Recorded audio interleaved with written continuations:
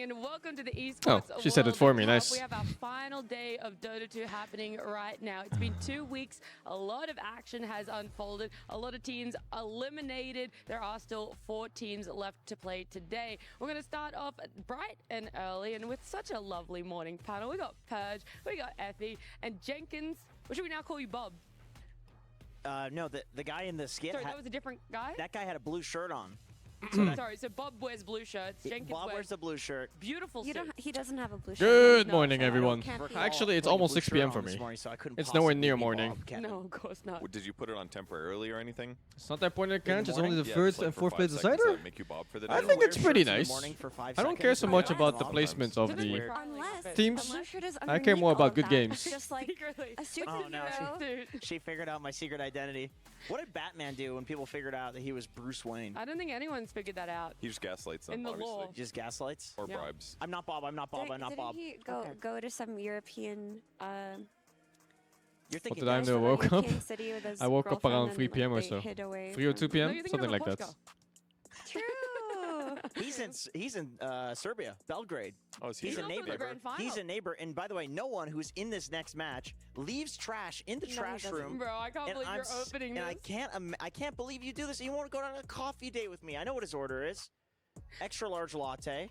Okay. Well, what about you guys, though? It's been 2 weeks that we've been here at Riyadh in Saudi Arabia. There's been, like I said, a lot of action. A lot of Dota has unfolded. We've had 3 Between Netherlands and different Thailand, who will win? phases The throughout this tournament as Taiwan. well, a brand new tournament format. So, Purge, for you, how's that Esports World Cup I mean, experience? I know some people Why, maybe dude? are a little spooked about single Kappa Kappa, elimination. thank you It to has some 13 ups months, and and Holler downs. at I 1, thank you to personally 50, love man. variety in our Dota tournaments, so I like occasionally there being single DJ elim. I think schedule? that is I mean, fine it's for kinda the game 'cause whatever, it makes no? it more It's not like I exciting have when to you wake have up some, for, like, best place I don't know, team like a 9 to versus 5 the or something, fourth place so team. It could be the an hours, upset, we don't and matter so sometimes- much as long as I sometimes get it's the like same I think hours in. Falcons crushing through this tournament. Obviously, they had great experience in history, but the fact that they made it to the grand finals, knocking out some big teams, the fact that Spirit did, the fact that Liquid just doesn't get a second chance Yeah. is a negative for them. So like it has created storylines that are going to affect these players' mentalities going forward, and that wouldn't happen if it was double elim.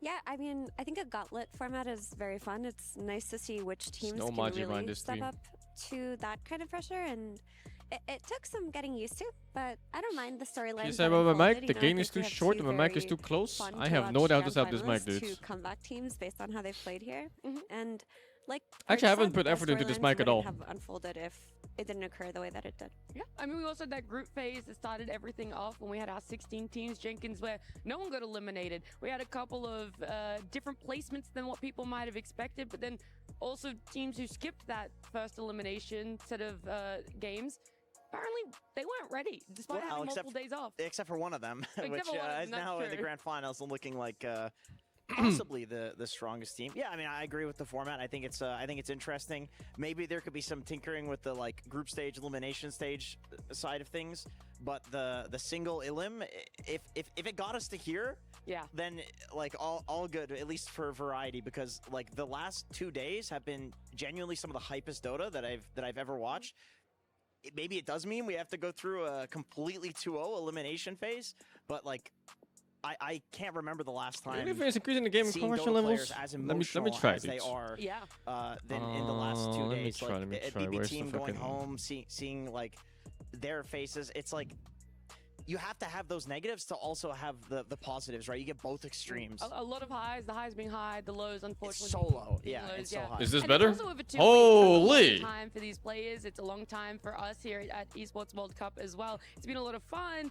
There's 7 weeks though of action at the Esports World Cup. How There's far a does this lot mic of need to be, different man? Game titles here. A lot of action going on. So we're also gonna have a little bit of an update. I really should about have just the spent like club 20 minutes on this championships and microphone. What it means for the orgs and just everything Well, I that's need to, like- happening across all of these different. The titles. range is really weird on this mic, isn't it? Hi everyone. It needs to I'm be Vivian. like, Last it's week like a we very won 4 specific champions range. battles here at EWC. Even if you're like off by a And few with the centimeters, season it's up, fucked. Supporting to keep you up to date to the club championship race. I'm Quick Shot. Like the angle This for is it. your update. Gaming Gladiators is the real surprise here at EWC. as I'll the fuck around with first it more later non-Asian tonight. club to be heading And set it into up a properly. women's MLBB finals. They're going to be going up against Ah, Team fuck, Vitality dude. for the lion's share of $500,000. I don't like this mic arm And because of it only has course, like club 2 spots where you championship can change points. the With angle. Vitality specifically, The it's one I very have at important home changes given at the fact they like have 4 multiple spots, teams so you can across like multiple really titles here at very EWC. specifically set it on In Dota 2, of course, the defending champions, Gaming Gladiators, have The exact spot we wanted. already. So with Don't fuck the mic, don't fuck microphones. finals, they can play spoilers Usually against fist Falcons. distance. Why, you might ask? This one. Team Spirit only had 4 squads. It's so different from the other microphone, no? The SM7B. That one you have to put the microphone inside your asshole, otherwise it just doesn't work. There are only 12 teams remaining in Free Fire, but the important ones to keep an eye on. Team Vitality. If I have Team questions, can we get help? These are the clubs that have multiple squads competing towards the club. Oh, you think it's on purpose?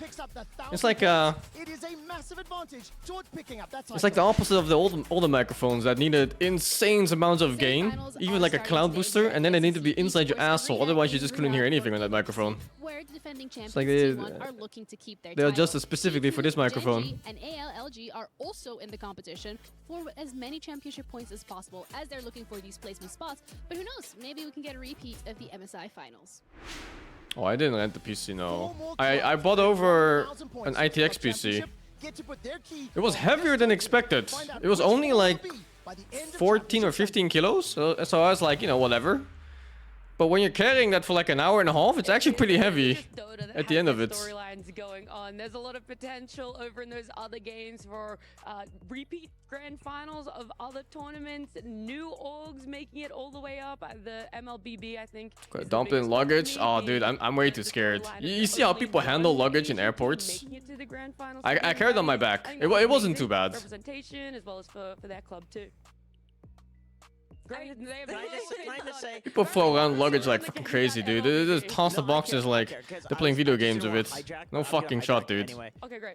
I've heard people, they just slap on like one of those fragile, you know, like one of those fragile tags on all of their bags just to avoid this. And we're just like, oh yeah, my game has this. Oh, we pay for here. Oh, I played Backpack Battles. That one's fun. You're so old. Doesn't work? Like, Oh, it's fucked, you get dude. these really interesting interactions between the different.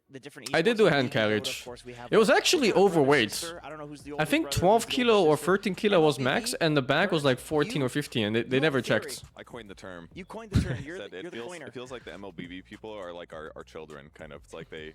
Oh, you did say that, yeah. Yeah, they like grow up watching us, and now they're successful, and we're just happy. Yeah, it's for a them. couple We're like, kilos. Oh, good for you guys. Like, I'm under arrest, what can you There's do? a really big overlap between MLBB players and Dota players because most of the ones that I've talked to. I played they Raven's play Watch. That's a Dota. cool game. Yeah. But it feels like the entrance point to them from MLBB is actually not League, but Dota, which It's is Dota. very cool. You know, we need That the is really ego. cool. I boost flew and with quality. KOM. They're all It's the Dutch airline. Feels good, man. You know, and then everyone else coming in is like MLBB. But like we said, there's a lot of weeks, there's a lot of titles. there's a I lot did of, stream Raven's action Watch. and movement that could happen in this club I think I was championship sponsored for that with game, who is gonna which was play very the lucky because the top game is super eight. Who's nice. gonna be able to take the I don't know if winners it's that of game, but I think I those played it with teams. Ray and was it Karn or How something? Club pricing is broken down. I feel like 3 or 4 man stacks for that one. First place, that is $7 million. Oh, that's Steve and Uker. Sharing of 27 I played something million else with for Ray. all I those forgot what clubs game it out there. was. It's a lot. It can go It was a lot similar more. This is concept our game. current top Also 16 co-op. ranking. There is still some esports teams that are up But there there was early competing. access, so we We've didn't got go Mythic super far. Gaming, who won over in Apex. We've Oh, that got was Heritage Sworn. who Yeah, won yeah, that last one's nice week. too. This is only updated as of this morning, where there's still a whole set of 4 titles to crown their champions.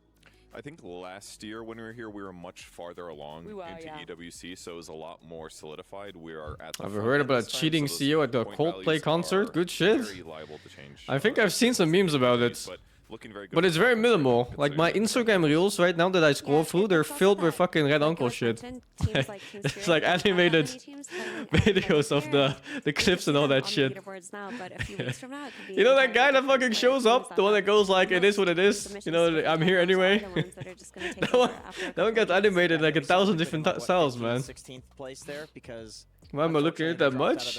It's not Dota looking into tournament it, man. It's because like they when you literally get have sent Magnus one of Carlsen these for reels, chess. the So, algorithm on yeah, Instagram just kind of the goes like, most people oh, like you that, like this like, content? Here's top five. 15,000 more. They're probably more weighted towards And the later now on. it's completely Being fucked. early, it's like fun. We get Oh, to shit, see what man. it started as, but unfortunately, What to you guys search are on just gonna YouTube have for to that? keep I don't chipping know. in. All But those if you look for teams Red Encore, that Red are Sister, I picking think you're up gonna that find a club lot. championship. But let's focus on Dota a little bit more. Like we said, we've had 3 amazing days already. I think it's funny anyway. 2 Like it's really weeks funny to look overall, into. A lot of eliminations. eliminations, a lot of great plays as well. So we're going to have a look at Akadia top plays of what happened yesterday to get out to grand finalists. It was the start Yeah, it's so off fucking between funny to me, Team dude. Spirit and Pvision. But that game number Dun-dun. 2, you guys were covering that one. That game number 2 did not go in the way a lot of people were expecting if you were tuning in at about the 20 to 30 minute mark.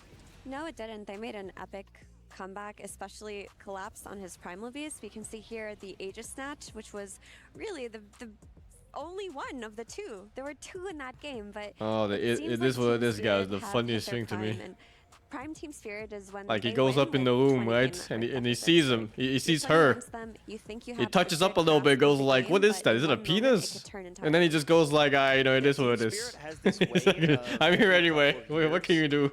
very starkly reminding you that some of their It's so players fucking are funny. legitimately generational talent. Ah, And that shit. they are not just a, you know, they won a TI and then they fell off type team where they had their year. They have been consistently the best since Yellow Submarine. So yesterday was simply a reminder of why we consider them the raid boss of every big tournament. I was just gonna say, I think the other thing to just bring up was that all the games yesterday were amazing.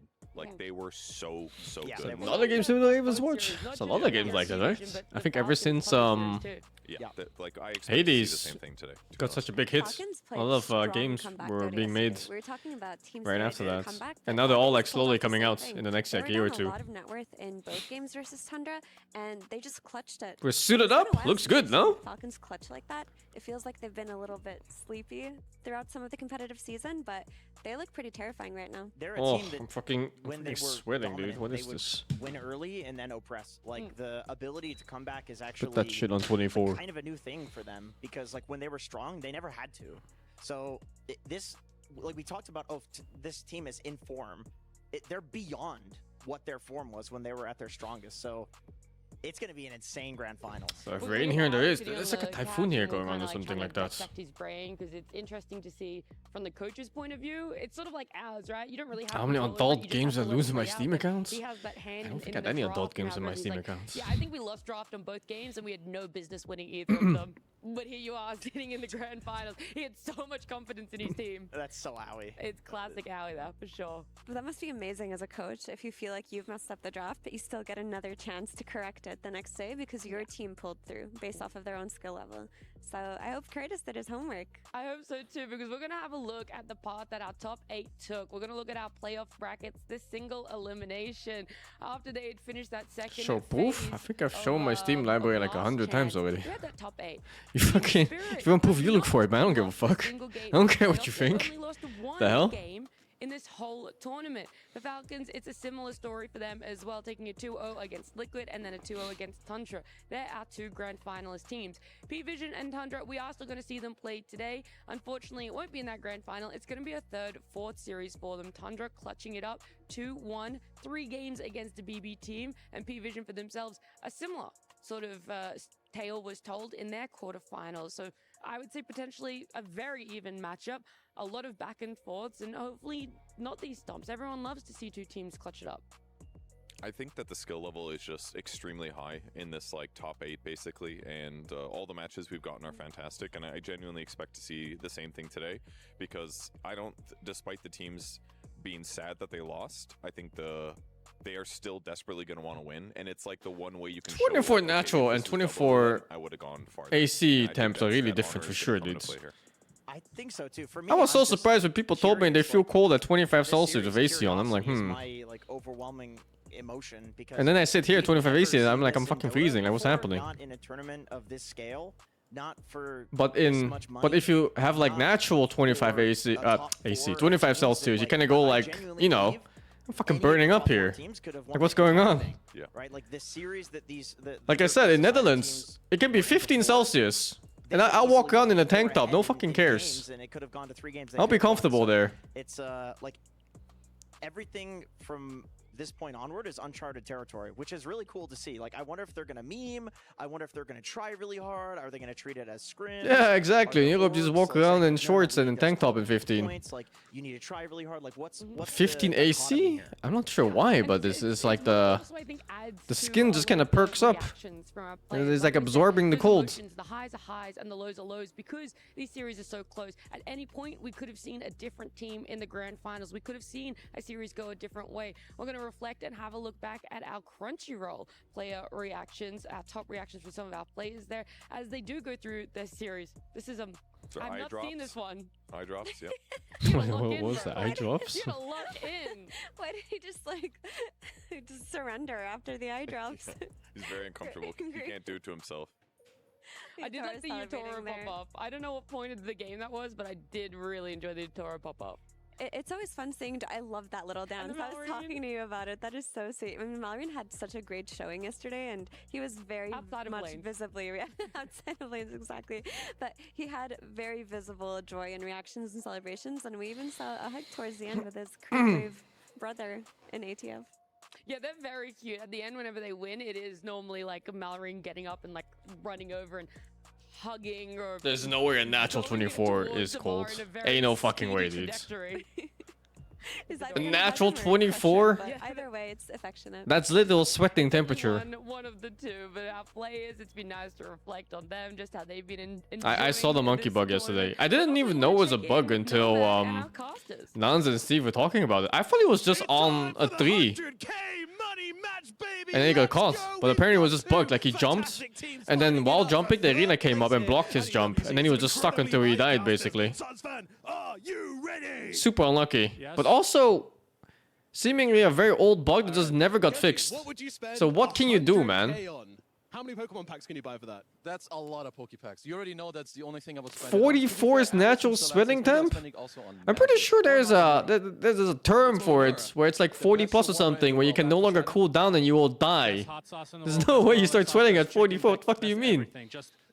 It's like 40 or 42 or something, you start dying, because your body can't cool off anymore. Thank you very much for that placement. I'm sure they'll appreciate that, and we appreciate you. Yeah, wet bulb temp or whatever it's called.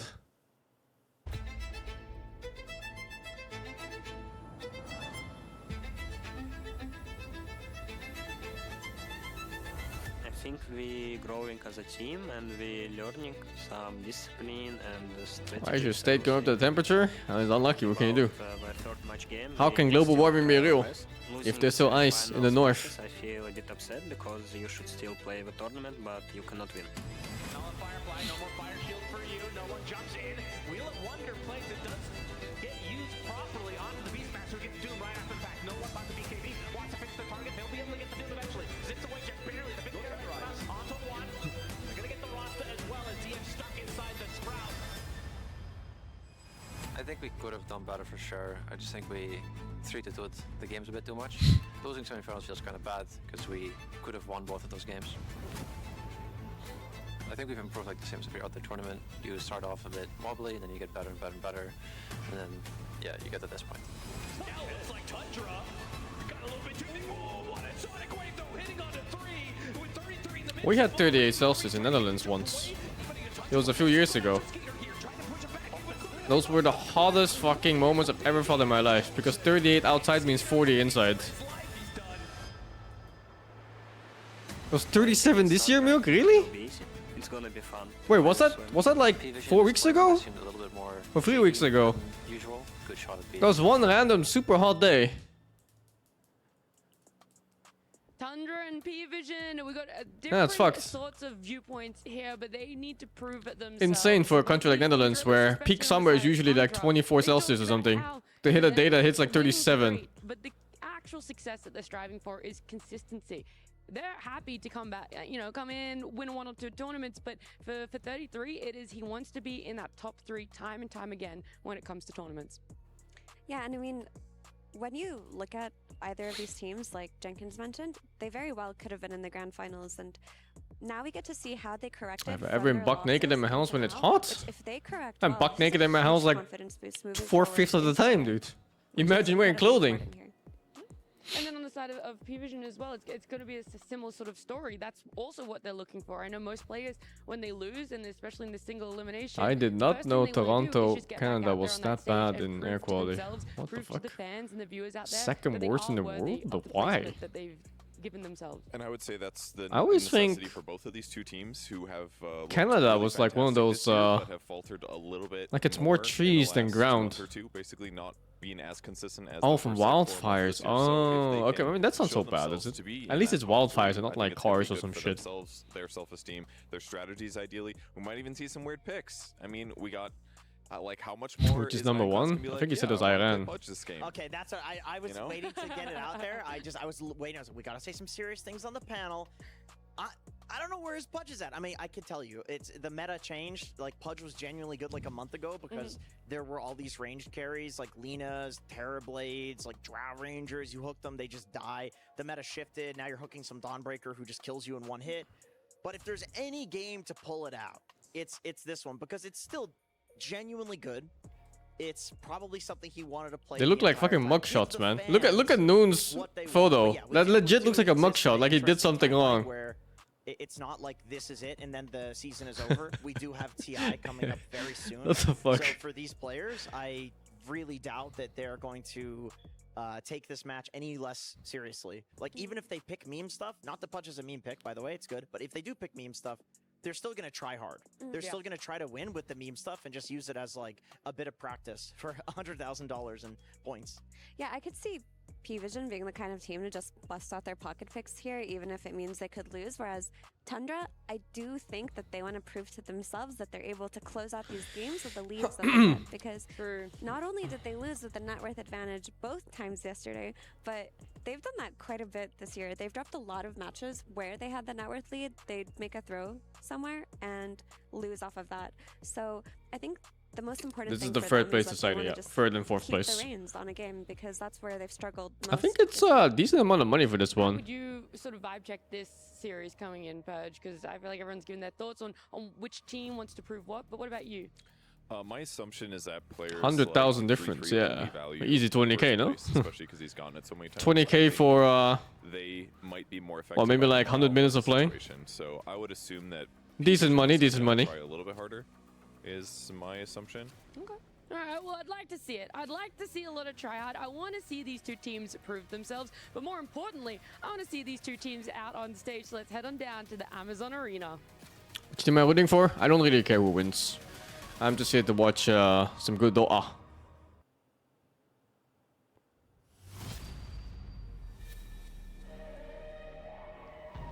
I don't think I'm playing anything after this today. It's gonna get a bit too late. They get taxed on winnings. It really depends on where you're from in two different ways. Actually, I don't know if they are paying out from American banks in this. But yeah, you're gonna get taxed in your own country for sure. And if they get paid out by an American bank, you might get taxed twice depending on what country you live in. Luckily, in Netherlands, you don't get the double tax thing. But yeah, here it's just based on your total income. Usually they come from America for some reason, like these prize monies and stuff like that. If anything, 100k on the line is not too bad for a game. That's a pretty penny to just wake up and play one best of 3 for. So Farm on taxes? Yeah, I mean, Netherlands taxes are really easy. They just kind of, actually, they do everything for you here. They fucking check how much money you make, man. They track everything. You just press the confirm button, basically. You just double check. I think we should. Our very last day started, so please, everyone, help me out in welcoming our first team to the stage, Pvision! Pvision! Face the case in most countries? I don't know. I think in America I've heard from some horror stories of a friend or two about how filing for taxes is like a fucking second job. But yeah, I never experienced it, so IDK, man. And well, the game takes two to tango. Let's bring up their opponents, Tundra Esports! Their run at EWC 25 might be coming to a close. Yeah, here everything is tracked too. You just gonna press confirm to make sure everything is correct. At TI. However, revenge And that's is it. still the keyword here. I'll have to take you back to April and Raleigh. It was Pvision that knocked out Tundra in the lower bracket final. So on top of the 100K, they'll be playing with that in the back of their minds. These teams got a history, but I'm more focused on the present. So please take your spots. Satanic already wants to play some Dota, and I think Tundra feel very much the same way. So let's get this third, fourth place decider underway. A lot of history, but Tsunami's right. The present is what matters. Both these teams have They're to called lock in, Pvision because focus the on first getting part the of their team maximum name is championship it's a points for Gamba themselves. sponsor. Maximum prize pool, but And also Gamba is haram. pride. I think there's a lot more on the line right now for Tundra because for them, fourth was their placement last year at Riyadh Masters at the Esports World Cup. This time round, a loss, yes, it guarantees you the same placement, but you want to see that improvement. You would love to take third place here if you are Tundra. You do, but ideally for both of these Pvision teams, is a horrible name I think though. the interesting thing looking at both of these teams is that What happened yesterday's vaults? Dude, my vaults are getting flagged every fucking day because of the Death Stranding vaults. and Pvision has won And then Twitch goes like auto unpublish everything from now onwards until you publish it again. Players, Effie, if one of these players I need to was remove the seriously Death Stranding vaults Dr. tonight, or just unpublish them. That's it.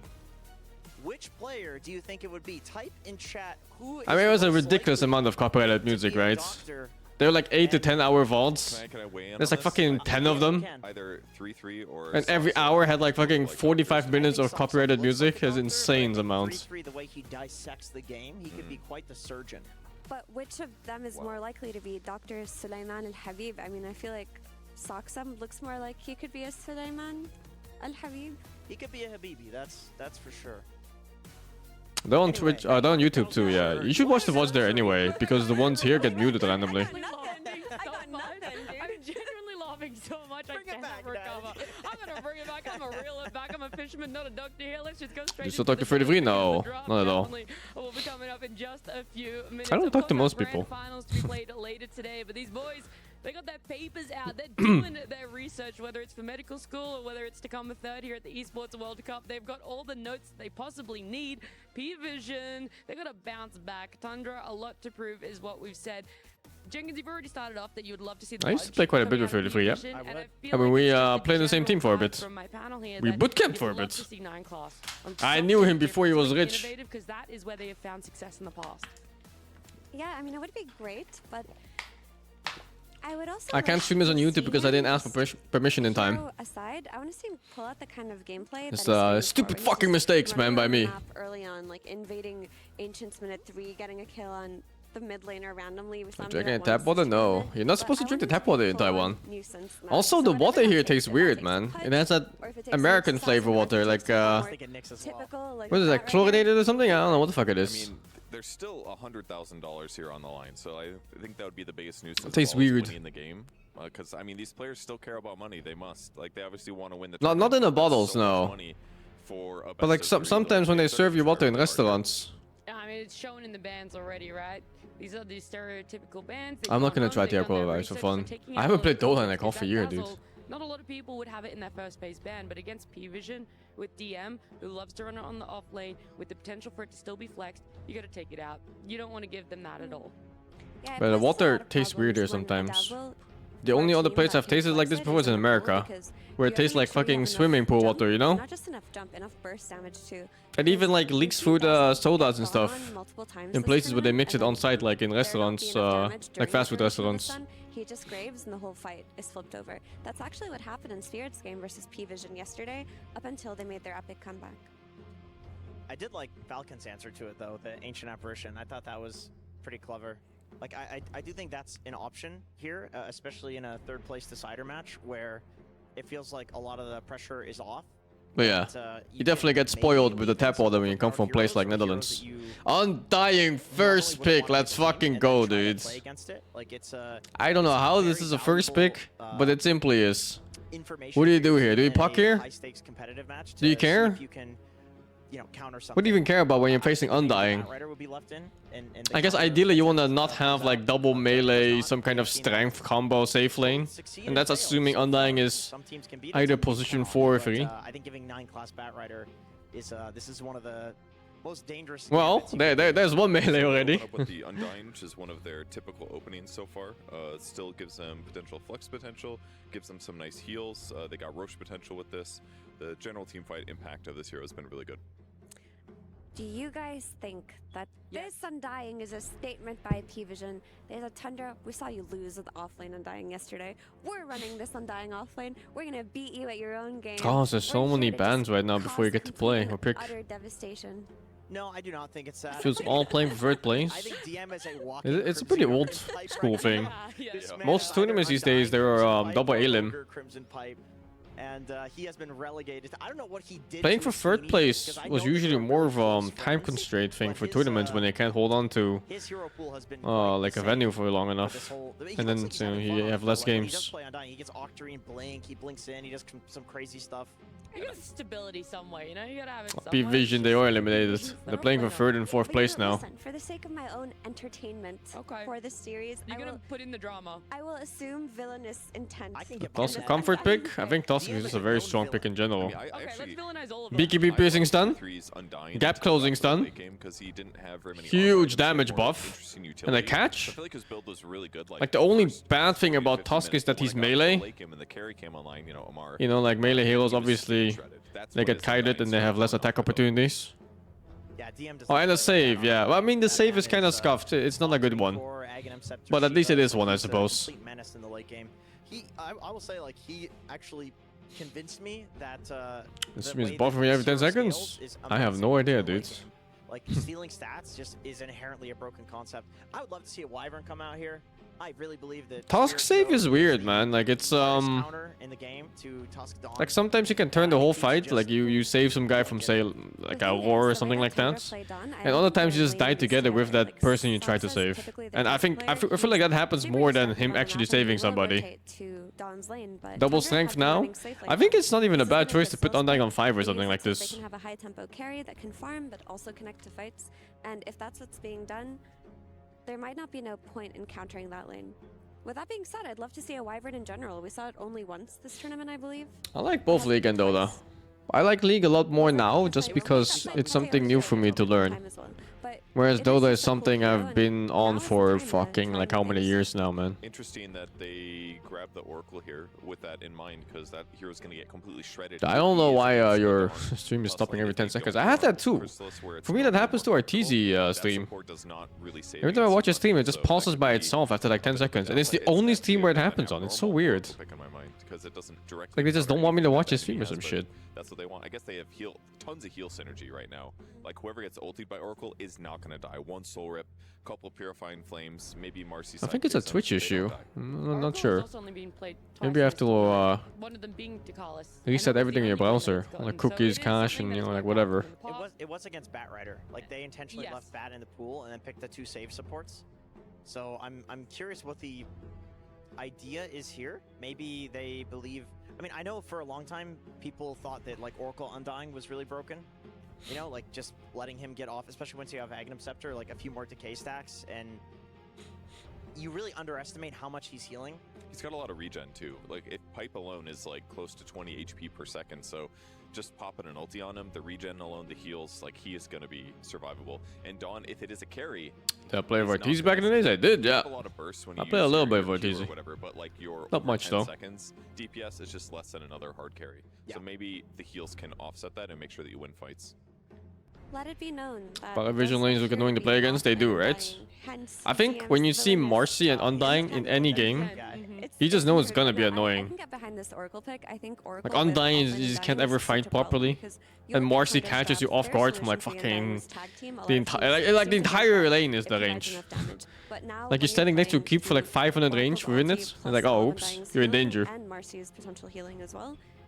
That's a nice nice save though on Pugna. In order to you just kind of decrypt the guy who gets jumped. Hero, which they don't necessarily have. And it's easy peasy. Heroes that enable Leshrac right now on the side of Tundra. So if it were to be picked, I think Pvision are comfortable. and they've already got Oracle. Did ever player was a personal rival? No, not Invoker really. is a smart way to solve this problem, though. It's some nice disable. You can scout the backline. You can Oh, yo! Invoker! Holy, dude! You can separate yourself from Undying with multiple. Draft aside, do you think if either of these teams is just stronger? I think Pvision is stronger. Most other mid heroes are Just from how they play, I feel like they're more stable than Tundra right now. Hero, right? The difference between Lush and Invoker, though, and by I mean Leshrac-esque hero that But does the sample size is low. also has pure damage. But the difference is Leshrac needs to get into the meat of the fight. He's in the center, and they didn't have the supporting cast. And teams are very volatile on LAN. But with Invoker, he can just So play we'll from see. range, like throw some spells out, not necessarily commit his body to a fight. I also love Invoker with Dawn Carry. Like Dawn Carry is such a... You will have impact in the late game, don't get me wrong, but you're not gonna like 1v1 versus some like hyper carry. And it's a very active hero early, it can like save the Invoker. Like if you're picking Dawn Carry, you want like a carry-esque mid, which is usually a sniper or a Lina. But if you Interesting. They picked the Ember into Invoker. Exort Invoker player on your team, this is I don't know how this matchup goes anymore. not going to be active early, other than if At some point, you just quass and then you out lifesteal whatever damage Ember could ever do in laning phase. But I think it's different now. I played a bit of Marvel Rivals, yeah. I played for like 2 or 3 days and I was kind of done with it. It was fun. Anything like that, so you know, BCM's gonna have his work cut out for him this game. Yeah, you need an axe or something because you're very correct. We've seen Invoker have the most pop-off games when he gets Shaman and is getting these Sunstrike side. Need a stun on Tundra. Giving him I need something to combo with. that he needs because the hero does tend to have a weak laning phase after all of his nerfs. And Axe is still in the pool, and we know that 33 popped off. Yes, no, the skill about esports playing against lots of bot. Any truth to that? I don't know, man. I think we're all virgins here, dude. And it feels like Unlucky. then they're just gonna have pretty straightforward bans right now. Pvision banning out the. They went Gunnar out on your rivals. I mean, that's the way, dude. If there's any other quote-unquote cheese that is specific for 33 to come out, or if Does Sven work on Tundra? On the side of Tundra, banning out. I don't know if you want to play Sven into this because you will be laning into Undying. Wants to pick up for that final. It is nice against Oracle and Ember though. At some point is going to be helpful Like the super high burst damage, they can often just kill the target before Oracle really gets to press his button. Some kind of mobility. It forces Oracle too to be always in range of ulti. I don't know what the range is right now, like 1100 or something, or 900? I think Satanic is in a position where all he needs to do is just pick something to win the lane. And who's got last pick in this scenario? Wickens Dawn carry? Yeah, it can be. That's gonna be a bit For tough, sure so it you can just be. have to pick something that will be It's Tundra too. I don't think I've seen maybe thrown at you from 33. 33 play much Dawnbreaker, right? Oh god. I hope not. Against Dawn. So ideally I think they want more stun that isn't a melee strength maybe? Because you don't want to play so much melee strength into Undying, man. Maybe Morphling. Morph ban. I agree. I was TV2 weak in lane. Like there's some heroes that fit their team really well right now, like these Tide Hunters, these Axe, these tanky, fat, frontline, press a button and someone gets stunned and you fuck them up kind of heroes. But I don't know if we want to play that into Undying plus fucking Prophet in that lane. Very good for a last pick. Oh my gosh. They do have gap close, I guess. You could like snowball jump him into Dawn ulti. That would be bad for him. But he's got 3 saves. You've got Marcy. Is Axe available? Back to safety. You can Oracle ulti. Yeah, I don't know if you want to play Axe into this lane. With the zombies. I mean, you could just not play the lane, right? You could just pull a wave and just be like, ah, fuck off. Yeah, this is a really strong draft. Okay, I mean, 33 okay. counter. Yeah. He goes for Axe. I mean, they really needed the stun. Good against Makes Nature's sense. Prophet. The way Nature's B2 in lane is he right-clicks you with high damage. Universal hero, best stat gains in the game. Gets damage from trees. This does mean it's gonna be a 3 Prophet game. 6 armor items to start the game, so you just don't really Like he care can do about whatever the fuck he right-clicking wants in later this on one. into the game. There's a huge window where Nature's Prophet does not have a It's a satanic, safe pick. it's I not wouldn't say something it's a safe pick. I think it's a very synergistic pick with his draft. But it comes with a risk, and that is losing the lane super hard. Because right now, their lane is fucking Axe and Tusk against Undying anything. And it's not going to be starting the fights for you, and you want to keep your Invoker from I'm not even sure they need Undying in that lane. They could even just put the... Actually, Undying is fucking off lane. Because if his timing on his link blade It's a... Was it Oracle? Yeah, I don't even think they need the Undying. I think the Prophet is enough. You just gotta click him. Fucking Tusk Axe? Like, what do you do? In the ultra late game against all of the saves that they have on the Pvision side, and the fact that they don't have a super traditional carry when they're playing against Nature's Prophet, which is without a doubt. No, mid game is fine for Tundra. Mid game they have really strong combos that just kind of die on every stun. I just don't see how You just to make sure that you're not that close to the Oracle when they jump. Do you feel like with this Nature's Prophet though? I'm not playing SCA, dude. Consistently be shut down because sometimes we've seen him struggle in a lane, be rotated on, but you're still able to be so mobile around the map that there is a very easy way back in. First, I mean, Nature's Prophet is always going to be a hard hero to shut down, but when you look at Tundra's overall draft, they have a very easy means to kill him and catch him, even through BKB. He's going to need a lot of items to... I don't think he can go hyper-aggressive against Nature's Prophet. You need a different type of hero. They have a means to kill him globally.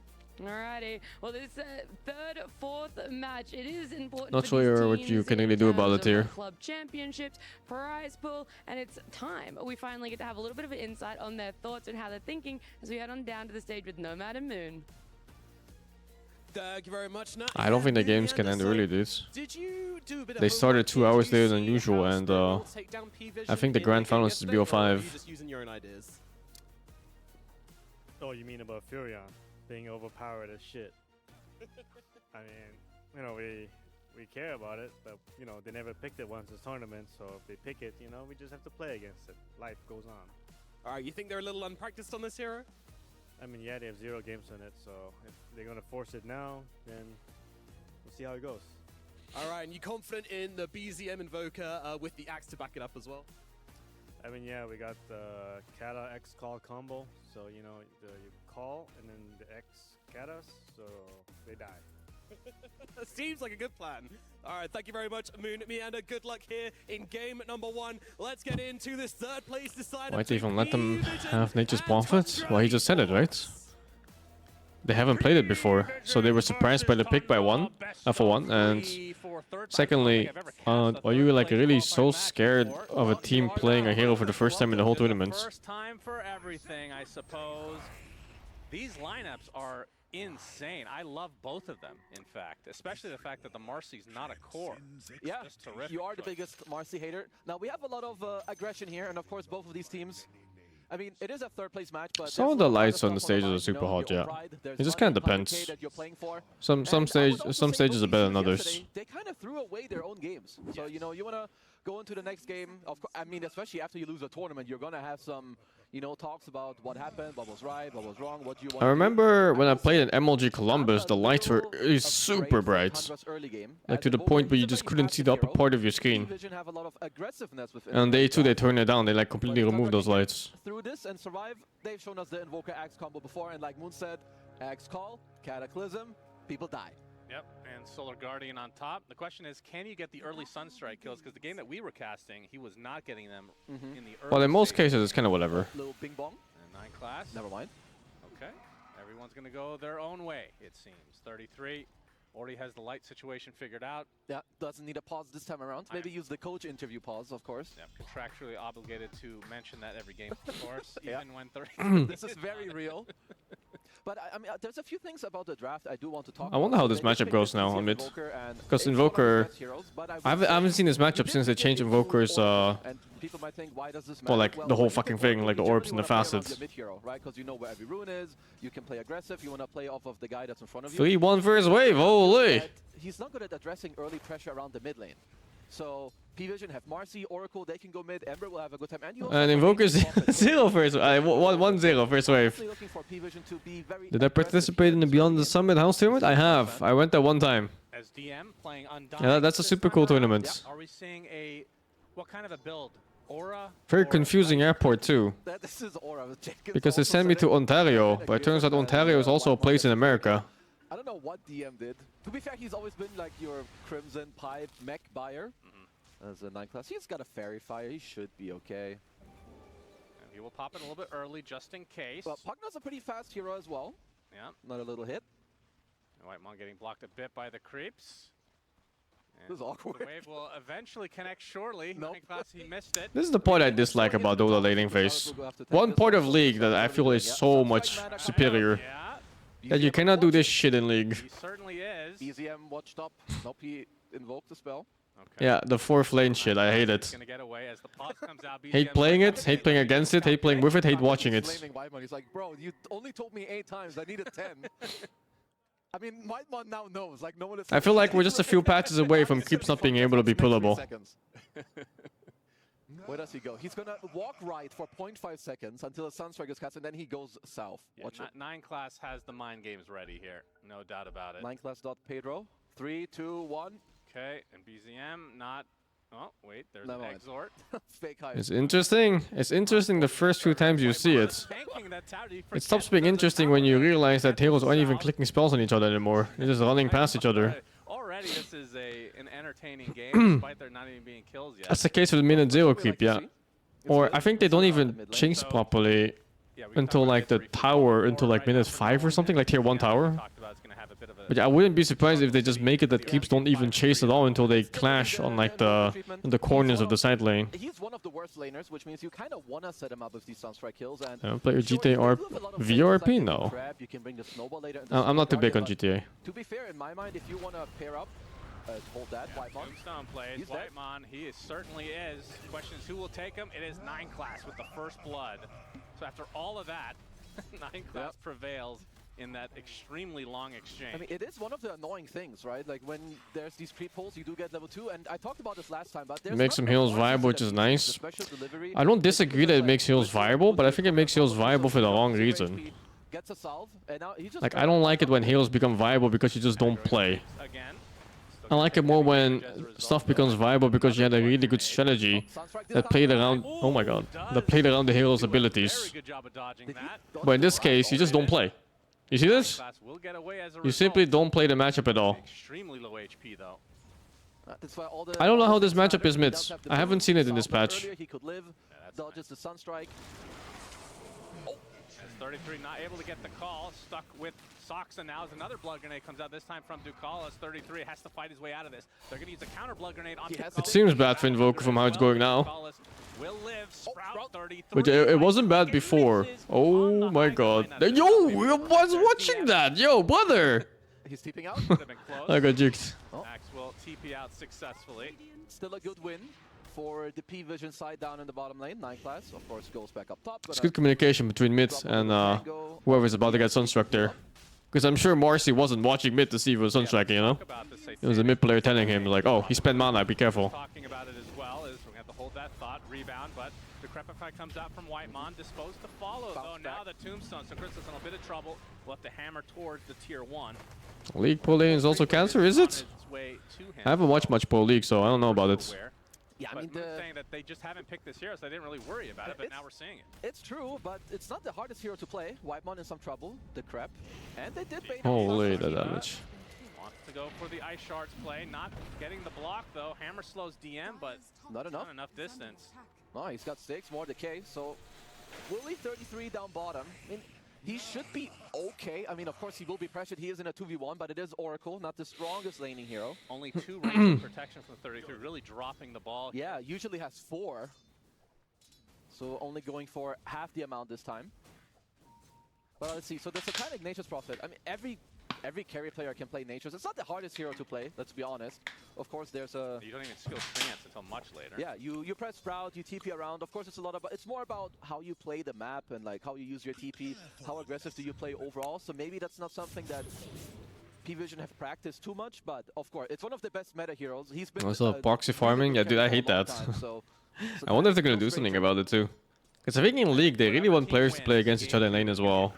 Instead of this whole keep skip and keep pulling and, you know, like everything where this makes you not click spells on each other. BZM, he is in a world of hurt as Satanic killing off Crystallis in the top lane. Sunstrike's not going to hit, and that is... Do you like this kind of offlane heroes being played as carry?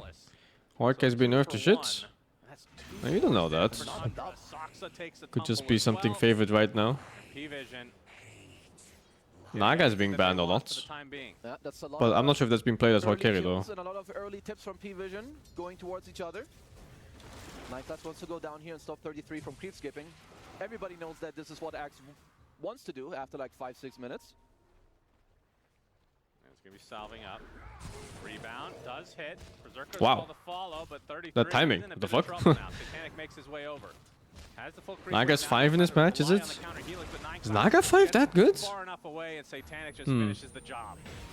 Sunstrike, yeah, Ducalis will outrun Soxa, so Not really seeing the Sunstrike connections early on for Tundra, but I mean, I believe the game that we saw, they did end up winning.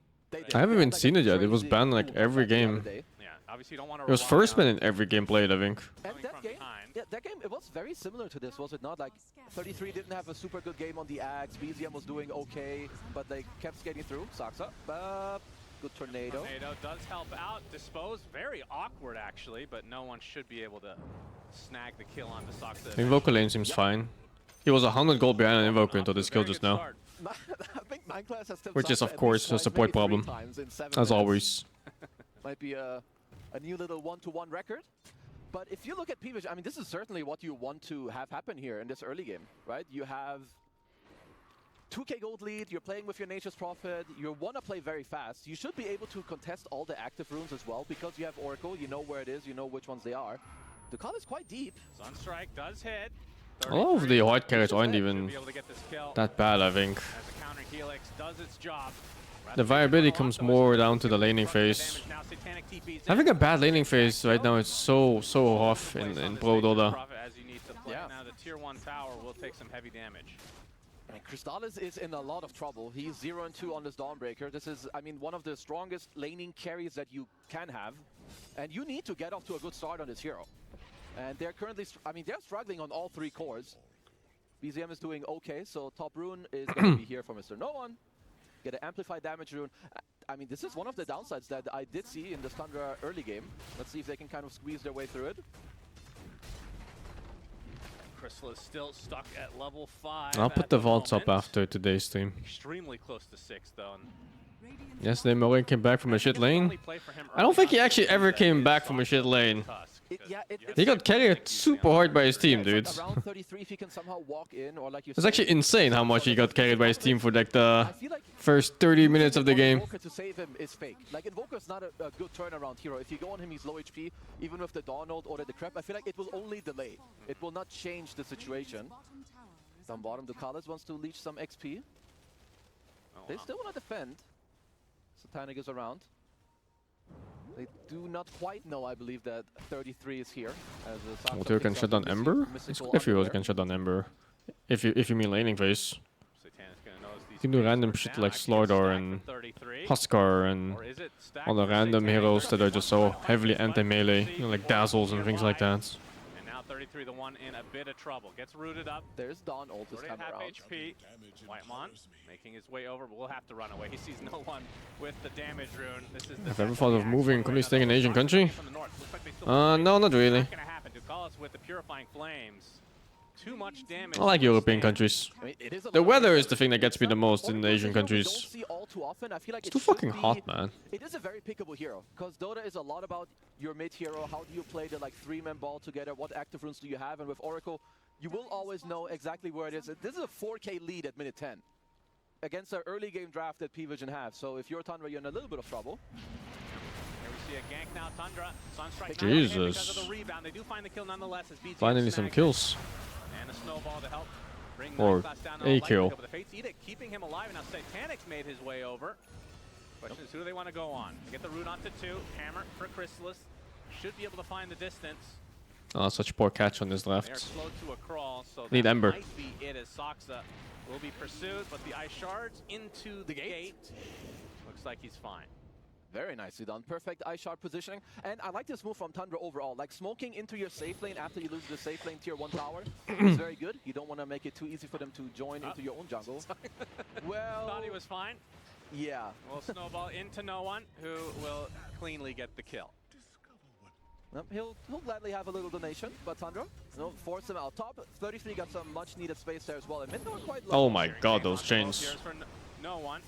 That's the remnant out as well. This is going to be an easy pick. Another chain soon. The question is, can they get BZM? Oh, his build is, what the fuck? 3-1-4? Support sentry, maybe? Hello? And then support dies like an animal? Supports can't do anything right, dude. Instead, he gets the remnant away, though. So a good turnaround for Tundra. Unfortunately for them, it is just the support, though. 9class and DM coupling up on the high ground. I mean, Tundra have a good ward. It's literally right to the left of them, so they know fully where Pvision are. Literally standing on top of an observer. Blade Mail completed on DM.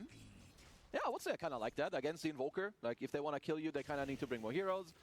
You can, of course, reflect all the damage. This game is a lot harder to come back from for Tundra than the other time. Smoke right under a ward, so Just having the Oracle save against the all-in X jump is... which he will. You can get cucked quite hard. Well, instant courier delivery, 9 class. Did he get anything cool? No sentries? Nope, not for now. They do want to go for the mid tower here. I mean, they don't have the best tower push, but of course, you're up 3k gold. You want to be aggressive. They're going to play for the active rune. Oh, yeah. And contest the stack. Yeah, the big stack for 33. Meatball will help him out. That was a little bit off the mark. A little bit. Should still be able to clean this up. Oh my god, they're so close to just finding this. That was insane, right? It was half a skin away from being a complete disaster. That would have been pretty disastrous for Tundra. That could have been quite bad. But it's good of them, like, because they could have stolen all the Angels and killed X there if it was just like, you know, kind of peek into the like 3 seconds earlier checking that camp. They're happy if they get to play an open map, which is the case right now. You have Wipeman up top. You don't want to defend this mid tier 1. You're And then suddenly like plus 2k ahead or whatever it is. You're absolutely not equipped to fight this one. Tier 1 the way of Pvision. Yep. There's the Blade Mail for 33. So obviously the Blink Dagger will be next. Think that would be a big patch for TI? No. Classic build, even though with 33, you never know. It's gonna be a small leather patch, maybe. Or just do some completely different build depending on what he's matched up against. Another BZM show? Not yet. So far, Tundra has just been an abuse victim in this game. So we'll check in like half an hour. If that one will be done. Yep, good stuff. I mean, the ult does feel like that is the farming mechanism for a support.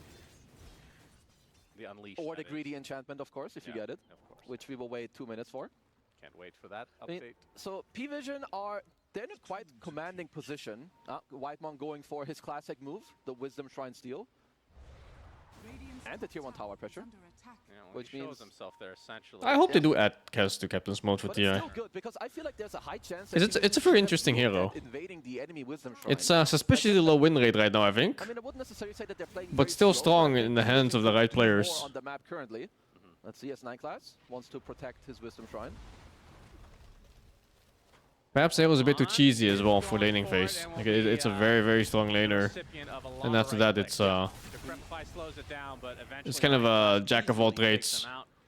And most of the rest of Pvision smoked up. They run into BZM. Extremely slow. And no one. Oh boy. Gets the Searing Chains, but the Tornado's going to take off the Flame Guard as well with the Deafening Blast. Attempted TP. Just TP, lol. And he's fine. Yeah, overall, good stuff. Yeah, his laning got nerfed. Not by a lot though, unless they nerfed it again. The last nerf I saw was the lifesteal nerf on the second skill. But now people just max Q or E instead, depending on the matchup. And he's still like super, super strong. They're very happy with every second that passes by here. His base stats are stupid. You can get to this Blink Dagger and Oh, they nerfed the Q as well? What the fuck, dude? And a lot of your setup will be available. They don't really want to do too much on like Tundra. If you can squeeze in like a small play here or there or hold the map, you're very happy. You have Midas, you're getting towards your Aghanims on your Invoker for the Kata, you're getting towards your Ags on Crystallis, on the Dawn, and you're getting to the Blink on 33, because until then, yeah, you don't And they nerfed the E? He's a fucking dead hero or what? See Pvision, what are they up to here? What the fuck? Was it necessary? The best Roche Was the hero not on like 42% win rate? Like what the fuck? Let's see. No one. Should be the Axe. 33 with the call. Soxa. Okay, they get the Solar Guardian off, but it's a little effect. Oh my goodness. That's an Ember Spirit.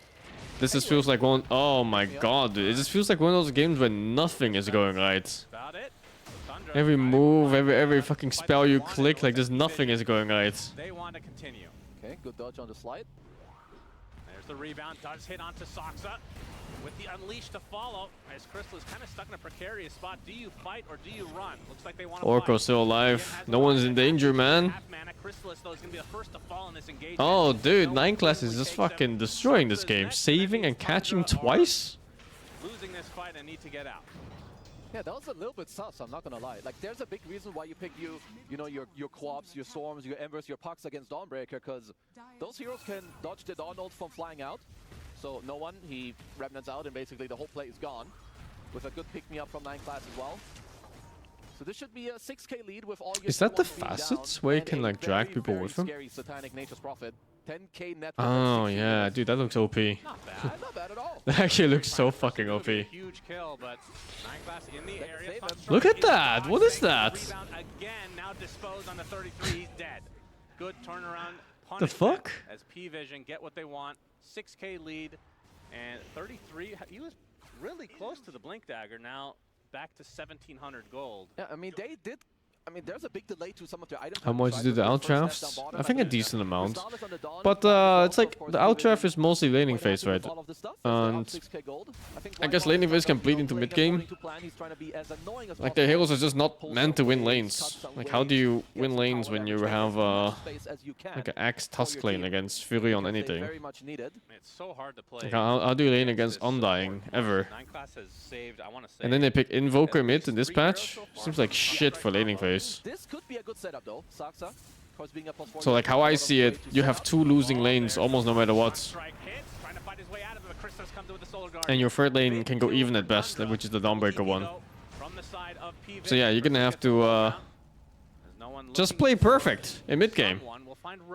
Like once the core items gone online, and then you start like sunstriking and shit. You hope for the best. They don't need that many core items though. I feel like you just get Blink, Blade Mail, and Axe, and you're kinda good for like the whole game. And look, he has Cataclysm now. And now in the meantime, it also means easy space for a BZM. And you got the blink on 33, so it's gonna be a very big fighting chance here for Tundra to just go for a smoke. You know, if you can set up the map, look for another play. Maybe you can get Satanic again somewhere on the map if you can have a good read here. And you asked about Roche earlier, a couple minutes ago. It should be Pvision that have a way better Roche. Sure, you have Tag Team on Tundra, but that's about it. Whereas for Pvision, you have Nature's Prophet who deals good damage. He has Mjolnir, but most importantly, you have the Zombie Man. And looks like that will be the Roche. Pipe completed, Tombstone. This is not an easy task for Tundra to contest. No. Greedy enchantment on Saksa. You're listening? Before, yeah. Okay. I am listening. What are you looking at me for? I said greedy enchantment. You didn't give me any response. Yeah, well, I am expecting at least 3 more callouts this game. Yeah. This is before the 20-minute mark, so there's not even a trade to come for the side of Tundra. All they can do is push the waves. Yeah. Tormentor's still a minute away as the Aegis secured for Satanic. Must be nice killing the Roshan at 19 minutes. Because now you don't have to trade for the Tormentor. It could literally be the only thing he's playing for. When there's an Axe call, you rebound the guy out from the Kata. 9class was just trying to push the waves. Now he's going to be slowed to a crawl. Sunstrike hits. And 9class Shameless support players trying to farm waves. How does BZM farm so fast? I'll let you in a secret. He never really farmed fast. He just sacrificed his team. And the cool thing about Invoker, you can actually do that. You just kind of sunstrike from 4 and just say that's your job. Putting the map in a good state, taking attention away from his teammates. He just never showed up to Some fights. of these aggressive wards later down the line. But yeah, farm speed isn't really something that's a secret.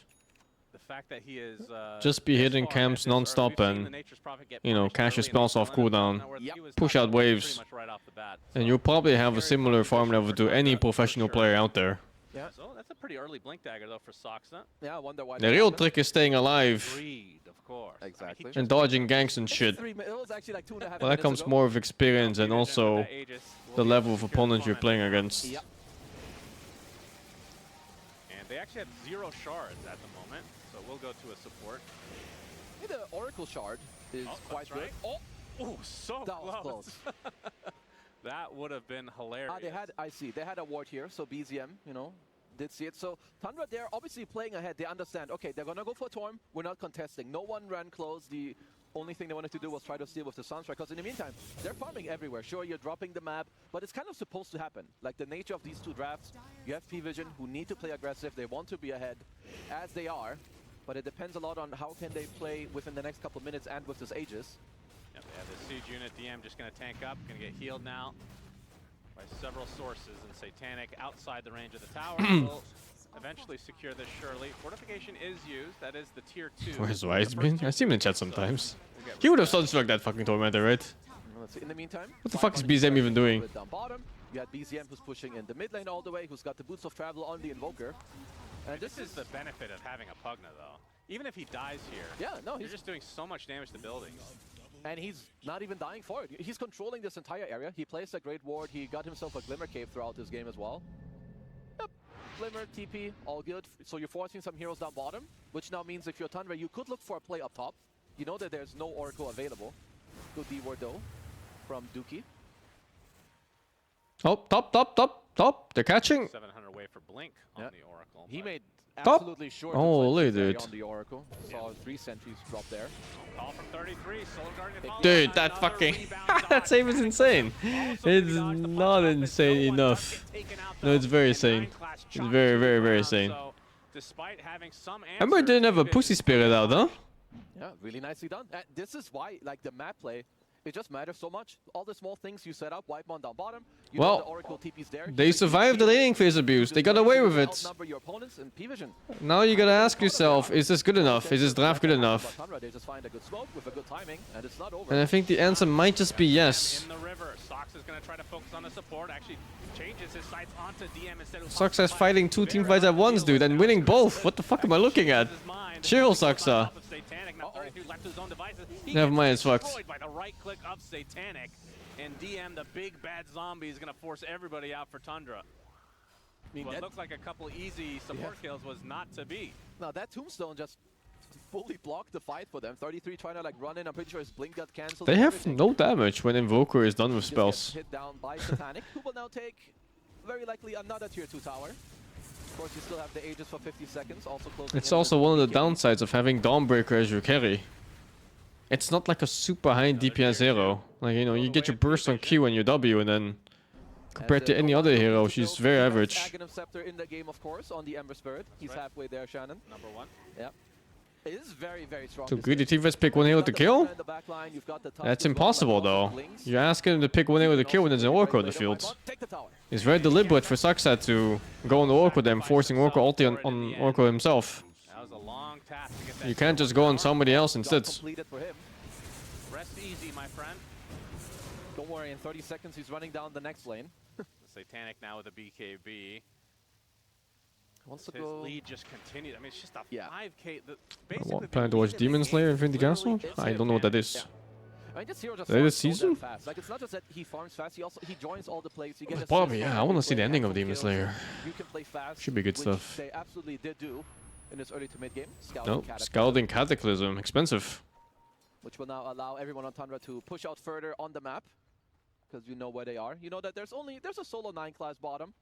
Making last arc into a 3-point movie. I'll wait. I'll wait for all 3 and binge watch. Been a while. Oh, DZF finds 9 class. Sounds cool though. Gets the cold snap, the rebound. Okay, definitely Glass is gonna wildly. That's actually such a cool thing to do for anime.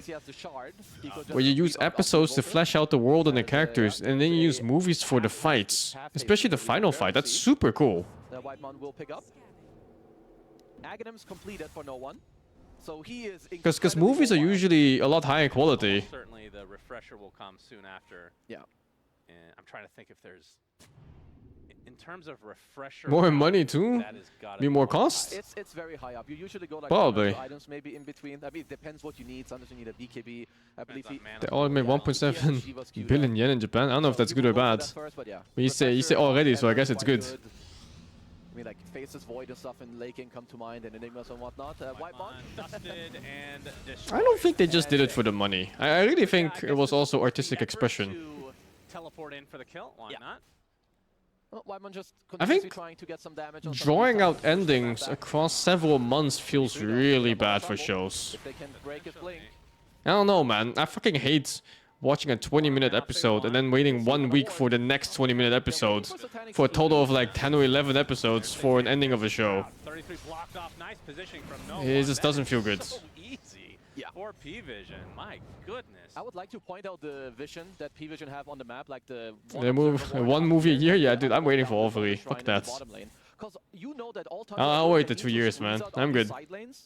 And like try to do anything, like get aggressive farm, whatever it is. And with these wards, you will nearly always find them. So just understanding the state of the map, what the enemies need to do and what you need to do. How come we never see the Nature's Prophet money bags fest?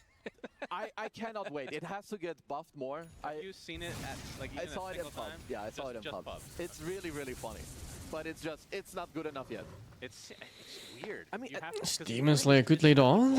I mean, the fights are cool. Like the music, the fights, the animation. Yeah. The overall story is kind of cool. With the Treant, and now this one, it's still really strong. They did nerf I think the humor that show is awful. in the game, like, for sure. And the characters are fucking dog shit. Absolute dog shit. A Greedy champion, of course, has to be called out. It was on DM. I mean, you don't hit too much on the Undying, so why not? Yeah, true. And he's a big beefy boy. He's got the blade mail. It's a good watch though. Anyway, it's like fast food, you know. I saw it last night. You will see it. It's coming. So fun. Of course, once he got that in the last game, he had, I think it was 33. It was 33. Had no impact. No. They were just kiting him and running around. Yeah, they really fell flat yesterday when it came to some of the late games. I feel like Crystallis had a pretty rough one. Wasn't too impressed with his item build on the Doom in that game, but of course... But yeah, the animation is such a treat for the eyes in that whole thing. Always super cool to look at. And then you have that fucking lightning guy. Oh my god, dude. Yeah, that feels bad for sure. Let's see, this time around, he's got the Ags on the Dawn. You've got the BKB to back it up, looking for a basher. Smoke. They run into him, punch him in the air, Solar Guardian on top. Jesus Christ, what is that damage? Satanic, though, still want to fight. You can see the mobility of no one being used to full effect as Sox is the first to fall for Tundra. Now on the run, Ice Wall, interesting position there. 14 on gold for that kill too. Tundra will get away safely. Blink Dagger now secured though. Every jump is such a gamble. They're just hoping that Oracle isn't close enough. I assume he couldn't use, maybe he had trouble targeting because DM got punched up. I'll go with Medola one day. Maybe next patch or Battle Pass. I'll see. Hero portraits could come in quite handy because DM would not have died there. But of course, with his innate, don't know if he cares too much. True. He's straight back up. But of course, that's a lot of gold and XP into Tundra's way here. This is a pretty long Roche timer. What do you think about JJK's characters? I didn't watch JJK much, but I was pretty bored of it from like the first season. Satanic though did have to use his BKB, so that he did not check. Definitely benefits Tundra. Yeah, he must have not checked the item build on 33. They're going back in. He picked up a 4-staff, so he won't. Yo, what is that tornado? Is that? Oh my god, dude! Check his fucking PC. What is that? Into the call on top of Ancients as well. My goodness. Check his fucking PC, dude. What is that? That tornado. My goodness, BZM. Yeah, good catch here by BZM. I didn't watch JJK season 2 now. I watched like half a season of JJK and then I was like, oh, it's just Naruto, but they just renamed ninjutsu with curses. I was like, yeah, I gave up. That's huge. So you were up 7k gold before this happened. You're feeding a bunch of XP Tundra's way. And by the time you spawn, I think your lead is going to go from 7k to like maybe 2 or 3. Yeah, that was a crippling death for sure. And at the same time too, you need to pay attention to what happens on the map. You get an aggressive ward out here. I don't follow Merc talk shows, man. Daytime as well, which means like one thing could just snowball into the other. And BZM has the chance to even finish an entire Hex before this next fight does break out. And we'll mention the Solar Guardian Radius talent is pretty big. I saw season 2 will not be glazing Demon Slayer. The what now, dude? I don't glaze Demon Slayer at all. It's a BKB for 9 class apparently. And they're in hot pursuit now as Crystal is waiting it out. Gale Guard activated, slowed a bit to the hammer, but another rebound, and actually going to try to turn this around potentially. Nope. Ember Spirit, no one. Searing Chains. Crystal is stuck in place. Tukalis is here to help out as well. Forces out the BKB. Nightfall in 2 seconds. Yeah, he can't use it until now. Oh, and he got it. Oh my god, dude. Okay. But yeah, that Solar Guardian radius is pretty big because the rebound. Fuck, couldn't he just time it a little bit? Like a second later with his BKB, man, his TP. Yeah, I wouldn't be surprised. 9-class, of course, he has the option. Do you go for the nullifier and like you play for the aggression and you help your team? Or do you even maybe want to go for a Blink Dagger, a 4-staff? Make it easier for you to like save your allies and whatnot. Tundra's still aggressive down bottom, but Pvision, they've had enough. Uh-oh, hello, Mr. Saxa. Oh my goodness. That is an unfortunate TP. TP didn't pop Wrong place, wrong time. No one gets the kill. Well, still have good pressure on the map from Tundra. Down bottom, he's got some self-pressuring, but Pvision... Oh, I heard about that orb show. I heard it's really good from several people now. I watched like 1 or 2 episodes and it didn't really get me. No, they're looking. You got a Kata at the But if it's more of an in-depth show, maybe I should give it more of a chance. We can do a collab show here. The Sun Strike, so no Cataclysm to work with. 33 is going to go in. Blink of Veil gets the call. He snatches the Aegis. Are you fucking took Aegis again? Goodness, it's going to cost him his life. Didn't last time he just walked him with Lycan and he just picked it up? And now he just picks it up with Axe? What the fuck? What am I looking at, man? How does he keep doing this? As a couple more right clicks will suffice. No one The does fuck? catch the support on the sideline. And somehow Whitemon is going to live through the day, but still denying the Aegis effectively. Yeah, I mean, we've seen 3 snatches in 2 days. Yeah, it's 3 games in a row we've now seen it. That's Whitemon, of course, after the crap. He's pretty good. He can get out of the way from no one. As BZM take a little ravage to the face. It has the Hex and 1,000 into shit. the BKB. Yep. Was a scouting I didn't watch K-pop Demon Hunter. Look at whatever to me. Too much of a kid show. I tried to watch the first episode, but I don't know. Just got bored from like the first one. The longer the game goes. Tundra have had a lot of longer games in the last couple days. There's the DM Ag, so Decay is going to be extremely strong now. Oh, is it a movie? Well, I couldn't get past like the first 10 minutes in that case. I thought it was a episode by episode kind of thing. Dirty, the amount of decays that you can stack up. I don't know if I'm the biggest fan of this axe at this point. Like, I did finish Attack on Titan, yeah. I really like that I one. don't think it changes the game in any way. Like, if you steal more strength, sure. But Tundra aren't really fighting you anyway. Like, they're just looking to play the map. So I would even play like a Roots of Travel, Blink Dagger more, because it makes you more mobile. It allows you to get on top of them. Maybe once they get the Shiva's Guard or no one, of course it will help, because he has the high mobility. He can show everyone with the Shivas. But I like that they bought this gem, because Tundra, they've had incredible vision throughout this mid-game. Heron is the stupidest protagonist ever seen. Sure. Point, I mean, wasn't the dude like 16 years old, man? He's like a little teenager. As the favorite player item combo has been He was completed, supposed to be Satanic on stupid. Satanic. Yep, good stuff. He is truly packing a punch at the moment. He literally tells you couldn't find an answer to what he wanted to do because he was too stupid. Level 22 now. I would like both Swift Blink or Silver Edge. I feel like Yatoro in this position would maybe do that. I think just being able, you just want to be mobile, right, against the Axe Skull. It's kind of the only way you can die unless you get caught up by a Hex, so both items make a lot of sense. Nineclass has his eyes on Whitemon here. Yep, Dust ahead of time. Cataclysm. Not going to hit, and it's 33. Where does the other guy die? Thought it was intended for this fight. As attempted TP going to be That canceled, Whitemon so is so does annoying. take a tumble, but the trade for no one. Big. As Tundra going to be super happy with this global exchange. And they're just doing it again. 33 is finding the pickups with Saksa up top. Get to use the Cataclysm, so BZM is happy, 33 is happy. Didn't quite see if he got the chop off towards the end of the kill. But either way, good scaling coming their way. I'm not playing Direct Strike anytime soon. Too many other games to play right now. 33 spotted. Well, gonna be more than 3K after this one. Easy pick off for Satanic. Just stumbled into that one as there's the boots of travel that you wanted on to DM. Yep, does make sense. Because it's one of the downsides of Undying. Aaron is who's the average person? Aaron wasn't average though. You have nothing. You have no stun. You have no lockdown. You're not gonna catch people. So you kind of He was quite a bit braver than the average person, unless you mean like intellect-wise. There's so many different types of builds. Yeah, there's a gem there. There's a. Sometimes we just forget about the items that are on the ground. He's pretty fucking stupid too, yeah. But no one is the one who carried it. Okay, gets the Hex. Solar Guardian on top. Definitely Glass Apollo. Satanic is able to get off his BKB now, though. Jesus Christ, dude. Back away. Attempted TP. The Nightfall special. It's always amazing to me how strong Furion is, just because of his base stats. Like the hero has nothing to offer him in terms of attack power or tankiness or anything, you know?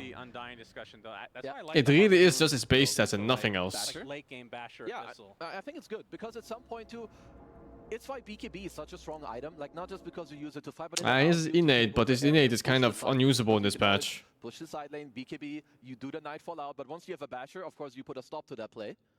Yeah, the problem now, though, I mean, it's not like the items he has is bad, obviously, but you're running out of room now, so you can't exactly go for that type of play. I mean, they're good items in like a vacuum, but you need to build items according to the game. And yeah, I would just say that this Axe hasn't yet done anything, of course. It's not just the intellect. He has good RG, good strength, good int, good attack range, good base stance before even leveling up. Like everything about this hero is so incredible. And then the fact that he can teleport all over the map means he can farm more than other heroes, other carries. Because he doesn't have to position himself next to his team every time his team goes to do something. Attack animation is kind of whatever past laning phase.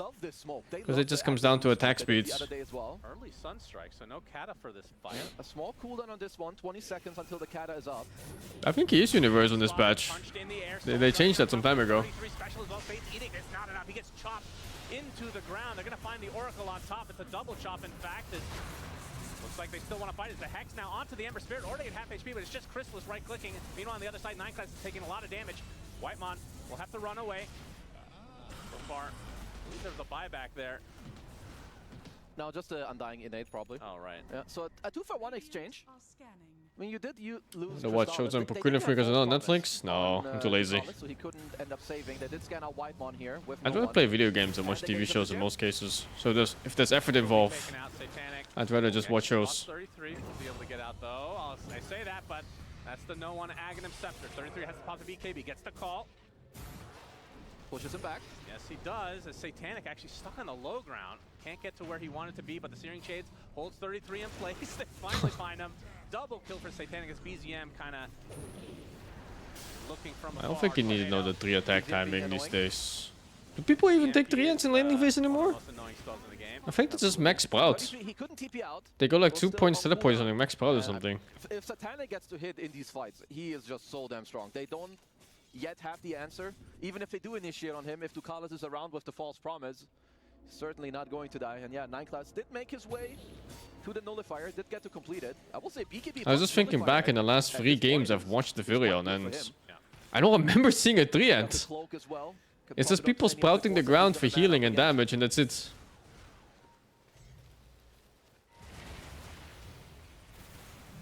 TP blink.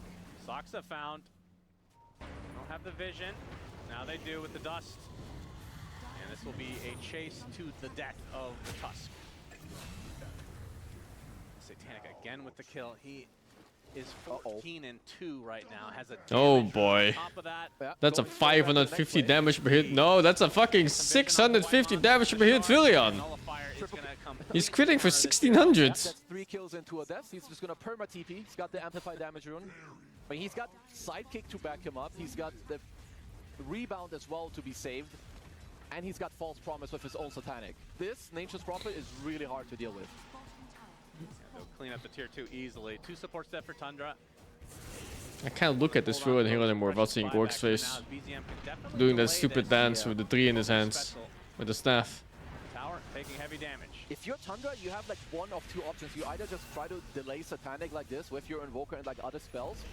But when a fight breaks out, you need to likely go for 2 separate targets. You need someone to go on Oracle. Like maybe Soxa plus Cataclysm, they go on Ducalis and the rest go on Satanic. Deafening Blast can be avoided thanks to the rebound again from 9class. Wasn't a full commit for Tundra. Yeah. Not working with the Aegis. They know that Roche could spawn in the next 10 seconds.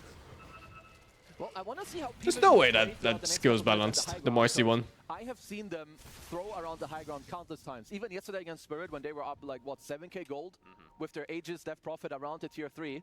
That is where they kind of fumbled the game. So I wouldn't be surprised if we see them take a bit more of a disciplined approach. I mean, that depends if they've learned from yesterday. That is... What did they do after the game? They go to the sauna, the pool, you know? Did they yell at each other? Did they chill? I don't think it can grab enemies. Dude, if it could grab enemies, it'd be the most broken spell in the game. You just kidnap enemies for like 600 range. Would be going to Roche. It will move, of course, to the bottom side of the map in 10 Ain't no fucking way.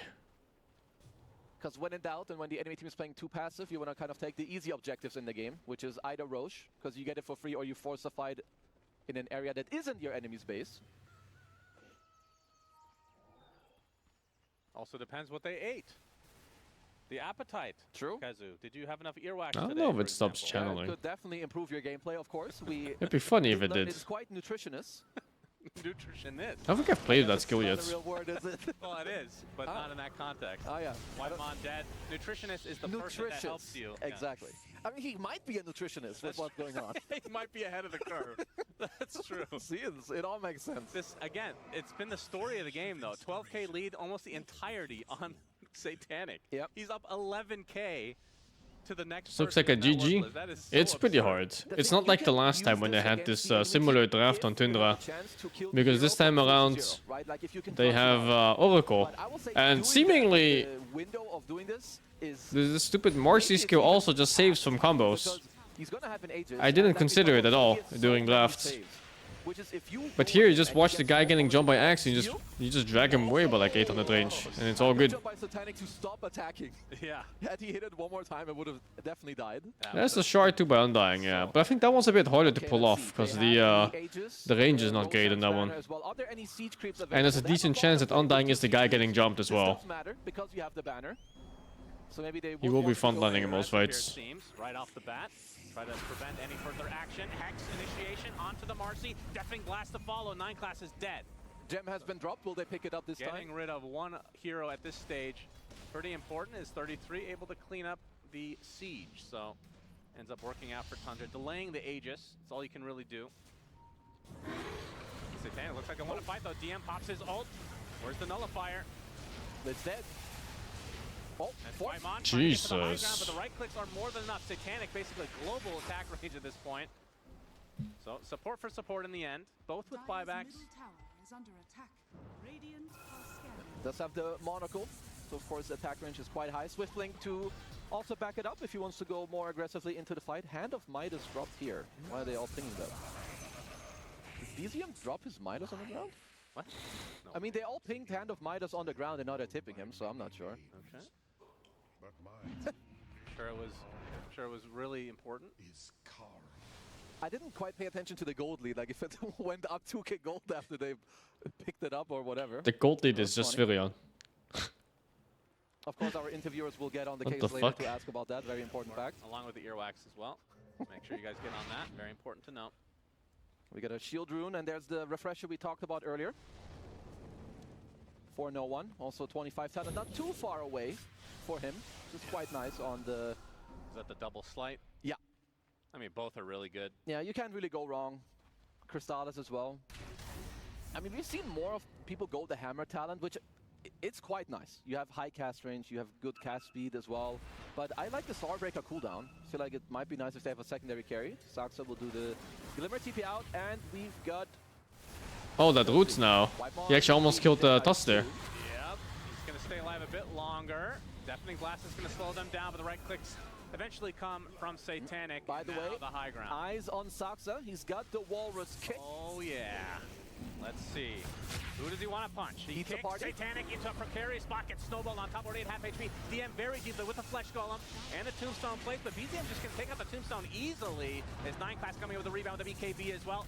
Nullifier applied. Full HP again. My finest creation. Satanic. Has to hammer away. They're going to be able to kill the Pugna again, so that's a dieback onto Whitemon. The kick into potentially the fountain in deep, and the rebound save. Is it enough? Life number 1, but the false promise comes out, so Satanic He says Aegis. potentially get to full HP with the Satanic of his own. Will be able to get back into the line of the barracks.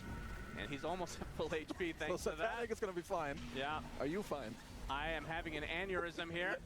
All the earwax talk is that fortification comes out. It's really getting to you. And they should be getting this, because it is a dieback on Whitemon. Hex onto no one here. Hex start out another kick, this time onto DM. Doesn't have the Flesh Golem anymore. Pops the BKB now for BZM. Cataclysm doing quite a bit. It's a double, in fact. The Solar Guardian comes in as well. Undying drops to the deck. The big hammer on top of the face of no one brings him to the grave. Chris, the last right click from Satanic is enough. Has the buyback, though, as Saxa takes the tumble as well. Satanic still has that second life, but his teammates are nowhere near. Have to buy back into this game for no one. A little bit of pressure now to the tier 4 tower as BZM, another Hex. Forge Spirits are no joke at this point of the game. There's the buyback on the Chrysalis, and that is what Satanic wants. Still a minute left on this Aegis. Is now focusing on the tier 3 in the middle lane. Tombstone finally taken out. That was up for quite a while. Satanic will be happy with this building going down. The question is, do Pvision stay? I think they can. You've got Aegis for another 50. Less than a minute. Focusing on the range barracks now. They don't have the kick. As Whitemon Oracle makes his draft unplayable, huh? 4 versus 5. There's a Hex initiation from 33. Ember Spirit, no one.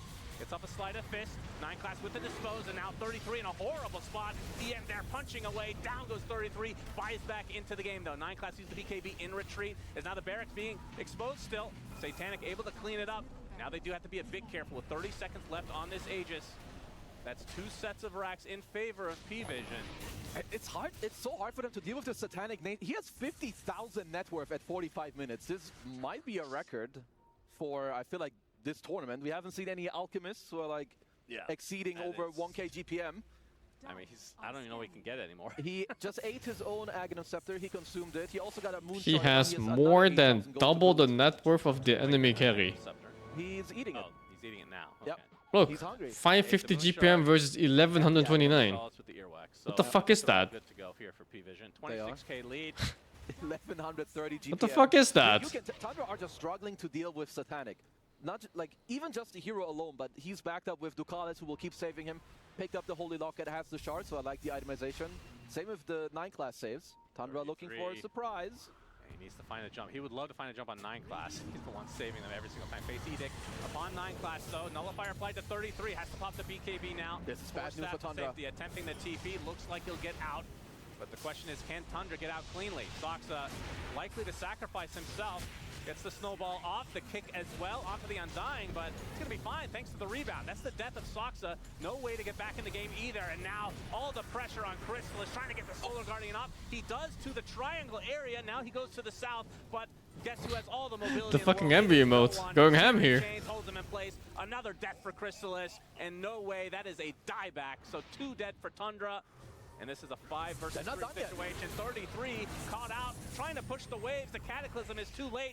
And now 3 dead for Tundra, and that should do it, surely. Yeah, that's a double dieback. As GG's called from Soxa, so Pvision secure game number 1 off the back of some disgusting play from Satanic in terms of his farm. 23-2, what a monster. Yeah, I mean, this guy, he's a damn good carry player. They saw it yesterday as well when they played against Spirit. I believe they lost to the, Nature's Prophet also back-to-back, so of course, learning a little bit from that. I think this game had a lot less to do with Nature's Prophet and more to do with Oracle and Marcy. They couldn't combo. We're presenting to you within the draft, so I feel like Pvision, how does Nature's Prophet do this much damage? It's just item advantage. He kind of capped out around 40k, I guess, in terms of items you could buy for damage. His enemies are playing at like 20k. Yeah, what did they say? It was 80+% win rate. They just didn't think that they would pick it because they haven't picked it all tournament, but they show that they can definitely play it. But I personally, for me, the MVP of this game is 9 class. The rebounds, saves, just consistently throughout. For sure. The saves, absurd. Just disrupting every combo that Tundra kind of picked into. Yeah. As this was the play of the game for BZM for sure. The tornado in the blind spot. And it was kind of like, to me, this brought them back in the game. Yeah, it definitely looked like this could be, you know, like a bit of the comeback, but yeah, just wasn't enough. Pvision looking too good in this game number 1. As we go back to the studio. Thank you so much, Sunspan and Kezu there. Yeah, this game for Tundra, it was not really going off to a good start. In fact, I don't really think Effie, they ever had much momentum in this game because Pvision, from the draft, the lanes, everything out of that, it felt like it was always going in their direction. Yeah, Pvision were not messing around in this game. To me, you can just start from the very beginning in the lanes. All 3 of their lanes went really well. Satanic on the Nature's Prophet, excellent performance, but just the second he gets that teleport level 2, he goes top, gets the first blood into a double kill.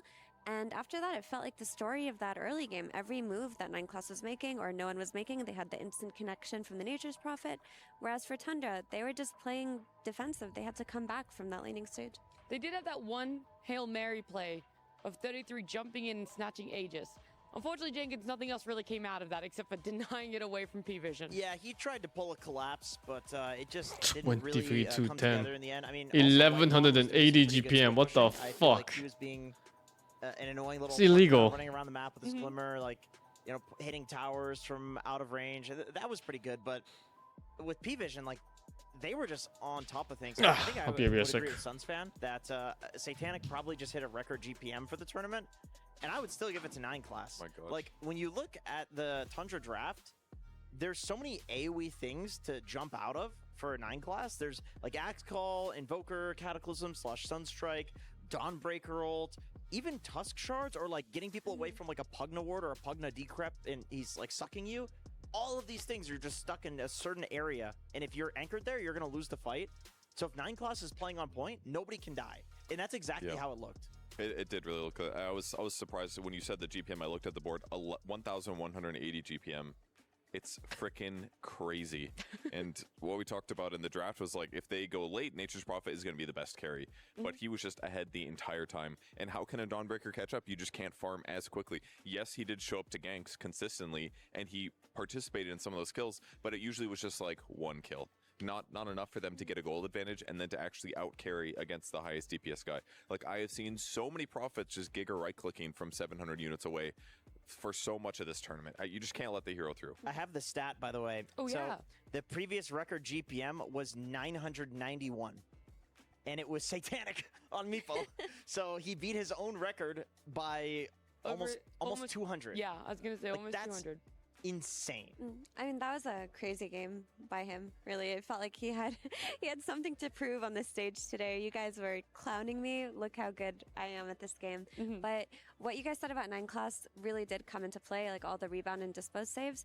And the issue for Tundra was that their heroes are high committal. Like when you look at the way that their draft functions, their axe goes in on that call, presses the blade mail. Same with the Dawnbreaker. After she ults in, she's blade mailed. And if you're not getting the key targets in those moments, you're in the middle of the fight and you still have to deal with all of the damage coming out of Nature's Prophet. So if you're committing your bodies, you have to just hope the fight goes perfectly, and that just wasn't the case. They were too far behind in net worth to really get the key targets there. Yep. Sorry, I was just thinking about the Aegis snatch because you were talking about the axe and I was thinking about all that. But I was also thinking about the other MOBA that's happening right now here at the Esports World Cup is League of Legends. The defending champions over there in T1 lost their match. Lost it. The whole game or the whole series? Or T1 is with Faker, right? Yes. They out, eliminated. Oh my goodness. They did not make it. I want to say Faker is a really good guy because I was in the elevator with him and I had a Guitar Hero guitar and I was doing a bit where I was just moving closer and closer to him, and he really let me put the guitar very close into his face before he showed any level of like, excuse me, sir, get away from me with this Guitar Hero guitar. Why do you have an anecdote for literally everything in life? And then I told him that I was a Guitar Hero professional. He believed me. So he's a really good guy. Like he is trusting in other people, so it's sad to see him go. I'll take that story with a grain of salt personally. That actually happened. That happened last year. Makes sense. The thing is, he has an anecdote for everything, but I'm not really sure if he's made anything up before. We're gonna have to, come back and fact check. Someone who loves facts, Purge. You're gonna break it down the game a little bit more because we gotta focus on the superior MOBA here. I actually hate facts, believe it or not, but I do have some facts for you. You're not a stats person. Loveline. I do have some clips I'd love to show you here. Right before this went live, I figured out a way to make the colors really weird. Isn't that? Do you want help? Do you want me to hold your microphone for you? I just got really scared. That's all. I can't. I just made it way worse. Anyways, I can still see the heroes. We're safe. All right. So what's happening is Ducalis is looking for gank setups at 7 minutes into the game, and that is because they might think like, we don't have the best pressure heroes, but he's just looking not for a drinking? Sunstrike, but Yakult. a Nature's Prophet strike from But the sky. Yakult is different so here, just man. Looking for like a low It's HP so much hero. sweeter. Maybe I can find somebody and get a kill. So he's dying for this, but There's like no he's a hint level of the 4 yogurt hero. flavor at Who all gives in a crap? this. Give him a little gold. You're winning the game anyways. I don't even care. It's not even that big of a deal because if he finds a kill, that's a really big deal. And here's 3-3 trying to pressure. It's like Satanic day a little 10. bit, I and miss now he's European doing bread. what Oracle actually does do, which is sit behind his cores to make sure that he doesn't die. And because he ends up finding this 1v1, 3-3 all chatted, of course. He said, bro, this is a 1v1. Why are you doing this to me? But they set up he didn't actually all chat that, but that's what he was thinking. Like I was just No, we wanted should to push get that narrative. I wanted to get a little solo kill here for free, and he just messed that up for them because he's Ducalis. He's trying to play his What game. bread do they Turns have? out no one is basically The on bread that. here is Doing like what not bread. Ducalis is trying to The do, but desserts. because he's an Ember Spirit. He gets Like a the kill, bread itself is and always then he's super like, you know what, fluffy I'm and gonna do this sweet. over in the mid lane too, 'cause And Tundra's then like, oh, we're gonna it's pressure filled this to mid the tower. brim Okay, with here we go. whatever This is what he do. creams. He just shows up. Like an he egg gets a 2-man custard or series some chain, other again, cream, or Ducalis like says everyone something mad. You super can't sweet. stop this man. They kill the Pugna for free. Pvision has to go invisible because he's a coward. He doesn't want to die. It's really important for him that he doesn't die. And they're going to sentry under It's this all tower desserts, and man. further pressure. Look, they forced the Dawnbreaker ulti defensively. The less sweet version has just to gold kill foil. I Ducalis, wonder if the less sweet because, version he's is a just a really cool normal guy. And version then I have in Ember Spirit Europe. gets out. So just constant pressure on the map. This They is like a aren't fucking slowing down dessert the again in absolute a little slightest. can. And again, running at their opponents, taking this net worth advantage, bringing the Nature's Prophet at the right time. And when it isn't the right time, all he's doing is hitting creeps, because that's how you get 1100 GPM on the best carry of the patch at an 80% win rate. So they are just running at their opponents. Look at what Dawnbreaker's accomplishing here. He can't do shit because he's not actually a carry. He's a Dawnbreaker. I mean, diabetes in Taiwan must be insanely high rates. Globally jump into this fight. So every single engagement going well. 13-4 KD or kill score here at that point in the game. You just can't stop Pvision. They're ready to run you. What degree of devastation would you rate that at, Purge? Higher than America? Probably. You wouldn't say it was the highest degree of devastation? Absolutely not. But it was I actually don't think America is like super sweet in food. The portions are just big. And we're never going to get it up. And then when you see the GPM at the end, that's when it gets really crazy. It's very big. There is also I haven't the had flip the side sweet to food that. here I yet. love you breaking that down, Purge. All of the great plays that were coming out. We've already highlighted how good 9 classes Marcy was, as well as now Ducalis' Oracle, just how oppressive it felt, the way that he was playing, situating himself. But yeah, on the other side with Tundra, there is a lot of question marks for me around 33, how he was playing this axe. It didn't feel like the 33 axe that we got to see in groups. I got to see in that elimination phase. It just was a little bit lackluster, and the follow-up wasn't there. The team coordination wasn't there for how they had drafted. This axe goes in, everyone else is going to be either behind him or the Dawn comes in. It wasn't there, Effie. Yeah, I mean, he got shut down super hard in that laning stage, and we talked about it a little bit during the draft, but there's going to be a period of the game where I'm they okay can't with do much sweets, until Axe but not gets this Blink much. Dagger. So it's a matter of how much Pvision could do in that period, because your mid-hero, Invoker, he's not initiating, he's not starting fights. Dawnbreaker carry, she's not starting fights either. She's a follow-up hero. Your Tusk, a support, not going to have a Blink Dagger early. So the strategy of Tundra's mid-game fighting was entirely dependent on Axe's I prefer European bread over Japanese were bread. just completely slowed down But by Pvision. European bread is just So superior, when we no? look at that and It's we like, think about how difficult it was for that Asian team, bread it is was fucking weird, really man. having Like I their said, it's all 4 desserts. minutes delayed. It's all super sweet and It was a tall order. it tries to Like, be it something needed else all the pressure. time. It needed Pvision to mess up a little bit or overextend. It never sometimes tastes or like proper get caught on bread. side lanes, which they just didn't. They played very tight. I think part of the bait is Nature's Prophet, because when you look at the draft, it was not actually like a very good axe game. You call an Undying, he's like, so what, 3,000 HP, spawning zombies on you. It's really difficult to call Ember. Oracle can literally purge your battle hunger in lane. They picked it into Oracle. Like, this is a counter to axe.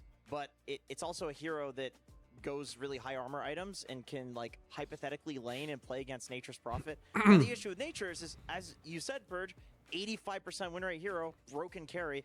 It just out farms, and you have these one-to-one matchups where, like, yeah, if Axe is the same net worth as a Nature's Prophet, then yes, Axe is a counter to Nature's. The hero just has 2 item advantage on you all the time because of how he farms. It's not just about the So flower they it does use. not work like that, and I would. It's very really much more expect about Nature's Prophet the way they coming out present of the it, next game. and the toppings and the fillings and everything. Watching pro players impacts how you guys play pubs and the way that you think about Dota. Like bread in Well, I Europe definitely is get an idea of what I'm supposed to do it's like in a my head, much staple like the savory kind of thing blockbuster usually. video we watched earlier You this know, you morning, have but it doesn't very always get standard executed the same way. bread with nuts and seeds on top, and you bake the shit out of it. Here it's really more of a fluffy dessert thing with lots and lots and lots of sweets inside.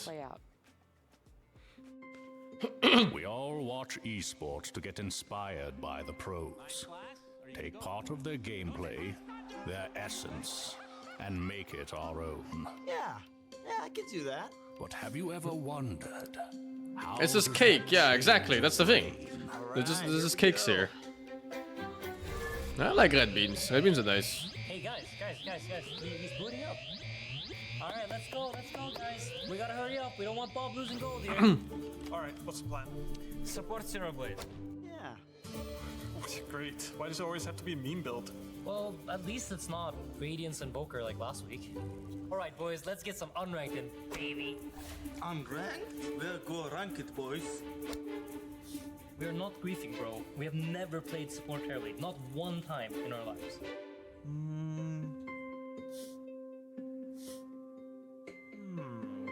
Don't want to play serious in unranked, man. I want to win. Bro, we're not playing seriously. We're playing support terribly. You get it? Bob is gonna get low priority again. Yo, bros, what about some turbo? No turbo. Nah. Just roll for it. 87. Yes. Unranked. Here we go. Okay, support Terrorblade, I got this. So we got any plans, or are we just going with support TB? Yeah, bro. Let's have fun. And win. We must win. No, like, what's the build?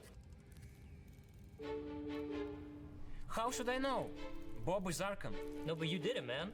I didn't do anything. I'm metaphorical representation of what Bob thinks 9 class would play like. Alright, alright. What's the build?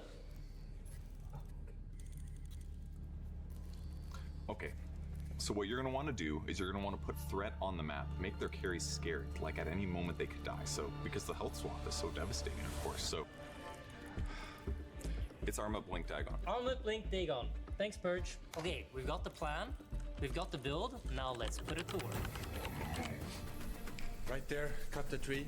No, not that tree, the one to the left. Left! No, not that. Oh, you dumb bastard. Okay, guys, we need to gank top fast. Go! Twin gates! We need more farm.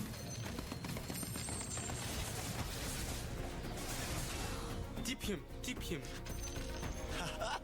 This is gonna work. We need more farm. I promise you this is gonna work. Så fucking boba. What the Oh, fuck? no. Oh, yeah, better recognize him. This is bad. It's like we're trying to lose. I think it's time. What's our status? Smoke ready, health low, Sunder primed. Enemy carry? Oh yeah, he's tilted. He just bought back. Alright, nice. Farm?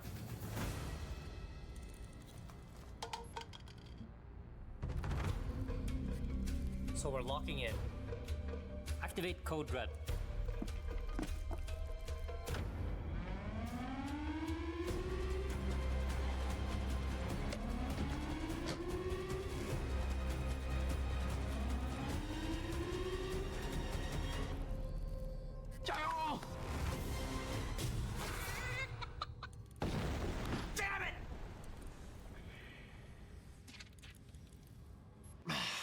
Wouldn't Rasta live anyway?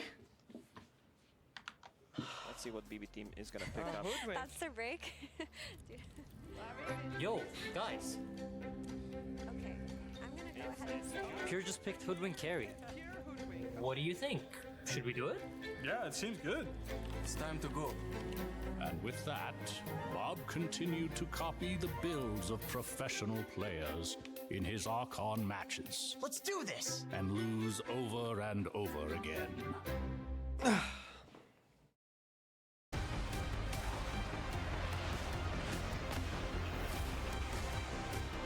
Well, if we keep playing with the 18, would I rather go back 10 years and meet my past self, or go in the future 10 years and meet my future self, or go to another universe and meet a different self? I'd go to a different universe. Sounds good to me, man. Lil Hans, thank you for the 29. Your friend drove his expensive coin to a tree and found out how his Mercedes bends. ECSZ, thank you for the 4. Did I play any tournaments in Dota 1? No, I never took Dota 1 seriously. Ice Wolf, thank you for the 16. Texas Gallant, thank you for the 37. Zikte, thank you for the 47. D-Lancers, thank you for the 54. Have I ever thought of moving, completely staying in an Asian country? Nope. WD, thank you for the 34. Or maybe thank you for the 44. And dude in a box, with 8, man. I think I'd stay a couple years at most in an Asian country.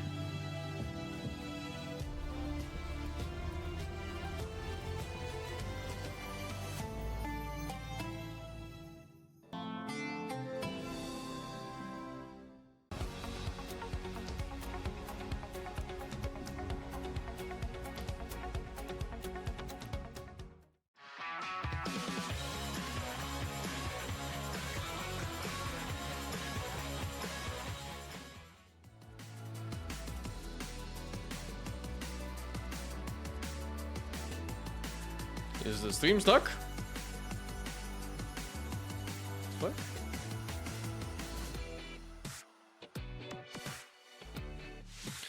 Oh, ay, ay, ay.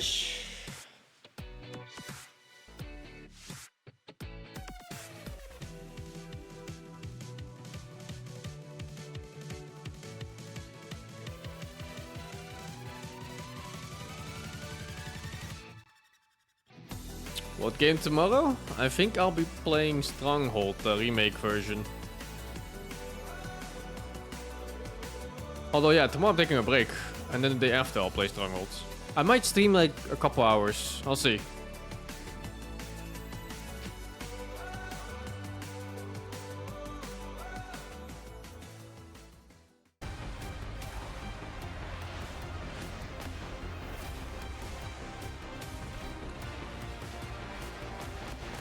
Favorite spice, taste-wise and smell-wise? Not sure, man. Don't really think much about it. With that game or two between Pvision and Tundra, winner will be taking third place. The loser, unfortunately, I kind of like mixing up a bunch of random Tundra. spices. That was their result, like a mix of last like year for Masters at the Esports World Cup. With like that game one chicken bouillon we're hoping for a change around. with If they wanna salt improve and on where they cayenne got last pepper and year, black if they pepper. want that third place, they're gonna have to come up with a different game plan. It's always a nice One mix. most notably purchase, probably to not let that Nature's Prophet through. Yeah, it was very revealing to have Moon Meander talk about it immediately after. He said they picked it 0 times this tournament, so they just thought they weren't going to play it, and that was a grave mistake. And it's kind of interesting because Pvision has looked so strong this tournament. Satanic has looked so strong. He's been picking weird heroes. We're going to ignore the Do you answer ban the Okay, the answer is no. You do not ban the Pvision. In the actual game, and then they got it. Last pick was crazy. And not just that, right? They had a solution to all of Tundra's You just lanes. simply pick it. Like, they knew that Tundra had Did they been play running it though? the Does Undying Chris's carry- play Furion? Not the Undying carry, sorry, the Dawnbreaker carry. They left it in the pool where other teams opted to ban it out versus Tundra. And they let it through, they go with their own Undying, they throw that Undying versus Dawn to shut her down. Then in the mid lane, they just had an Ember Spirit on 18 to close out the phase. That does well against Invoker. On lane, Look at he's his gonna eyes. FPS him, He's like, gonna oh have minions fuck, get on I'm top playing of him. Carry Doom And then again. that very bottom lane, Oh they fuck, were in a it's position on coming. Tundra where they needed a setup for Sunstrike, and there wasn't anything really left for them outside of the Axe. So they end up picking Axe into a lane that is also lost.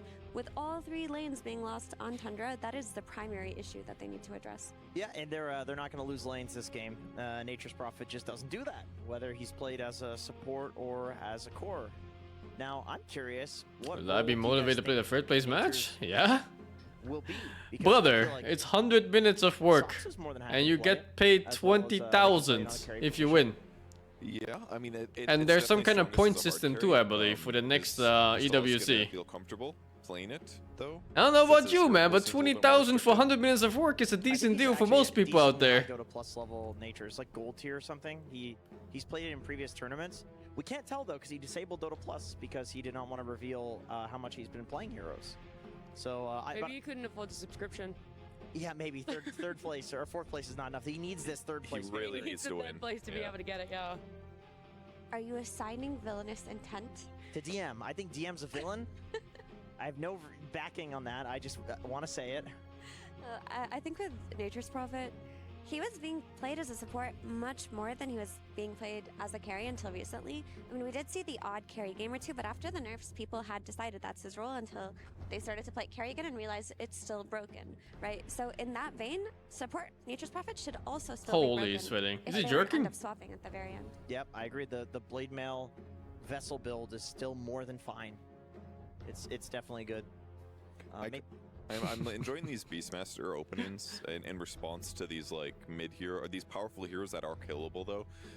A couple different teams have been experimenting with it. The Ags build, the Blink into Ags is potentially back. And the one good thing about it is I think these squishy heroes that can die. Holy, the neck posture of those two. Fucking Wildbone and 33.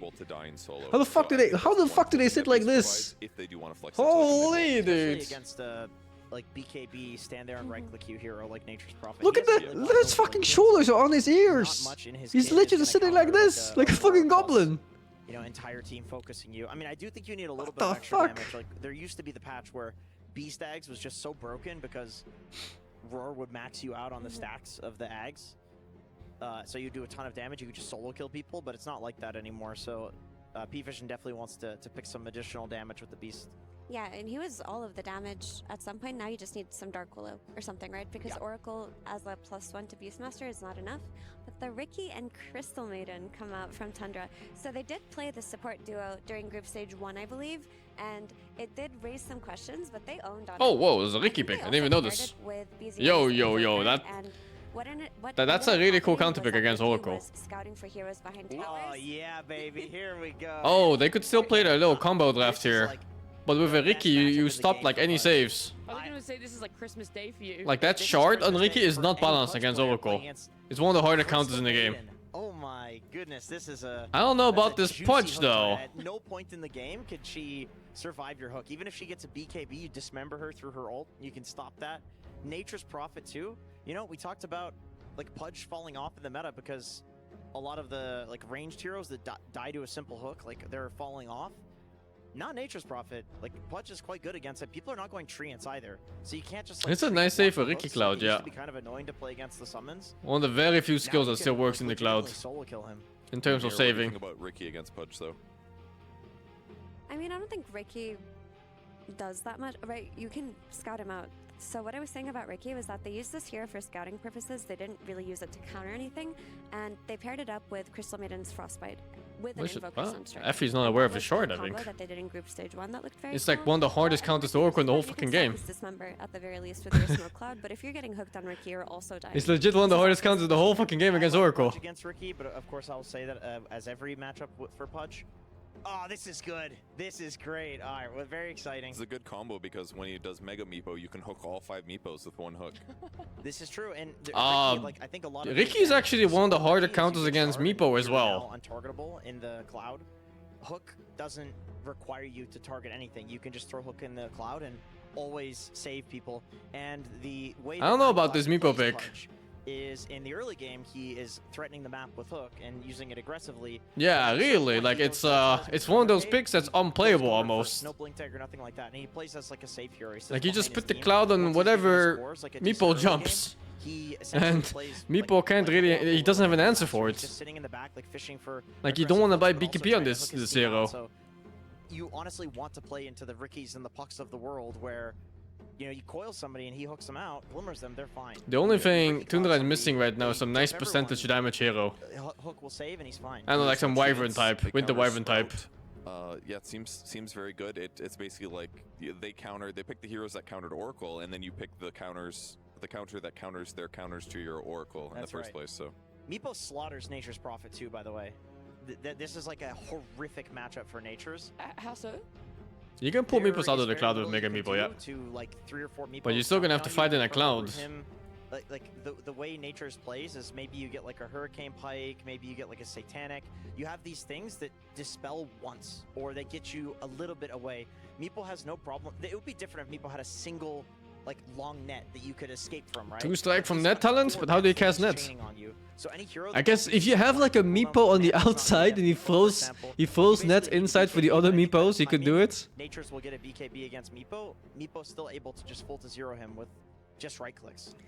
Yeah, I would prefer to see this Nature's Prophet kind of relegated to offlane. I don't know if 33 would be willing to do that, but what they're lacking right now on Tundra, which makes this Meepo pick especially frightening, is not just the core-to-core matchup, but also no AoE damage. Like, if this is a Nature's Prophet carry, he's a single target damage kind of guy. The net also reveals, Meepo yeah. loves to play against. I mean, typically versus Meepo, you would have things like a Sven come out at the very end. But yeah, Ricky is one of the harder matchups for Meepo. Because you just can't do what you want to do on Meepo. You know, you can't bait on other Meepos because you get silenced. You can't throw nets and keep people down. You can't hit people. Like everything you want to do, it gets cocked by this fucking Ricky hero. It's super rough.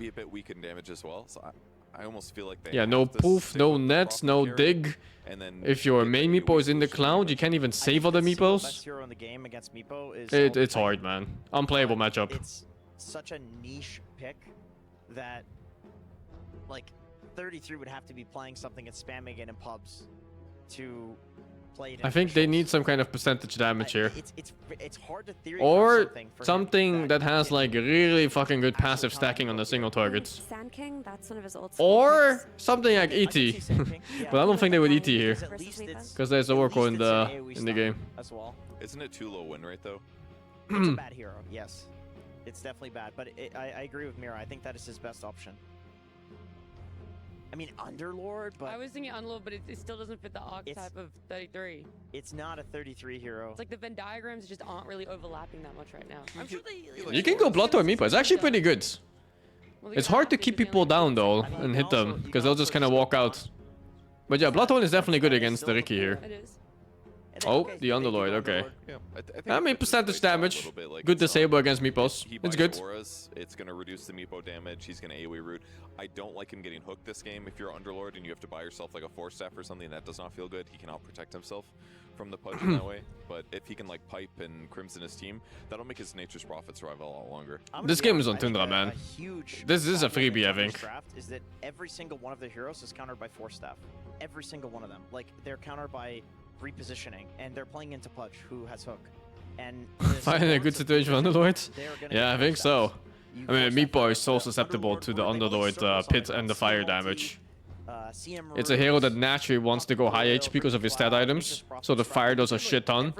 And it's a hero that doesn't want to buy BKB, and it doesn't have a solution of BKB or Manta for its other Meepos. So roots are just full duration on every single one of them. Quite the solid puck pick. There's nothing really that threatens it on the map. It's hard. Like, if I Meepo this game, I hope my other cores are fat, and he's gonna tank damage by Mega Meepoing preemptively and hoping for the best. Getting netted out of phase shift or something, which isn't very easy to do. The Underlord should be able to keep up and farm, or at least hit the aura timing early enough, because I don't see him dying on lane to this Oracle plus Meepo combination unless he steps out of line or makes a mistake. So he should hit that aura timing early on, and because you have this Ricky backline jumper, if you're finding the Oracle first at the start of the fight, and you take out Oracle, then I do believe in Tundra's ability to just well, it's a play up mid lot of Pudge fights and win. against Puck. So who's... Funny enough, Pudge actually wins this matchup. At least the first like 4 levels. This is actually one of Puck's most difficult matchups. You cannot whittle down a Pudge with your right clicks, and you could legit just run at Puck. He doesn't have a projectile to dodge. It's like once Puck hits level 5, then you can start damaging Pudge. Rubik game as well. Like, the #1 counter in the game to Underlord is Rubik. Even when Rubik is a trash hero, you'll see Underlord teams like... I think Tundra got this. Firestorm is such a good spell to steal. Every spell, every You spell. get the AoE facet, it does percentage-based damage. Yeah. Pit of Malice as well as ridiculous. That's the problem, is he can't cover. Like, there's no button he can press to cover Rubik stealing a good spell. Sure, ulti. You give him giving him ulti as like, you walk into a fight, you press R on Underlord, and you're guaranteed to get a better. Yeah, mid damage is crazy. It's like Puck is like 51 damage per hit, and Pudge is like 79 or something. It's a little bit of spice, a little bit fun in potentially their last game here on the stage. So let's head on down there and let's hear from their coach, Astini. Hello, Mr. Astini. I mean, you've made my job extremely easy right now. I mean, firstly, tell me about this Pudge mid. Is this something you've been sitting on for a while, ready to throw out, or are you having a bit of fun here?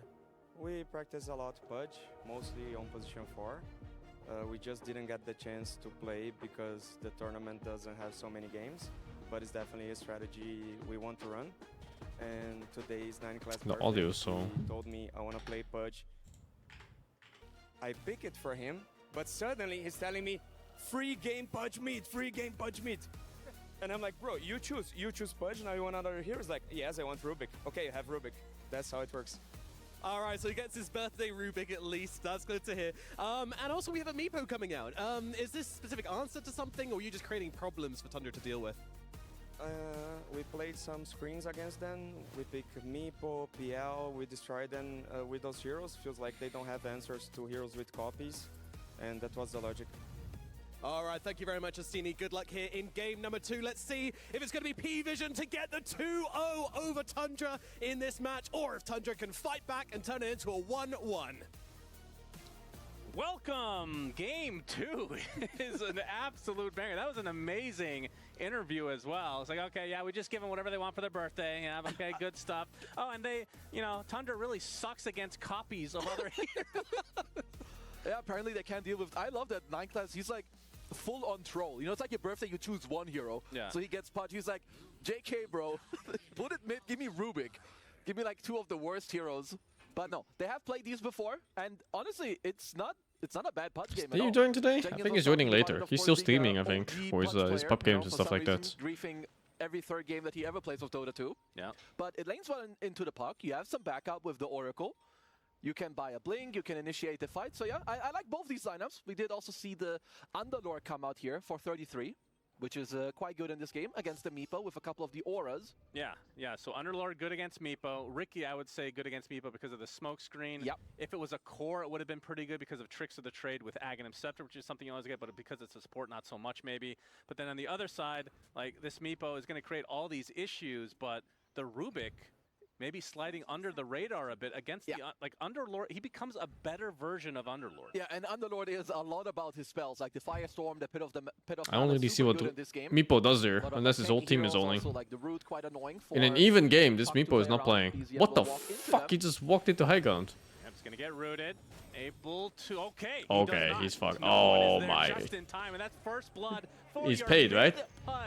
Someone paid Bizet. Good luck, have fun. Good luck, have fun after the first one. The hook was oh, jeez. It was a good layering of the stuns as well, because 9 class decided to scale lift, just make sure that BZM couldn't go to his orb. And that's who got first blood? First blood on the mid Pudge. On Pudge? Oh, it's Jover, dude. It's fucking Jover. Strength, so more base damage. That's right. Fatty McFatty at it again. Not talking about no one, by the way. It's Pudge. Speaking. I'm sure many people thought that you were calling him out here. Yeah, only people we call out are earwax eaters, but that's another story entirely. So how bad is this matchup for Puck? Well, in terms of the lane, you're going to get out CS pretty hard because Puck is 25 more damage than Puck. And at this level, I mean, the 5 damage can be enough to get out CS at this level. So I'd say Pudge has a really good attack animation too. Oh yeah, that's the funny thing too. Orb is 80 damage, I think, level 1. Of course. Pudge is more damage than his orb. That's 49s in the first wave. So you have to time the attack perfectly with the orb. From the first blood. So yeah, no one. He is chilling a lot. That's a 5th deny. I had the misfortune of playing this matchup a few times as well. He's in a lot of trouble. But my opponents weren't this fucking good, so good luck for this Puck player. Crystal Maiden, but 9 class ends up getting the kill with the right click and the axes from DM. You are not supposed to die in this lane. Sorry for cutting you off, but dying to a lift and axes on Beast is... You cannot let that happen. That's already 2 lanes, advantage Pvision. As we will just see the CS grow in that mid lane. So let's talk about bottom a bit. Ducala's getting gone on as Saksa on the Ricky Maru. Yep. So how countered is It's a pretty hard would you say? matchup overall for Puck even, like throughout the game. Yeah. Because the farm Pudge gets early Blink and Aghanim. So he could just kind of jump you in fights and just eat your ass. And then another core can Even if it doesn't kill you, it takes you out of the fights because you're going to have like 30% HP left or something. Equipped for a good game. Like DM, they're getting a kill top. He has no one on the fatty Pudge in the mid lane who's set up for a very And on top of that, the Puck never really threatens Pudge. Unless Pudge is fucking around with his HP. They did nerf the healing on ults. Another reason why I like the Ricky a lot, it's a very good counter to the Oracle. Later, when you get the shard, there's no saves, there's no force stats that can come out, so could allow you as well on the Tundra side to like really get on this one guy and try to get him killed. No one rocking the 8 denies at 220, probably a record time. Yeah, you love the records. I do. Top 10. Somebody get on that. And that's another benefit. Can potentially get, he's not going to get both, but yeah. He has so every CS, yeah. I mean, he's 20 damage behind or something on auto attack. So the only CS he's getting is the one where Pudge is not in range. Yeah, I mean, BZM should get through this lane like pretty nicely. I mean, the Pudge doesn't. He's in danger, maybe. Oh my god, yeah, he's in danger. Oh, he took the tower hit too. 3 seconds for orb. Bonus damage. No one. Well, yeah, they do get another orb off, so BZM. We'll get a little regen now as a result of the Oh my god, did you see how he panicked? Even BZM panics, guys. Even BZM can panic. Holy dude. Yeah, the fight for the Lotuses. Would Puck pop off late game this match? Yeah. Yeah, it's a very comfortable Puck game. Like, you don't really care about Meepo, you don't care about Beastmaster like super much, unless he's really foreheads. You can care about Pudge. Rubik can be a problem if you're behind, or of course whatever. Well, this is a pretty good lane. This is a pretty good lane for Satanic. You're up against like 2 melee heroes. Ricky doesn't pressure the lanes too much. So yeah, they are set up for some good early lanes here. We'll see. I mean, they at least have their hands on the Nature's Prophet, a hero that we've kind of seen pop off in every single game that we've casted. Yes, no doubt. We'll see if Chrysalis can. What the fuck is that? See a little purple nurple there. A little, some projectiles and skins coming through. Yeah, that's a Valve thing. I'm sure there's no one. Little hook. Another, yeah, great hook. 100% hook rate so far. That is true. BZM. Okay, courier kill. Are you sure you want to do this? Takes a lot of damage. What? What in the world? The fuck am I looking at? We've got 33 now. Earthbinds galore. And the Ricky stuck inside as well as 33 will Oh, be the dropped Ricky laning again. phase is pathetic. And Soxa, all he can do is run. So safe lane advantage Pvision, mid lane advantage Pvision, top lane advantage Oh, winning Pvision. 3 lanes, but it's only 1k advantage. It's only a 1k net worth, but experience has to be way in favor of Pvision. As Soxa to the north he goes, gets the tricks of the trade, but the Earthbind's going to hold him in place. And another kill for Ducalis. The Purifying Flames, just a lot of nuke damage. As no one level 5 is going to get some help from 9 class as if he needed it. Another Pit Lord game. Yeah, but this game Pit Lord makes a lot more sense. Oh, Jesus. That is such an odd rotation too. Like a Rubik just walks there at 5 minutes? That's not normal. Yeah, they must be feeling pretty good. I'm sure they're having a good Why is he there at 5 minutes? Okay, Earthbind misses this time. 33 Like to shows begin up. with, the kill chance there is abysmal. 33 Like that move working is like a fucking 1% chance thing. A glove of haste at the moment. Yeah, which means this lane isn't getting much easier, like in the coming minutes. It's insane. For the treads, but Satanic, he's level 5 already, so he's obviously having a good time. Wipemon is dead. Yeah, well, Crystal Like Maiden, if Puck you had put her 40 in more the HP there, he just gets out on orb. Satanic makes his way over for a gank onto Crystalis. He will get sprouted, but now the Earthbind is there. Ducalis makes his way over as well. It's a party Oh, for jeez. Pvision as no Oh. one. He's going to use the Dismember mid lane. It will be disrupted thanks to the silence, but still, no kill coming out from Tundra in the mid lane as the Arcane Rune Oh snagged by no no. one. No, he gets a rune 1v2. Pvision's way. Yeah, there's 5 heroes in this Tundra lane at the moment at minute 6. This is quite the game. Okay, how do they recover from this? Because it's not easy to defend this tower, as Crystalis, he's TPing to Look at the Puck's net worth. The Rubik is richer than the Puck. No one has 40 CS nearly at minute 6. Yeah, not bad. 4k lead at 6 minutes. No big deal, no big deal. I mean, one thing we've learned, though, is Pvision, you mentioned this last game as well, as the Dismember comes out, won't really be used for a kill in all likelihood. Orb away for BZM, but Pvision have given up leads before. They have. So, ooh, they want to smoke for the Wisdom Shrine. They might be a little late, as it does I think it's way spawn too in late, 12 right? seconds. Yeah, I believe they're too late. It's too bad you can't hook the Wisdom Rune Shrine. anymore. Imagine you could hook the Shrine. Yeah, just move it around wherever you want. Oh, but they're here. If Pvision can't What? Oh, Meepo has smaller hitbox on walking. With the Pit of Malice, Satanic gets inside of the circle. It's all Rampage here. Oh, the hook actually does not hit his BZM. Makes his way over, but looks like 33 secures the Shrine, but it's going to be The flow. Oracle takes the tumble first. The flow. In the middle here. A lot of damage onto the Meepo, though. They do get Satanic, and BZM gets the kill. It's Jover, guys. It's Jover. I don't think... I legit think Tundra's draft here just auto wins mid and late game. And it's not even close. Like, I think if Puck gets to stabilize his game when he gets like a normal timing on his Witchblade Blink plus 1 damage item, You know, they want to make the game a little more even. Give it's free. Body donations on the Wisdom Shrine. My goodness. All right, so an even game as we talked about. With fun heroes, we like to see that. Indeed. Yeah, it's completely free. Active Rune, Pvision, they know where it is if they click on Oracle. Oh my god, he's actually dead, I think. Oh, dude, that orb was still active. Didn't quite get the... When do you think they will bring in the curve hook facet? That was in Heroes of Newerth, kind of. So. It was. They will bring it. It's coming. I don't think so. Why not? I would love Puck can have a curved orb, why can't he have a curved hook? I would love to see it, but I guarantee you it will not happen. They wouldn't have slowed down the projectile speed of Hook to begin with if they wanted the Hook to be that good. Well, I'm feeding That needs to be curved hook facet, man. Hooking and then being able to move while it's... So that's the Han play, right? Because you could snag them on the way back. Yes, you could. So it just like moving after. felt so good. But no one doesn't need help, apparently, since he is dominating this game right now. Well, that's true. Despite the feed, his Frostbite will find its way onto the Meepo. Well, he's pretty Satanic. tanky. Chrysalis? Thing to run away. The Earthbind will Why do supports think they can be useful? Oh my god, supports are useful That sometimes. is a lot of damage with the ult. Okay, good kill. Meepo's second death of the game. Oh my god. Oh my god. This guy playing a horror game. kill onto BZM, so at the very least for Pvision, they get a trade, core for core. Well, I guess that's a tier 1 going down. And Crystallis, after having a horrible laning stage with a couple of these kills that went his way, he's kind of back. Yeah, the hero has a lot of comeback potential, as we've talked about many a time. I guess, Soxa. yeah, the tier 1 will die.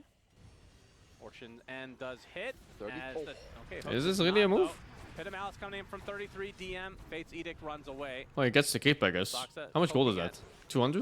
Not a whole lot of damage to work 33 is ready to carry. Ladies and gentlemen, click on the Underlord, please. We have a It would make it hard if the projector goes slower. But what if the projector goes faster? Absolutely love it. The cleave. What if the hook hits on the way back?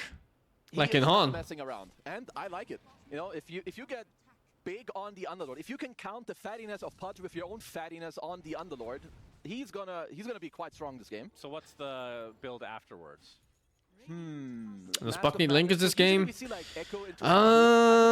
No. I mean, you can go Lincolns if you want to play deep and play for your team.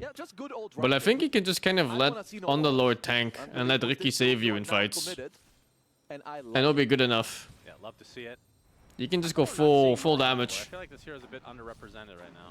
I agree with you, because he can go multiple ways as 33. At least for now, he's got the pipe. Pvision doesn't have good burst. Into the team fight Like, the worst thing that could happen to you right now is maybe like a roar into damage. But even then, like, you know, you look at those heroes, what really follows up?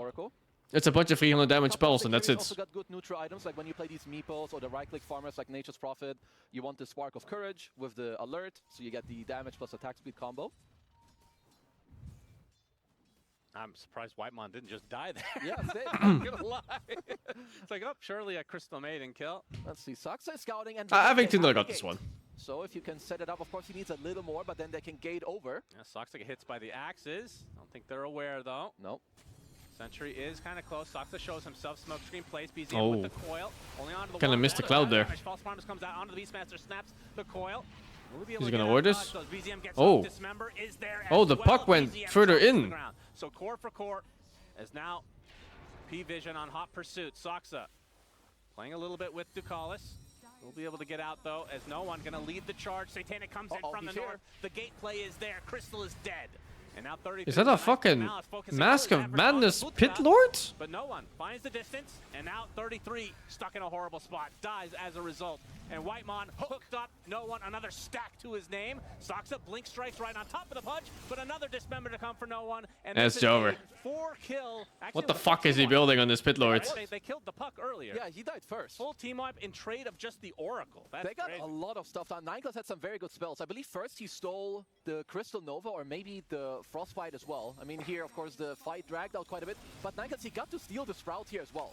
Like, look, he's healing everyone as well. It's yeah, so strong in this fight. So, yeah, no one. He just tanks through. He's got the Oracle behind him. 33. It's Jover, guys. Trying to squeeze out all the damage he can with the Mask of Madness and the damage from his aura. Yes, how many stacks we got on the Pudge now? Like 7.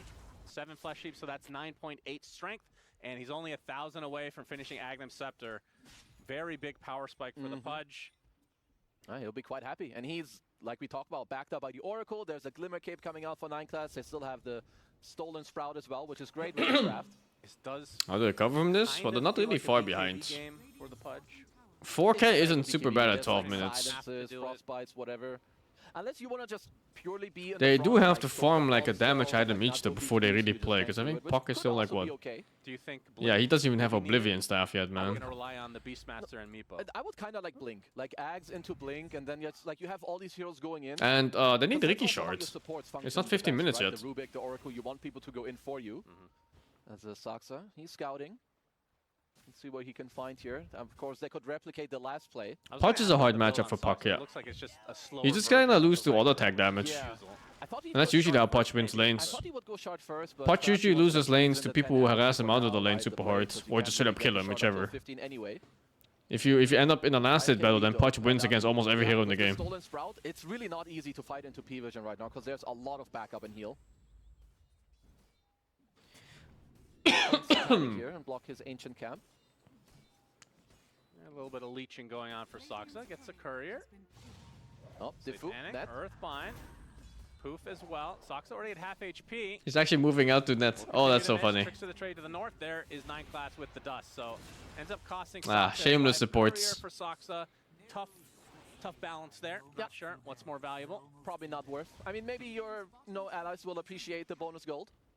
But it was good micro there by Satanic. He was really quick on like moving his clone out of the cloud so he could net him again and just keep him in place. All right, Pudge Ags online. Rot is huge. He's a big boy. 2k HP. 7 stacks like we talked about. Max meat shield. He is very, very tanky. And the Blink Dagger for now being queued up, which will then help them with the catch on the map. Oh, hook. Oh, what? So close. He got robbed, right? How was another hit? Hope you're listening.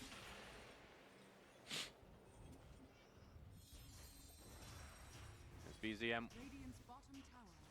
going to be able to get the tier 1 bot uncontested, working on the Witchblade right now. That's definitely quite big for them because they want to delay this game, right? You're playing against this Meepo, you're playing against Podge, who all had a good lane. The level 2 Dominator as well. So Pvision hitting quite a strong timing here for themselves. Would they go in finals? Has the Granite Golem. Spirit, I hope. Again misses, but 9 class. But I don't care who wins. Was there. I think we're gonna hopefully some good games no matter what happens. Nicely done by 9 class. He cut the tree there, which then allowed him to get the vision for the lift. So some nice quirky plays. Oh. No one TPing. Wants to kill off 33. Well, they know he's here. See him on the ward. Pit of Malice is placed. Smoke screens to make this a little bit more difficult, but the rot is just so large now. Oh god, they have stolen Pit on Rubik. Yeah, that's a good one. And it's maxed out. Uh-oh. Max Pit, Glimmer, 6k lead. We have the announcement for Dona. I'm not sure really. Reminds me, since we're doing that, it's Valve, so you know it's minimal communication. I don't know if it's gonna fit his build, but Underlord Ags. It's very good. It's very good. I feel like it's still underutilized. Like I don't see it enough. It should be in like nearly every game when you do see Underlord. I agree. Like just the fact that you instantly lock down people. Like you cast the pit. Root. Yeah, global root. That's so insane. It's so damn strong. As Roshan will fall here, so you'll have a Meepo backed up not only by a false promise, but by a second life on his own accord already.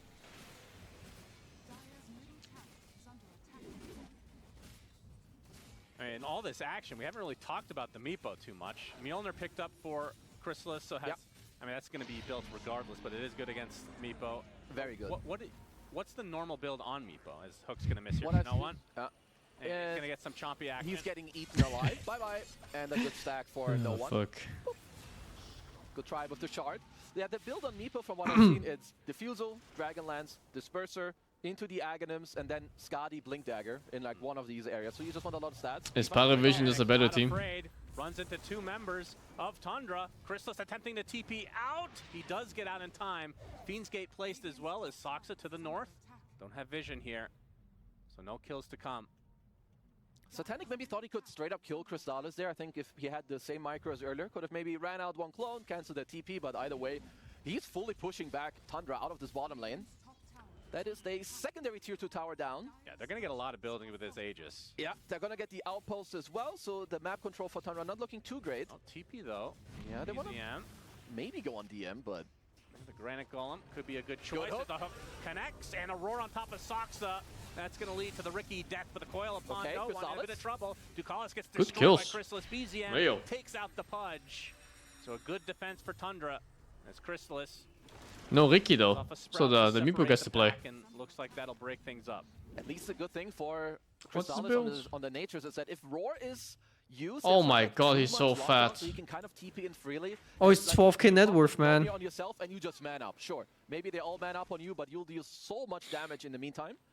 Gonna farm his Ancients up next. Yeah, so Soxa does have the shard now, so that's the reason that there was no save potential for the side of Pvision. Although there's no shard yet for 9 class, that still will be... How is it 18-minute farm? Going forward.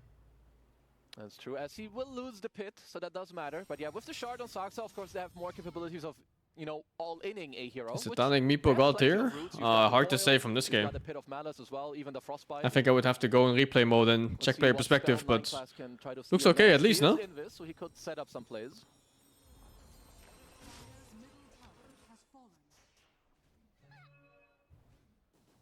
Museum with the Blink Dagger. Just keeping this neutral alive to just continuously top up his mana. Constantly trying to find... I still think Tundra's draft is good enough to just win. The facet he took, which is Rotten Core. This build though, this fucking Pitloid build is some shit. Which The other one was nerfed so many different times now. Yeah, I mean, also with like all the stacks he had, he will hit quite hard. I'm a bit surprised that 33's net worth maybe isn't much higher in this game, because he hadn't. I mean, he didn't have the best laning stage, but with the skill build and the Mask of Madness. Yeah. But they just don't have enough space. I mean, of course, Crystallis also, he has to permanently kill creeps anywhere as well. Same with BZM, so it's just not enough farm for everyone on the map. Saxa runs through a trap. Yep, gets dispersed and will eventually be brought down. No one wants the stacks though. Jumps in. Support's feeding, what's new? Blink dagger and will consume him. Stacks are now at 12, so 20 strength. What can they do with this Aegis? You still have 2 minutes available for Satanic on the Meepo. Torm is probably up next on the line there. Seems quite easy for them. Then after that, they still have about a minute left, so they could gate back to the bottom side, maybe take another tier 1. Does Meepo eat Pitlord for breakfast? No. Got the Oracle, you'll Pitlord actually counters Meepo pretty hard. Almost everything about Pitlord makes it good against Meepo. Well, another benefit of Minus Meepo. damage on hits against a stat hero. Tundra smoking up, so maybe Root that's basically undispellable for Meepo. Because you can't really go BKB or Manta on the smaller Meepos. And then percentage damage on a hero who naturally has high HP from his items. This Pitlord is a very, very good hero against Meepo. One of the better ones. What the fuck? Oh, it's not his coil. Did he steal coil? Yeah, he did, but he's still there. Activated. All right, Whitemon gets to the other side. It's over, guys. Look, it's unplayable. Down goes.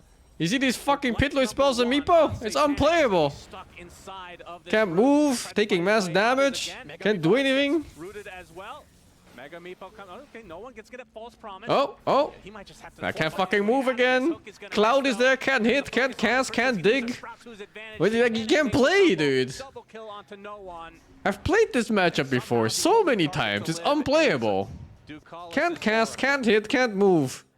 Can't buy BKB. Can't buy Manta. Nothing works. There's no counter. Let's see if it happens one more time. Where You just hope your teammates have damage in this matchup, and that you tank for them.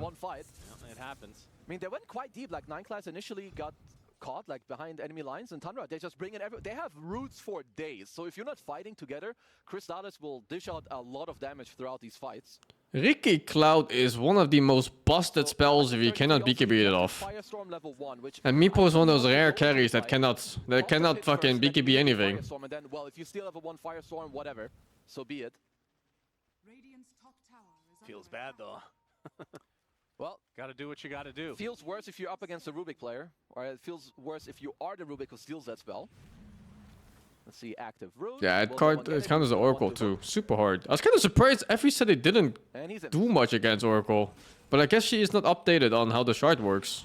Yeah, working on his BKB. Because the Ricky shard is one of the harder counters to Oracle in the whole fucking game. It's actually not much in the game that's harder than that. Scotty's gonna be next, but very far away, so... I can't even think of anything that's a harder counter than that fucking shard. Probably needs it's insane. The shard later on Meepo as well, but Saxa on this Ricky, he's gonna have a lot of impact. Like you already mentioned the mischance earlier on the Meepo, of course it matters, especially the more items he gets himself.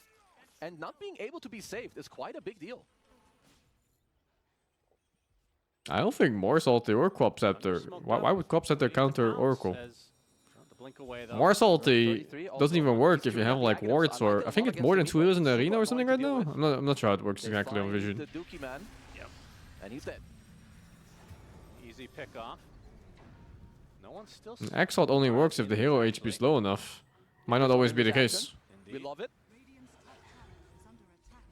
Might go for a hook like all these things are weirdly conditional. DM waiting with the roar.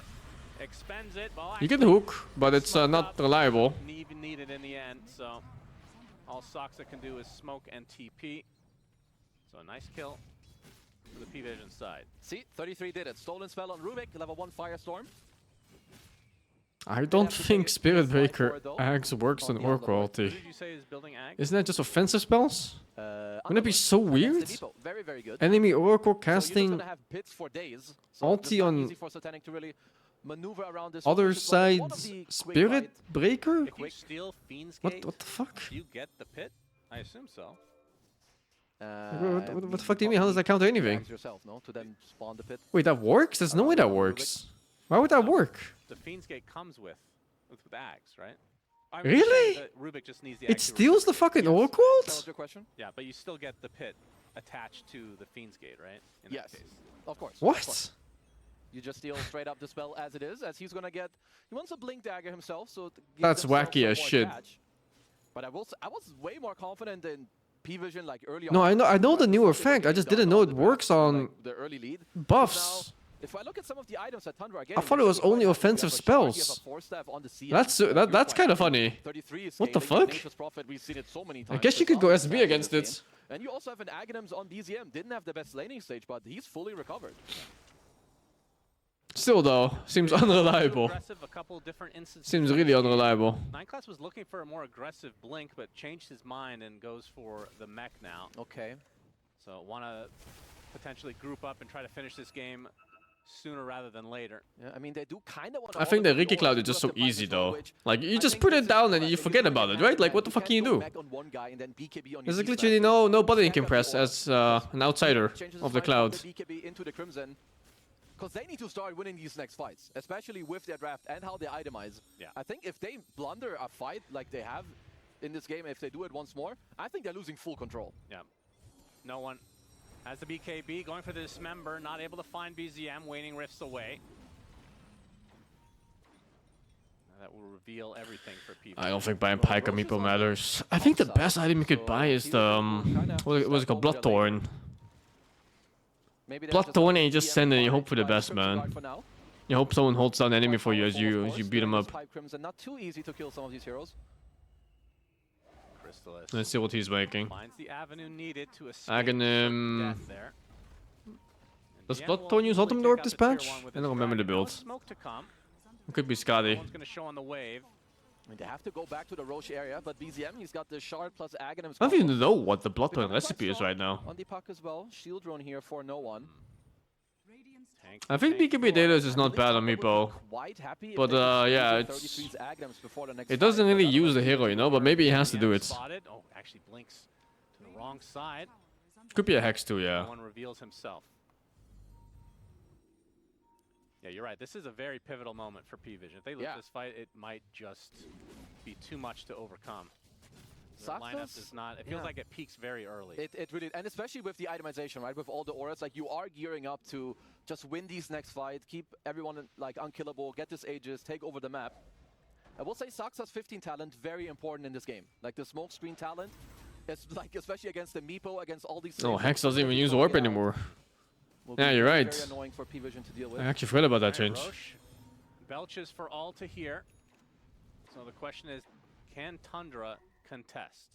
I mean, they're very happy just delaying for now, right? You just keep using your smoke screen. You can have Underlord farming. You can Bloodthorn gives bonus damage per unit hitting. Which means And it gives 2 select. They need to go for a smoke around. They need So it's really good against Ricky and for Meepo in general, since you have so many units hitting. Into the pit again.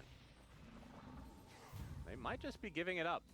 Well, Tundra have good vision. Shouldn't I wonder if they don't want to walk over, like orbit one more time, because it's not that fast yet. Yeah, Stu's like on route, but it might not be something he's able to cast in this game. Because Ricky Cloud is always going to be focused on him. With the smoke screen now. He's been doing the thing though, where he walks out of a Meepo and he hits with the other ones. You can see the big group up now for Tundra. So we'll see. It's still a bit fucky though. That's a big hook. That's the biggest kill you can get. Oh my god. What is that random ass hook? Yes, buyback, but there's no way to TP to. Back into his home and will likely just be taken out for free now from the Pvision side. Oh my god, that auto attack. No one actually had to use the BKB. That's a pretty big usage. Satanic, Aegis, and now Dukalos, Roche banner, and there's a damage rune on the bottom. This is a good timing for Pvision. Well, also, so they got the kill onto Saxa and the Aegis, but also, even more importantly, he got to steal. Pvision have used this late game? No, this strong late game too. On 9class here. So with the shard, if it wasn't a Ricky and a Pit Lord, I would say their late game would even be better. But yeah, there is a Ricky and a Pit Lord, so it's a hard game for Meepo no matter what happens. And I don't see them ever sieging, so they need to fight outside of base, catch them, kill 2, 3, 4, 5 heroes, and then start hitting buildings. GM being annoying as ever around these side lanes. trying to keep the map intact for himself and his team. Why does Parfait feel so balanced this game? Lemon, hooked. Another death to his name. Eventually. Satanic claims him. Shiva's is next on the list for no one. Yeah, a free Reaver for Pudge here with the stacks. Yeah, Sox has to be a bit careful. Uh-oh. Yeah, he's spotted. Earthbind connects, dust to follow. Smoke screen, TP. Attempted TP. See, he's walking out of netting. They have cancels for days. Trying to make Cool this little as annoying as possible. thingy to do. Well, Fortune's End one more time, and death. So both supports dead for Tundra for the time being. They get a nice D ward as well. Yeah, definitely hurts a little bit because you've now lost both side lane control here on Pvision, which is very important for Tundra to kind of have it to try and regain control. DM should get the blink off. The roar. He's so close. Only 7k advantage at 30 minutes. He's got the gem as well on the puck, so he can try Still to very winnable. Pvision definitely reclaimed a lot of space here. Top, mid, and bottom lane all pushed in. You have a gem on no one here as well to just keep claiming more and more areas. But breaking high ground still, it's not easy. Sure, Meepo has like a lot of copies, right, to like try and hit the tier 3s, but against Underlord, lots of roots, permanent smoke screen as well. Yeah. Not easy as next Tormentor will be going to Pvision's way. Ooh. Not bad for Mr. It's No too One. bad it's not the old shard. That one was in my opinion, was like one of the reasons why support Pudge was kind of viable, at least at some point in pubs, right? You could always save people. Yeah, you can't do these crazy strats with like the Life Stealer, Pudge, side of each other on top of a Necro. It's sad they took that away. Yeah, at least you get more damage if your hook is aggressive. You get a cooldown if you hook some allies. So Tundra currently smoked up. They're hoping to bait BZM in the mid lane, but there's no one around as of now. A lot of ear issues for Ducalis. That's true. Might have to fix that one way or the other when it's clogged up.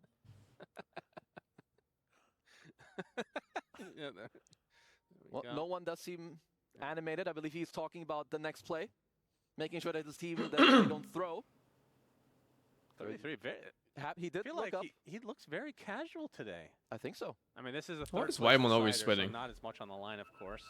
That's still a lot of money. We all love money. 33 as well. It's very efficient. Let's see, Wyman is under the protection of smoke here, so should be okay. But still, a couple of good items that did come out for the Tundra side in the last couple of minutes. You have the full data list completed on Crystallis, so his damage output is very, very high.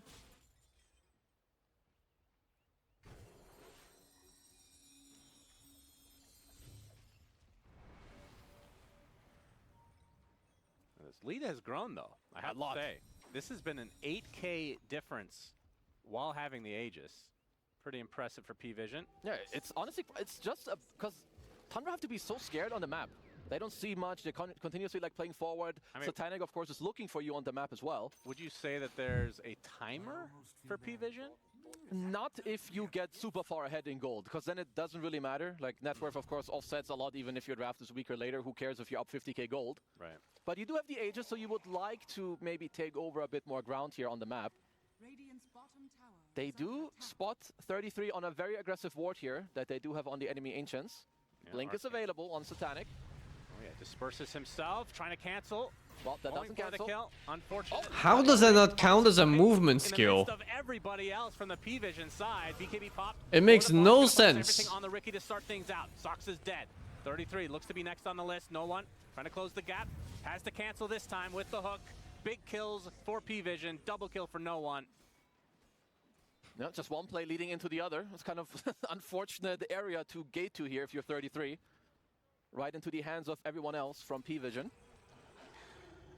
And that could just be a high ground push. You've got auras for days. Like, looking at DM's Beastmaster, he has Pipe, he has Crimson, he has AC, he has Gale Guard with the Greedy Enchantment. Very important to mention here as well with the 13k lead. Roche Banner probably the biggest part of this. Oh shit, dude. Ooh, Is it over now? Easily. Fortification just delays the inevitable. At least so the Aegis will be gone, but Pvision 33 just got his buyback, by the way. He didn't have it 2 seconds ago.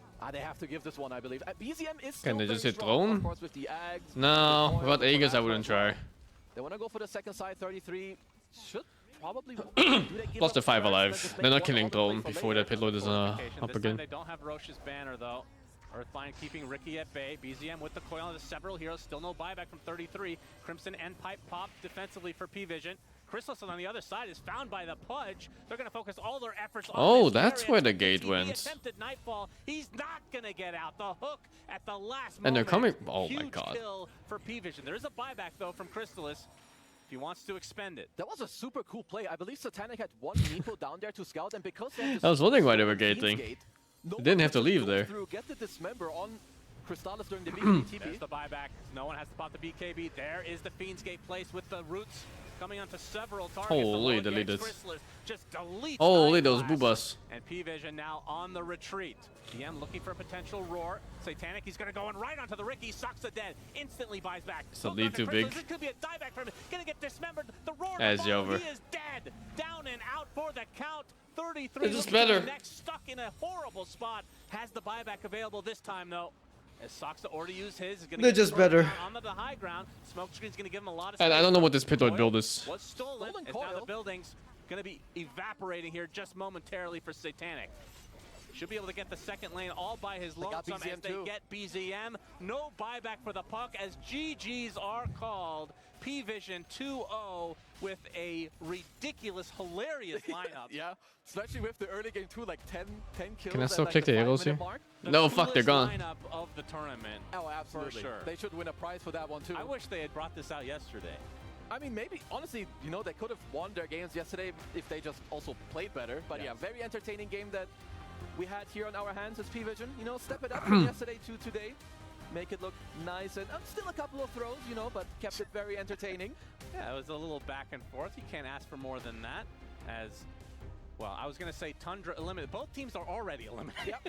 They were playing for some more club championship points and, of course, more money on the deck for all of them. As Pvision will claim a bonus $100,000. Yeah, so Pvision ends up being third place with Tundra being fourth. And in this game in particular, obviously the Pudge they dominated all 3 lanes to start, which usually means it's just a Every match is an airport match, yeah. You got to give Tundra a lot of credit. I mean, there's only one more match left. It's the Grand Finals. Took advantage of some mistakes that Pvision made and made this a much more interesting game overall. No, they held on very well. I mean, at least with the Nature's Prophet, everyone knows going into the Grand Finals that this hero is ridiculous. It won a lot of times yesterday. It won the first game here. It looked very good in the second game too. I wonder if maybe the Oracle could spill like into the Grand Finals a bit. I feel like Dota is a lot about, you know, the mid lane. What active runes do you get? How do you play as a 3-man ball? Because looked very strong in both of these games for Pvision here being played by the Dookie. I mean, if you're one of the Grand Finals teams, you're watching this game. Oh, of course you are. You're waiting. Right? Yeah. And maybe you can learn a thing or two, even though these teams are the ones that you beat. Still, the skill level of the top 4, they're so close. As we see some replays here from this game. Look at all the hits on the ground. Yeah, but even then, they're down so much gold. And Pvision, I like their itemization a lot. Like just making sure that you don't go for like this BKB. No, you all in. You have a stronger timing. You all in for it. You go for the auras on all the different players. 9 class with the Greaves. He had good, you know, stolen spells as well. Even 33, I kind of liked, you know, the creativeness, maybe keeping your Firestorm level 1, going for the Mask of Madness, trying to squeeze in some scalability. But yeah, towards the end. I mean, I think they just tricked them in the draft, right? The Pudge pick. Well, we don't have time to talk about it because we've got a more important thing, which is an interview on stage. That's right. Thank you very much. I am joined by 9 class of Pvision. Congratulations on the win. I know it wasn't the ideal situation to be in this game, but at least it seems like you guys had fun with it, at least in this game too. Yeah, we had some fun. It's for sure. We are here to make some show. Yeah, so then the showmanship, you played Meepo, you played Pudge, but Pudge is usually your hero, not no one's. Why did no one get the Pudge? It was my birthday and Asini said I will pick Pudge for you, but I said, guys, it's so free game for Pudge mid and no one will destroy them. And he have same amount of, he have like same 1k games on Pudge, so we decided to flex. Yeah. Did I hear that right? Is it your birthday today? Yeah. It is. Yeah. Okay, well then, Riyadh, you think you could help me out in wishing this man a very happy birthday? We're gonna sing it together, all right? Happy birthday to you. Happy birthday to you. Is he forced to eat the cake? Oh, fuck, he is. What a guy. Dear 9 class. Happy birthday to you. Congratulations, man. Thank you, guys. Thank you very much. Very good. Very tasty. I'm happy to hear it, man. We'll save the feeding for this in-game. We'll leave it somewhere else. Congratulations on the win. And now we've got a grand final to prepare for as we send it back to the studio. Thank you guys so much. That buddy was right. 9 Class's birthday. Now, the panel's going to sing happy birthday to him. Happy birthday. Can we start over? I didn't think that Roll it back. Okay, now. Roll it back. All right, ready? Okay, you in. 3, 2, 1. Birthday. Okay, well, we'll work on it, all right? It's You an guys... audio delay in yeah, my ear. it must That's be, the it problem. must be. That's what it is. It's the lag. It's the latency there that's going on. We'll work on it, and instead we'll do something that you guys are very good at, which is breaking down some Dota games. Jenkins, we're going to start with you because you loved the Pudge when it came out in draft. We heard there that it was 9 Class who said, I think no one's going to destroy mid with it, and he did. It looked fantastic. Yeah, that was a great Pudge flex. I think it's one of those things where, like, if you have over 1,000 games on Pudge, you see Puck and you know this is just like such a juicy matchup because this happens in pubs all the time. You know, a guy picks Pudge, you never know where he's going in a pub, right? And this guy's highlighted mid. A Puck comes out thinking like, oh, maybe somebody's gonna pick Queen of Pain or one of these normal mid laners. Nope, you're against Pudge, and it's like one of the only matchups that Pudge can actually win. And I agree, it was a free Rubik game, and he's the birthday boy. He makes a call. That's what goes.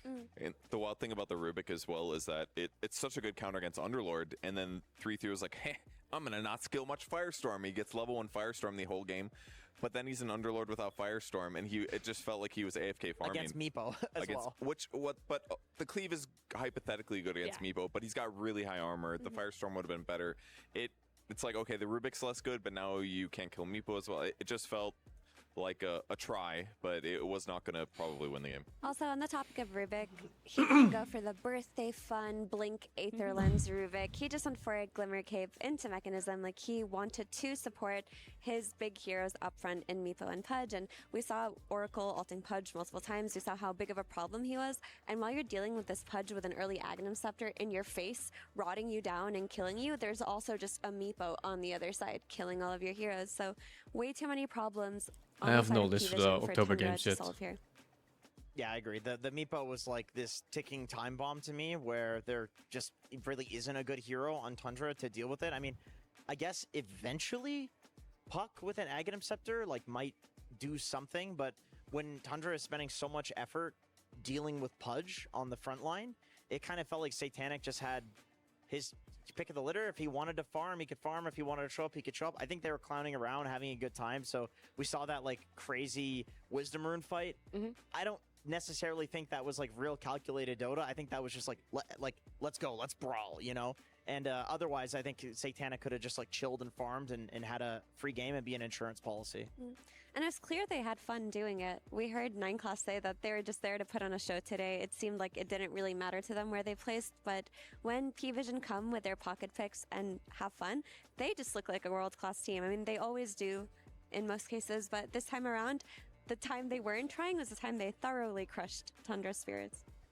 Yeah, it feels like the when the energy is really high, which it was clearly for Pvision, the fact that they allowed themselves that freedom, you get to let loose, you get to pick up whatever you wanted, it really worked for them. There were a couple of fights that went Tundra's way. What was key for those ones, and how could they have potentially snowballed it a little bit further? I don't want to say that Pvision gave them those fights, but it looked like they gave them those fights because basically the one that looked like it would bring Tundra back into the game potentially or tipped the net worth a little bit back in their scales. What happened was they smoked, they killed Beastmaster first, they also killed Rubik, and Pvision anyway, 3v5, they take the fight. They had an Aegis and they thought that maybe they could still win the fight 3v5, but they couldn't. Right? So that was just a miscalculation on their part of their strength level. In most scenarios, if 2 of your heroes are dead, you don't choose to re-engage. Yeah, I think that's what it was. Like anytime you can jump the supports, in particular Oracle, if you can kill Oracle, then a silence on Riki is like Pudge just like absolutely DPSing himself down with the Aghanim Scepter because Oracle can't put the magic immunity on him, can't put the ult on him. So yeah, kill the supports, that's the name of the game. Okay. And Pudge, I'd love to see what sort of aspects of this game you wanted to break down and highlight for us. I would love to show you. I thought the gank rotations were super impactful for the vast majority of the game here. They were just very good at making all their heroes count. Here's a little lane kill. They're already up 9-1 with a 3k advantage, which is not insurmountable here, but Satanic doing a really nice early gate rotation to gank the enemy safe lane in this matchup where he has an advantage against this hero. If you get him further behind, it just increases your chances of being successful there. As the game continues, here we are at the Wisdom Shrine fight. This is one of those fights that I felt Pvision was kind of like, yeah, we'll just go take, we'll show up with everybody and we'll see how it goes, kind of a thing. This one actually went quite good for Tundra here. 3-3's got 3 points in his cleave already, so he's going to be cleaving both of the meepos. He's got his level 1 Firestorm also damaging it, and they just showed up really good on the Tundra side, including Nature's Prophet. This is 5 heroes showing up to the fight from their side versus the 4 of Pvision, so they ended up actually cleaning up this fight and getting some gold advantage. And here's another huge fight that ended up happening on the other side of the map, this time with only a 2k gold advantage. Finishing off the puck first is really good for them, and then they're basically just running down their opponents if possible. Soxa can try to create a little space on the back line, but he's more of a utility hero, so they basically just get to run their tanky heroes forward. Meepo gets to go in. Ducalis can do what he can to help keep the Pudge alive if he wants. I don't even think he pressed his ulti here. I'm sorry, he doesn't have it, excuse me. But no one made a really nice play here with the hook into the Rot Chase, into the Dismember coming off cooldown right here. So just kind of convincing wins from the Pvision side. And then as the game continued, they kept this net worth advantage. It wasn't insanely high, but what they kept doing was just getting kills on the map. The hook was a little bit too short here, but the lift into the Pudge kill is obviously fantastic to pressure the map because that makes him take the tower. But look at this catapult. It has vision of the Pudge. He's teleporting clearly to the bottom side of the map. 3-3's AFK jungling, man. Ends up not spotting it. They end up running him down and getting another kill. This was one gank after another. Sometimes a short hook is enough. It, if you use it the right way, it really can make a difference. So, yeah, that was basically just the story of the game. Pvision getting more and more kills across the map. I don't want him there. I mean, you got Meepoed, and then the Pudge got I'm ready for grand finals. Pudge versus Puck with an Oracle, and you don't have enough damage to deal with it. At that point, you're fighting a mountain or trying to climb a mountain, winning versus that draft with all the cheese picks. Can I please run a theory by you guys? I want to run the Dr. Suleiman Al-Habib's theory of the day. It's a new segment we're going to be running here. Okay. Did you just make that one up? I made that up. So I was talking with Avery backstage, and he had an interesting point about Pudge. So I play a lot of unranked with Avery, and we have this theory that Pudge is like the greatest unranked hero because the more chaotic a game is, you just get flush heap after flush heap after flush heap. It's also really tilting. It's very tilting. It's hypothetically in a 3rd, 4th place finisher match. This is like I like Spirit more than Falcons, but only because Spirit has like, stupid comebacks all the time. He's getting flush heap after flush heap. Technically speaking, even though there's $100,000 on the line, Pudge is S-tier hero for these sorts of matches. In the future, when we see 3rd, 4th place finisher matches, which will definitely happen. I love the mental gymnastics that Jenkins always has to go through to convince everyone at home Pudge is an S-tier hero. There is a clip, though, from this game that you wanted to use and highlight a little bit more as well. A specific play. I do, yeah. So this is highlighting how Pudge is actually quite a bad hero. You run in, you get an Aghanim Scepter, and guess what? He gets silenced. And you know what Pudge does with Rot? He does damage to himself. Actually, the fight starts kind of okay here. He had to use a haste rune in every fight. I don't know how he kept getting these haste runes. I don't have permission for the league games, Because he's not fast enough. He has to utilize a haste rune to even be good. Yeah. Blinks into the root, and the Sansa, there's the Oracle ulti. I think this is a big reason why he went for this Ags Rush instead of any sort of like tanky items, Blink Dagger, whatever. There's lots of options on Pudge. You have an Oracle on your team. You've got the setup. You've got defensive capabilities, but this is where like it looked like Tundra actually could make potentially a comeback here. That's the fight I was talking about, where they got that pick off on Beastmaster into Rubik dying on the side, and Pvision took that fight anyway. But then we saw Pudge running in, getting ulted by Oracle, and nobody being able to do anything against him. You get 2 Pudges. It's a good combo. 2 Pudges for the price of 1. 2 Pudges on your shoulder. Which one will it be? If somebody has debt and you double their net worth, do they just have more debt? Because if Pudge is bad, you make 2 of him. Do you just get a worse hero on your team? No, debt is how much you owe the bank. It doesn't mean your net worth is bad. I owe a lot of money, Purge. Pudge had a lot of assets. He just also took some loans out on top of that. So if he doubled his net worth, he would be very wealthy. Well, you can stop listening to what they're saying, guys, because the only thing that you really need to take away from it is Pudge, good, even in pro games. And unfortunately for Tundra, they were on the receiving end of this Pudge pick, of this Pudge flex, and we will be hearing from Chrysalis himself. I'm here with Chrysalis from Tundra after an unfortunate 4th place finish here. Remka, unfortunately, this match didn't go your way. Were you caught off guard a little bit by that second game draft? No, I don't really think we were. I think this is just like a case of like the yesterday's games were just so like tilting for us to lose that like we're still like we're only like half here in these games. Yeah, it must be difficult to summon the motivation to come back and play for a 3rd place here. Yeah, I mean, it's not a little bit. It's not really about that. It's more that just the type of games that you lose is like kind of what matters, you know? Like, yesterday's games were just like really shitty for us to lose. So I think they kind of affected us in this series as well a bit. Not to rub it in, but what was it about yesterday's games which kind of got the team off on the wrong foot? I mean, it's just like 2 giga throws, and then the monkey bug being kind of game losing. I don't know what else, but it was just kind of a disaster of a game to lose when we had like both of them in the bag pretty much. Alrighty, well, this is your exit from EWC, but of course, another big tournament to come. You've got a while to prepare for that. So what do you think the next month is going to look like for you and the team? And we have one more tournament in China, I think, and then after that, there's like TI. So it's just going to be, I think, the same old kind of thing. Just practice and setting up for that. And who do you want to get revenge against most when you come to play them again next? I think like ourselves for like losing these games, we have to like do well to get the revenge on the 3-2 that happened in this tournament. Alrighty, I'm looking forward to seeing the self-improvement. You guys have been fantastic to watch. I always enjoy watching Tundra play, and yourself as well, Chrysalis. Thanks for coming, and good luck in the future. Thank you for having me. Despite not getting the win there, Tundra has always been such a pleasure to watch. Their journey here at EWC does end for now. And same for Pvision, except they did win. You guys are getting at 3rd place. We have Coach Astini joining us here. We're gonna talk about everything from yesterday to today. We're gonna break it all down. I want to know your viewpoint on the series that you guys played yesterday, and then how you pick yourselves up to come back in today and have such a fun showing on stage. Losing yesterday hurt a lot. Because we prepare, let's say, the whole season just focusing on EPT. We won the 2 LANs. This, we thought we were going to win the 3rd LAN, but honestly, it's not even a LAN if you compare to how big was Halle, how big was Bangkok. So this was the first thing. We're kind of disappointed with how it didn't have the same feeling for us, even we wait the full season for this. Because at the end, we need to understand Dota is entertainment, right? But for us, competition. And here it feels more entertainment than competition. Why? Because you have single elimination. I full respect this. I think sports should be like this, right? Because it should be about entertainment. But we in Dota, we are spoiled. We are really spoiled to have 2 chances. So yesterday felt really bad, losing to Spirit, and I'm like, I want my game 3. Yeah, okay. I'm getting eliminated. I wanted it to be a best of 5. Or I want to go lower bracket and I want to have these guys on finals. So it was like such a sadness feeling that I never had in a tournament. Because you're eliminated in a tournament, it's like, fine, go on.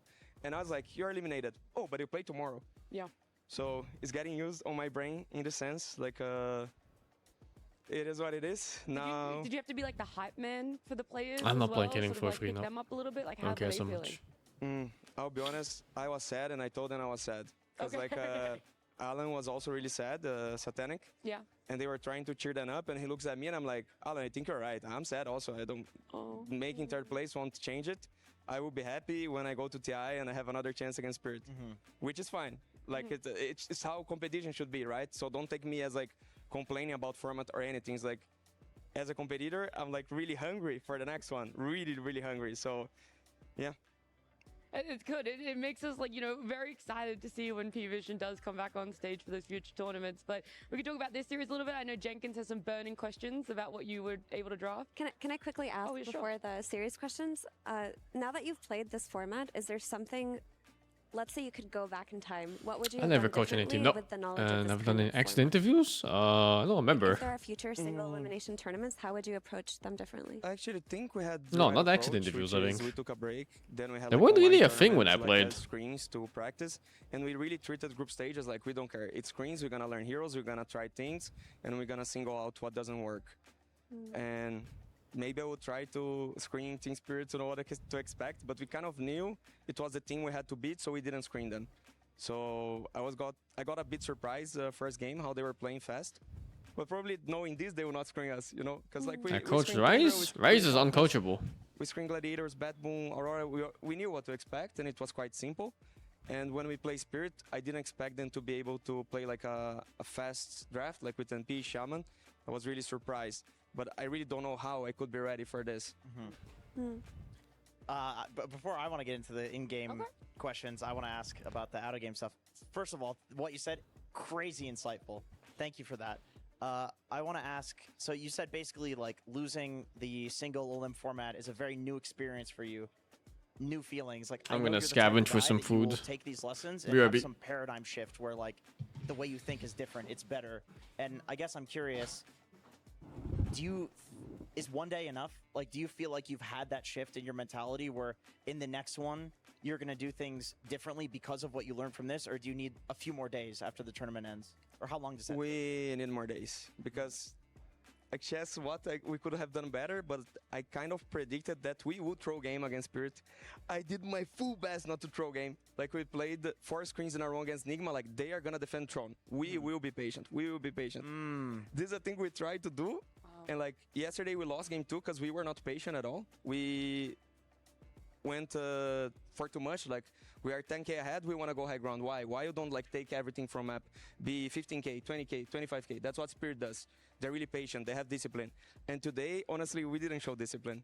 Like first game we end up in their fountain, so I don't think we learned at all. Do you guys have like a team psychologist or anything like that? They work with psychologists, yes. And we also have sometimes some sessions with Jarox helping us. Oh, on the that's mental good. part. Because my take was like, I feel like it with this high pressure, especially single elim, it's mostly psychology. Like legitimately, how much you slept the night before would play more of an effect than like even draft. You know. I'm curious if you think this single elim thing is obviously it's going to affect other teams. There's other teams I'm sure feel like they lost their opportunity, you know, BB Team, Team Liquid, for example. Do you think this is going to have like lasting effects even into like double elim format, or do you think like the majority of players will go back to thinking like, oh, that's okay, there's always loser bracket? Or do you think this is going to affect your psychology long term? Like, we can't mess up one time now. I hope everyone's get used to this new format because I understand it's more hype. It's harder for us to accept because we want like this pure competition of Dota 2. I feel like Dota 2 has always been like this purest esport. It's the one that you play to prove you're the better. So we had like this 40 mil prize pool where the only thing you could show that you're good at Dota and earn something was being the best. And let's say you could promote sponsors inside the game. So the sponsors were interested at the best. Now TI doesn't give you much. You can't promote so much inside the game. So what you need to do, you need to be like this TikToker guy, you need to be doing content all the time, so you need to promote the game, you need to do things outside of the game. You kind of need to become a showman. That's basically the message I'm getting from Valve, that you need to be a showman to keep bringing people to the game. So we need to adapt, because it's more entertainment, I believe, when it's single elimination. So I understand, but I think it could be best of 5. It's a very mature viewpoint. I think a lot of players would just be like, it should just be about how good you are at the game, nothing else. But yeah, it's different. Where would you rank Pvision's showmanship compared to other teams right now in Dota? I think we do this. Yeah, you reckon sometimes we go over, like on our chat, I'd say, but I miss things like out chatting, to be honest. Yeah? Yeah, because then there's like some rivalry, there's something to watch. Like I see Liquid, they were watching, like they cheered against their own team. I was watching them. They were losing to Heroic being happy because they would make us play tiebreakers. That's how much they hated us. Right. I'm no joke. I could see like people like on the background like, oh, you know, like, of course they played their best. They did the best to win, but like from outside they're like, now we know you lost. We actually would be no problem if we lose here, you know, like we first place. It's nice. It's nice for the competition. Okay. Do you guys want to start focusing on the series? Maybe something a little bit more lighthearted? You know? This is good though. I love you asked if I would be honest. Sometimes I'm way too honest. We love it, Astini. It's extremely valued for sure. So this series-wise, you guys looked like you were playing pretty effortlessly today. Like it was just for fun, and whatever the outcome was, you didn't seem to mind that much. Do you think your team plays better when they're not worried like that? Because yesterday, I didn't get that light-hearted energy that I felt watching you guys play today. Yeah, as I feel, we still feel the pressure. It's something kind of what Jenkins was saying. And I believe the only way to not feel is having more experience. That's why also on the other question, if I would go back, just move forward and have experience. And like Team Spirit, they have more experience. They No food. Twice TI Starving. winners. GG. And the only way we can reach their level Fucking of hell, it's still the discipline, interview? of not Where's the feeling game? pressure, is getting exposure, right? So we need to play more and more and more to one day maybe reach their level. Okay, I'll ask the standard Pudge question, which of course I have to ask. You guys were contract. Yeah, you guys were whipping it out in like the online tournaments. You were playing it like for the past couple of months, and I'm curious, like where did the Pudge 4 go in Wallachia and then into this tournament? Is it like the carry meta? It's just not good against it. Like what changed? I believe it changed the heroes that you could pair with. I feel like we won way too much with Enigma and Darkseer, and those heroes were fully target. I don't know how DM like gets new hero pool, because I feel like Valve made the patch like, this guy, I don't want to see him playing Dota. He just Where's wins on my room Darkseer, empty? My Enigma, poor? Booster. I am. Please remove these 3 heroes from the game. No food, And they were man. basically Did I just heroes tell that were you? enabling Pudge. So it made hard to pick No Pudge, money, not no because Pudge is job, not that no strong, life, no but friends, don't no have so food, many no good, family. 3 partners on the lane. When it feels like one of your players has sort of been nerfed, his hero pool, because of a patch, how do you adjust as a coach? Is it you giving him new heroes to trial out a little bit more, or is it onto that player to bring more ideas to you? It's both ways. Okay. And I asked Kafs, what is strong? Tell me, Kafs. Because he's really nerd about heroes and matchups. He like, is, tell me, he tell me, loves tell to me, talk tell me, about Kafs. And that's a way of getting insight. But basically, like, he's gonna try things at ranked. He's gonna see what is strong. If I see something that draws my attention, I'm gonna. I saw the biggest fucking beetle yesterday. Maybe I should have called it an idiot. Have a better impression, but I actually didn't know insects could be that fucking big. It's insane. Taiwan's fucked up, dudes. You've got. Like, I don't know what kind of. It looked like one of those beetles that. You know the ones they show in anime? Where they make them fight each other? It looked like one of those. We're not playing that. We're Cavs. You're a cool guy. Like this fucking big, dude. Of a beetle. I mean, for sure they were worse, but I can recall only like. How's that real life? Against Spirit, second game, no one wanted DK. I said, "There's no chance you're gonna play this hero." And like, That's a good call. I came to Kavs and I said, "Does it make sense?" I wouldn't pick like They're someone bigger? step in the stage and tell. Fucking hell, dude. dude. Not clicking DK. Because DK is like modern Viper, you win lane, lose game, and I wouldn't do this to him. Telling you, man, Taiwan is just fucking staging grounds for on helldivers. stream, you showed your like pick list, your picking and banning list in Dota, and I guess I'm just curious, what is your like mentality on these things, like revealing things to the community? Like this kind of went viral, like everybody saw it, and it was a big deal. I'll and be I think it was doing my big part. for like the content, but what's the balance between like showmanship and content and like competition? There was a patch on the day, that's why I showed from the other patch. Okay, and you think it's fine if it's like pre-patch? Yeah, like I don't mind sharing. Let's say, hopefully we win TI, and later There's I a can grasshopper the size of a kitten? Because I think meta is always Somebody about has probably tried to I eat should that, just not right? Go pre-TI and tell, hey guys, those are my ideas. I don't have That's Mango right. with me now. He's staying with my if it's like parents. previous patch, I don't mind, and I think maybe if things still apply to this patch, it's like the opponents are coming to me, so they are coming to my ideas, and I'm gonna be forward on my ideas, and they will be like with some delayed info on this, so it's even better for me if they try to adapt to me in the sense. I guess for me is I still felt like I was learning, because like conceptually the ideas behind the stuff that you were showing was still correct, even though maybe the heroes were. Yeah. I'm kind of surprised to hear you be that open about it, because I feel like in years past, maybe like a decade ago, I remember seeing pro players whispering about their strategies, and it would sound like very simple when they said it, but they were like closely guarding it. They would say something like, "Oh, our strategy is to pick summons and push side lanes so we don't have to show our heroes," and that was like the thing that made, you know, the VPs or the team secrets of the day like the winning I team. have not So seen a you 1 being meter this long open 1000 like surprised me. bug. Is it just because you think the hero rotations shift? What and the it's less fuck, like dude? fundamental like secret how to play 1 map meter? ideas that you're open about it? It's because like, let's say every time I go to a series, they ask, "Oh, what did you What prepare country for is that this game?" from? say, So I prepare can for never my go team. there. So I'm always developing my idea. And I think It's fake? if It has to be players fake, start no? looking at my ideas instead of their own ideas. And what the fuck's they a meter? Always lose to me. It's really hard for them to understand my ideas, copy exactly and get better at this. Because still they understand I'm doing better and better. So I don't mind sharing. I think like I'm actually moving forward and getting better in this sense. That's why. Yeah, Talk about centipedes? Yeah, I mean centipedes are called thousand legs as well in Dutch, I think. Yeah, I'm pretty sure it I'm is. from SA, it's Brazilian content. And every time we lose an official, it comes a lot of comments. I think he just "Oh, translated this from a team different teaches the language. opponent how to play on YouTube. For sure, they are translating this. And I'm like, I told my players 800 times not to go high ground. They still go high ground. You think a guy is gonna watch the video in Portuguese, translate to Russian, show to them, and explain There's no why such they thing should as a not do meter, this? 1 meter They're not bug. doing this. And if they are, If Australia didn't exist, I would agree with you. and it's gonna turn really bad. On that note, ideas and scrimming and sharing, I'm curious, has there been a shift in the scrim meta, so to speak, amongst teams where because pub data is now hidden and teams are choosing to be more selective in their scrim partners? For example, you mentioned Spirit wouldn't scrim you this entire tournament. I don't think we have a different word for millipede and centipede in Dutch. I think we just call them thousand legs, no? By scrimming less Not teams? sure. Maybe my vocab No, is I just too think small it's for fine, insects. Like, we just don't like to screen strategies that we already know it's too good. Sometimes we ask for the opponent, can you ban this hero because like... We have one called Million Pot? There's no fucking way. You're like, I'm playing, like, Never heard of 10 that. here, something like this. Huh? But it's fine to develop strategies. We try not to hide. Because again, like, if they overthink one strategy that they see on screen, they're letting go other one that they did not see because we already know that's too good and we are not picking. So I don't mind like playing our best in screens. We played Tundra. What there really is a word called Million Pot? What the We fuck? just got worried they would ban for 24, so we...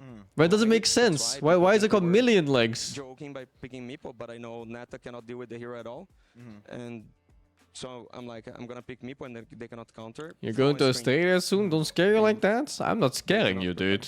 Yeah, I kind of have a I'm warning you. I want to use your professional coaching. Watch the fuck out. Check your shoes before you put them on, and your socks and your shirts. A guy came into my chat the other Fucking day. hell, and he dude. said, I was going offlane Kunkka Radiance, and he's like, isn't offlane Kunkka Radiance griefing? And my response to him was, Yeah, it was good knowing for you. me, I don't GG's. think it is. Like, this works for me, because I feel like in my pubs, I'm getting a ton of space to farm, even though people are not doing this in competitive.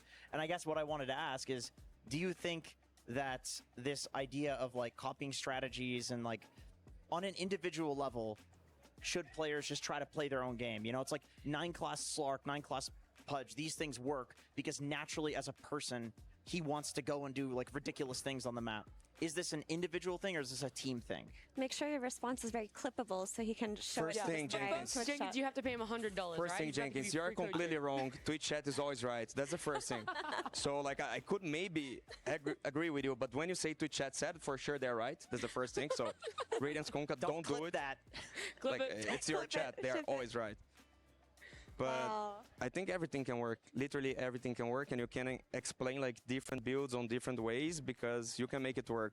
I hate when people flame each other on pubs because like, oh, you picked this specific hero or you did this specific build. I mean, there's so many things going wrong in the game, and for sure everyone that's there playing is making so many mistakes. And why they're caring about the build about the other guy on an online game where the first thing you're supposed to is have fun. Sure, you have fun. I like this guy. You need to be able to explore. What's the fun if you don't explore things? That's why I love the Pro Tracker change. People think like I came to Valve and like, please hide my strategies. I never did that. I don't even have a way to say this, but I thought it was good. I don't want to do That's why I vlogs say in it was good, Australia, because man. people try to I want to do live. new things instead of just copying pasting. I want to be alive. Thank you. Yeah, I love that viewpoint so much. Astini, it feels like we could probably sit here and talk to you all the way up until grand finals, but I'm not going to subject you to that at all. I will let you, though, have the floor if you want to say anything to the Pvision fans out there. And Does everything Australia that have unfolds natural here at Esports disasters? World Cup for you guys. You know, beyond emus taking over your Thanks everyone cities. for supporting us. Also, like personally, like thanks for my family. There's especially like my desert wife, storms or some who's shit. Back home with, new Oh, that's car, like, 1 month wildfires. old, and she's Jesus doing, like, Christ. full extra work to be able to be with him. Like, so I think my job. Yeah, I here is remember easier. reading about that. It's way easier to win. Not like small ones either. They're like wildfires the size of countries or some shit. Shout out to It was everyone completely supporting us, fucked. and especially to my wife. Amazing. Well, thank you so much, Astini. Look, we're gonna let you go. We're gonna wrap it up because it was a very fun match that we got to see for you guys. Congratulations again on 3rd place. It was great to see it. Loved all the picks that came out there. Whilst we are saying goodbye to Astini, we're gonna say hello to someone else though. You guys are all familiar with him. His name's Boog, and we love his blog updates.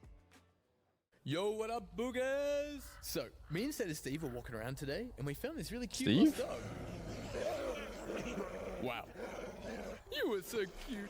He's a good boy. He's a good boy. What kind of sick freak would leave the dog out here like this? Yo, fam, I think this thing got the rabies or something.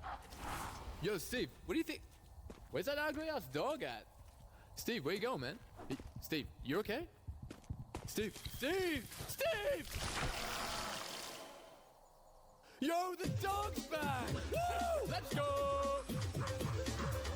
What the fuck? I didn't even know. At first, my reaction would be, who comes up with this? But the thing is, we know who the sick man behind the content is. It's Avery. It's Avery, that's right. It's Avery. It's SVG. How is he coming up with this stuff? I don't get it. But yeah, Boog the Buglet giving us another blog update there live from the Dota map. Guys, it's been such a pleasure working Esports World Cup with you. There is the grand final where all of you guys at home watching, as well as those in the Amazon Arena, don't go too far. That grand final is just mere minutes away. But we're going to wrap up here because for us, this is the end of our Esports World Cup. So I want to get some opinions for you guys on what's to come in the grand finals, but also what's happened over the last 2 weeks. I mean, it's been a really fun 2 weeks, not just the Dota, but having all of these games happen simultaneously.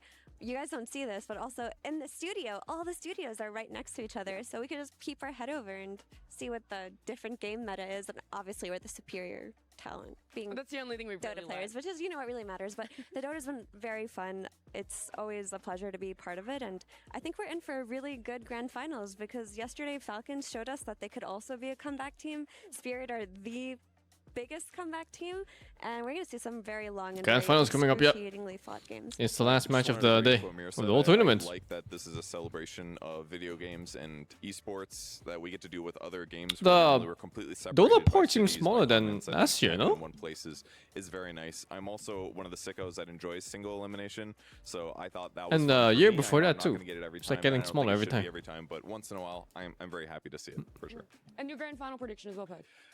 My grand final prediction. Yeah. Ooh, Back to geez. variety tomorrow, yeah. That's a hard Oh, one. tomorrow I'm taking a break. I might do like a short stream. Definitely not Phantom Lancer. I'm gonna say I think. But after that, I wanna Spirits play it's, by the way, it's what's it called? elimination as Stronghold. well, if you didn't know. Wow, you're really good at this. That Data does one. make Really sense. good. That does you make know. sense. And Jenkins? I could turn up the I stream would a bit. echo exactly the same After the thing. game I mean, we starts. even I don't had this, care so like super much on this retro section. Museum. I went in there and had some nostalgia, seeing all the games from like Some the parts in 80s, Australia have 90s. a I saw, spider like, ring. little kids I playing, think I've like, seen that 8-year-olds playing some before. games from, like, the Is 80s, that and when it's like, spiders this take is, like, over like ancient to them. entire parts It of a really does forest or a just feel park? like a And then like global everything is covered in web. Like the of video entire games. tree. Every Like them year, horror it's like movie You're shit. starting to see more and more people from different places show up. Like the I've seen pictures of that studio before. where the But I don't know if that refers to the League spider theaters are rain. completely sold out. Dota completely sold out. So it's yeah, it's just an honor to be a part of it, and I'm really glad that You get our used to it? little That sounds like Dota a section spider of the whole typing. thing There's no can be fucking really way. hype, because we had the elimination phase. It was like, oh no, it's all 2-0s. Right. But then finally playoffs hits, and it's like every single match This guy. is incredibly hype. Even in the third, fourth place finisher, we're seeing like Pudge Meepo come out. So that's even delivering. So I think the grand finals is going to be hype. Not a 3-0, maybe 3-1, but we're going to have at least 4 games, hopefully 5. Okay, I like it. He's just putting it out there. He Spider or wants us to be cockroach? busted a little bit more, but yeah, They're both Esports pretty World Cup, nasty, it but I is think so much spiders fun. are It's about much more 30 scary, minutes right? until this grand final. Especially It's the gonna be ones starting. If with you guys wanna check out something thick else, legs and Legends hair. is still going on right now. We got And they get the Kings, we got ML, that slow-looking movement where one leg moves at a time. Free Fire. So everything is going on this week. There's a lot of MOBA action, but the grand And cockroaches, I don't think they're finals, dangerous. Spirit up against Falcons. That I was have gonna heard that they can happen. bite, So right now, but not in like a check in with Slack. danger to human kind of way. They're just nasty looking. Hello, everyone. Did you know I killed 2 cockroaches already in Taiwan since I've been here. I just sprayed that fucking can on them, and you can hear them melt. Like whatever that can does, they're literally melting on the inside. You hear like a sizzling sound.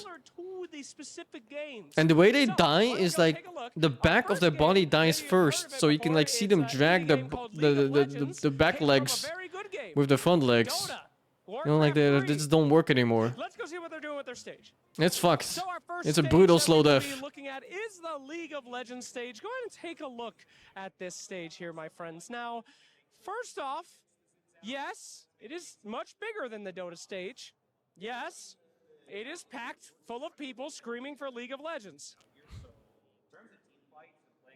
But Trying to spare my leg? I'm good, man. I have no idea what that spray does, but I'm pretty sure you get fucked up if you inhale it. very nice, lots of people. Still League though, so let's go and check out a different one.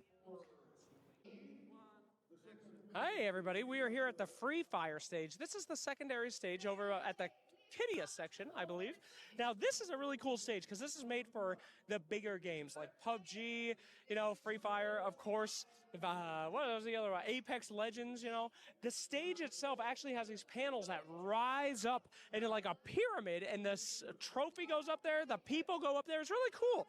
Best thing about it though is the shredder. Now they're having a bit of a I never heard of the rehearsal Lord right of now where they're gonna Mysteries. shred. We crush our keys in Dota because there's only one team of 5 people. Pathetic. These are, oh my god, we got some, let's go. We got fire, we got the Free Fire stage ain't joking around, baby boy. Anyway, this thing is pretty much the Sarlacc pit from Star Wars. They push the keys in of hundreds of people, and they all get crushed up in some mess of nonsense. In Dota, we only punish them once, so I have a lot of respect for this stage. They really spread out the suffering between 90 How about rodents? people, I'm okay with and only one rodents. walks away. Very I used to have Now, pet let's go mice home. and pet rats. And here we Rats are are so back nice, home man. on the They're Dota like little stage. dogs. Now, is the Dota stage the biggest stage in the arena? No, it's not. League got us beat, as always. You know how it goes. Is it the fanciest, the craziest stage in the arena? No. Free Fire, you know, they got that raising and falling thing. That's pretty cool. But you know what we got that they don't got? Not much. But we do have Dota players, my friends. We have skill. We have the greatest game ever made with the nerdiest players that ever play it. Right here for you. How is that rat close to a Have your dog? fancy giant Because arena, rats are really World social. Combat League of Legends. You can have your fancy giant rocket stage that looks super cool. But what we have here is try hard skill, baby. I wouldn't have it any other way, and I know you wouldn't either. So stay with us here. We love you, Dota peeps.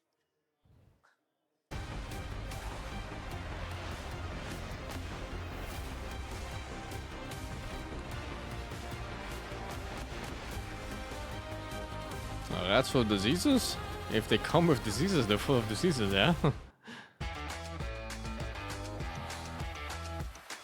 They're pest and employment in the Netherlands? Only the silverfish ones. It's like little insects that eat like dead skin and hairs or some shit. But they're very harmless, luckily. Thank you, CK, for the 40. Why does the bicycle fall on the ground in the park? Because it's too tired. Jerry, thank you the 50. Monocle Alex, thank you the 86. Ikasumi, thank you the 47. Tosi TV, thank you the 129. And Stoff is on the trap, thank you the 41, man.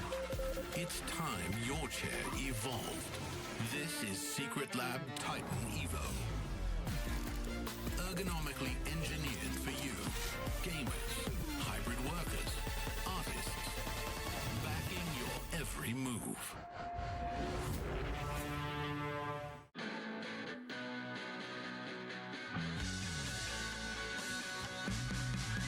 Luckily, no, like, I don't know, ants or fucking cockroaches in my apartment. Oh my god, I would just move. If there's a cockroach infestation, I'm just moving, dude. Ain't no way.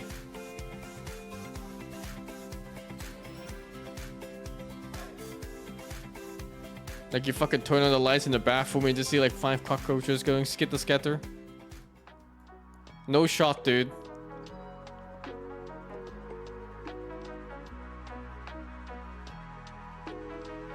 Why is it called a cockroach? I don't know. What the fuck is it called a cockroach?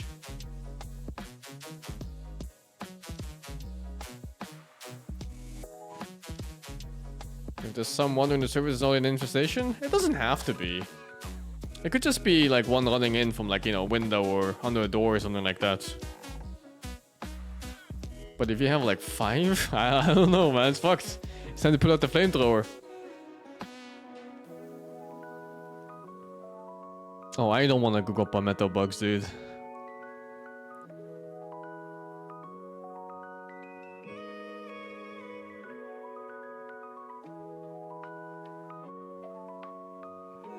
I just learned in Taiwan that tropical countries have... I don't know if it's a tropical country, but tropical weather at least. It is fucked up insects. It's not normal.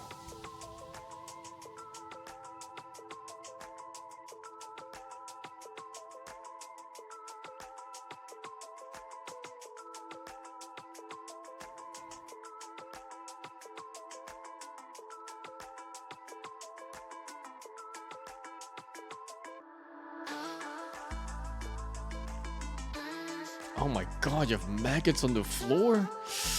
Oh, dude. One time I went to a LAN and I left like a fucking piece of fruit on the table. Like one small piece of fruit, and when I came back like a week later or something, there were fucking maggots on the table. Jesus Christ. You can't imagine how many times I sprayed down the table with like soap and shit.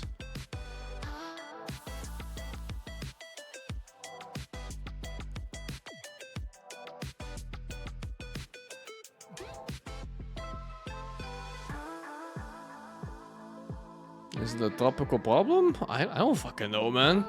I just know I live in Europe, normally. Europe is nice and cold for the most part of it. And the biggest insect you'll see is like the size of your nail, maybe. You know? Like the worst animal I've ever seen in the Netherlands was a snake. Smaller than your pee-pee. So it was really fucking small.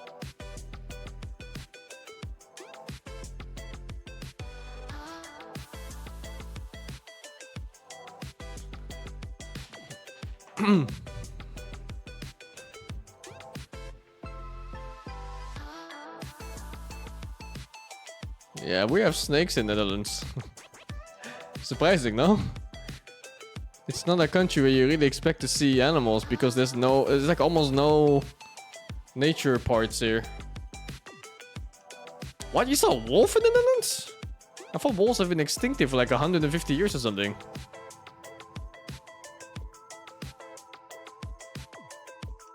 The fuck?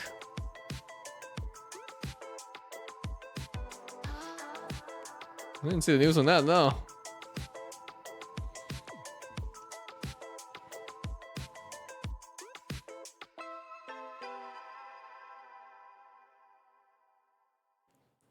They recently came back. What the fuck?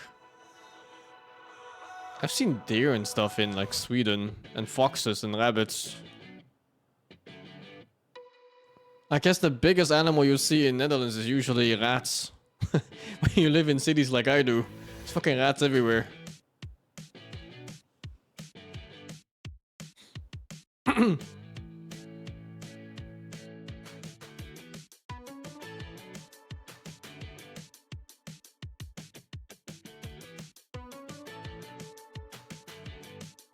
Netherlands heat waves are worse than attempts in this year, yeah. That's because there's no AC in the country. So you just get fucked. Now, surprisingly, my dog doesn't go after rats. Even though he's supposed to be a hunting dog. It should be in his drive to do so.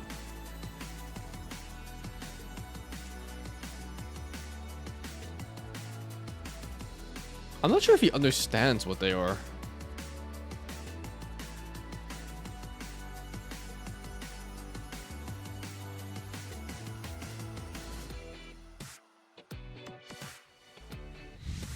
Shibas are hunting dogs, yeah. They're the spotters. Little spotter hunting dogs for the Akitas to kill.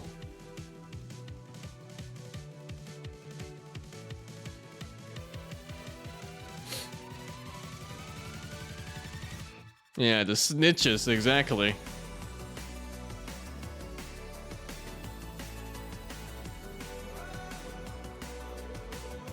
That dog's doing alright. Staying with my parents. He's staying with my parents and my sister's family now. He gets so spoiled, dudes. He gets to eat human food like every day.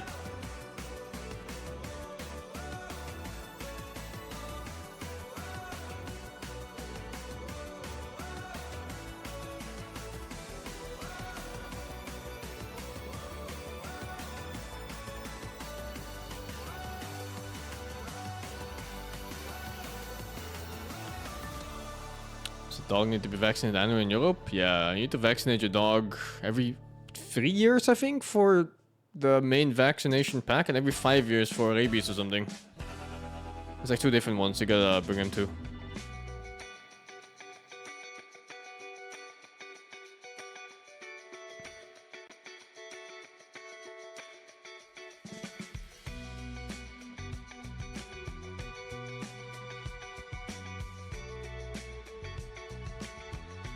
He doesn't gain a lot of weight. He actually just stops eating when he's full.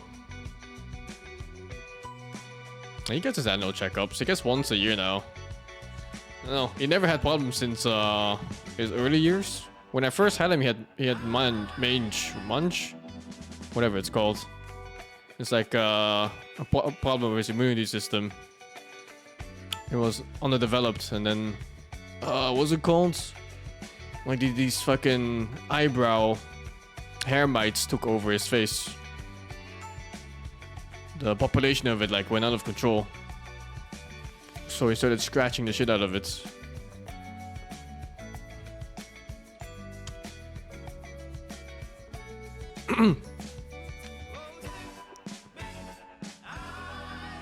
That's how I also learned that all of us also have those fucking mites on our face. Yeah, you got a cone.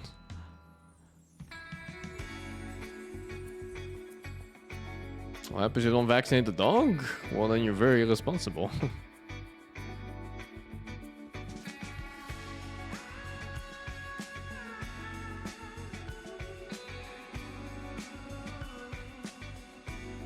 Turns out every part of her face is filled to the brim with bugs and bacteria and other random shit.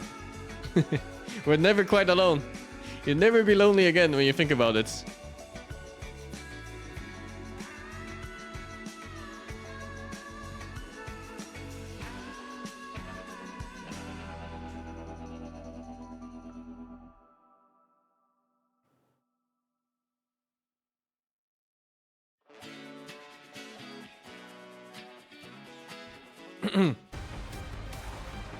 I'll be playing remote, yeah.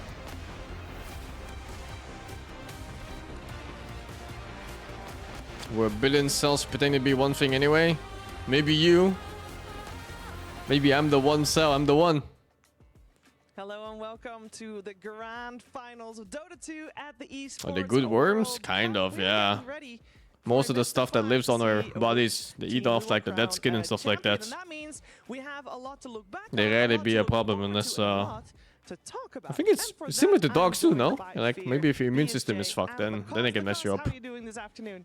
Doing good. You know, I'm always excited about seeing some good. So just be healthy. Especially when it's BO5, this is a completely different beast. When you know, game one, you're gonna try things out, something new, and see how it's gonna go. So I assume we're gonna be seeing a lot of new, different picks coming out. Something that's gonna be super spicy.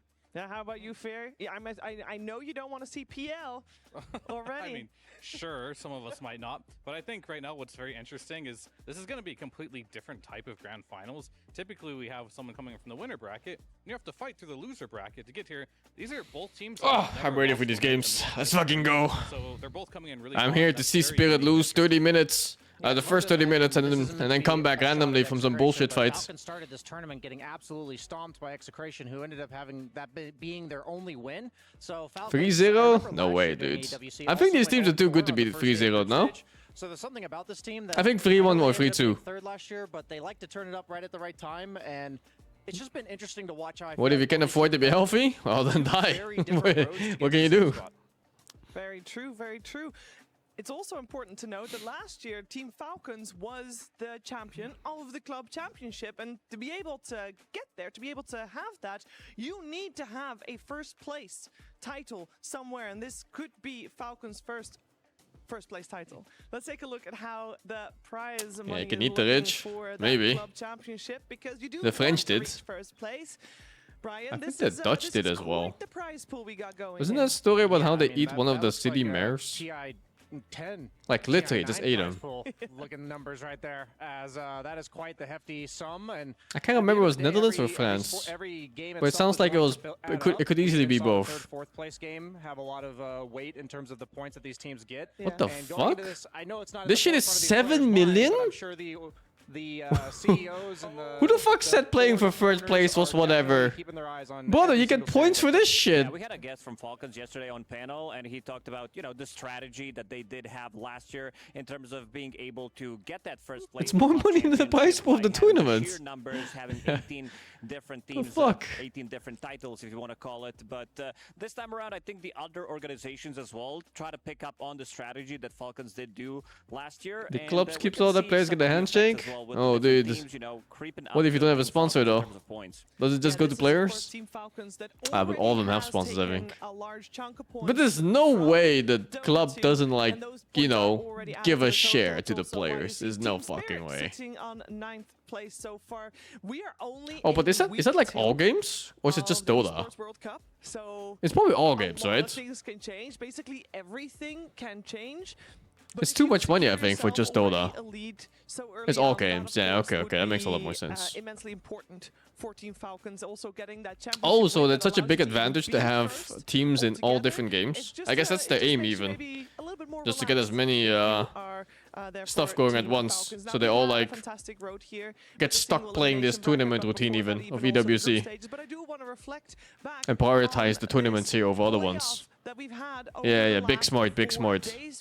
We had some absolute blockbusters, a lot of surprises, I will say, in terms of, for example, that Liquid just got 2-0 just like that by Falcons. Yeah, that was very surprising, but like seeing how Falcons is playing now, it doesn't look so like random anymore, because I think all these teams, we didn't know which one of these would make it to the grand See final. next season. Great teams I think Dota sponsors are very volatile compared to I say Dota sponsors. I mean like Dota teams are very volatile compared to other games teams. Like Dota teams blow up all the time. Very impressive resume here. Yeah, and also all 2-0s on their side. The same thing can be said, Lacoste, for the side of Team Spirit. I know that first game they played against Game and Gladiators. I'm not even sure, but I think like teams in CS and stuff like that and League, they linger much longer, right? Like the same team members, maybe like swap out a player or 2 or 3. But it's not like team just completely disappears in Dota. Like the sponsors fucking gone, the team's gone, players fucking scatter. We have Aurora, Liquid, and BB team that managed to top their groups, but kind of fell short to get into that top 4. Yeah, I think the point to note about this format is that a lot of times you have like 8-team group stages where everyone's playing 12 to 14 games. Then you have a double elimination playoff bracket. So there's a lot more time for like the meta to settle and to, I guess, an esports team in tournament survive without a betting sponsor? Yeah. Other teams like Riyadh has no betting sponsors. But, you know, it's it's a different kind of money. Maybe it's not the best example. Elimination gauntlet before the playoffs. But esports in general survived for a super long time without any betting sponsors. Yeah, we're gonna see a lot of crazy things. I think we heard. So yeah, you just be poor, and I would say that's fine. But greedy people would say no. So here we are, man. I'm sure both teams are gonna be cooking for our grand finals. But before we get to that grand finals, we have some breaking news. Online tournaments have dominated the Dota 2 scene within the last year, and a new fan meta has emerged: live action guilding, or lagging. Fans have begun forming cliques, bringing the once parasocial online activity of bootlicking their favorite pros into the real world. While peaceful back to winning mouse pads. With pros and their Brother, there was a tournament you could win 80 bitcoins, first place. I met up with one of the in like I don't know, 2010 or some shit. To hear his thoughts on these in real life guilds. I love my guild, guys. Yeah. Hey, I thought I told you Liquid Scounded for free is our territory. You're all juice, Marine.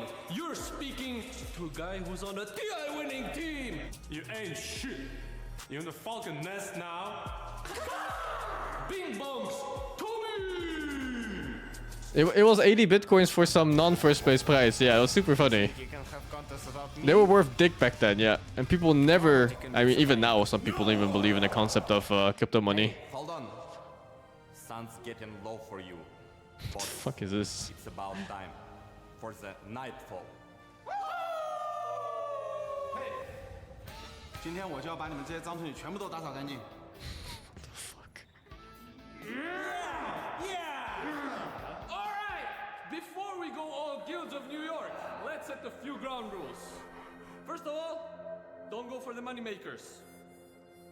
Those are all the rules. Let's get to it!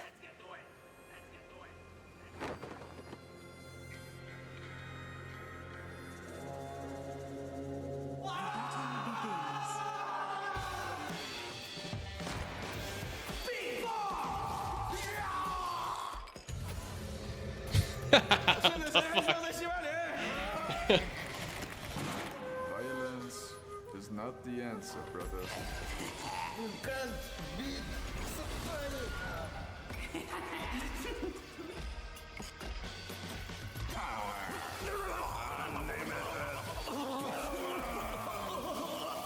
Focus, brothers. Oh no. No. They're coming. The Soxas are coming.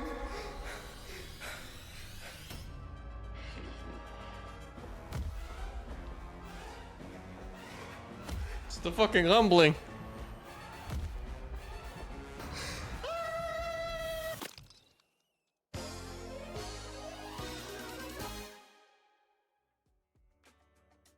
Well, I'm not quite sure if our grand finals is going to be as violent as that, but it sure will be maybe the same type of spectacle. We have a lot to talk about with our upcoming best of 5, and we have a guest to do that with. We're joined by KP. Hey KP, how you doing? Hey guys, what's up?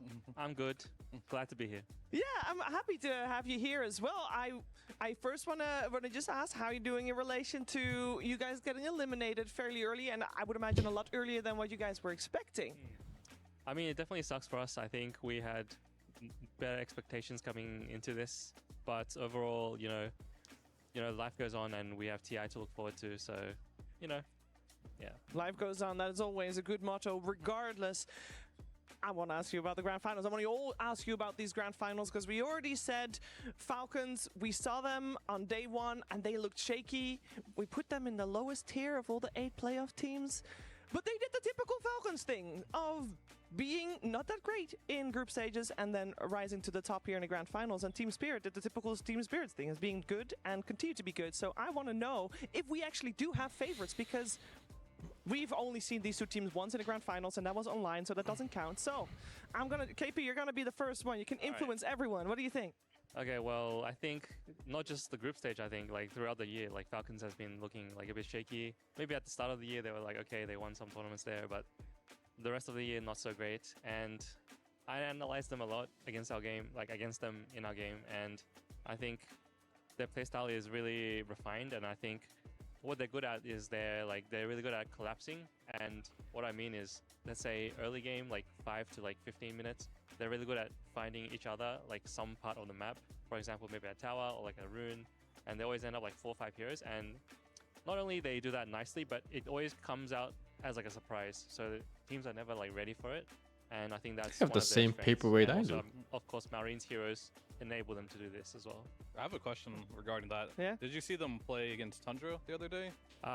Bits and pieces. Bits and pieces, because it's very interesting, because they played completely different, I feel, against you guys than Tundra, because they were like really far behind and made comebacks. I was curious on what you feel about this team and how they've evolved from being like this team where they can dominate you and collapse on you versus they can lose and still come back. Like, how do you feel about that? I mean, I think that's very like Spirit-esque, right? Yeah. So it's like, you know, it shows their range, I guess, and they can really play a lot of different styles. And I think, you know, that's what makes a good team good, right? And I guess really depends on like laning stage. A lot of teams, like for example, when I studied like Heroic, stuff like teams like that, when they have a good lead, What team they is he play on? really well. But I guess for Falcons, Can't see the logo in the middle. They can play from I behind thought it was and ahead, EG at so first because of the color it's good to scheme, have but that. What makes the Team What Spirit is such that? a monster when it comes down to like post 30-minute fights? Like when you're defending the What, high th- ground. that's a as Team Liquid Spirit, jersey now? 'cause they seem like Really? to be a totally different team. I thought than Blitz any was a other Liquid team when coach. defending the high Yeah. ground. Okay, so I think Spirit is a team that is one, really patient, so they will always never lose hope, and they know what it I don't takes like to that jersey come at back. all. And 2, they're just really good. Looks at like too much random shit, no? And one standout player, I guess, is like Collapse. Blitz also hates, I know brother. other teams Chill. these days off lane, they Just because of the Asian all look same. slack off. I'm not slack off, but like they'll just buy like team items, and then it becomes a bit brain dead. You just press 2 buttons and you're done. But Collapse is more like a team fight master, right? We all know his Magnus, his Marses, and stuff like that. So I think they really understand and are very skillful in playing around that. Yeah. Yeah, that definitely makes sense considering that Collapse did play 10 matches. I mean, Team Spirit did play 10 matches and he did play 10 I like different the old heroes, jersey and too, he's yeah. usually not buying these auras. Do you That one think, was like, the much auras lighter are blue. kind of meta? 'Cause This we've one is seen so different random, approaches, man. for Look at example, that shit. Pvision, It's like, let's put a logo here, put a logo there, some random fucking rainbow colors here. The hell? What's your approach to this? Who made this? Well, me personally, myself, I always like auras. Most games. Some games maybe not. Like maybe you're playing against a Timbersaw, obviously you don't need it, like in our game. But in general, I do like it a lot. I've been raised, you know, being taught that it's good because, like, you know, March was my coach back then when I was in TNC and stuff like that. When I was in Chinese team, it's like, you know, it was the meta back then and stuff. So deep down, I still enjoy the auras, but you know, it's not as fun, I'd say. Yeah, I mean, a question I have is that, so last year, for instance, when Game and Gladiators won EWC, it felt like their playstyle was, everyone knew what they were going to do, and they just beat everyone anyways. And then going into this finals, I feel like Falcons is that team. Maybe it's not the exact same style as Game and Gladiators last year, but then Team Spirit, we've been talking about their hero diversity. Feels like the team that's kind of fluid will just adjust whatever they're going to pick from series to series for their opponent. I guess my question is, historically, or what's your take on who's generally favored in that dynamic going into a finals like this?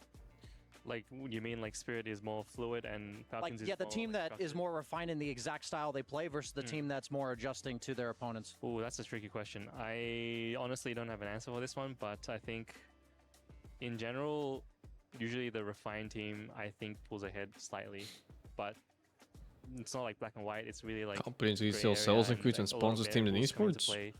For peripherals, Well, sure. I guess then to follow it up, then like last year, Game and I know a you lot guys of couldn't figure it people, out with Team Liquid. Do you feel like even on a Falcons is day-to-day basis, that more buy solvable in Logitech that state? Like, do just you think because Team they Zero see are other better people than use that? Logitech. I think so, because especially I For think example. Demon had like the I don't know about momentum other throughout the whole products year, though. and like teams really like studied them like. Like I remember when Mercedes or Also, I something wasn't here was with it Liquid last year, Mercedes? so, Was like, some I car really suffer brand that, but was yeah, all I over think ESL. It should be more like they. And I was just like, this year, like these are gamers, dude. Well, I'm happy to have your They're either dirty old man children who never go out, or they're kids with no money. Like, who the fuck you selling cars to, you know? Of course, arrive with the Jamil Motorsports arrival as Team Spirit. Not sure if that would ever drive sales if you put a sponsor like that out. Dive in to all the way. Apart from that one game, which we won't talk about, was the first game overall. You know, everybody gets away with one. Other than that, it's just 2-0s, and it just feels like Team Spirit is leveling up once more. The question is, how much have they really revealed in these last few days? The Like, people who what watch can our we learn dance? from Some of them, sure. their matches so far, Brian, if you look back? I feel like they But hey, the always sponsors want that keep hard coming, right, for disabler the most part. Peru, like they took Shadow Shaman So a bunch of games something in a must row, be and when going that was right. taken away from them, they just took Lion. And what I noticed in the game, for instance, that they took against Game and Gladiators is that they always had kill combo duos on the map that no matter what. Maybe point in the game sometimes it it's is, also people about try to play presence. efficiently, they try to separate. You know, like especially when those they have shops you agencies, see in, and it feels like at any given moment, like both main these city teams, but especially streets. Team Spirit in this manner, They're always will punish empty. you very quickly if But you find somehow there's yourself always alone, and it source. feels like they always have a play to make, regardless of the situation of the game, based on the heroes they're picking for themselves.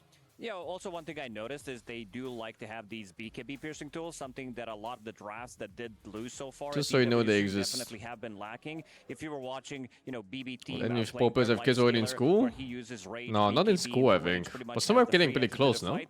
In the last 4 of their games, Like, isn't you Ice's always kid have like, something. what, You have 5 years Sonic by now? Wave, 6 you have years? Primal Beast, you have Beastmaster on the other hand, Warlock, you have Slardar as well. So ways to break the fight and also be able to, you know, always have some type of a counter play when we're talking about, you know, them defending the high ground or being the aggressors on the map.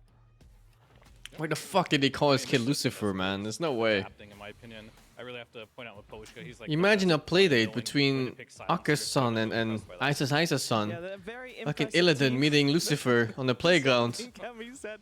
I will say though, Malrine, I mean, he seems very comfortable on stage. I feel like if we're talking about You would unironically just say that out loud. It's insane. and KP, you mentioned it, they didn't do too hot at the start of the year. This event and during this Kid's event, they future leveled up. ruined? I feel I wouldn't say his Malrine future is himself, ruined. it has like, But if he ever gets a Christian girlfriend, those parents are not approving. No, I definitely agree, and I think He's getting confidence cocked plays at a some big point part for in it, sure. And I think we heard AUI talk about like Malrine telling AUI to just pick him primal, like no matter what. Even in our game, we had like the biggest counters, right? We had Ember, we had Willow, Clock, you know, all the classic counters, but he still wanted to play it, and you know, he gets Blink first, and then none of it matters, and you know, he's confident. So I think he's really riding the wave. do we think then also with that in mind, that if we're talking about both of these teams obviously having good points and I'll go name my kids. one of their I'd MVPs name my kid definitely Bob. Malrine, do we want Team Spirit to put focus on trying to shut Malrine down? Because you're explaining like, we tried that, it didn't work, so how do you want Team Spirit to go about that? Actually, we tried it in the draft, but I think our play, we still didn't do it very nicely. So I think it's out of the realm. I think it's possible to shut him down, like, you know, take his runes. I watched some replays of him playing against Quinn, I think it was, and Tofu just came and took his 2-minute water rune, 4-minute water rune. Malrine was playing Puck that game, and Quinn just dominated the game, and kind of Falcons had like no tempo the whole game. So What's the best team I had when I was pro? Oh, I don't know. I had the really good teammates when I played pro. Yeah, and then maybe we come I've had 33 on my team, AOI on my team. We are gonna have a team Pretty damn good players up there. matchup in the mid lane, Brian. Yeah, you know, as a carry player, I hear all I had about the Zyre on my team at one point. from Aoi Briefly. I had Mind Control on my team briefly. the effective I had emotional Ortiz on my babysitter for the team rest of the team in that game briefly. too, because Malrine, he got Oh, absolutely I don't stay in touch with most whomped people. by BZM in the mid lane. I think he was 0 Yeah, big fucking nerds, man. 0-7 at one point in the game. But I will note that with Malrine, what we did see towards the beginning of their run was that he was just absolutely mid-diffing people. I hate to say it, I feel like even mid-diffed Nisha against you guys. But then He ignored. I mean, like the whole C9 arc was a very toxic experience in general. I would argue that it's perhaps worth targeting Skeeter if he's more. But yeah, I like the C9 squad too. They're fun to play with. Bit of a limited hero pool. That if you can. Bulldog got poached? No, you're misremembering Bulldog. We never had Bulldog. You're thinking of EGM. EGM got poached. He's having a good game. They feel like they're.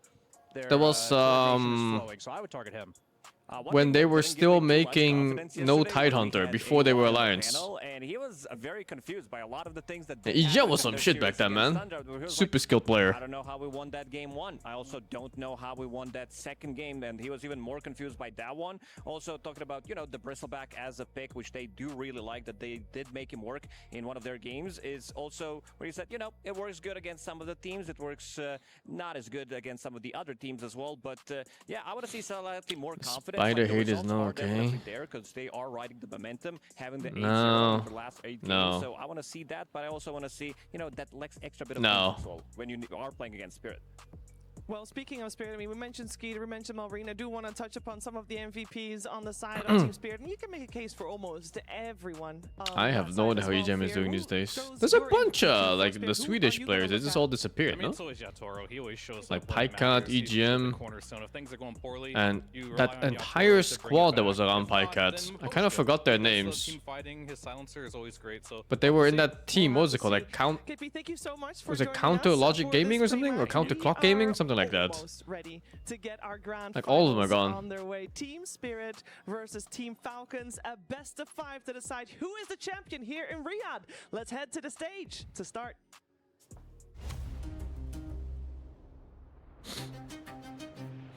I think Ace was actually part of that team. Wasn't he? Ace and Crits. I think they were both in that. My expectations about this event. And now they're here. is trying to play good. Improving actually by the tournament, and our enemies improving by every series. If you're gonna win, you're gonna be second champions. It's a very interesting experience. I'm excited to play in grand final.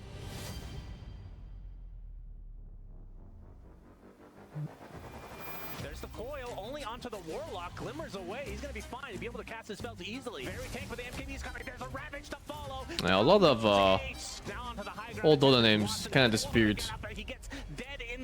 Sometimes I wonder how they're doing, because it's like such an interesting transition from professional gamer to normal life, if it's even normal life they went for. Because obviously you're gonna be lacking a lot of normal life skills that you didn't get, that normal people did get.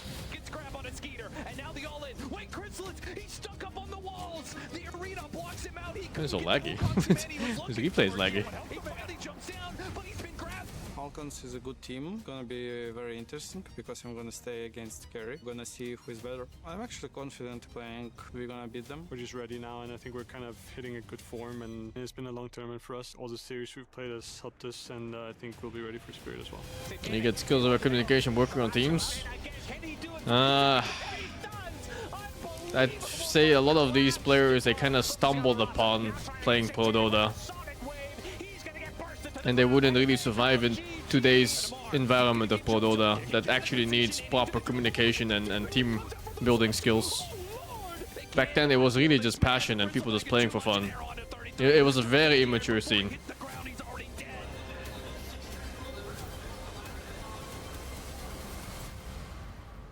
There's a Reddit thread calling out Expo Phonic harassing the workplace after being fired. That has to be a joke, right? It's probably one of those fucking copy pastas. Like the one running into Ghosty store with Quinn.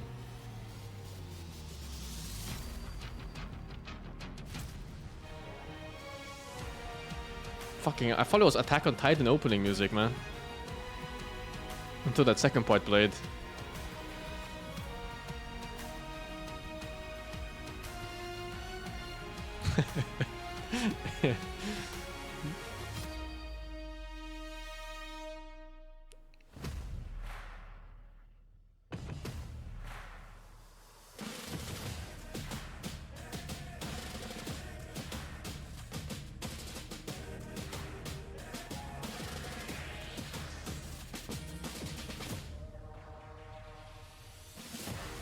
Phonic is a name I haven't heard in a while.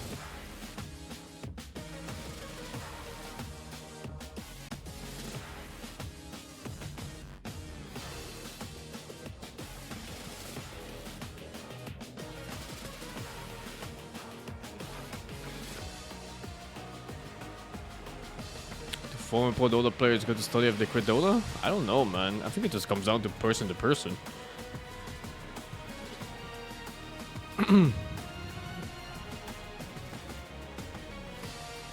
I think streaming in general is a very nice path to go to if you're a pro player before. Just because you have the initial exposure that most people don't get as a streamer.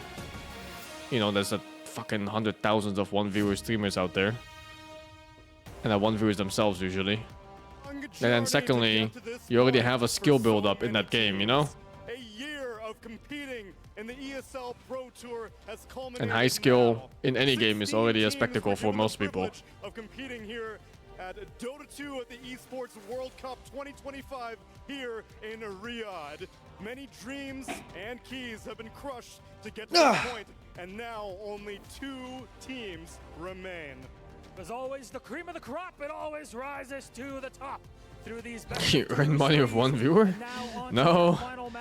No. Only one team will seal their key in our Esports World Cup Championship and walk away with $1 million. Oh, I'm sure there's a lot of things you can take away from people being good at video games.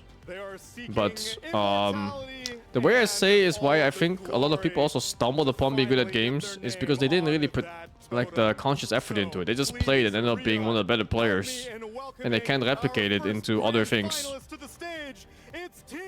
That's why sometimes you'll see like people who are really good at Dota, they suffer in other games. Like they can't translate their skills or learning abilities in different genres or different, straight up different games and everything. And now they're looking for an opportunity to win a second time here in Riyadh. They're hitting their stride at the perfect time.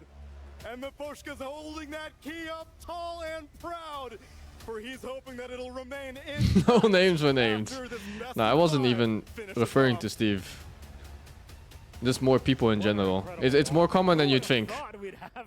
Like I play with some extremely high skilled players, like literal little top tier players in other games, and then they move over to a completely different genre. It's like do you even know how a mouse works, bro? Like what's happening? What's going on? Fucking hell. Change is nothing that impacts this roster. Hell, they said Liquid was free in quarters. They were right. They said that Tundra would be free in semis, and by God, they were right. Now, can they hit that trifecta in the grand final against Team Spirit now that they've soared into position? I think we're on the cusp of an epic conclusion of our Dota 2 finals here at the Esports World Cup. I think they're ready. ATF. I'll play the new Anno, yeah. For the very last time, can you please place your keys and take your seats as we get this grand final of Dota 2 at the Esports World Cup 2025 underway.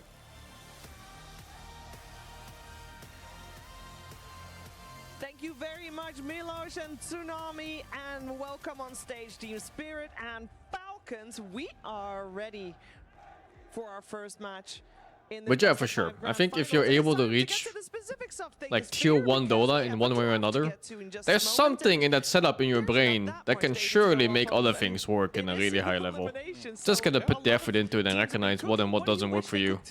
Well, I don't. Am I 720p? Falcons, I think right? it's 1080. I thought I had them I'll figured double out. check. It's But 1080. after their game yesterday against Tundra, I don't know anymore. Like, I thought they were going to be this team that's going to just steamroll you, and if they have this 25-minute timing, they're going to always beat you, and if they get behind, they're going to lose. But they lost their early game twice horribly against Tundra, and they became a comeback team, which is scary to see, but they are playing in Spirit, and everyone regards them Can't as the teach an best old comeback dog new team tricks. of all I time. think that sentence is so bad. If you are Falcons, you're kind Because of I think scared by people that, can right? always Because, learn new even if you do things. snowball, And the you have funny to thing play about that one sentence is bad that you can round, actually all of a sudden teach they're gonna old come dogs back, new but at the same tricks. time, if Like you're playing it doesn't comeback even versus it one of doesn't the even best work. ranking teams You in can the very league, easily teach them new you're at a clear tricks. disadvantage at both points here, so I'm very curious to see what Falcons is going to bring to the table. I think Falcons found I their think the mojo person who playing made up their that old saying heroes, is pretty much just playing it in he was a this bad meta, teacher. which other teams, they don't And wanna he do didn't it. understand They're dogs playing their Mirana or five, tricks. They're playing their Dragon Knight, they're playing their Razor off lane, Dragon Knight rushing the Blink Dagger 10 minutes in. Pretty much the same thing that they've been doing, playing their Primal Beast, playing Timbersaw as well, Pango. So not much has changed. And I also think in this BO5, we're going to be seeing some of the more old school classics as well. Potentially, you know, some Enchantress coming out from the post. Oh, here they are. Enchantress, You ready for 5 hours of fucking cheering from these guys?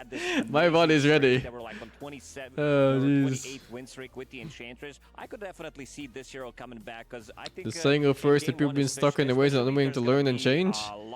Yeah, but the saying literally says you can't teach an old dog new tricks. Like the literal sentence doesn't make any sense. In terms of some of the weird hero picks. Yeah, what I'm going to be looking for in this series is, so we've been talking about both these teams making comebacks, but when we were going over the clips of Falcons yesterday, every time they made a comeback play against Tundra is because they immediately spotted that one of Tundra's heroes was not going to be able to be at the fight because they TP'd somewhere else, and then instantly took a 5v4 despite being down a massive margin. And then on the side of Team Spirit, they play it with more of a pick-off oriented style rather than taking the 5v4, they're taking in 2v1s on the map.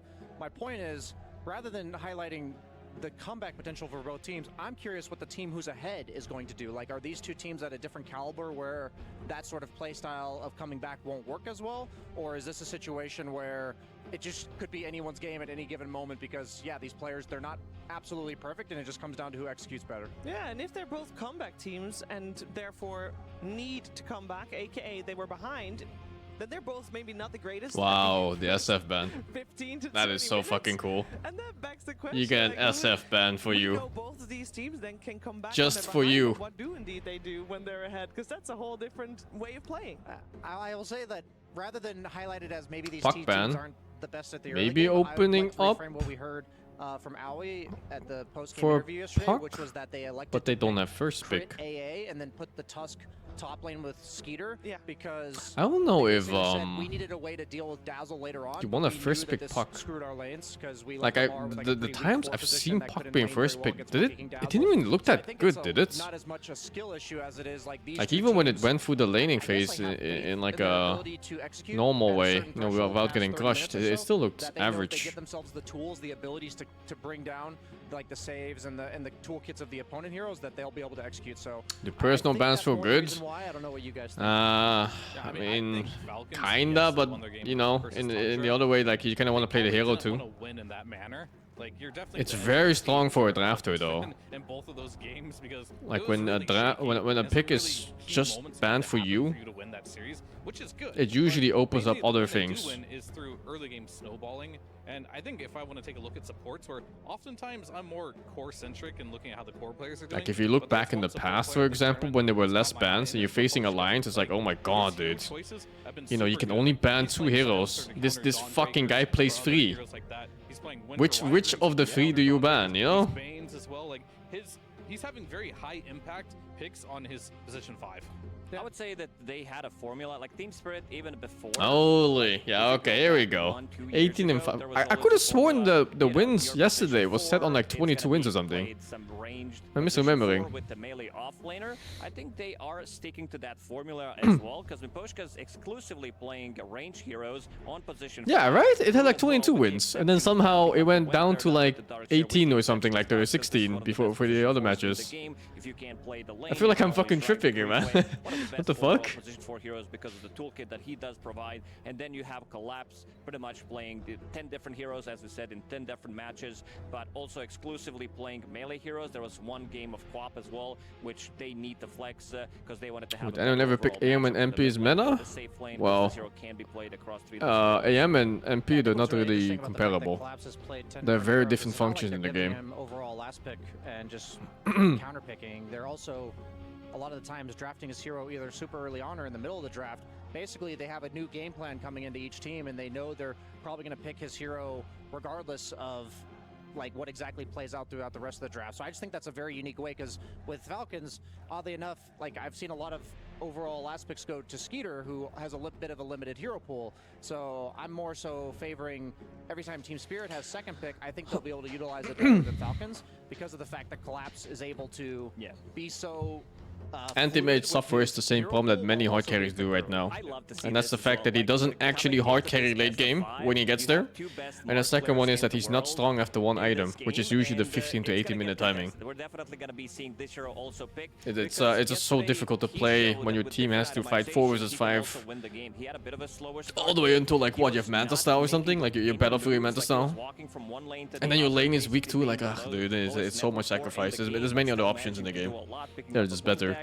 Picking up Crimson Guard as well, and ever since he picked up that Crimson Guard, he pretty much did not die. The Crimson Guard plus the shield plus the Bulwark makes him extremely difficult, and I would just Nature's Prophet is he's so strong. You just get like power threats, and what's it called, Maelstrom, and you're just fucking clapping cheeks all over the place. Depending which hero he's playing.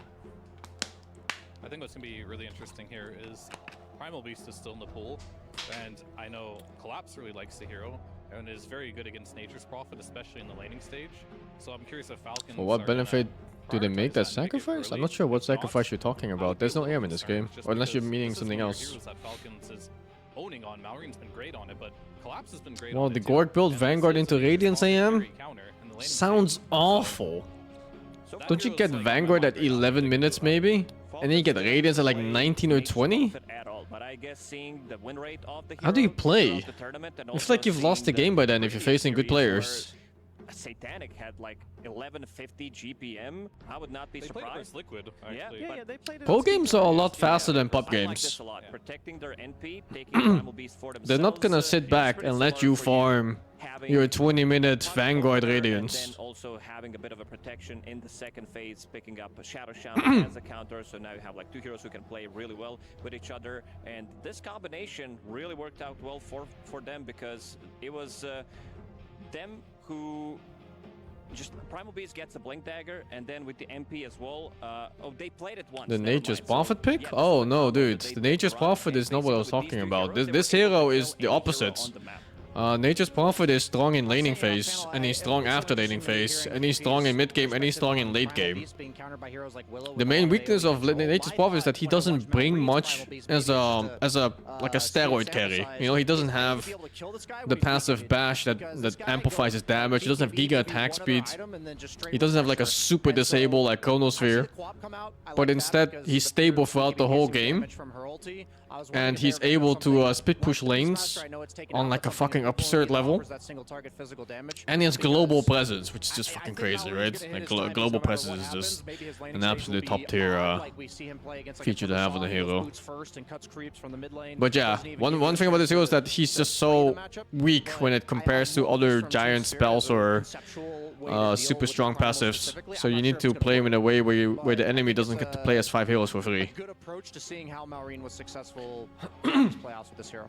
I did mention prior to this series that Spirit, they Because that hero will lose to heroes like Faceless Void if you fight them head on. Like, you know, what can you do? Faceless Void jumps on you with a bunch of attack speed items. You're not even moving in that fight. Into refresher immediately, showing that he has 17 seconds. But to get to that point, it's hard. Faceless Void is gonna lose the lane. He will not farm as fast. He won't split push. That was scary as fuck. Yeah, he won't split push nearly as well as a Furion does.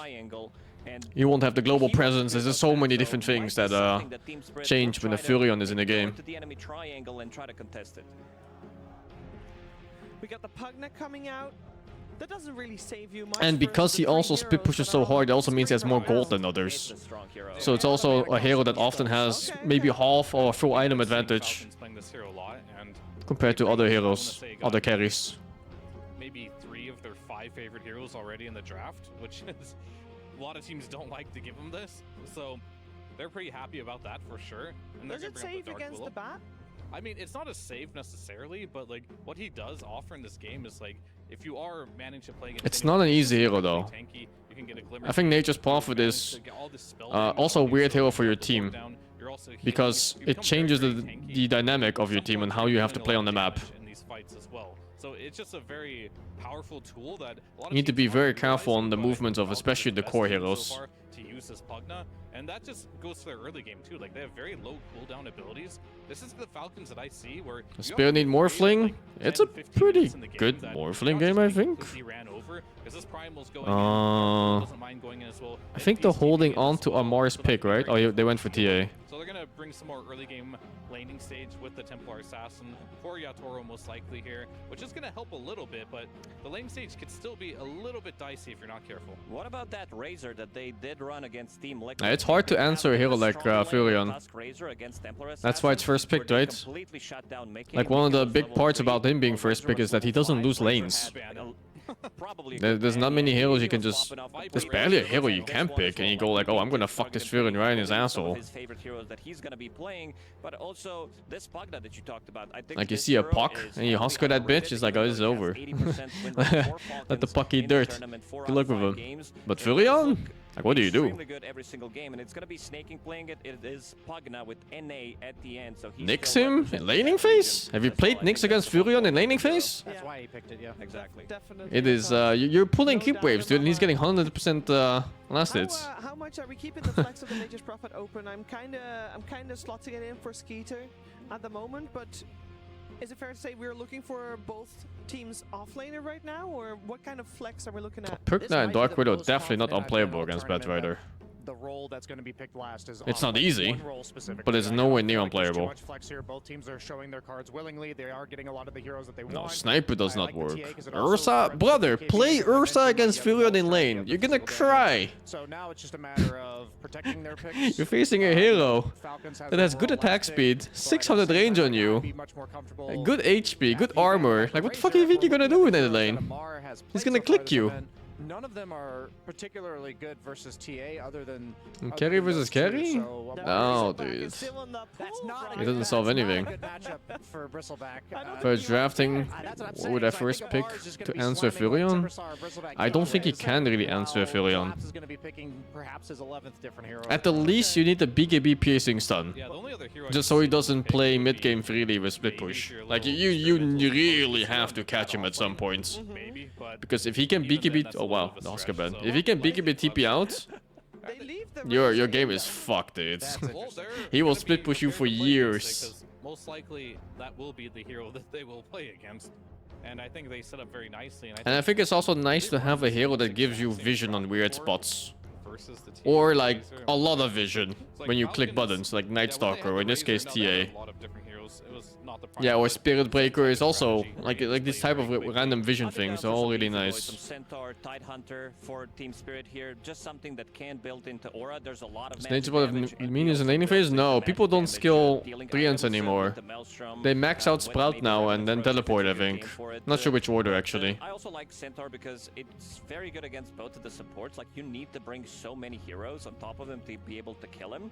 And also, you can... Oh, this also works. It's not the greatest against Pugna, but we've also seen Lycans, especially 33. He had Helm of the Dominator, and he had Nullifier 21 minutes into the game. So Offlane Lycan, huh? it's a counter, but it's I also think. very good if you want to pick it up relatively early, which makes it impossible for supports to play the game. Dark Willow is in a better state because she does have this get out the jail card with the Shadow Realm easily, but it's a lot of momentum. It's a lot of random vision. I also don't think you want to pick a Razor into a hero like Lycan right now. How does Nature's Spot versus Huskar mid go?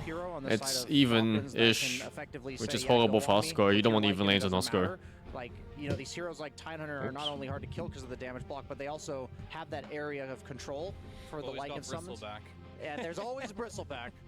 I mean, man, I would hate if they picked Bristleback here. I understand These fucking that photos. he's a Mars hero. His replays, they're down to like 1,800 apiece now. They need to get that stocks up, but... A win here would bring the stock up. That's true. Yeah, that's what I'm saying, yeah.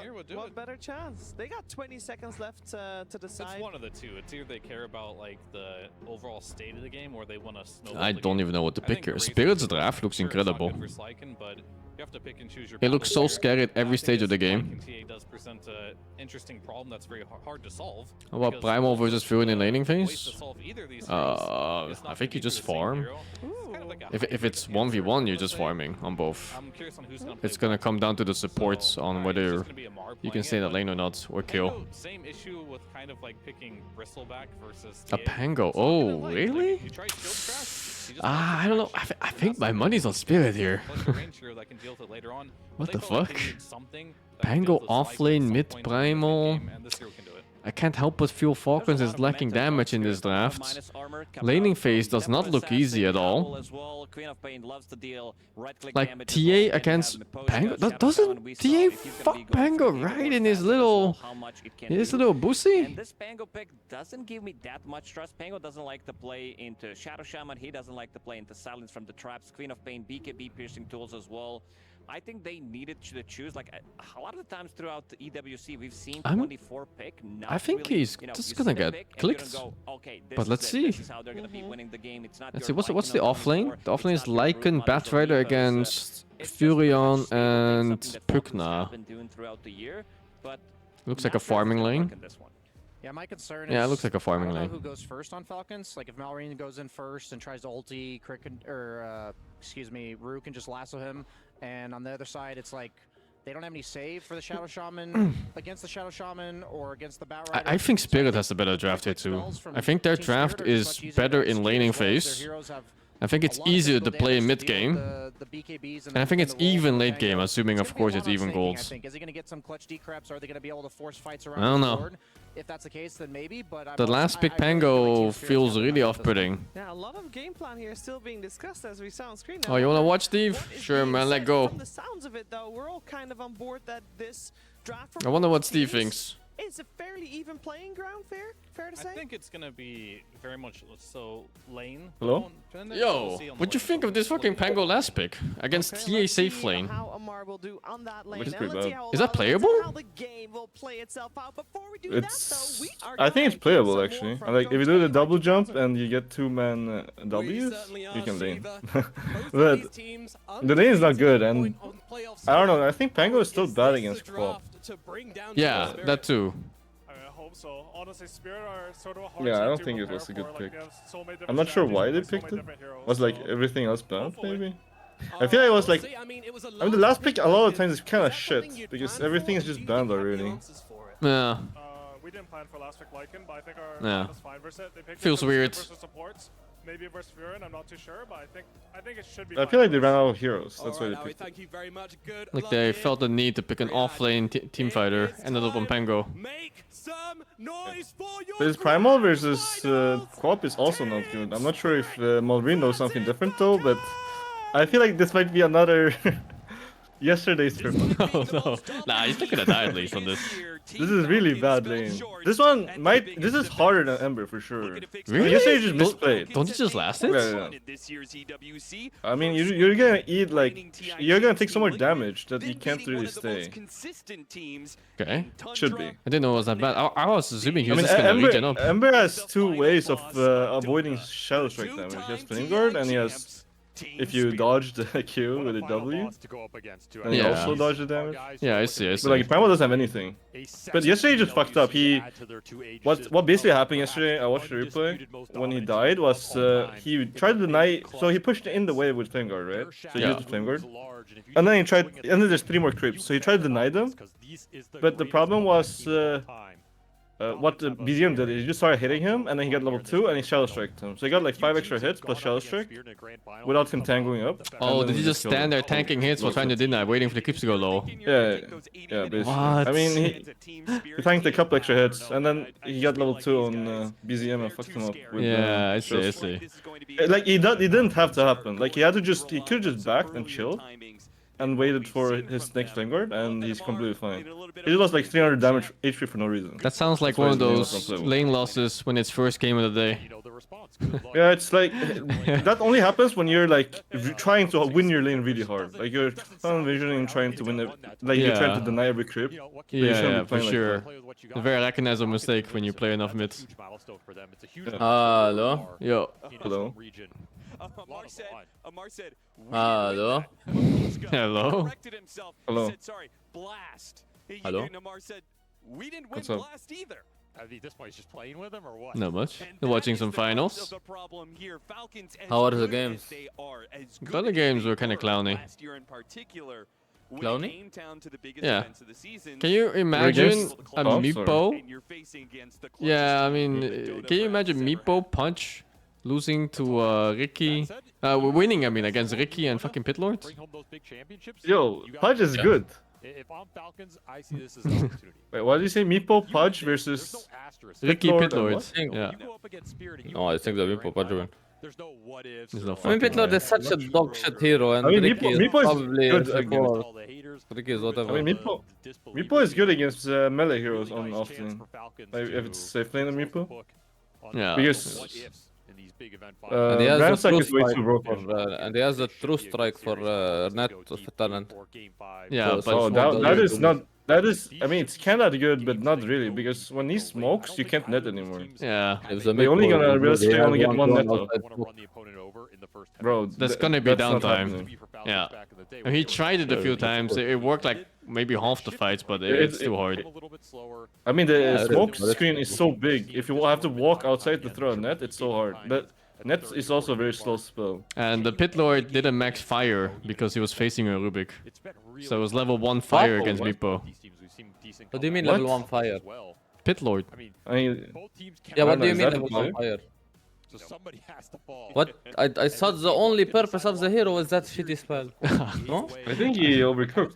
I think so. He went Mask of Madness, started cleaving, and I was like, Ah! he wanted to. I think he got a message and wanted to get home quick. He got a family meeting. He was definitely experimenting for sure. I don't think it's experimenting. I think it's ruining. Possibly when trading. Someone want to check his bank transfers. what game is this? MLBB. Mobile Legends, bang, bang! Why is Mobile Legends Bang Bang so popular? Because the game is extremely accessible to everybody. Like imagine you have like a bunch of new friends, right? And you ask them to play games with you. And half of them just say, I don't have a PC, and the other one says, my PC is too shit. So That's why it's more play popular Dota. in SCA countries. Yeah, but Mobile Legends? Don't you have a phone? Everyone has a phone. Everyone has a phone. Nobody in Europe plays that game, right? I don't know anyone that plays that game. It's a SCA thing because they don't have a PC. I don't know anyone either. Well, hopefully we're going to be able to get this grand finals underway. I don't know anyone who plays mobile games actually. Except the occasional PUBG mobile players. And that's just also the people you hang out with. Like, I don't know anybody who plays fucking FIFA games, but somehow they're the most selling games in Europe and forever, for like years. That's true. You just don't know these casuals who play FIFA on the console all day, every day. I mean, it's really tough to pick in this matchup because both these teams have such star players on all the roles, but I'm looking between the two offlaners for me. Maybe I'm a little biased because I think offlaners kind of decide how a team plays in terms of how fast or slow they're going to play and what that actual clutch factor looks like. But for me, Collapse has been at least my MVP of this event so far. I think he's absolutely stepped up when Spirit need him to. Yes. As solid as Yatoro's been, as solid as the rest of Team Spirit always are, Collapse, I think, has looked incredibly good in the moments where you need someone to step up and win you that game and make that clutch play. Right? Bully plays FIFA mobile phone games. Maybe we kill him? Come on, because he had 2 rings, so he's got to fill it up. We should kill him. What do you mean? He plays FIFA and mobile phone games, man. We should just kill him. Is he playing damage? And that was a given. But that was before. Poly, I guess, yeah. We already knew this. But I'm still looking strategically towards ATF to continue to step up and play his game. He's brought out all the signature heroes. Oh, you have access to your PC. What the fuck do you mean you're playing FIFA and mobile games? Right. Mars is not a hero that has been at this meta, this event at all. I'm gonna get a drink before it starts, Burbic. Don't fucking talk about anime. The bands, the pressure that is on. Let's talk about anime, Steve. Respond to his heroes and his hero pool instead of the other way around. That's Steve? when this guy shines, and that's when Okay, let's talk about anime, chat. do not want to get shut Did anyone watch the new Rent a Girlfriend season? Have some weak performances where Spirit can go, oh, like, we'll give you the Pango again. You know, we'll give you, maybe we'll let the Mars through. Or The new Bunny Girl Senpai anime is out too. The new season of it. That one should be unironically good, though. It's weird. You should watch it, bro. I watched it too, the 2 episodes, and I really feel like it's a different anime. I don't recognize it. It's not the Bunny Girl I'm used to. Do you mean like the art is different or the art, the characters, it's like in the future kinda because they're in college. It feels very different. Really? Yeah, you should watch it and let me know what you think. And a Mars Pango, frankly, Oh yeah, there's Dress Up Darling season 2 as well. I didn't watch it yet though. The, you know, the Mars Razor, etc. Timbersaw that we I'm watching the diving anime. the run up to the finals. Oh yeah, Grand Blue, they said it's good. If you like that kind of humor, it's a very hit or miss. What kind of humor? Too much single target control and Nothing. The Grand Blue. Is that the swimming one? Yeah, it's a diving. Yeah, I watched 1 episode. It wasn't for me. Yeah. It's either you like it or you don't. It's very over the top humor. All I'm saying, bro, the Demon Slayer movie is gonna fucking smurf on everything. It's gonna be peak. Is it the final? No, there's 3 more movies, but the first one is it comes out in September. Steve, can you read Chinese, Steve? Yeah, I can read Chinese. Can you read It takes me a while. Can you read this box? What the fuck does it say? What the fuck am I drinking here? Send me a screenshot. Is this Send me a alcoholic? screenshot. Oh wait, you're holding it? Yeah, I'm holding it. Oh fuck, Wait, it's let me see. Japanese? Okay, fuck, dude. What is Yeah, this? it's Japanese. It just I think I can read the Japanese. The only Chinese ones means taste. Or Put it up again. Sing. You can't read Japanese, you Flavor. fucking weeb. I can read Japanese. Put it up. What the fuck did I drink, dude? It says dog food. It's milk, you animal. Dog milk. With the early helm, with the early nullifier, just eliminate heroes from the team fight, get a numbers advantage, and steamroll. Why does it taste You do lose a bit of that alcoholic? that Spirit are known for. If you had to guess, how many times would you say? But we're feasting, bro. We're feasting for the final. What's wrong with alcohol? 10 or less, probably 8. Yeah, you It's like talking to a Muslim friend yesterday. There was like, anyone want a drink? He was like, me. I was like, you're Muslim. He was like, yes, so? He was like, didn't you fast for Ramadan? He was like, yes. He was like, then how do you drink? I was like, it's fine. Maybe this is gonna be a signature hero. I was like, ah. I Is see. there a date on this thing? Is he not dead? 2025 0725. No, it's good. It took fourth place. Fourth place. What's good? No, nothing. Never mind. It's fine. It's just dog I think we probably should get a skilled Shackle. Did you know that people said that a lot of dog food is better than normal food? What the fuck are you talking about? There's some people that apparently like dog food, and they eat dog food. What? No way, that one's true. The But fuck are you I could see talking it about, probably dude? being more Is the nutritious than fucking like primal McDonald's. cut the first What mid is wave, or did he cut the happening first top here? wave? Yeah, but cut the I bottom think wave, he- now he's mid, I think. Oh, they swapped lanes. Yeah, but why are they swapping lanes and he's still farming mid? Like, what the fuck is Pango gonna do now? True, actually. It's a good Like, question. what do you mean they swap lanes? He just took his creeps. I think he should have ran bot after the Wait, first wait, wave. Amar's going bottom. Amar's going bottom now. Is Oh, Kid I see dead? what's happening. Is Kid Oh, I dead? see what's happening. So Amar took the first wave mid, and that guy and took then the first because Maureen wants to scut. He doesn't even want to lane. And you got ATF a free wave as well. But is it that bad early on? I feel like Yeah, I mean, this before lane level 3 sucks, it's fine, dude. no? Yeah, but I mean, on- the whole on lane level sucks. 3. Is the lane that bad at even level 1 you can't lane? Oh, it's not laneable level 1, but you don't want to take damage level 1. I see. Like, the thing is, he doesn't want to take any Shadow Strike damage right now. Dude, this is the That's worst, idea. the worst part of Dota laning. You're witnessing it live right here. What laning? Yeah, exactly. This is the proxy. It's the bows. This is the It's worst. the bows. Did control the wave. You should see the bows thing. It's not gonna fully He got swaves in league. swing back out, and of course Laurel is gonna free farm. I say that he is suffering a little bit CS wise, but he will free farm here, and he's gonna have a bottle, uncontested resources. Primal is 12-0, so Laurel is actually missing CS against nothing. It's And that literally is the pretty bows, bad. Steve. I guess the That's It's literally pretty the bows. That's his strat. Mars suffer from, you know, he scooped up that lane mid, but then he has to make the rotation. Caught the courier. Oh yeah, Did that he kill his this bottle? one. Does he have to TP here? Oh This my one, god. this one, It doesn't matter. this It doesn't one. matter though. He's not laning on the other game. Where he's got his own bottle. But it's fucked now. No bottle. Oh, it doesn't matter. Oh, he He's killed not the gonna get co-op's punished. bottle. Never mind. Yeah, Sorry. it's not gonna do He killed anything. The primal bottle. That's true. It's not as if he It's needs like it's the bottle, fucked. but that's a big I don't even know if that was good for the Primal. He used the Q to get that. And the TP. Like, it is money for his whole team. I am waiting for the day where creeps are unaggroable until they hit creeps. You stole away from this off lane. Waiting for that fucking day, man. Picked up mid from the Pango, so I mean, I'm down. Okay, if it's I don't know if you guys have unaggroable seen this in for this like tournament. 5 minutes. The meta, and what do you say? Who suffered was, I guess, the Dark I Will said I would of like it if She creeps were actually unaggroable for the first 5 minutes. Yes, that's who the wave got stolen from. So And then the shared XP. here's what everyone is doing in the offlane right now. So I don't whenever carry, I never even try for the bounty.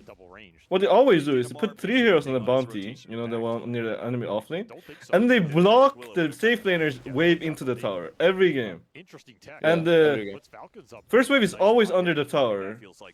Like that's just also not normal.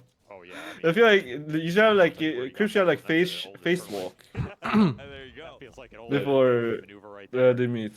Never worked for us, but it's On working first here, wave so only. After that, it should be all fair. Good to see it lives on. But yeah, first wave shouldn't be blockable. Good for Falcons now after all this maneuvering. You have a free farm Nature's Prophet. This Primal is high resource. That would make things boring. Wow, this is so exciting to watch. Watching 2 mid heroes farming fucking creeps. That's so much better. Even if you're going to continue to put the pressure on the Primal Beast here, you can't help but feel like At least in that scenario, you'd get to see one guy fuck the other. In this scenario, we're watching Creep Simulator. I feel like this is super fucked though, because they picked the Primal after seeing the co-op, right? I feel like this is like strategic mistake. Like you're doing this weird shit when you had the Falcon? Templar assassin who has Yeah. been a really tough hero. And this is also a strategic mistake picking Pango into the TA. But maybe it's fine if you survive laning phase. It's okay. TA is also not betting his Pango in the game though, because you kill him in the role. He's stealing, he's taking it away from bottom 2 now, dude. He's killing the TA occur. Oh, that wave cannot be aggroed until the tier 2. I It's mean, 5 minutes, I think, or something, yeah. 5 minutes. Right here. 5 minutes aggro from behind. Stick charges and Lotus. So Maposhka, okay, well with the teleport coming in from What I'm having is grape flavored cow piss? What the fuck? What the fuck? Oh, my favorite. Grape flavored cow piss. No, I haven't watched Integration yet. It's crazy. Falcons doing all this maneuvering, getting the courier snipes, getting the extra waves. Because Wait, how did this happen? Wait, Rasta's dead? Where's the support? Yeah, Rasta died okay, to Pango is ritual, so owning he it. had Rasta died to rituals, so he had a long respawn timer. This laning phase doesn't make sense, to be honest. It's just a bunch of random shit going on. Like, people are just cutting waves. They're losing to chaos. Why lane? Just don't lane. Looks like he's doing all right now. I actually don't see the point in laning. The 2 heroes meant to lose the lanes here, in terms of power, are top net worth. Yeah. Just don't lane. Why lane when not laning is better? And Malrine is done laning. It's the future of Dota. You have a jungle hero. Oh my lord, it's tilted. Yeah, it has to be. He's like, oh, what? You know, I can't play my hero. What the fuck is this? You shouldn't have maxed dagger, I think, after seeing that the primal's not gonna... Or maybe just 2 points. Still kill subs. Going E. Skip the laning phase entirely. This is one of them. I'll tell you, there's a lot of. I mean, I think Quap is still a better hero than Primal, like in the game. How dare you skip the lane against me? Different if he's fat, because he's gonna have Link BKB refresher. Yeah, but that kid, he doesn't even kill the Quap unless the Pvision just pumps all the damage. He's not going Quap just doesn't to die to max damage.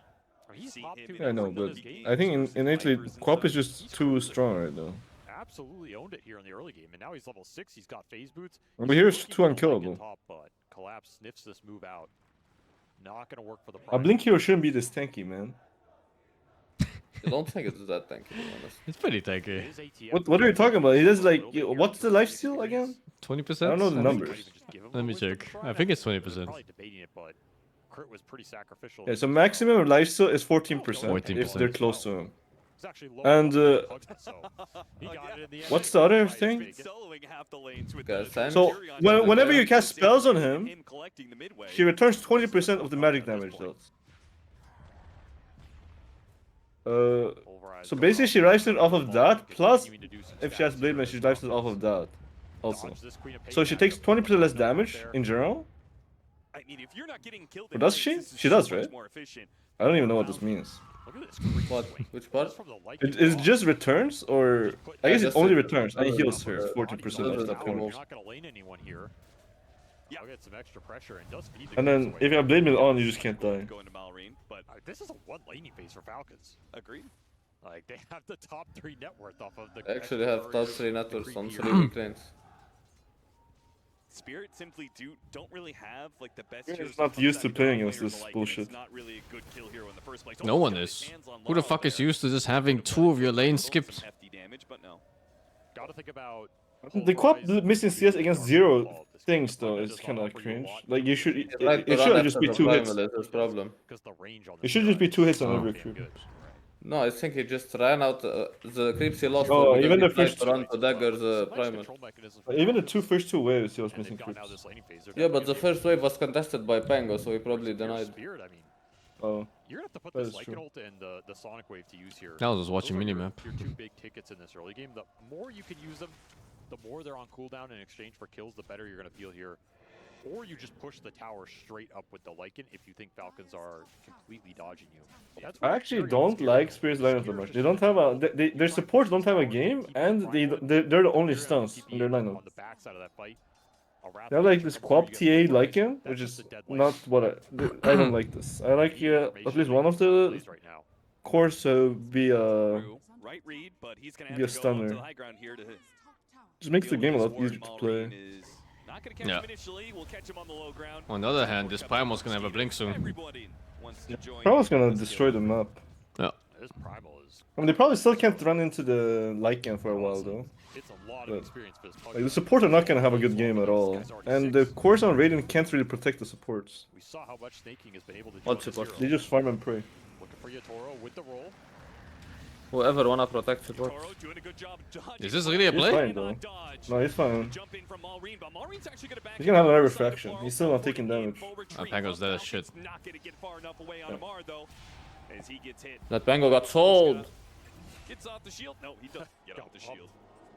Nice little flame break there. Yeah, good timing on that. Couple small things went well. Laning so boring for this game? Of course, they skipped 2 lanes! What laning? They skipped 2 lanes for laning! How can you complain about lanes that aren't there? There are no lanes. And people say this makes the game interesting because you see different picks. Like, fuck off, dude. You see like a bunch of heroes not playing. 2 lanes not playing, dude. 6 heroes not clicking anything. Just chasing creeps. Becomes more and more entrenched, right? The Templar Assassin gets level 6. She starts laying out all these traps out. And the Lycan... He stopped Nestor from that kill or something. I don't know what happened. Was that Katara kill? Another move like that from Falcons, even Not if sure. it succeeds, maybe you lose mid to the Lycan. They lost that worth on that. No, they didn't kill this tower yet. What gave them so much money actually on Radiant? They were top 3 on Dire just now. I think it was just CSing, no? Collapse is chilling up I here. guess. And the Pango Death bottom gave a lot. Have a very fast Yeah. And you got to think about the objective taking here between the Lycan and the TA. TA was the lowest out of all the cores just now, like a minute or two ago. Yeah. Maybe had stacks in the Ancient 2 under her tower. Could be, yeah. I'm assuming since they just I mean, he's changed playing that. top side right now, so maybe he took an Ancient stack. Holy shit, Snakey's level 7? What? He's the one who took mid after Marlene left. He never came back mid. Oh, I see. I didn't know this. Come here and kill him. Yeah, you'll kill him, but he's getting decent value out of this level 4 blast. He was just bing-shitting mid. To kill him since he's such a high level and he's got that drain. Oh yeah, this matchup sucks for Quad by the way. The Pogna, that's Netherwood. Yeah. They simply do not have an answer to this. Kill the creep wave where they can, but snaking just keep going to work. The fucking Quap from yesterday. What about this? What? Thing. Yeah, they're gonna drop some traps. Like, there's no laning and there's a Pogna nuking your tower. You have to run up the hill now against the Yeah, well, this is what it is. power rune coming out as well. Really important power runes here. They're literally taking your tower with no creeps. Unlucky. I mean, the Pugna is telling you can attack me if you want, but valuable for both of these mid laners, you know, such high damage heroes. they're just choosing not to attack me. Holy, that Ancient stack. I just think Primal's one of those mids. Power runes change his entire early. Dying. Yeah, like the haste is. Radiant is slowly winning by just farming though. Even the invis just running around the map set up so I late mean, would be good. They're It's not really waiting very significant. on Primal and then they're gonna Meanwhile, go. Rue, he's been sitting down here for it. I really like Spirit's draft for mid game. No one is contesting him. It feels so easy I to think the play. draft is really good if their supports are a little bit better game. Yeah, that too. The They need a Rasta dagger on this Rasta and in the they bad. shouldn't. I'm not sure if the Rasta goes bad. The dagger, I mean. Doesn't he just go Glimmer They just first? need one of them to have it. Yeah, they just need one of the two to have it. Oh, he can dream about Blink Dagger for now. It's 1k gold. Yeah, that's half his fucking net worth. Okay, cool. How do you play Rasta without Arcane Boost though? Like, every time I've seen Rastas just skip Arcane Boost go dagger, but you feel like you have no mana. Oh, doesn't he game feel so shit with no dagger either, or either lens, like whichever? Yeah, I mean, you're literally just brown boost until like, what, minute 20 or something? There's like no dopamine hit at all. No, dopamine is from the blink. Blink, and then ulti and fucking shackle some guy, kill core. Someone's got to be on Pugna duty. This is where you wish you had Pudge. Seriously. And some fun watching the Pudge from earlier today. Oh. With the defusal plate done, Amar is a bigger threat. Seemingly not enough to go after Rue underneath his tower, though. Still kind of tentative to make the committal play down here. Like, even Snaking doesn't want to go blast this. They saw the Queen lurking down here. They don't know where some of these heroes are on the map. A smoke came through for Spirit.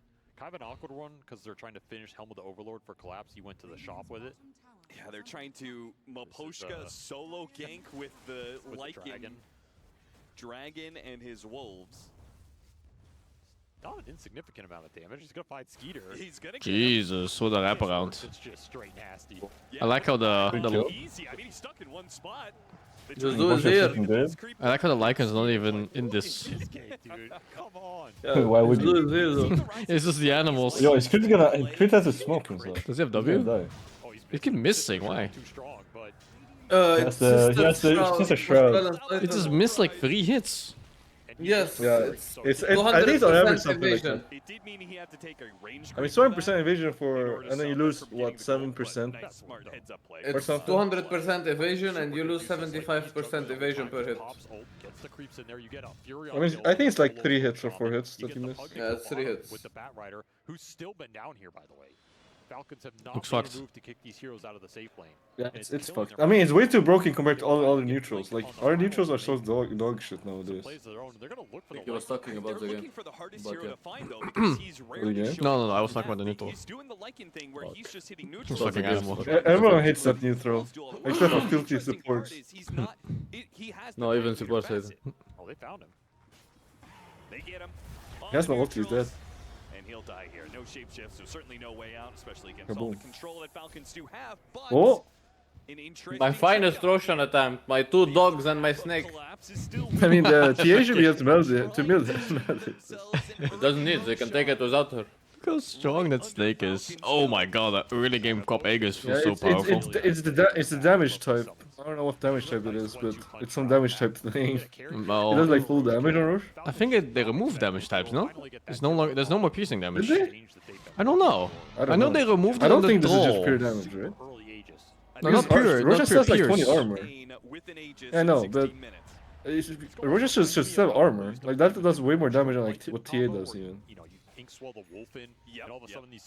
don't know if they removed the entire damage type. I just know the troll doesn't have that anymore. I had a Rasa solo the Roshan in my game. Yeah, you can. That ward is not balanced for taking Roche. It's so sick. The ward can also tank, by the way. The best of Yeah. between these two teams. We have both I don't know how many hits it is, like 11 hits? 12 hits? I mean 12 hits in total, right?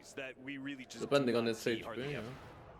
I don't know what... Yeah, I'm talking about the HP. I think it's 12 hits on the... Put some mental pressure on the enemy. Or it's 12x the damage, maybe. Exactly with a Lycan. Holy. Oh my god, the Cop's damage taken. Kill the Pug now.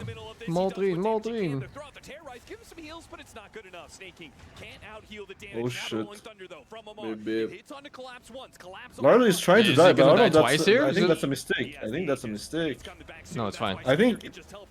Yeah, he's fine, but I don't know if he does anything with the second life. What the fuck? That nether ward damage, Oh my holy! gosh, he lost 40% from nether wards. You were saying about it's fine?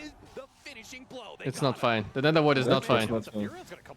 Skeeter is gonna come back, and he is Skitter's back, but I don't know if he's stronger than Yatoro. and Crit managed to play the distance, get away from your Toro. TP in for what? I like Skitter just watching his teammates TP out from the game. He's not getting up, oh, give up. That was so hopeful. Holy. Can't get in front of them. Collapse has been on point with these wolves around the map. You're able to get a couple heroes out, but that is an expensive. And this TA network is out of control all of a sudden. Twice. Ends up dying, doesn't get a lot out of it. These are Did you costly watch the other game where he played Prophets? farming hero in Dota right now. He was 50,000 net worth, and the next highest was What? like 22 or some shit. It's gonna start adding up. Holy fuck. What? Yeah, it was completely insane. He was almost 1200 GPM, I think it said. That force movement of Flame Break almost killing Amar, Maposhka. I had a 1200 GPM game where I lost. That's really sad, dude. He did actually land it Yeah, on, it but is. it's not going to do enough damage still, though. If he had gotten with that, that would have been insane. This is still a blistering pace now that Yatoro's gotten involved. Like, these fights are going to start to pick up for Team Spirit, and you do not want to fall behind against this Templar Assassin. You're going to lose so much map control against the traps plus the Lycan Wolves. You need an early gem in this game if you're Falcons. That's what Holy, it the feels cheering like. is so loud. And your supports are also trying to survive in this game. They want early The utility Falcons? defensive items. Yeah, it's that fucking the paid Falcons crowd. Well, you say, you know, don't fall too far behind the Templar Assassin. That kind of has already happened. Spirit are up by 3K, but the Templar Assassin specifically is up almost 3K on the Nature's Prophet and other heroes. Is, well, the Shadow Realm goes off. Glimmer Cape That should stop TPs, man. He's good. No detection. Flame break. Important to get out versus Templar Assassin. Extra damage adds I don't know, I think that hero already very strong. Even without another TP cancel. He used to do it. It's not just the hero damage, but the Because tower it used to damage mini they stun. put out. The push comes really quick with this lineup. You do not want to give bad kills away on this map.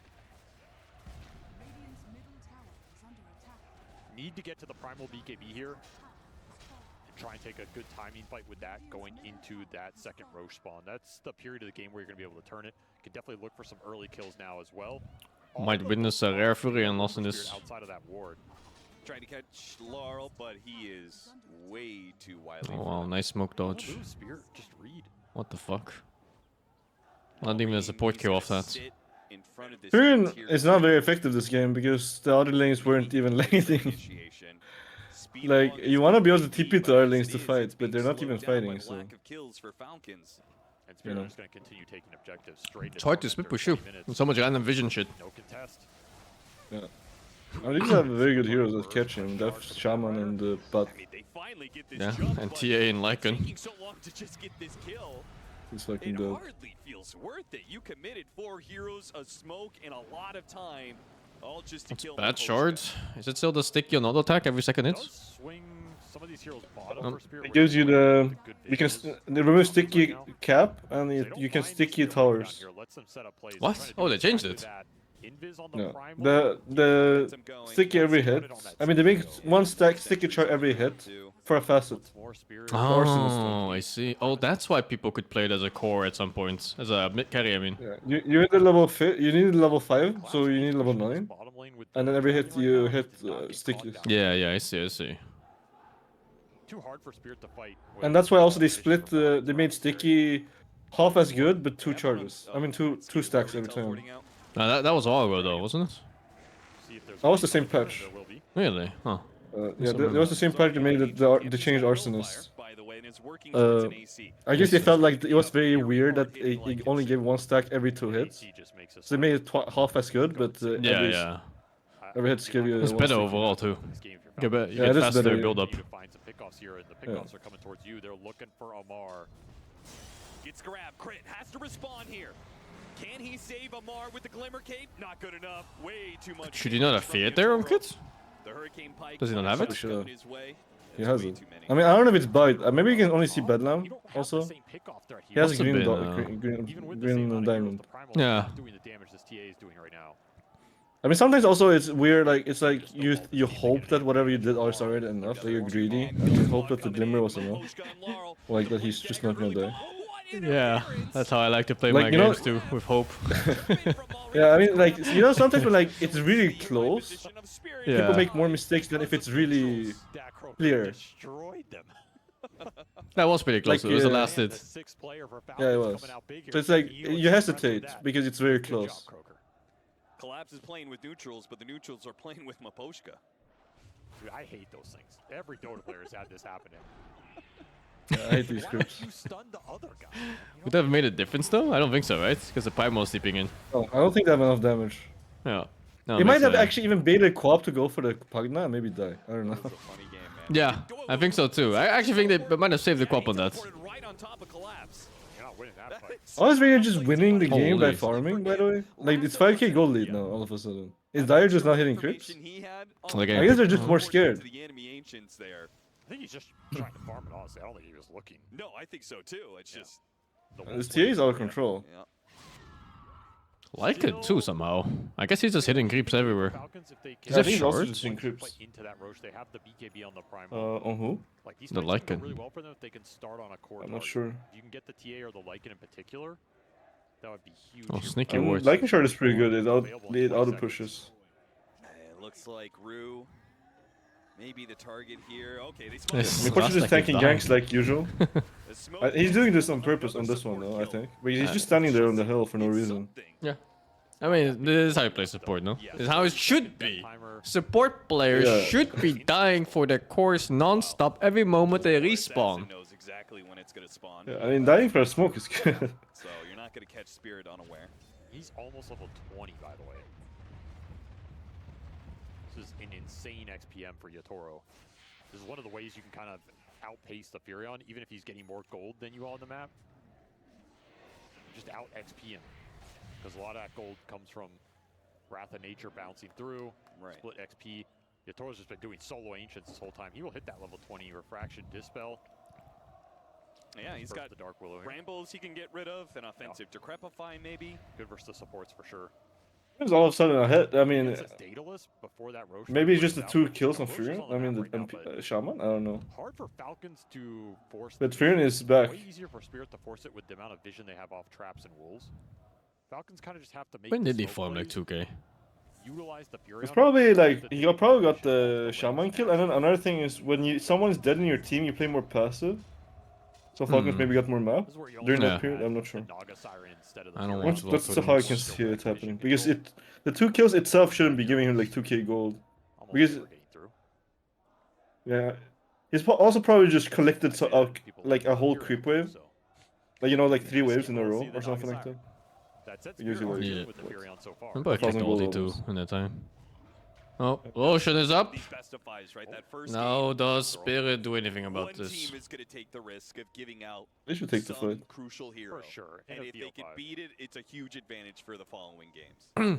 It's too tempting not to do it. So Is this a 5 or best of 3? yeah, Toro is. I'm assuming 5 because I see the 3 bars on the top.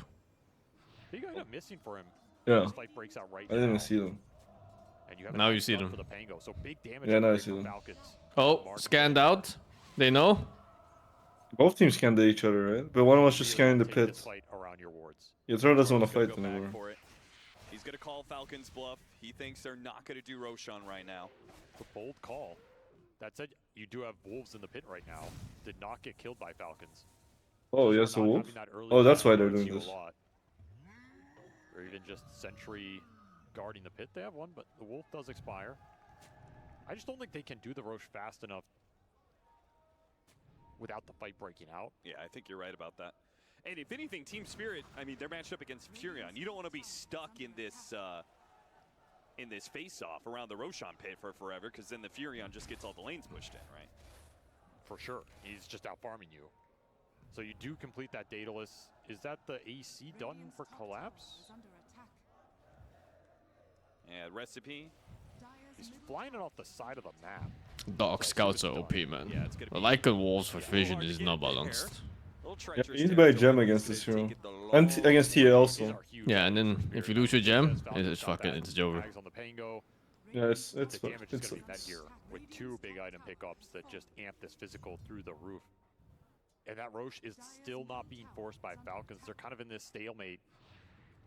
You understand why, but it gave Spirit time to hit their items. And they're Furion is actually overtaking TA any moment. Yeah, I mean, they're all sitting around, right? They're waiting for this Roshan to happen, but it doesn't, and Furion just clicking creeps. Yeah, Furion doesn't care. Do they just do it? No way, right? It's too dangerous, I think. There's no way. You're gonna lose the fight. They got You Willow. probably should have buyback. 2 ultis for that, but big kill. Yeah. I mean, it's a good tank if he actually has buyback, but he doesn't have. Oh, he dies, right? He dies. No, he's fine. He's fine. He blinks. There's He no blinks way. at TPs, he's fine. Oh my god. He has no TP! Oh my god, dude. But they don't know. They don't know. They assume he has TP. You have to assume he has TP. Maybe you can click him actually and see that he doesn't have it. What? There's no way, really? Yeah. You can click him in the fog. Yeah, you can. Huh? Since when? Since like ever since you can click like people outside of like fog. Oh, oh, you mean the score? I thought you meant cooldown. Yeah, you just click on the top and you see that he doesn't have a TP. Oh, I see. I mean, you can't see the cooldown, but you see that he literally doesn't have Yeah, it. yeah, I see. Yeah. I thought you meant to see the cooldown. That's fucked. You can't see that. But a lot of people are like the bad habit of like only buying 1 TP, so that you actually can see if they don't have TP or not. Why even buy 1? Just don't. Oh my god. Oh, Oh my God. Jesus Christ. Fuck, man. Sideblade kills always look so nice. I like the blink up to the cliff. Yeah, it does. See if he was in one of those hidden tree lines. Sure. Smart play by Laurel. Doesn't pay off here, but you never know. Skeeter will escape with that slow move speed. Let's go, Falcons. Just they're getting fucking rammed. A core Pango, they'll take that every time. Yeah, I mean, you know, if you pay viewers, they're probably not that good at Dota, so they're just cheering no matter what. Oh, shit.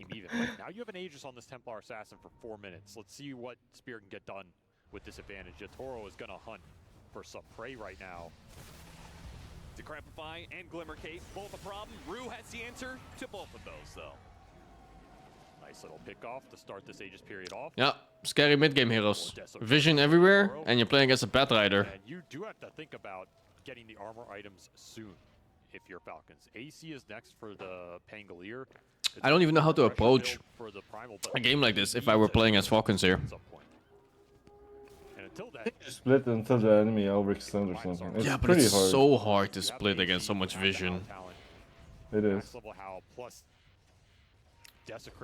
I think buying a gem is necessary, right? To clear traps and dogs.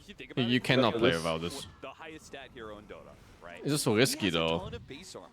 If Lycan gets to him, it's minus 15 armor, and then it's minus 50% of your base armor. He's got 25 armor. It's all gone. It's all gone. That's why you need the bonus. You have to smoke the Cross River, yeah, but you only have so many smokes. What's smoke cooldown on this patch? 6 minutes? No. I don't know. I think it's 5 or 6 minutes. Yeah. Is that low? I don't know.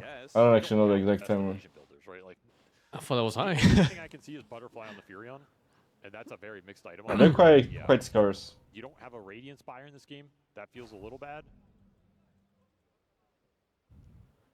That's kind of it. I mean, otherwise you just have to build armor and survive. So it's just Balanced. Pango, Shiva's on Malrine, and I mean, your other option is kill them first.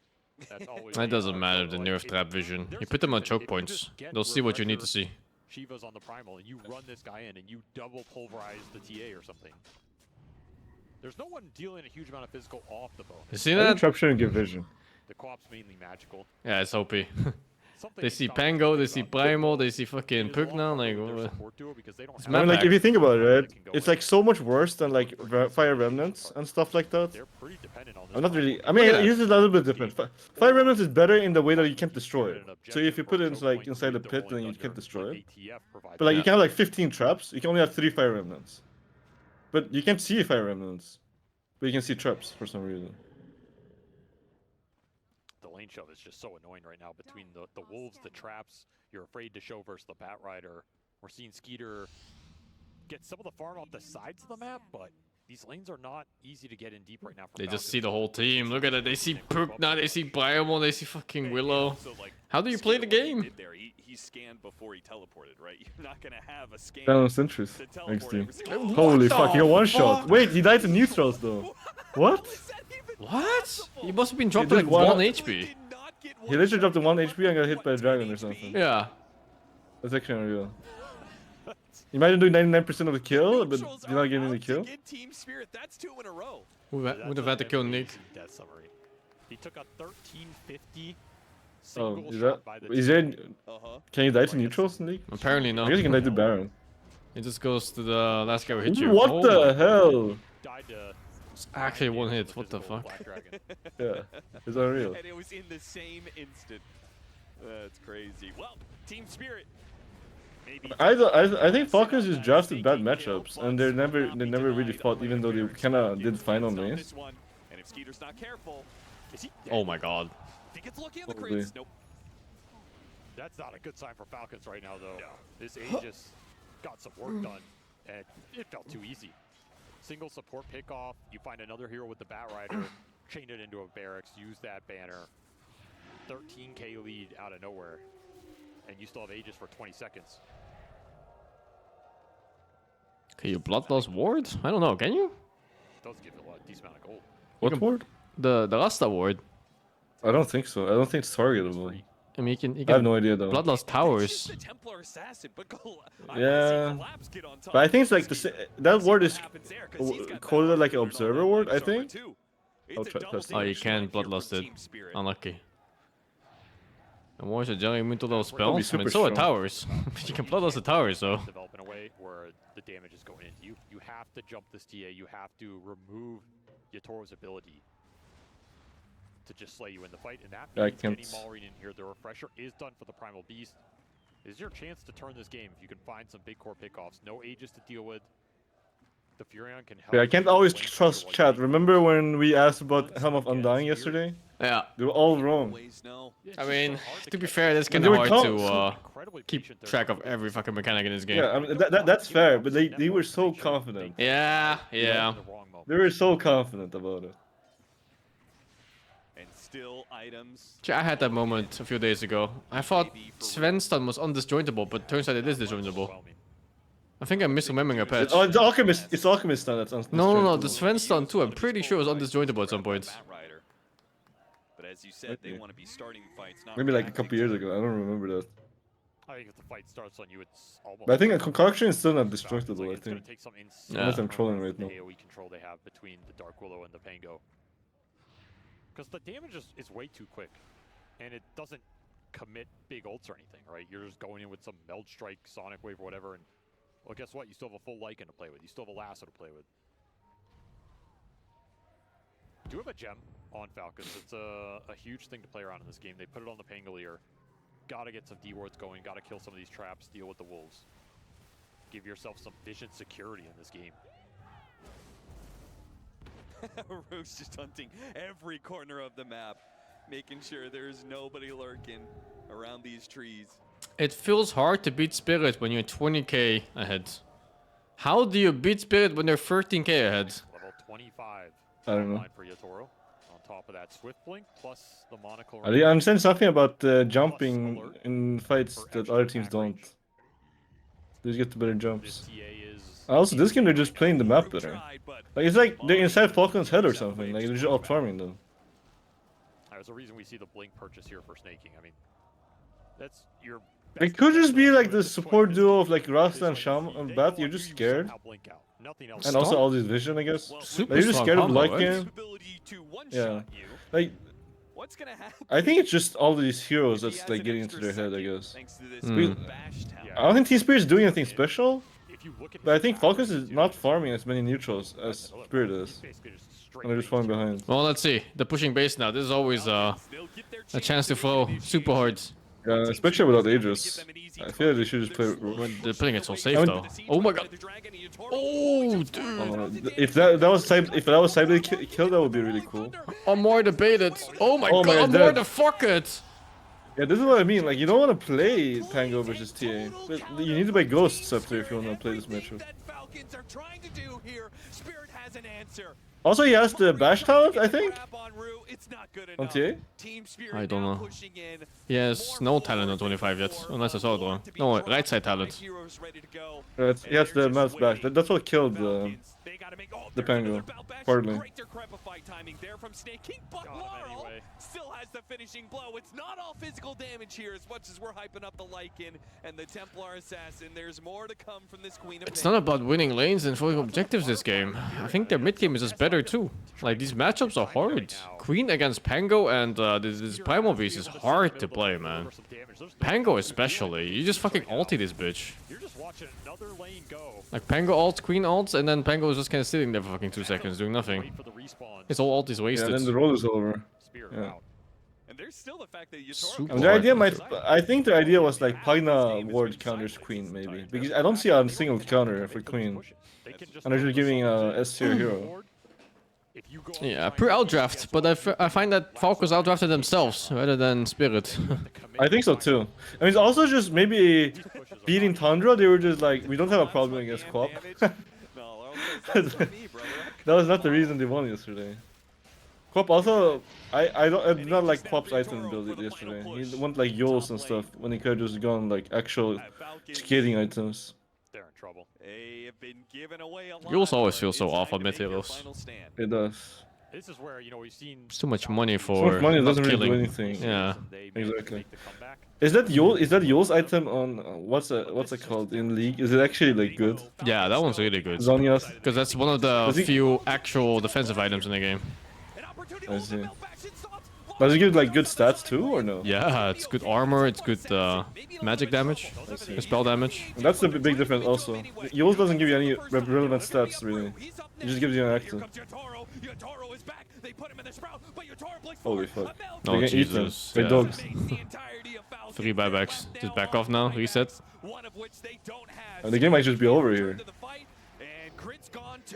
Yeah. Yeah, very nice one by.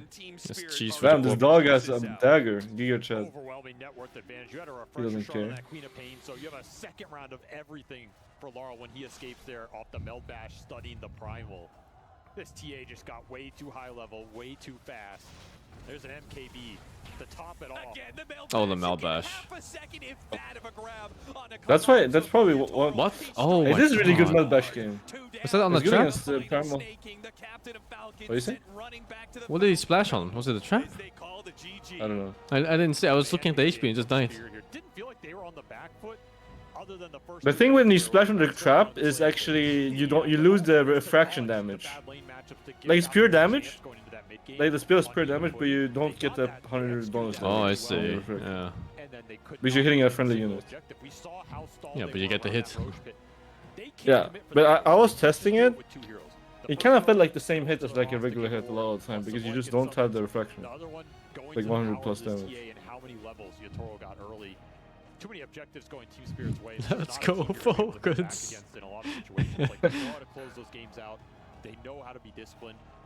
I don't think we saw a single smoke move from Falcons work once they were behind. It was just can't find them. constant misses. Yeah, you Team Spirit cannot were find them. ghosts on the map every single time a smoke was popped. And I like the strategic idea behind TA and Lycan against this Furion, right? This is a deadly hero to give away. Part of it is the map control the hero gives you. When you have the Lycan shard pushing in waves, you have summons pushing in waves. There's a Black Dragon killing this bottom wave for half that game.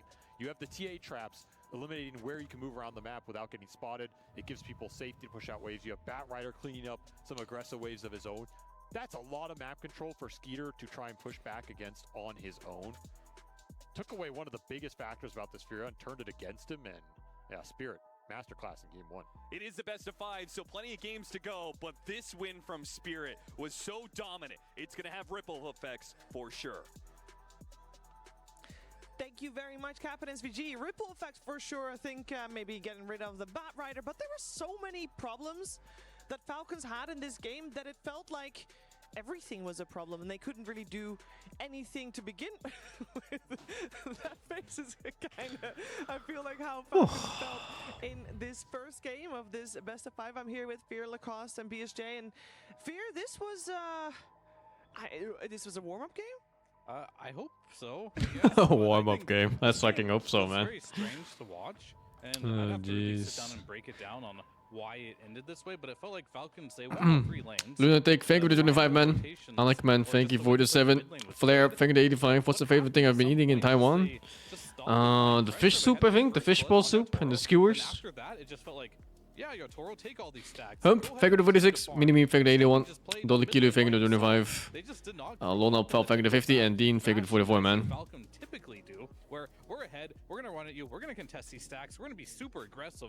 They just played incredibly passive for like 10 to 15 I had minutes. Hot Pot yesterday too, it was nice. That to Spirit, just locking this place But it down. wasn't like a Taiwan thing, it was more like a China thing. What's that brand called? Heidi Lao? Lost this game. There were so many like. It's when they come up to your table with these fucking these dancing dudes with the mask changes.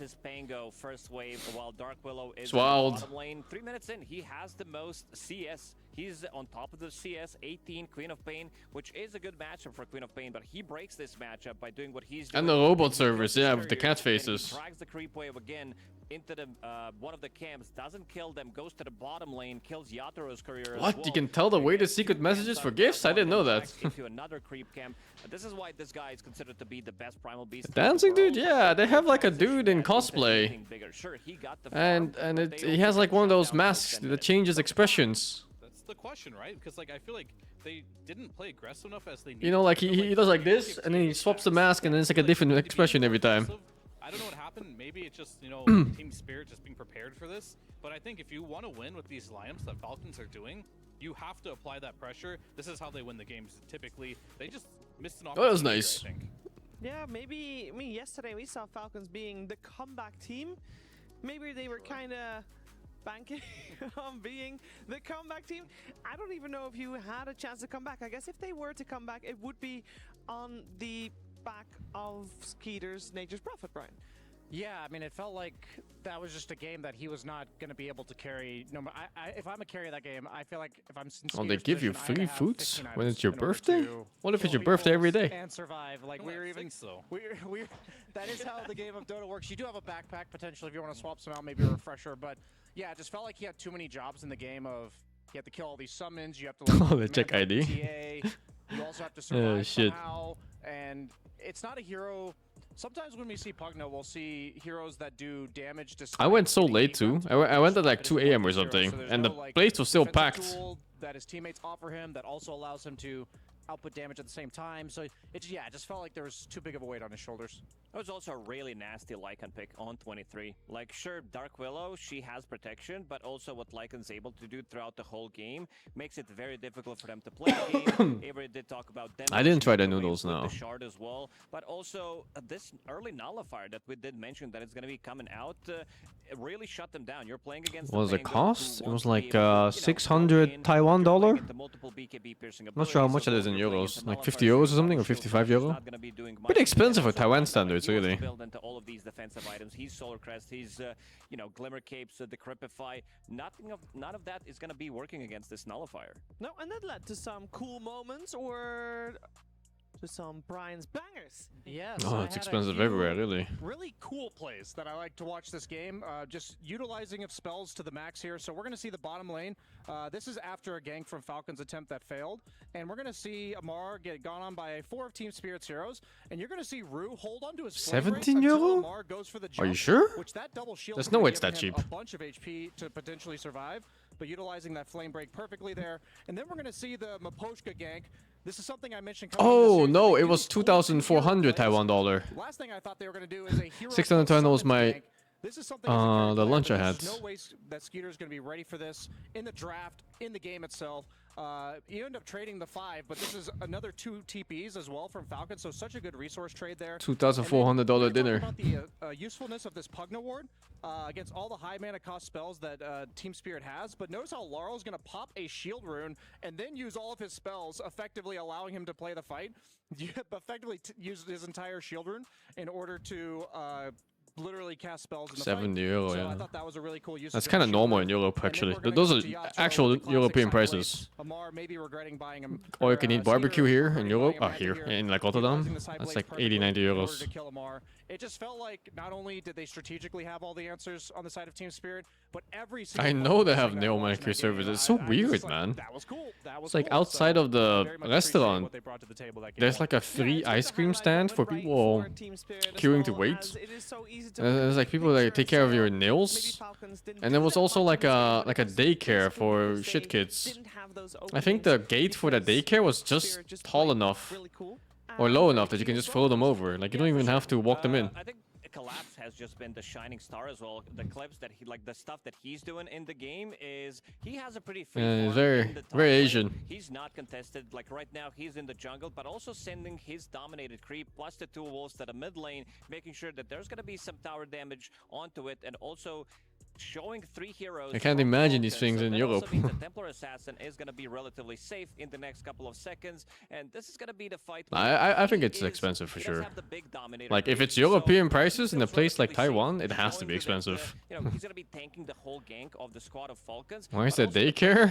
I guess the kid doesn't need to eat. I don't know. Also, the wolves inside of the Roche Oh fuck. Shaman with the Giga Ward. Even though he's going to die here, he still shows 3 heroes from Falcons again, and they're going to be able to transition that into Roshan. The reason why this is super popular Shit kid can eat dog food or something.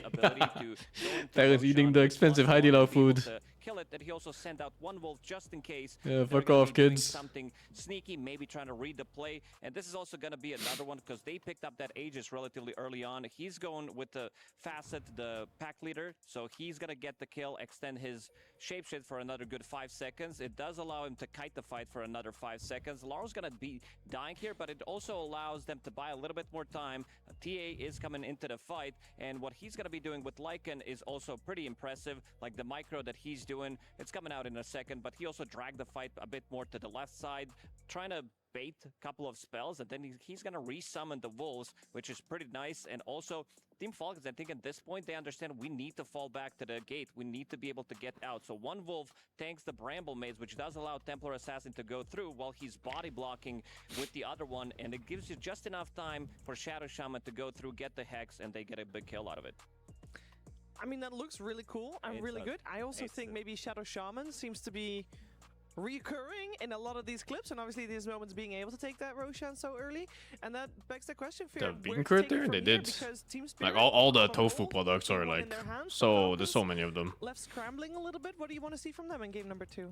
As we saw through like pretty much every single clip there, it's pretty much just them being on the defensive on Falcons. They were never really playing on the enemy side of the map, so I think going into this next game, yeah, Spirit, they played a very, very clean game. Everything What's they the did weather? looked and made a lot I feel of like I get sense. that typhoon warning here every second day. More aggressive. I think they're all there is to it. Like, not many aggressive plays really stuck this game. But I'm kind of used to the rain, so it's not so bad. I want to see them just believe in themselves a bit more and just go for these plays, because I didn't see enough with a lineup that should have been much more aggressive. Yeah, there were just so many puzzle pieces that Team Spirit connected in that game. As a Batrider first pick, first and foremost, they did ban a Batten in the first round, and I think going into game 2, Batrider's had enough success at this tournament, even though he's been banned most games, that you have to counterpick it at least. You have to have like an Oracle, and a Batten, an Omni Knight, something that removes that lasso, or like a Shadow Demon.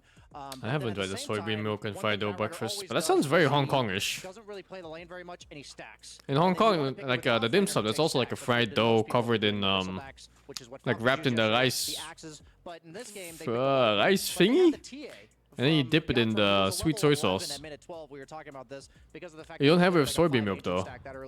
It just feels like usually it's just with tea or whatever. They have the team fights, they have the map mobility, they have the playmaking potential as one or two, as an entire team, and also just these little efficiency plays that get them to that point in the first place. Okay, we want Team Falcons to be maybe playing a little bit I'm more gonna be like 1 sec. Game number 2 if they want to have a shot here in this best of 5 grand finals. Game number 2 of this finals coming your way after a break.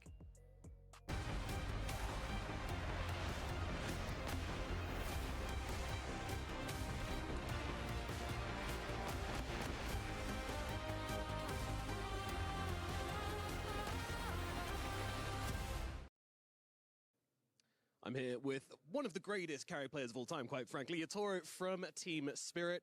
How are you doing coming into these grand finals? Are you excited, confident, chill? I'm excited and confident and chill. All of the above. Excellent. So how do you feel coming up against Falcons in particular? They're a good team. They have a very good strategy. Oh shit, interview. They're good at macro game. We're gonna try to beat them. Excellent stuff. Were you surprised to see Falcons just ripping through the other side of the bracket? Oil stick in little translation. Yeah, it's pretty oily. 2-0 to Liquid, but they won. It means maybe Liquid in not good form, maybe they're in good form, and also they beat Tundra, come back some games. I need to find more food here that isn't fucking smothered in like butter and oil and all right, one more question about Falcons. other like these super unhealthy things. What do you think of him, and how would you And compare him to salt. yourself? Oh my god, dude. I don't think what I can It's too compare much. him to myself. He has a different playstyle.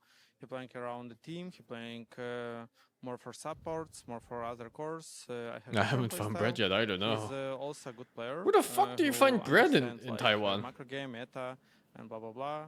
He's a good one. He is indeed. It's going to be a tough adversary. Well, a little bit more about your own journey then. Which match do you think you learned more from in these playoffs, Gaming or Pvision? I think Gaming Gladiators first game for sure. Like it was very good comeback from us. It certainly was. All right, and how are you expecting these games to go? Are we expecting a nice 3-0, or expecting some close games? Are we going to see you guys breaking that 60-minute mark again? We're going to see. Play your cards close to your chest. All right, Toro. I'm really looking forward to this grand finals. It's going to be awesome. Thanks for coming to talk to me. Thank you. Bye-bye.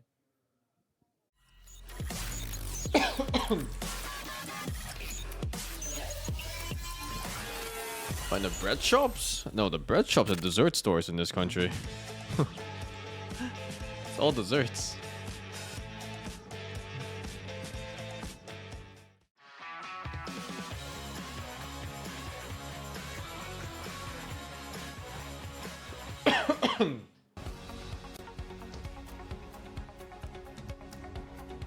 Do I miss the Beyond the Summit tournament in someone's house?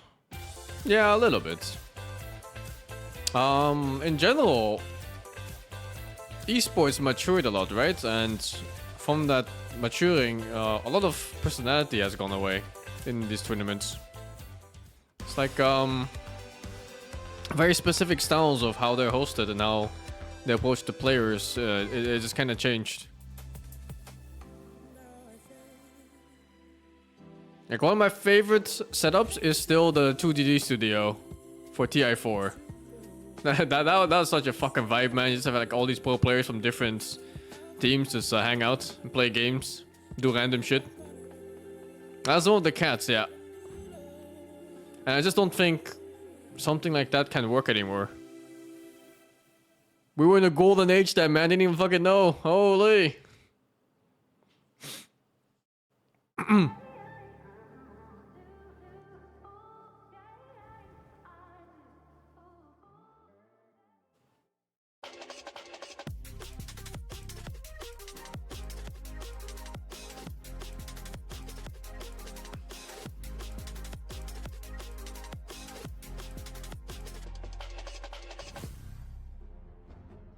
You are watching Dota 2 at the Esports World Cup, and we are in the middle of our grand finals.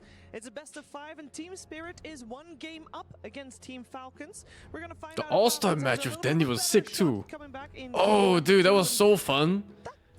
When it was like audience players, and they gathered in the middle of the arena, and you had like Poppy on one team, and a guy cosplaying Punch on the other team.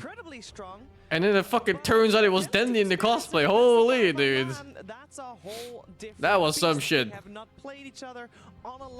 Those kind of events just kind of don't oh, they were same team, yeah, the same team, sure. Those kind of events just don't work anymore, no? Like don't really show up. I love that part. Brian, what should they do? We're about to head into that draft. We saw them first. Didn't we kind of know? I didn't know, dude. I was watching the whole thing, I had no clue. I would imagine the draft order, it might be reversed in this case. But I guess I'm just one of those fucking Scooby-Doo ass characters. Prophet is pretty hard countered by Batrider. What can you do? Every stage of the game, you have a BKB piercing single target spell that. My idea of what they need to do is that they can pick their own stuff, but what Team Spirit showed is we can counter your playstyle while also picking. If I were Falcons, how would I change up the draft? I'm just thinking about I would look into the Furion pick. I think the Furion pick is weird. It feels very forced as well. And the draft is starting now. Steve, the draft is starting. Physical damage dealers, so I would like to see something in their draft. Let's go. Going to prioritize Skeeter's hero so early that just allows him to effectively skip an item. Oh wow, they actually banned the Husk. Just something as a carry. This is the one to deal with it. Have all these single target destroy you heroes. Yeah, I mean that game. Like in the first phase? Yeah, first phase Husker ban. Yeah, I mean first phase is less valuable a lot of the time. As in like, unless you have like very specific heroes you don't want to play against in the first phase. Because later on in the draft, the bans are more scarce because you need to ban for heroes you pick. I thought it'd be the other way around. You can like take out valuable heroes early on. Or do you think this is too much? Yeah, but the thing is, in the first phase, a lot of heroes you can also take. So like people intentionally leave a couple of heroes in the pool so you can trade. I see. But because like if you ban every single hero and you only leave one in-buy hero in the pool, the enemy wins the draft in a way. But also just like sometimes it's like when you get to the last pick, you have to ban these heroes for the hero you just picked, but you don't have enough bans for it. Basically. Yeah, I see. I see. Well, we pick Batrider, so they take last time now? I guess so. Well, what are you thinking here? Oh, I mean, Quap is in the pool. They should Quap again, no? Into anything better, so I want to see slightly more aggression. They don't have the Batrider though this time with the Quap. I like the Quap Bat combo, man. It feels so nice. I think Quap is good against Bat. Like you can just put him on the lane against Bat, or you just you know, it's a lane that Bat can't really play like for a really long time. Yeah, it's a hard lane for him to gank too if he ever decides to rotate. Yeah, exactly. That's what I mean. It's a lane that Bat cannot. So like if you put in mid, right, the Batrider cannot gank mid. A lot of the times, like Bat can come mid and like kill a Ember or something. Yeah. But you can kill a Quap. And also if you put carry Quap also, Quap can help the support really easily. This is like the opposite of everything you just said. Yeah, I don't know. This is kind of weird. This is the absolute opposite. Holy. What the fuck is this first big storm? I'm really curious about why they did this. I mean, there's a lot of heroes in the pool, so that's like neutral or good against Storm. Like Puck is still in the pool. Ember is banned though. I mean, they banned Husker for this, I guess. It has to be, yeah. It I has feel to like be.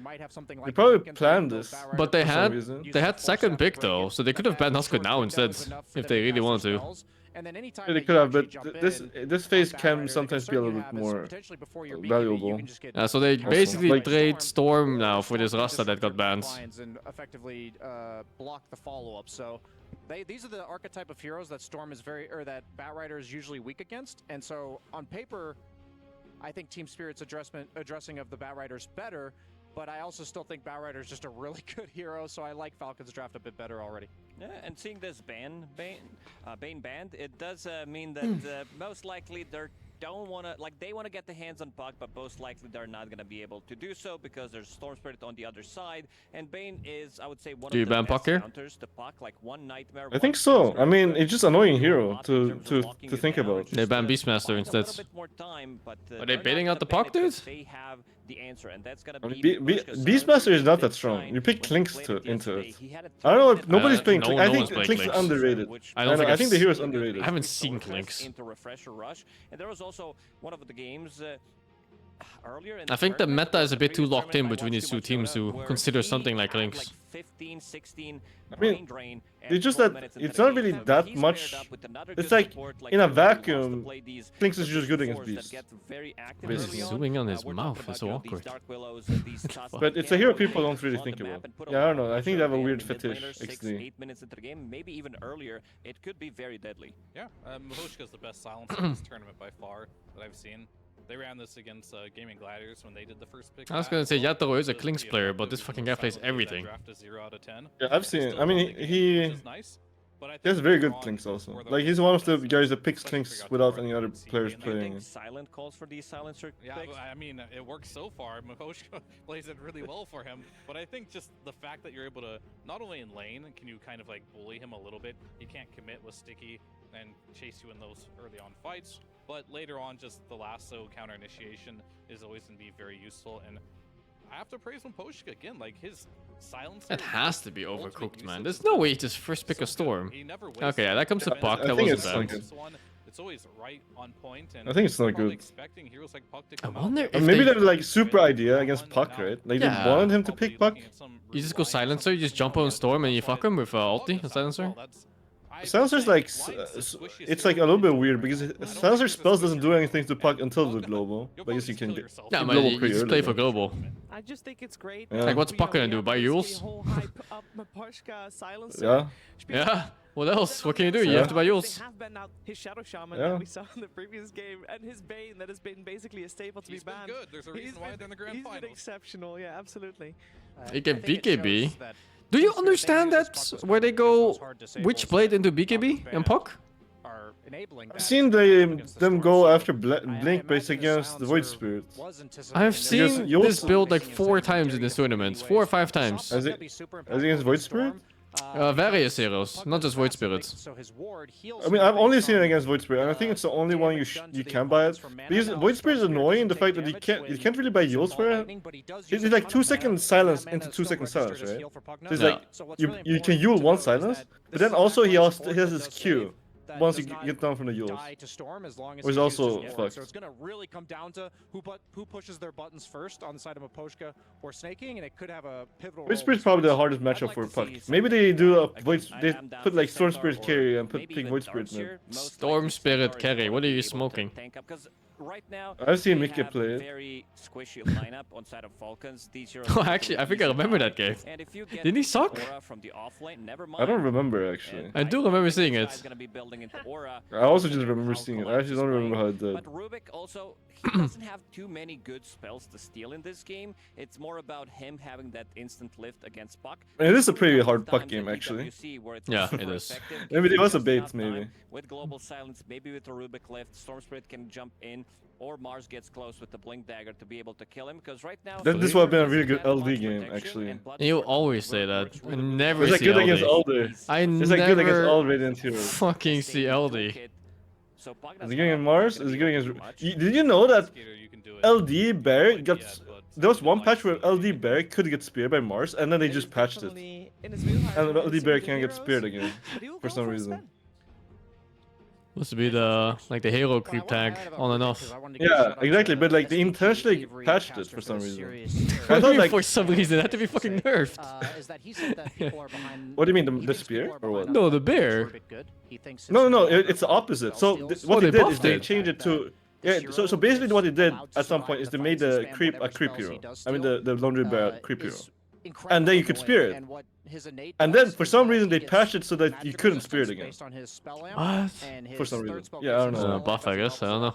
Free buff, Yeah, congrats. I have no idea. I have no idea why they did. I thought they did it intentionally, honestly. But like then they intentionally removed it for some reason. Already the Puck as well as the Bat, but this is 100% magical damage. So I imagine if he has a Glimmer, he might not even die. So then what I'm looking at is it's on Skeeter now. I like that they countered with a Sven. It's on him to jump this Rubik, but I'm actually thinking this is a really powerful Rubik pick, because if the carry has to focus you and you're also against the likes of heroes like Mars and Storm where you have to BKB the second you go in, it just seems like a tall order. So it's going to boil down to basically Skeeter taking Rubik out of the picture. What do you and the think? rest of us Carry still here. surviving through the global. You're facing a Sven. Your lane is Batrider +1. Because it's so heavy commitment. Sure, if they group up and you can get a freebie. You could Abba here, or you could. Kill Rubik. Abba looks good. He's gonna get counterpicked by Yatoro. It's a Skitter hero. Actually, no. I'm looking wrong. It's a Yatoro hero. It would be a Yatoro hero. I've seen him play it, but it's not his like best type of hero. Yatoro plays better on these high DPS range carries, in my opinion. Kill this Rubik. That's really big impact for sure. So we'll see if that ends up happening. But yeah, Skeeter. Furin is actually just completely ignored. Interesting. On it so far. It is the physical. They could Furin here also. It is a looks okay, yeah. Which they also need. Which I was thinking Lifesteer might be better because it's built in, but you do have to build it this game. But you're on a bit of a timer here too, because you're gonna get kited out really hard if you don't get a good burst. And then now you have to worry about all the heroes that Yatoro. Damn, there's 4 heroes together on Spirit. I feel so strong already. That can counter you, like these Ursas and He's lacking tower damage. Lifestealer Troll. He can pick all those himself too at the end of the day. So he's not. I mean, Dire, only the puck feels a little bit off, to be honest. I do think they did counter it. Like, it's pretty hard puck game. He's just gonna randomly die if he fucks up. If he hits a... If it like right clicks a couple too many times and gets stunned, you're just gonna die. Give them explosive damage if they get the first jump, or even if he gets jumped, there isn't like the Storm puck matchup is not easy either. If you fall behind in that because one, it's like ugh. Yeah, Storm has so much reach. So like even if you jump out, you might die. If you're like low or like he's just way more ahead than you are. Yeah, but also if you just initiate with puck and he just waits. He can just randomly fuck you. Oh, that's a nice pick. Anti-hero, pretty much, that's saying we don't know what you're gonna pick, but this Doom most likely is gonna be used on Yatoro because we want to have a better carry-to-carry matchup. TB, Ursa, take your pick. Lifestealer. Lifestealer. A lot of good options here. I think Yatoro is not gonna get shut down by this pick. Doom against Rubik? That should not be a problem. Rubik should always be getting fire. If you're stealing Doom, that Doom player is an animal. It's trolling. It's like people stealing Mars spells. Wait, did they fix that? But you can still steal the E. Yeah, it's like when you get speared, the Mars player is just a fucking animal. Yeah, it is. They are kind of lacking It's true. BKB threat on the side of Team Spirit. They actually just go for the Medusa. Duza. Probably It's a good Duza game. Medusa. It's actually a really good Duza game. They actually just don't have damage. Doesn't counter you because Medusa can still heal her mana. Wow, what a pick out of nowhere. Yeah, this was. I feel like this puck actually feels so baited. This puck is so useless actually. It's only good against the Storm. Well, play your game. We're gonna slow the game down. We're gonna get to the timings and. Oh, you can't steal Marcy anymore. We're gonna have the win condition. Oh really? Yeah, I think I remember Ukur saying something about it some time ago. Really? For their sake, I hope they do it this game. Yeah.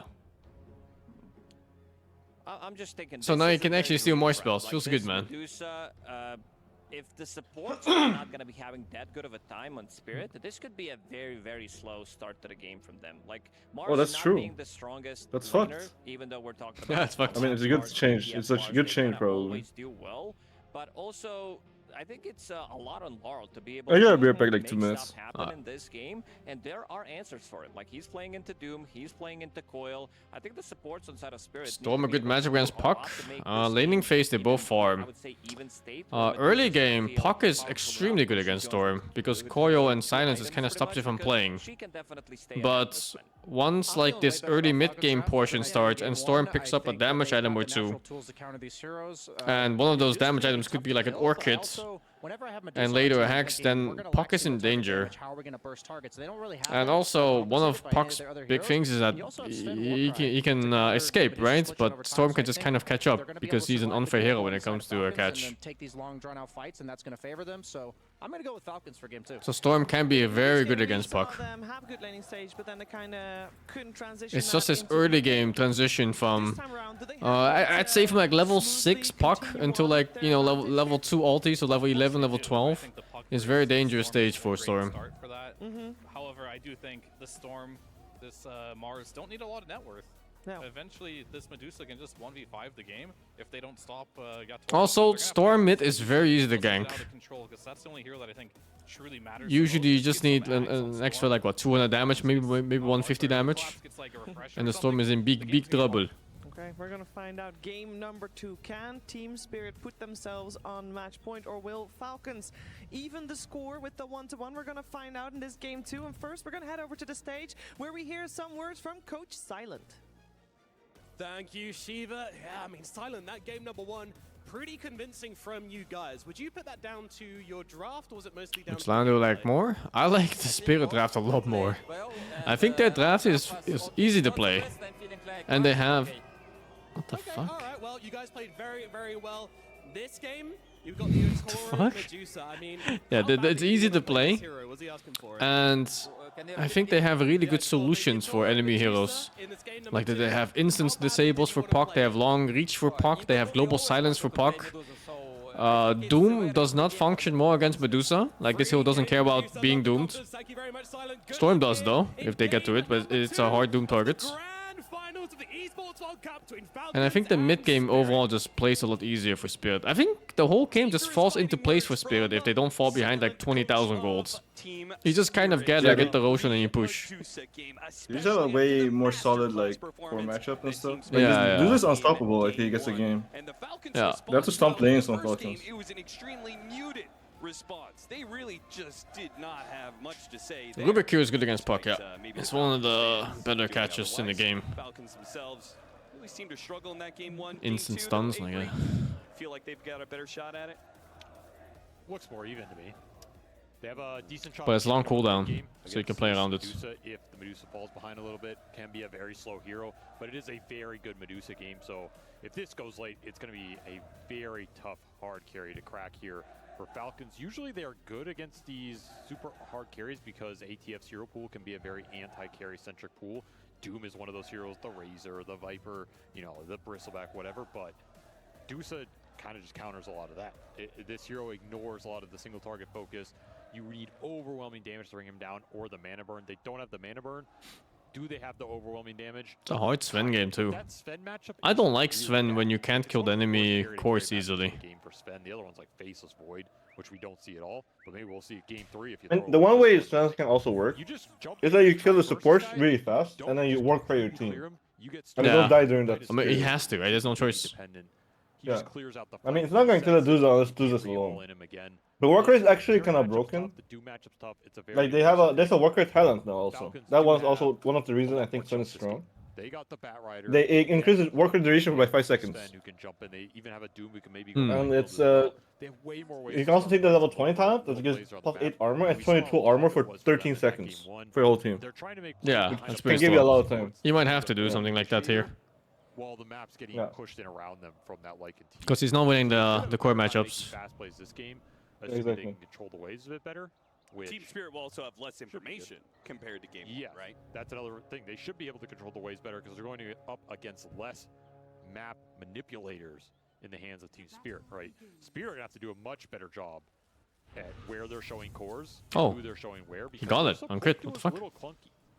Like that's where the real tempo comes in. Holy, the damage taken. What, 40% got on both heroes, just like that. Rubik Silencer need levels. They need level 5. They need level 6 in particular to really do anything around the map. And if you have a carry who's also going to AFK farm jungle for a long period of time, this could result in a very slow early to mid game for Team Spirit. The panel talked about the emphasis on the Storm in particular to be the big playmaker here. I agree with that. Like, all eyes on Laurel to have a good game. And his game is not the easiest. Into the puck coil, into the Doom, into the lasso. Some big ults that can catch an all in him here. How is his matchup these days on mid? Need a good performance out of mid. It's pretty 50-50. This early game. Yeah, Which okay, means thought this so. laning phase is going to be particularly important then. Storm versus Puck, and Maureen already got the early deny and a range creep, so good start for him. Maposhka, though, What the fuck is this? and will be the first to fall. Falcons will take first blood. Probably got Thimbrick back. Nice pickup for Amar. Trying to get some. I do think that if Storm plays to win on this lane, he can sometimes lose. But like he trades too much HP, to try to like hit. Really Yeah. So Puck is not realistically ever gonna die. Yeah. And Puck, absolutely dominates on this. its curveball does a lot of damage now. There's this tech where like you just make the orb stay on the enemy for a really long time. Like, Oh, you I make see it, them like, do that. I curve, thought it like, was right they do it on purpose. Oh, I see. They do it on purpose for extra damage. It takes I don't remember the number, but like it takes like some extra damage every second it's like on top of the enemy. And it actually does a lot of damage. I see. He should have gone Victory Feast. Why did he go Bloodsport? And also another reason curveball is like so strong right now is the that buff made it so that when you get level 5, one hit plus orb kills the range creep. You usually need 2 hits unless you have like a lot of damage, like null plus robe. And on level 4 orb you can one shot the range creep instead of having to hit it at all.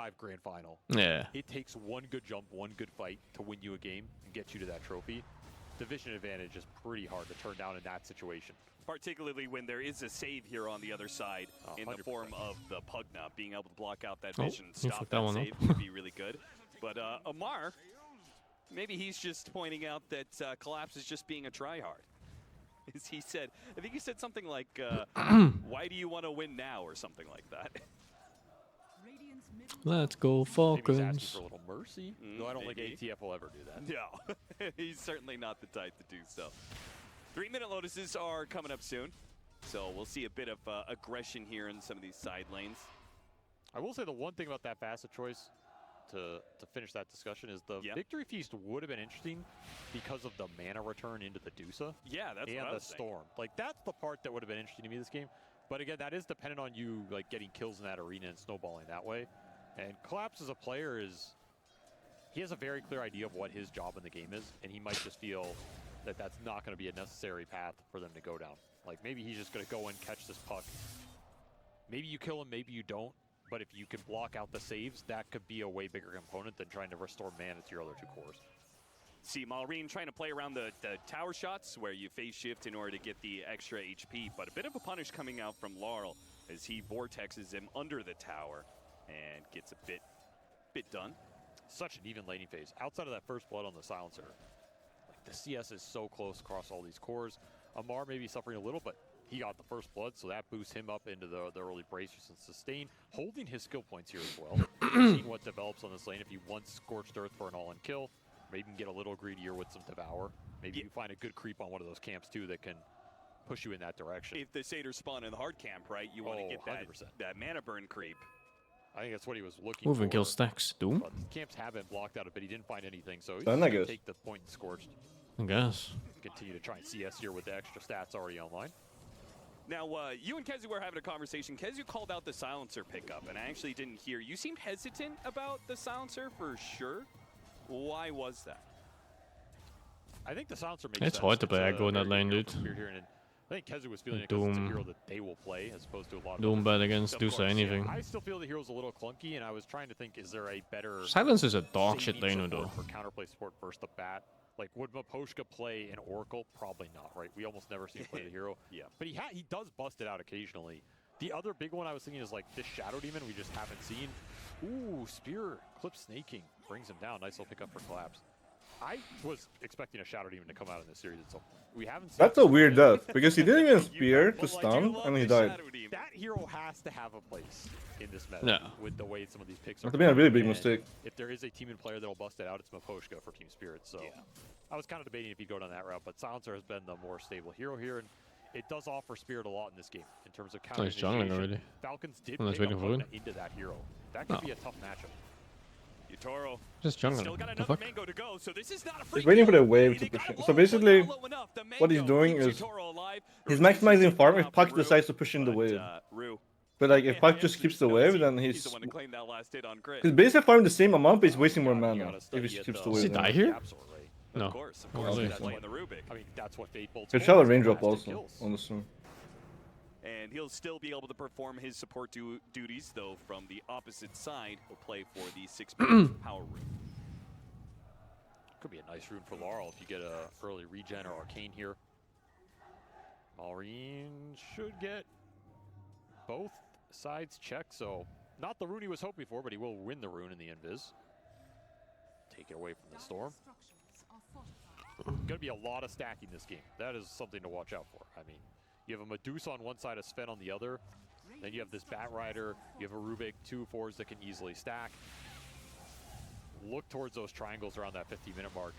As SingSing wants to accelerate his opening into the Team Spirit stack potential. You take down these early tier 1s, suddenly maybe you can contest those. That would be really juicy here. Yeah, despite the... Okay, so SingSing is employing the exact same strategy as we saw in Game 1. It didn't really work for them at all. I mean, they weren't able to take those early towers very quickly. And in general, did feel like they're limited on map control. Was that just because they lost too much of the early game and it snowballed?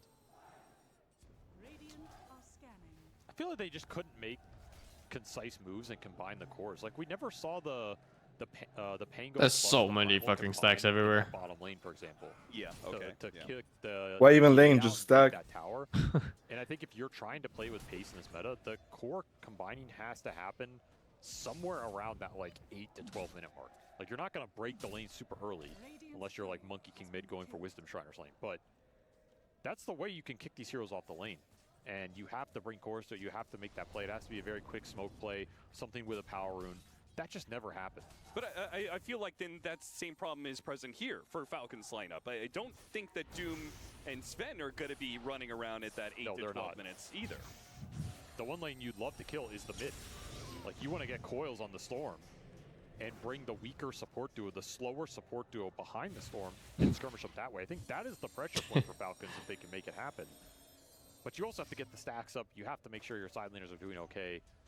And ultimately, you have to be able to line that gank up. Power runes help you. That's the big arcane you were looking for here for both mids. Yeah. So now this coil gank is really tempting. Either on the Storm, maybe quick smoke. There's gotta be something. Arcane Rune Puck. Koi already. I don't know if you want to go to the Dusa. That's the problem. It's a Dusa. It's hard. Yeah, they need to use hard them. To make that committal play this early game.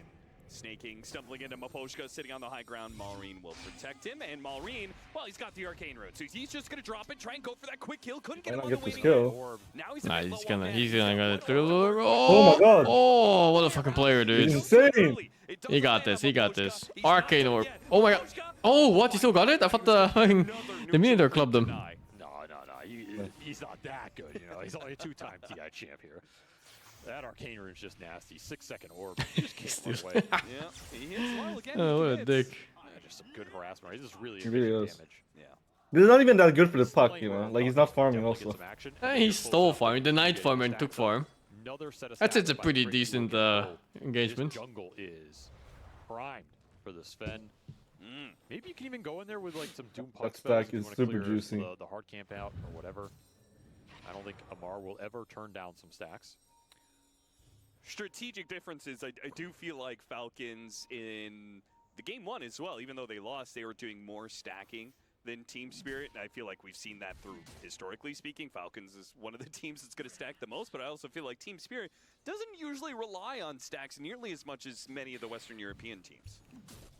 They rather get more done on the lanes, right? They rather enable collapsing Toro as much as possible lane-wise. And then they can just farm out the jungle faster. I think they are incredibly consistent at farming that Ancient behind the safe lane. Like, I think Yatoro clears that more than almost any other carry. Okay, yeah, I can see that. So that makes up for it a little bit. He almost always plays an Ancient clearing carry, or will just do it with anything. But you're right, like, they don't stack as consistently. They rather contest power roots, go for plays like this. Deja vu, another coil, exact same spot on Rue. Malrine chasing him down. Same time though. He might die here. He tried to get the kill on SingSing to grab by protection. I think he's fucked. He turns back and they got the silence onto Malrine, and Malrine's the one to die and lost his courier too. Was trying to play aggressive with this illusion. Nice rotation by Mars. Gets caught by the last word and maybe not expecting the Mars to rotate in there. See the God Strength. Oh my god, that stack. This could just sacrifice your mid tower though. This is a catapult wave going in. Like you said, Spirit want to get more done on the lanes. An early tower kill, early hero kills. That's getting something done. He got the arena, he just gets 2 casual kills. Silencer, level 6 already online for this Rubik. Falcons just have to fall back to the efficiency. This camera is disorientating. About it, it feels even better Yeah. the Spirit Why are you playstyle doing they this? have here for the heroes that they have, right? Kills They're give you more bored. experience Cinema. for Rubik, as you said, 6 on him. That's fantastic. But also, it means more galvanized stacks for the Storm Spirit. That is also a bit of a snowballing measure.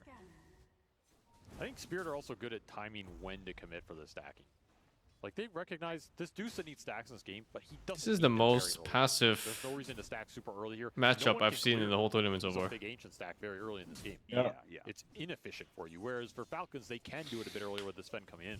So you will want stacks here at some point with your Spirit, but you want them later on when the Dusa can do it a lot more efficiently and when Yatoro's ready to come in and clear that.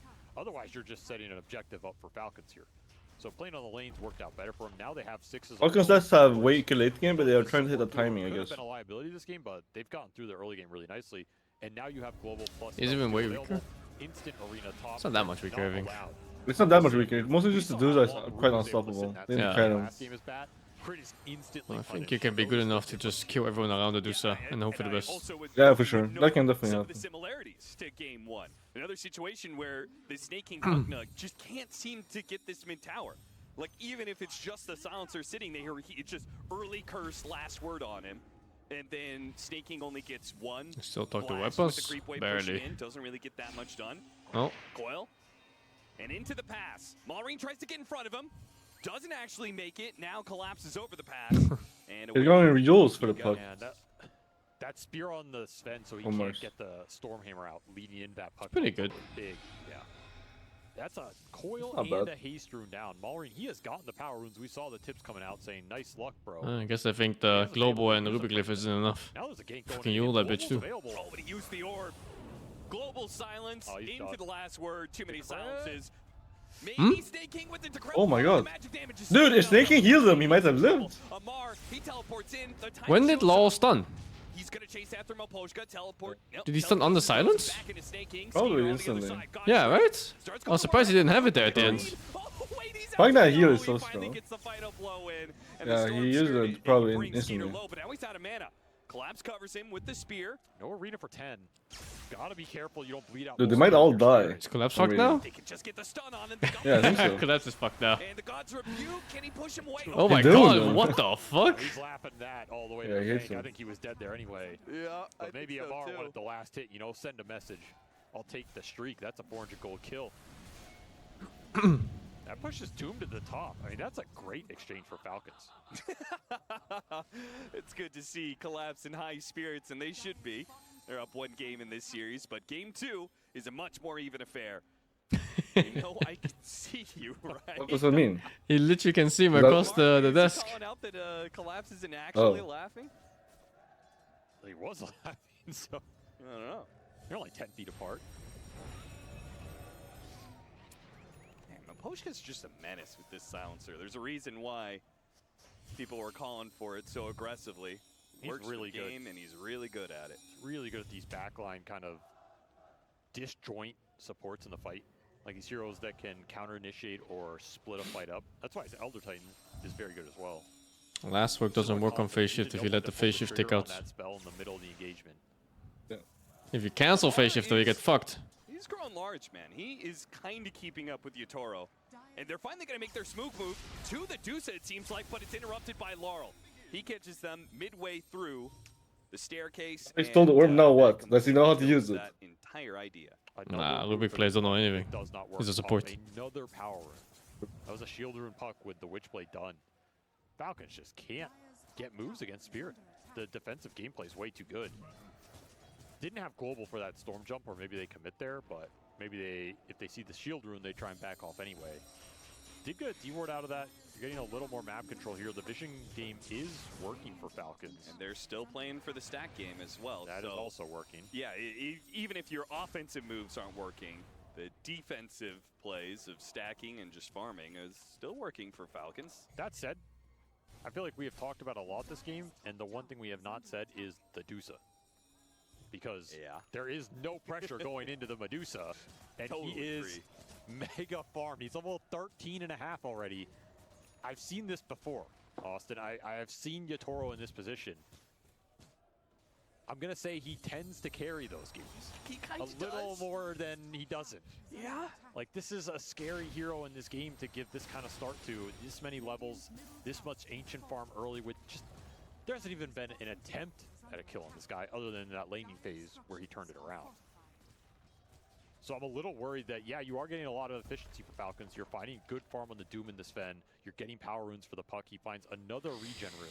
With that mid tower going down, you can now You get can't just farm away on this, no? If you're Falcons. Yeah, they need to keep killing his team at least. Yeah, they need to keep killing the Dusa's team at least. What if he dies instead? Falcons Well, that's not good.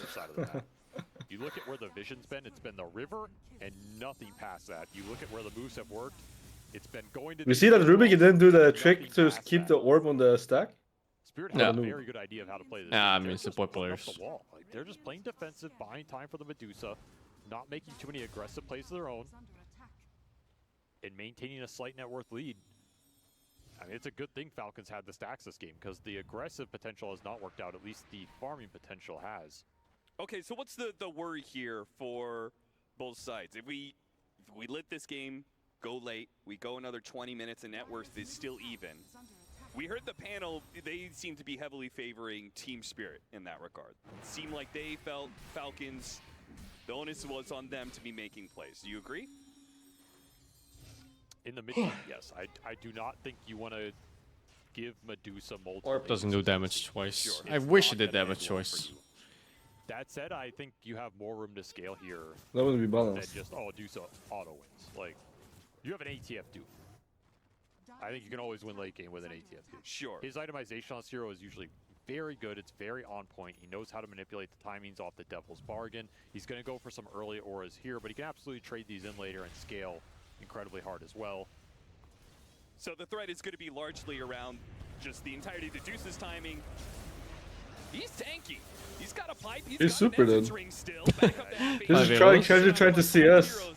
Not so tanky when you've got 5 heroes taking pot shots at you. And once again, Falcon's rotation, well, it doesn't connect with the Doom. And Rubik is not bad. And if it runs into Yatoro, Yeah, but what if Dusa walks in first? either. Can't kill that one. Oh boy. He's actually, maybe. Actually, He's actually out of mana. He's Why is actually he- last on it. Why does his ult give that much move speed?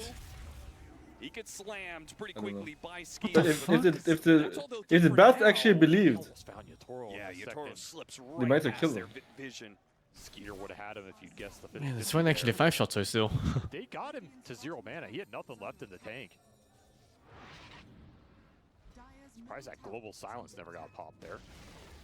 So yeah, the biggest problem for Falcons is going to be the Dusa hitting this like 4, 5, 6 item timing. If we go super late, then Falcons, you know, the narrative maybe changes. All 3 of their cores are pretty scary late game. Yeah, Puck and the Doom can pick up some of the scale where the Sven's going to fall off.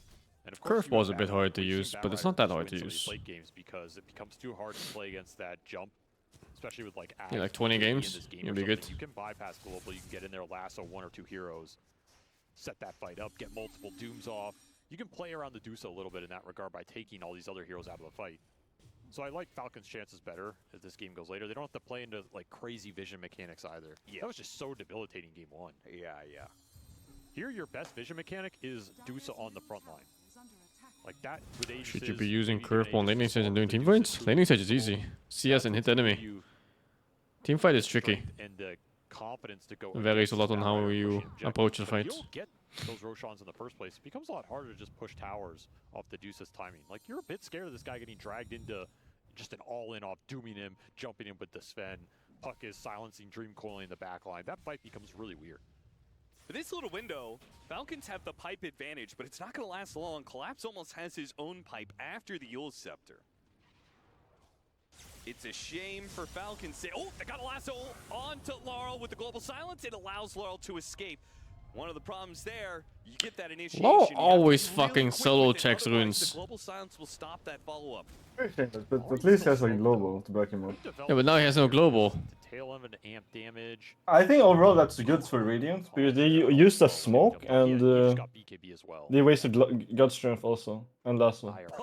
So they're not like guaranteed stronger. Brew is being attacked by bugs outside of the game, not inside. Don't worry, the admin's here to protect you, Rue. Guess so. Did he get it? I mean, he's young, right? He's got good reflexes. Yeah.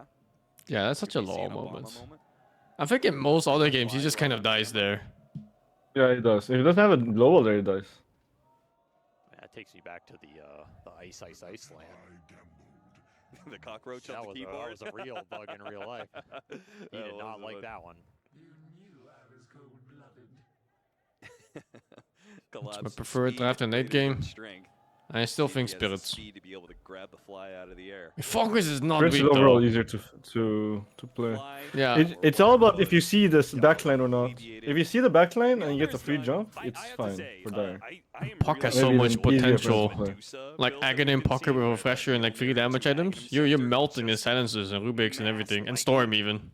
But yeah, it's such a game heavy on initiates. That being said, it does The better make jump wins the hero fight by a lot in this squishier game. than the traditional butterfly Scotty build. Yes, you're squishier, and your single target DPS isn't as high sometimes if it's just like an isolated target, because you want all these chain lightnings bouncing around, hitting like 5 or 6 dudes. Yeah. So if you just run into a solo hero, the build can feel a little underwhelming sometimes. Tormentor into Roshan. But that's where Storm comes in. Give you some of that extra single target burst, and a quick little Tormentor pickup shard for the Rubik. Falcons feels a bit off, no? Pickup allows him to pick up. Yeah, they're a little bit scared. Too yeah. scared. They're very scared to make any moves. I think it's a pretty good Rubik game. Maybe they were like very close to some items, but I feel like Amar should really want to fight. He has Pipe Crimson almost. Yeah. And surely they will fight with his Crimson. But now you're facing... Oh, they don't have Roshan yet. You really have to respect this hero's magic resistance. I mean, even if they have Roshan, it doesn't really matter if the dudes are Rosh Aegis. It's last kill anyway. You need to jump to... Medusa doesn't deal damage through Crimson still, so you have a lot of time. You can have that point, but you're not going to be 100% truthful. That's dirty pool. Well, right the trick there. is you can get it up to around 70, close to there, if you buy like a Kaya-based item. So that's why you go the Meteor Hammer Rubik. Oh, okay. Now I see where we're going. I didn't want to propose that to him. Yeah, Brian's a smart enough analyst. He wouldn't take that bait. Go check out my match history, though. That is a pretty successful build. I'll just throw it out there. I don't believe you. I don't think we're going to be seeing Meteor Hammers in this grand final. Hey, the Blink Dagger is back for Malrine, so... Falcons do feel like they've been a bit stymied in their aggressive plays. Maybe the Blink Dagger makes the difference. They've got another aura item as well. Again, because you have a Doom, you're kind of always one aura item up on Team Spirit, but does that matter if you never get the team fight? Got to use these auras for something. Falcons really want to fight right now. They're closing in on the Sven BKB. That's going to be the trigger to make an aggressive play, force something into Roshan here, because you have all your blinks, you have your auras, you're going to have your Sven BKB timing. You need one more set of camps here to get it. Spirit continuing to just try and farm up, play defensive, wait for the Deuce of Ags. Both these teams are going to be hitting their stride at basically the exact same point here. Dead even game. Comes down to execution, who can find the better angle. Collapse spotted by Crit. Thanks to a high ground ward, that will be their pickoff. Push back in, they actually tried for the global silence. This is global actually. I don't think this is going to save him. But he protects himself with the arena. They're not even reacting. They're actually TPs? He's not even dead. What an escape. How does that work? I just don't Sven know. wasn't there, I guess? Sven's mid instead? Oh my god. Holy 500 gold for that. Shameless supports pushing. Yeah, I mean, they thought that they were 5 there, but Skitter actually wasn't there. And the March would have died though if Skitter was there. Let's not dwell on some failed gank attempt. Yeah. It's like, I'll take this game into my own hands. Somebody has got to die right now.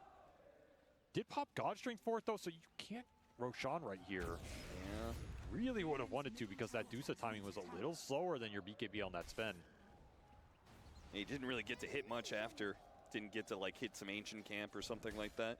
Daedalus is going to be the next item for him. Get those big crits and it can give you the DPS to take this Deuce down in your chain stun. Sven kept the Sister Shroud, and I was like, oh, that gives me an idea. How many Team Spirit members have Sister Shroud? None of them, surprisingly.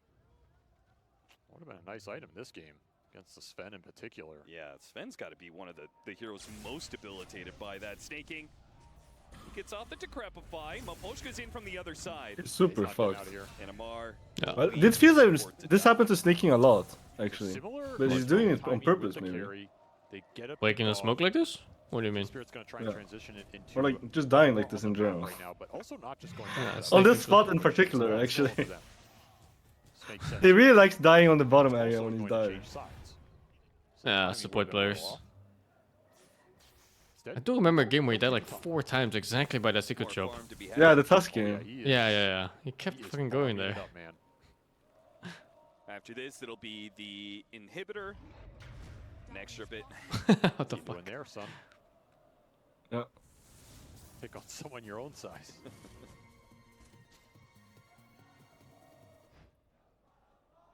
Laurel Mapochka stuck around in this bottom lane. The waves pushing into the tier 2 combined with this high ground ward. They're hoping that somebody from Falcons would return. Nobody has. His 2 obs are really good for Spirit right now. We're seeing this one just scout out this Doom around mid. I mean, Doom is bored. He has a Crimson Pipe, but they're not fighting. Positions in the map. Definite vision advantage. That has to feel bad. That's why they're playing so. I wonder why they're not even looking for more the thing openings. is though, he can still sell those items, so it's not like the end of the world. It has devil's bargain. He was like what, 90% or 95%? Not sure. Team Spirit saying you can have the middle of the map. But they kept doing that build on Carry Doom where he goes like Midas Radiance and he sells items for other things. Left-hand side of the map, and he's a hard kill to get. But you've got Skeeter doing Roshan with an amp damage. Oh, okay, that definitely changes things. An amp damage and a god strength. Spirit are here. Oh, Collapse is here. Fast enough, you get it for free. But it would have to be a jump for Collapse. That doesn't have vision for this actually. Where's the Aegis? Where's the Aegis? Nobody took the Aegis! Oh my god. Oh my god, Sven just didn't take it? They were planning to not take it, I guess? But they were so slow at taking it. This is so fucked. Or is it? The Dusa is fine. Fuck. Oh my god, the Dusa is fine. No way. Oh, no fucking shot, dude. That was very weird. Wasn't? There's no way they should have taken this fight. Wasn't Focus in a position to walk away with 0 deaths? I think so. I mean, maybe not with 0 deaths, but maybe like a support death or something. One death at most. Yeah, I mean, Sven cannot take the fight, but he's BKB to kill Roshan, and they ran away with half HP. So he's already cooked. Gorgon's grasp or whatever you throw through in the pit. Collapse almost did it again. That said, it's still easy cleanup for Spirit. You get the Dusa in the middle of that fight.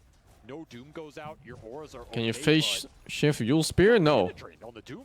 Yule Spear is a guaranteed hit. You can only miss it. Everybody removed all the mana from Falcons. It's supposed to be. A lot of Mars gets nervous actually though when they catch a puck. There's no fucking way. There's no Mars hand starts shaking when he catches a puck. I'm talking about like the pub Mars, like the random pub Mars. They Like a lot of times I actually do get Yuled, but they miss the spear or something. Oh, that's so It's not even fun. hard to hit. Effectively 4 slots plus a gauntlet. Like, it's like Mirana Arrow, like, it's pretty free to be honest. But I don't know how they miss it. I used to fuck up that one a lot, despite hitting like everything else. Spear, I mean arrow into Yules? You into arrow, yeah.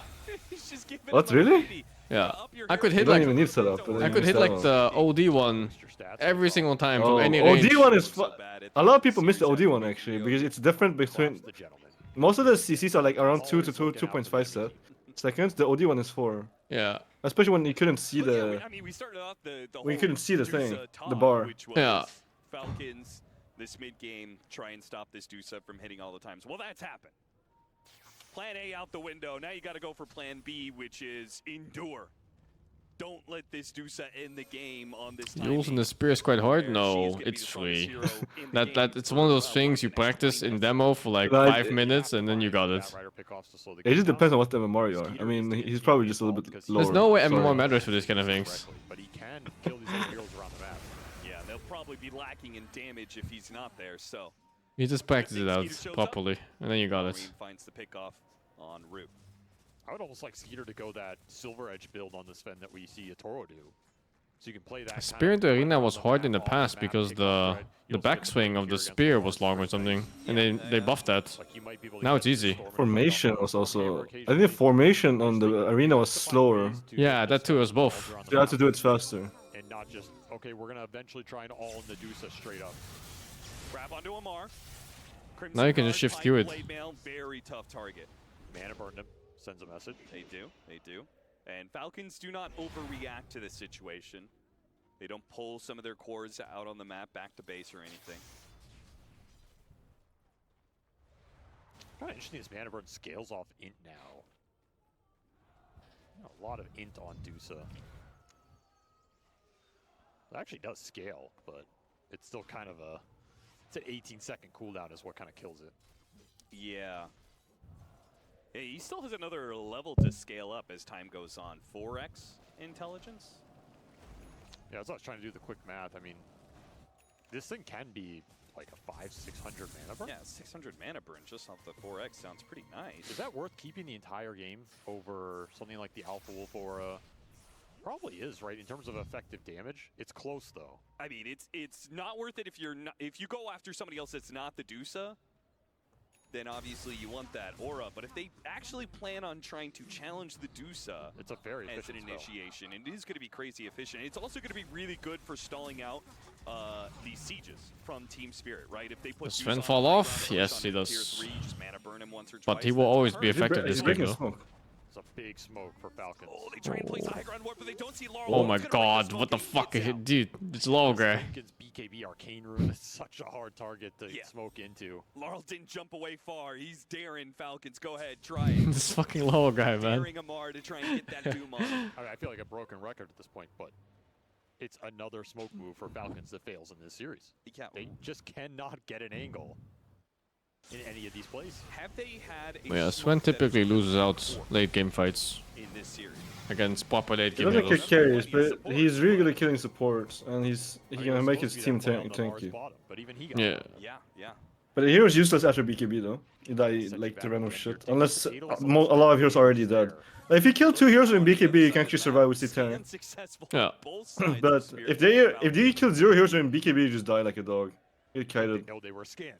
So you die. I'm getting scanned. I gotta get out of here. Not even a chance to make the Like sometimes like you kill 1 or 2 heroes, and you know the enemy deals a lot of damage to you, but you don't die fast enough in the stun, and then you get C10 hits off, and you're fine. You have some okay map control. Yeah, you're just hitting the tower Yeah, with the puck. It's like, his strength is clearing up the low HP idiots fast. AUI, you go into this third game. If 2 you go shots, down the 0-2, Rubik are you and supposed to build a Salsa. draft that operates without smokes? you can go that route.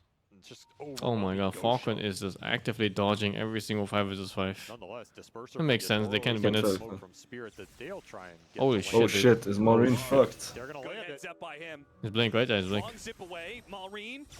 They give Oh chase my onto him, god, but the telekinesis in catch. the pull. But he is fine, I think. And his blink is not going to be enough. He He's not fine, he's he's gonna miss. Oh, he didn't even try. Shield to the face.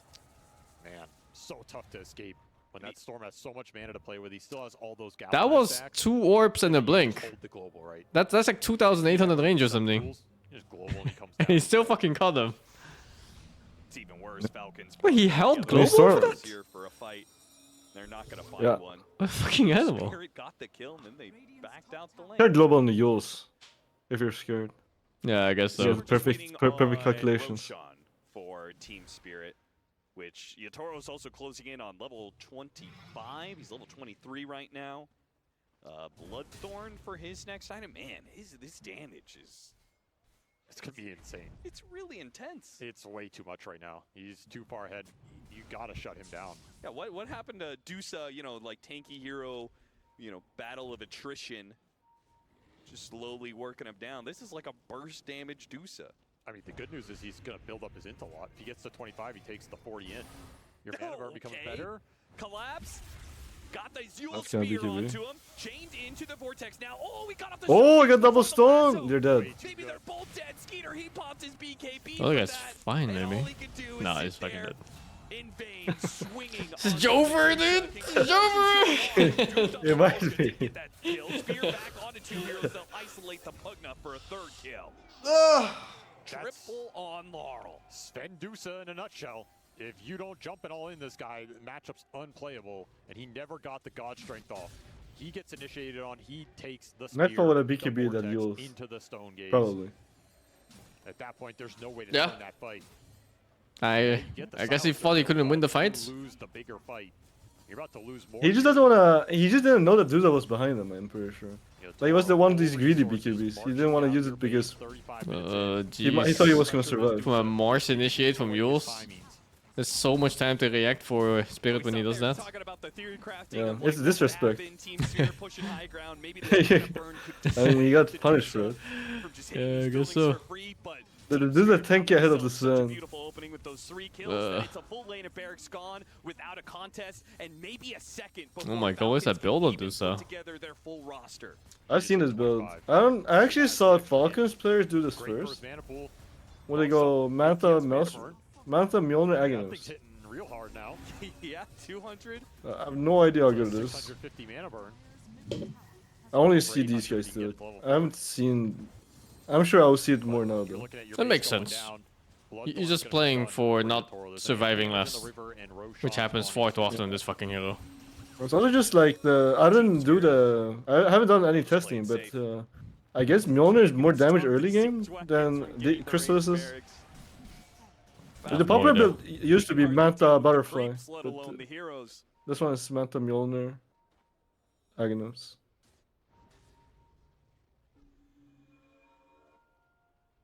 Game plan can't change though. Your only way forward in this game is to just Maybe it's a Sven specific thing to bypass the armor. look for a lasso. Like, that is it. Could be. But I've seen this build like especially by Falcons players. Even AUI when you have to play Duzo. I wish you the best of luck with that So it's something they talked about probably. Big crits out of Skeeter, all in this Dusa. But yeah, Team Spirit is a different team. But maybe he saw that. Oh my god, he breaks another smoke. Every single move. Oh, he's even gonna go back, toying with Amar a little bit, teasing him. You're not Teasing him. initiation you're looking for. Oh shit, he lassoed Lincolns. Where's the Lincolns? Lasso is in turn in the hands Oh, of Team Spirit. it's the Storm. No, it's the Mars. Mars or Storm. Someone's the Lincolns. Okay. Full offense, relying on his team for the defense. And a 2-time TI winning squad, you know, they've put together the plays to make Collapsio. Yeah, it's unplayable with Battle and Doom right with fucking double Lincolns now. I think even the support should buy Lincolns, man. Fuck it. So is no, he says Pipe and Crimson. Look at this fast play. Could pocket disperser? No. No, you can't. I just don't think Pocket ever put his focus on Dusa. He needs to kill backline. And he needs to kill Storm. Yeah, I thought Disperser for just Dispel, but yeah, it's... Yeah, for the mana burn. Yeah. I don't think it's good enough. He's not gonna kill the Dusa. To salvage this game. The crazy thing I guess that Dispel is not a bad idea either. But I'd rather have big heals, I think, if I want to go Dispel and Puck. And it feels like they're down by 30. He is going Axe right now. It felt that way in game 1. The too. I puck? remember looking at it, and it was Yeah. like it was only 6. Yeah, he needs to. You need to go Axe, Mjolnir or something. It feels like Team Spirit had Yeah. this insurmountable advantage, and well, it proved to be insurmountable. I just don't see how he Who's would. Hoshi Batista? Is that some weeb? Isn't Batista the dude from Guardians of the Galaxy? This extra life from Yatoro. I have no idea. I don't know what the Hoshisha is though. I Hoshi. have not watched Guardians of the Galaxy. Really? That's a fun movie, man. Fuck. This dread that is building up for Falcons. What do they do? Oh, that's Bautista. What the fuck is Bautista then? No idea. You watch him. Probably some weeb thing. It sounds like... It has to be. Hoshi sounds Japanese. Please, sir. Enjoy our base. Enjoy His all the WWE name. Huh? I hope he pulls a 23. Oh, it is a weeb thing. Ah, fucking weeps, man. There you go. It's happened at EW. Weeps win TI every year. Can't rule it out. Better pray that bug comes back for you. This guy is unstoppable right now. You have Blood 3.5 Thorn. minutes on this Aegis to just march it It's up a lane. fucked. So much defensive capability behind him. And once again, Team Spirit, just so disciplined on their pushes. Nobody out of position. Yotaro hardly even being the one to hit the tier 3. They're gonna bait this Storm Illusion a little. They have a refresher on the silencer. Or just walking in. It's crazy. It's actually insane. He might just die. Can't move. It puts him back into place. Amar, with all his auras, He's will actually be just able to escape, walking. but it feels bad as now the push can continue with the banner. He's just walking it off. Yatoro's actually kind of getting poked. Now it's going to be the Puckster. Take us though. Oh, is he fucked? Is that buyback? He has a buyback. It's not a defensive play. Remember he doesn't have eggs. He doesn't have Axe and he doesn't have Mjolnir, so like his damage output is fucking nothing. Oh, Yatoro just killed himself actually. He just killed Oh, himself with the blade. spear? That does all this reset time, right? Reset for spirits. Reset. You call back. Yeah, I guess so. I mean, Darius has other spells, actually. Okay, and now you go. Not yet. They give him a moment. They back out, take a breather, then back into the base. Collapse, still looking for that Bat Rider. Here comes Skeeter. Oh, that Yules on the Sven. Holy. Mars play, I think. Must be. Still operating on a Doom. He's holding on to it, but he doesn't have an opportunity. Not yet. Crit. He goes down. It's Laurel. Finishes him off. Falcons is not focus firing anything. They're just randomly walking around. What can you focus fire? They just forgot about the Duza. And Duza is the classic versus Doom. Yeah, and Sven too. Like, when you're an unburstable core against Sven, like, how do you play? Just forgotten. Never died a single time that Simply game. forgotten. The only time he was I'm gonna play it real quick, maybe that is 1 point Falcons could have tried to swing this game in their favor and build some momentum, but after that, it's all downhill. Too easy for Spirit in these end games. I mean, in the middle of that fight, Collapse is running back to his courier to get a refresher so he can boost his KDA. Oh, no way. It's just brutal out here. And you can't blame him. Like, these are lineups for Falcons that need to find more snowball action. They need to get those mid-game plays going. They need to slow down the deficit that is being created between the Medusa and the Sven. Like, this game is not on Skeeter. His hero cannot carry this game. No. It's impossible. There has to be more momentum. You have to get those Roshans. And they just cannot get a smoke play to work. They cannot get a gank to work. How many ganks did we see this puck? I think he got, what, 7 out of 8 of the first power runes? They tried like 4 or 5 ganks with this puck, and I don't think a single one of them landed on a core target. Nope. It was the one on the Mars, and that's all they had. While the strategy may have revolved around this Medusa, the crux of their success, the panel called it. It was the Storm Spirit. Laurel ends this game 9-0 and 13. One more game? From Laurel on the Storm Spirit, you have to consider this was their first pick. It wasn't overall first pick. That was the Bat Rider on Falcons. But they went for that Storm Spirit so early on. Brian, it was not answered in a proper way. Yeah, I think they also enabled it really well with the silencer. I had my skepticism about them being able to bring down targets, but it was the complete opposite, as I believe Fear was predicting. Is they thank you all to John for the 61. Hey Lawler, thank you to 132 months of tier V. Balls on those, thank you to 85. Am I in prison? Yes. Hacknar, thank you to 124, man. Jay looks interesting. How comfy it is? It's okay. The material is weird. It feels like leather, but it's not. So it's a bit sticky. In a weird way. Yeah, not really my type. Back and forth game, but this also says a lot about the I like the one I've had at home more. Human leather?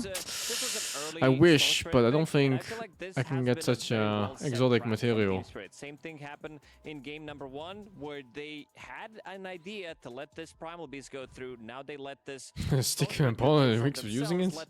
No, it's just like the material. The material is just kind of weird. That Storm Spirit with the silencer that you did mention did a lot of work, and we did say I don't know. he needs to pop It's not out. like sticky, but it's like Didn't die a I don't single know how to time. explain He it. Didn't kill Yatoro a single time in that game. Overall, very, very difficult game for Falcons. Amar has been shut down completely. Like, I don't think these are the type of games that Amar likes to play. He doesn't just want to be AFK farming. He also want to be doing something on the map. But if you look at his items, this is, BKB.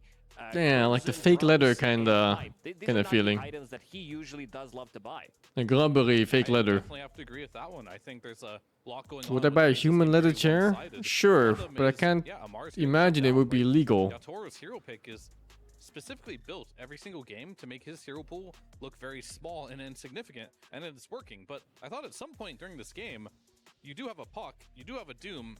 You're gonna kill the Storm at least once this game, right? Like, I thought that was definitely gonna be right, guys. Yeah, absolutely.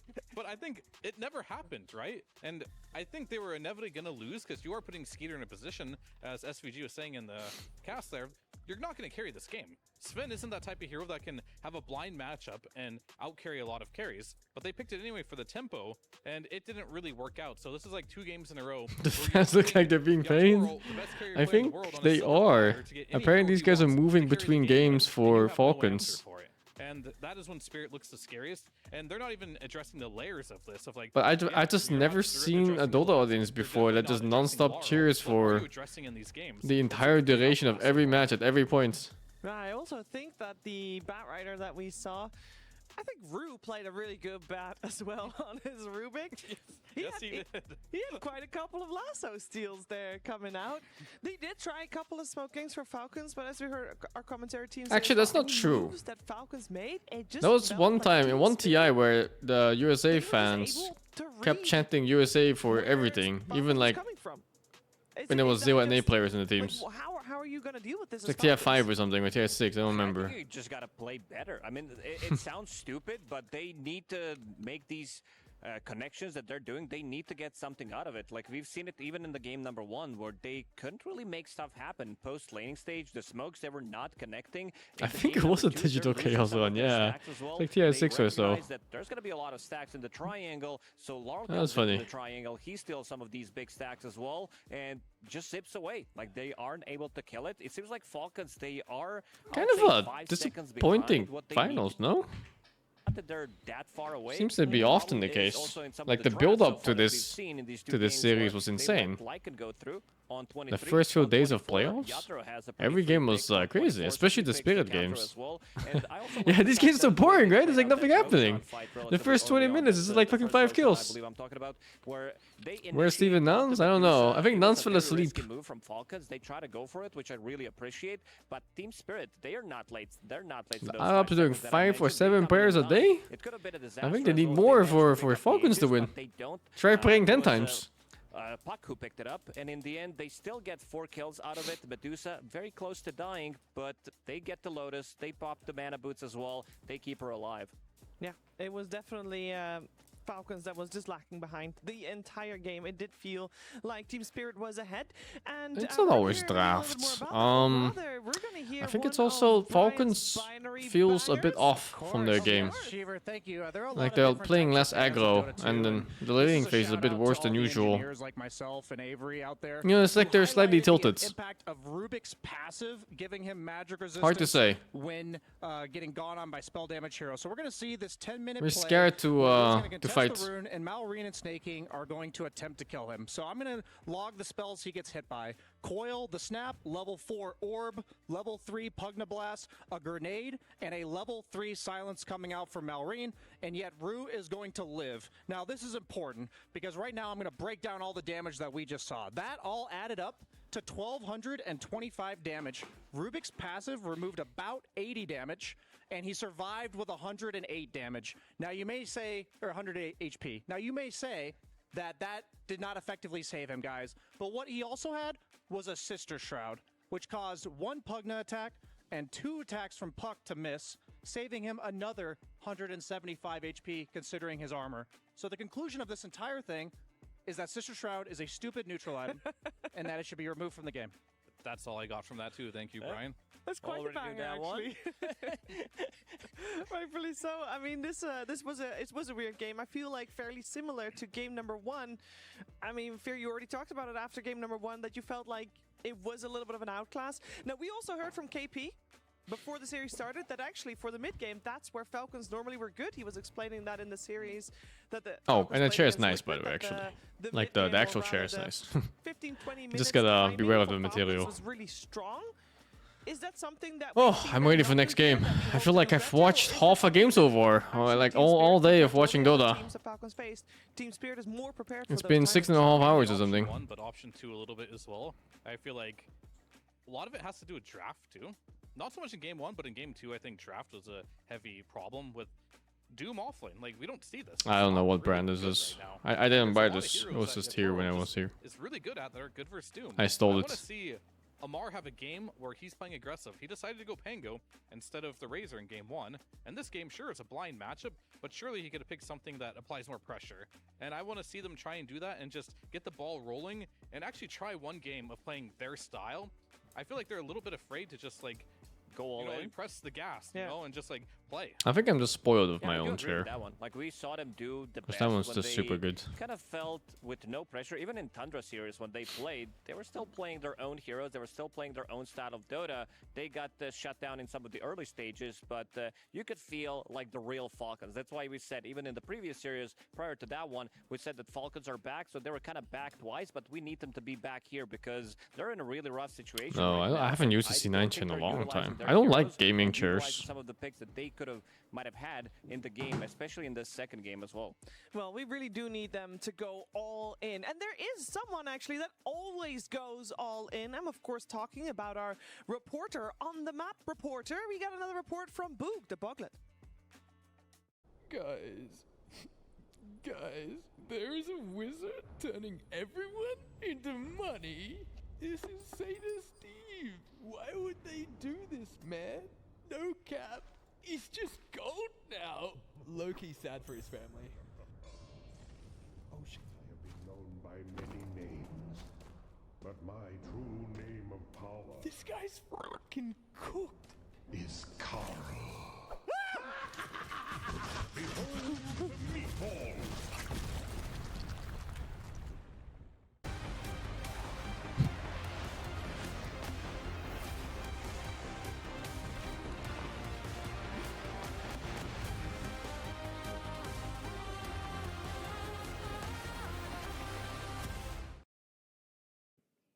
I'm here with Malrine from Falcons. I mean, honestly, a contender for MVP of the tournament so far. You've been looking great. How has it been feeling playing on this stage? You also telling about yesterday game. It's awesome. Someone put stickers on his face. I don't really feel stressed, but like I don't think like I'm playing for MVP for now. It's just some games could be not the best that I'm showing my performance. But even in the games where you get shut down, you still come back so well. It's been great to watch. With the patterns on your face, these temporary tattoos, can you tell us what that's about? I think people just know about it as like some sort of symbol, you know, like I'm just using for the luck. It's just I'm believing in them, and like they're just bringing me some sort of luck, and I think it's by far it's working. All right, I might have to get myself some as well. So tell me about Spirit. This is the team you're coming up against in these grand finals. What have you seen from them so far, and what's making them so good that they've 2-0'd their way to the finals just like you have? I mean, honestly, I don't know. I feel like at this tournament, like including even us, teams just like not showing the best result. Like if you're gonna see this every series, like there's just insane comebacks, even including us. Like there's a lot of series Gaming should just win at least one map, maybe even shut down the Team Spirit. There is just like the tournament is just showing the opposite side of the order, whereas like team that's supposed to not win, they're winning, and like it's just hard to say actually, but I think Team Spirit is just doing, as always, pretty good job at combating, and I feel like the war's just gonna explode because we come back, they come back, and like I don't know what's gonna happen in the game. It's going to be hype, I know that much. So tell me about the mid lane. You know, you're going to be playing against Lal. What's your plans on beating Lal at mid? Lal best in the world. Like, if the guy even beating no one, like, what I'm supposed to do? Very humble, very humble. Okay, all right. They're planning getting more tattoos now. How are you expecting this to go? Because I I'm think too lazy for more tattoos, man. have had a lot of great comebacks this tournament. Both of you seem to enjoy playing in the late game. How do you think this one's going to go? I mean, I'm like a fan. I'm just gonna cheer for the long series that's gonna include all fun and a lot of comebacks. So, but I mean, I'm just hoping we're gonna win. Good stuff. So any feeds? We know you're just playing for the late game, right? Yeah, I mean, go fun Pvision. Brilliant. All right, Maori, thank you very much. Good luck in this series. I'm excited to watch these grand finals.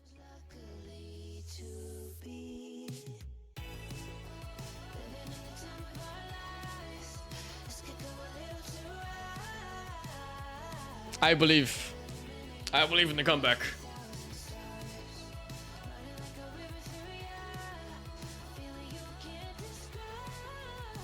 3-0 finals should not be a thing, man. Fuck.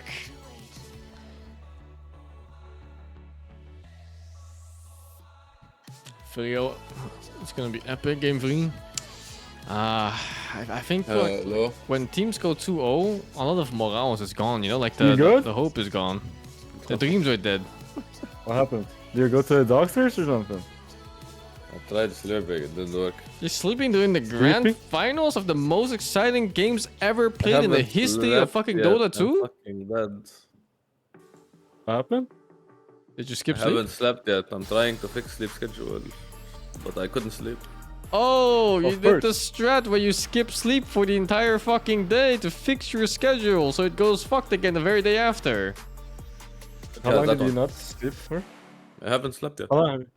How long have you been awake? At the Esports World Cup, and we are about ready to go for our third game. And it is Team Spirit.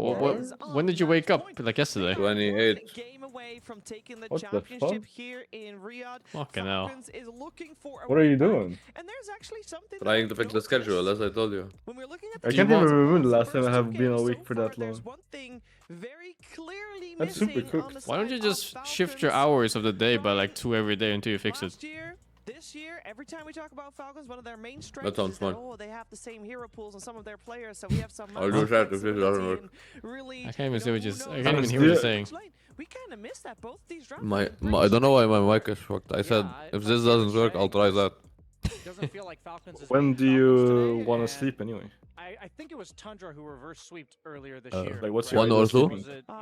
Yeah, it was during Fisher Playground. Yeah, AM and it or? was, I remember Yeah, in yeah. those series What? interviews, Is that Dude, fine? he said, you know that it's working, fucking 6 or what PM the right now, plan was not right? working, and we Yeah. decided to try something completely new I mean, and then see you what need to the stay heck awake for another happens, and 7 I think hours. Falcons is in a similar That's slot here. fine. Wait, when do you Try sleep something normally? new. It's more try what When it's got you 8? here and just 8 hope that it AM? pays off against Team 8, Spirit, 9 'cause I don't AM, think you're 10 gonna Oh AM god, yeah, sometimes. that's fucked. The fuck? That's You're fucked. cooked. Yeah, Yeah. I mean, You're That is super over, cooked. dude. one more game for you. Holy fuck, So, you're cooked. a lot of hard decisions need to be made right now for the side of Falcons, and I'm curious on what they're going to come up with, because there's a lot of conclusions that could be drawn. When I close my eyes, Is it play? I see that Scout Masters that fucked me in the big game. Go Scout all in on Master, one then. of these I ideas still see him. and make sure it happens. I hope ATF. Oh, you weren't there, Steve. I got cocked for winning. Hey guys, I didn't get to play a game of Dota for 2 games in a row. Give me my hero. Give me my Turns hero. out, Steve, the rule is never abandon your friends. And they implement it really heavily. With a huge NPC that comes and fucks your ass. His pick last, right? What? Yeah, they did. Yeah, if you're 300 meters away from your friends, a huge guy comes and fucks your ass. I mean, there was a good. Really? It's true, Steve. Don't Yeah. don't go away from your friends. Is that a specific, what's it called? The act or whatever? Yeah, you target your fat friends I first. just want to see them, get out in the map and try to play. No, but like, yeah, I mean, like, is it a specific level or is it always like No, that? all levels. If you are too far ahead from your friends, he will come Oh, and it's just a fuck you. patch or what? Setting up for them. No.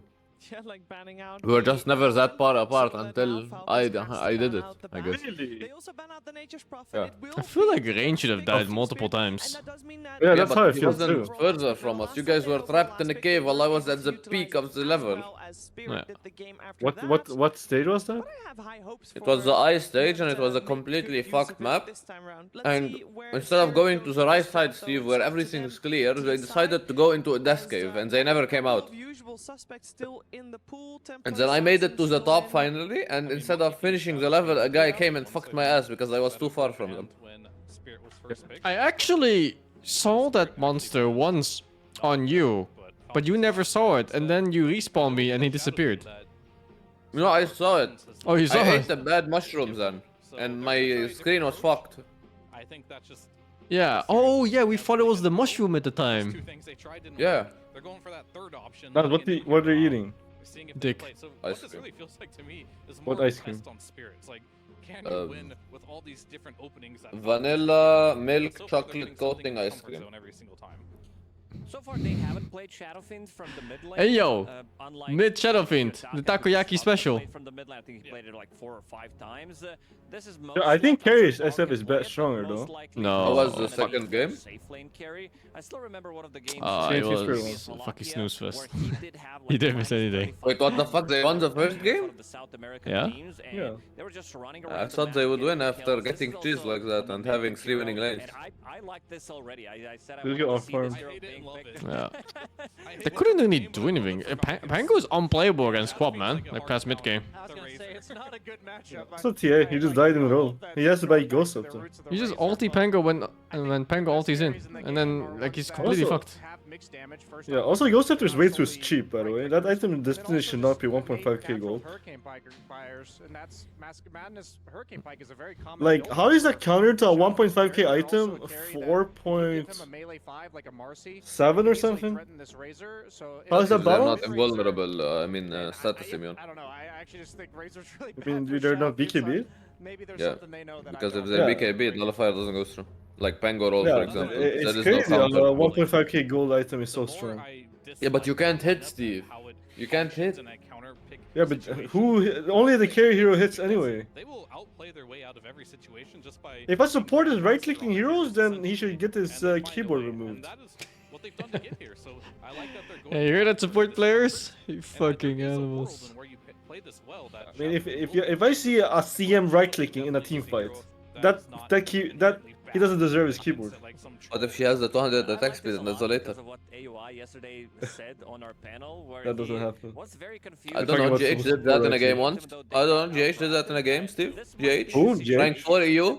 Okay, can you show me? Show me. Necessarily need to look stronger on paper. In theory, where our draft is, you know, stronger, and we're going to be playing from that. GH, CM, There's that's a scenario where Team Spirit doesn't feel too comfortable playing into their heroes. I got a fucking dentist. They're 2 games down as a result. their last game, so they need to cook something The really fuck? good here. I don't know why. Always reminds me of TI8 OG Game 4, where their draft basically just said, what does everybody want to play this game? We're down 2-1. You know, we're backs against the wall. What's your favorite hero? And then they found themselves down like 20k 30 minutes into the game. And what happens is when you pick your favorite heroes is you just know how to play every single scenario that might come Well, up in the game. I do like Falcon's opening here at least. Looks strong. Where I'm imagining if you're I don't like the SF first pick. Is it really that strong? that the only reason they know what to do Feels abusable, especially when you I mean, can't because it's pair it with flexible. a boss. Liquid GH, hard carry, Crystal Maiden with Desolator, TI9 highlights. TI9 was like 20 years ago, dude. But I also anticipate that I don't know, he said show me. try to recreate this whole force of 5v4 scenario that we saw yesterday and be able to capitalize on the small windows that I think When was TI9? What TI was this? Was this the TI Spirit one? Got a math lesson, now a history lesson from professor. I think Thank you. so. Not sure. I don't. I think right now. But the CM had a Desolator, Steve. They're definitely eyeballing heroes like Liquid versus Keen Gaming. for the other cores. That could be good just to shut down the tri lane or the tri potential. I don't know, I skipped. He got a double kill right clicking with CM. Lacoste, you remember this one back in the day? remember this. Used to play this one 15 years Sorry, ago. what's it? What TI is it now even? 15? 11. 11? 12? Are you trolling? There's no way it's 11. Was always a good hero It's not? against Shadow Shot. 14 apparently. Especially now It's fuck. because of his innate ability, where I you have can no just sense of time. rocket him immediately after the hero is gonna die. And this is one of your favorite Leon. heroes here. You said back from hell. Oh, well, that's best the innate SF abilities lane in if the it's game. safe lane. Clock SF is so strong, man, even now. Fuck, man. You get more debuff duration. Yeah, but you don't do this. You don't do the soul thing anymore. I think. Actually, No, but I the guess lane you is could. strong, I mean, you might. I mean, You might I as well guess. do it though, because Actually, I mean, a lot of people do these like smoke shenanigans pre-game and stuff. I see don't my know if people. it's good, actually. Burst them before you get the link off, before you get the BKB off. You really I lost need sight that, of my so people. Their supports are gonna be packing a lot of Back in the initiation days, now. there was no bounty runes and stuff. Then it's like made more sense. Also, you usually get 2 damage. It only gives 1. I'm not sure actually. I If still you do it. think your options are going to be somewhat limited for Collapse and Laurel. Look at that nerd doing drafts, wearing glasses. Imagine wearing glasses. Imagine wearing glasses, too. What a fucking nerd. What a Like fucking Steve is a nerd. nerd too. I am a nerd. And this is very much so tempo based. Like you have Shaman, you got the Giga Ward, you got the creeps from Chen, you got the heal, you got the Razor. Early game tempo. Oh yeah, okay, Falcons is really switching it up now. Even if they do go out, I would Fight assume them to at ends. least play one game where they're playing their heroes and their style. They found out that what they were doing was not working out. I mean, I've seen some chance. I don't really understand the hero, but I don't know. He's been owning. I mean, like the carry is just unkillable. In a way, I don't even know if it's Chen, but like the carry is unkillable in this I'm team. trying to remember, it was Pvision's opponent who was planning to cut creeps against the Chen, and then Pvision ended up running the like safe lane in the off lane, and then they had to do some weird lane swap. This is against Aurora. I'm gonna that's go what it get was more against. ice cream. And so what I'm wondering is, This is why his maybe stomach Chen is way generally fucked up. is His just diet is like just ice cream. that stomach cuts isn't creeps, fucked up anymore. Doesn't really mind trading What? farm. It allows It's the on its lane way to again. potentially gank the safe lane. Huh? So It's fixed or what? looking at Turns out it's Steer's anxiety, hero, it's I would love to see antidepressant something that medicine made offers- it yeah, go I was away. gonna say, What the aid when fuck? it comes to ganking. So you want to be able to punish a Centaur-esque hero. A that CK punishes Knight. behind your tower, free farming. I am not fond of CK against SF. That's it? Yeah, I don't know why. He's also not that good against like Clockwork. every different Because hero in he every single randomly game, gets so hit they by might be cogs. trying to close out the tournament with him playing different heroes. I think that's a good Weird, hero to actually. deal with CK and the illusion. But it's a comfort. Whole game. It's I a think skitter you can special. always go for Underlord? yeah, that works. Monkey so Kong. For now, Monkey King. That's probably Laurel's hero. Okay, so that's the mid hero, I think. So yeah, pretty much guaranteed safe lane SF with clock, position 4 line, and mid monkey. Underlord type of heroes and make this This Monkey King pick is kind of weird. Yeah, right? In my I felt the opinion. same way because it doesn't counter like a puck mid or whatever. Yeah, they can still. They have to ban co-op here. And if they Razor mid, does that feel good for Razor? Yeah, right? Yeah, it's fine for Razor. I actually haven't played this lane. But I think it's good for Razor, yeah? I don't know though. I think he just walked a dog and he's minus 20 damage, and he just outlasted him. But I'm thinking about what if he don't care and hit Jingo, do you out trade? I don't know. No, I don't think so. Do you? I don't think so, right? I have no idea. I have no idea. I haven't played this lane. Like, what's level 1 Link? Like 45 damage? 50 damage? Yeah, something like that. I mean, level 1 is like... It's like 7 per second? For how long? 7 seconds? So 49? I mean, max is like 240 damage, right? And then you divide that by 4, it's like 60. 60 damage maybe per level? I'm not sure. 50 or 60 damage per level. I don't think you're outrating If you get full Jingu. full drain. Like there's Yeah. still so many options in the pool though. We basically got all spirits. There's a cooldown on it though. Still there. Is that something you want to play against the Monkey King? Maybe it's not a monkey mid. I do feel like when I look at this, It cannot be a support. are we gonna see perhaps? The Unless you're going to chain meal clockwork. It's not really a collapse hero either, is it? Oh yeah. I feel like we've always seen Yeah, it's Co-op not. on paper favored against Monkey King. Co-op's like playing the strength heroes with the good spells. The only problem I have with Co-op potentially is that the Same. majority of Team Spirit, like they have a lot of lockdown right on Seer, but the majority of their damage is going to come physical from the SF and the Monkey King. So I think the like blade mail Are we winning? survivability with the innate doesn't really. do Yeah. Are we? Who's we? What do you mean who's with the Arab team, dude? Yeah, that sounds very toxic. Definitely not winning right now. Hey. They're up down 2-0. I just realized they're very quiet right now, those Falcon fans. They learned a little bit about the game. If he wants to repeat The one of fuck? the heroes, I think Centaur's really good because you can It's build your a Russian. Crimson Guard, great against CK. Also, you getting your mana burn doesn't really mean that much for you. You also have Lion as well in the lane, so he can replenish some of the mana. And you also have a bit of a save for your Shadow Fiend with the Stampede, because you are playing against Razor, you're playing against CK, so he might need that extra bit of a help. Yeah, I mean, I'm looking at Darkseer maybe too, could be decent. Oh yeah, against CK you get the extra illusions. Yeah, you get a chance to get an extra illusion. Well, they ban out that Queen of Can they flex every single hero in Spirit right now?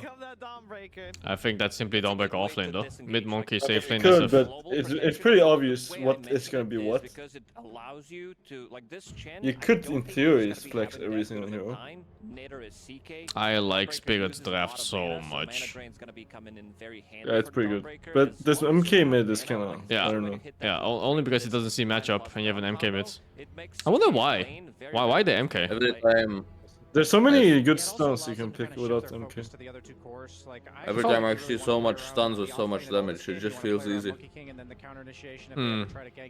Just felt like a puck or something would be nicer. That like pressures the tower. Those are the offlaners that kind of beckon you to come to their lane. The problem with that is the clock is the only engage. Being left alone against a hero like CK. I just farming up guess. the jungle camps on the far edge That's of the map. fine, no? And yeah, I just think it gives Team Spirit the ability to prioritize specific parts No, of the if the map clock misses a according hook to their, shot or something, you can't play.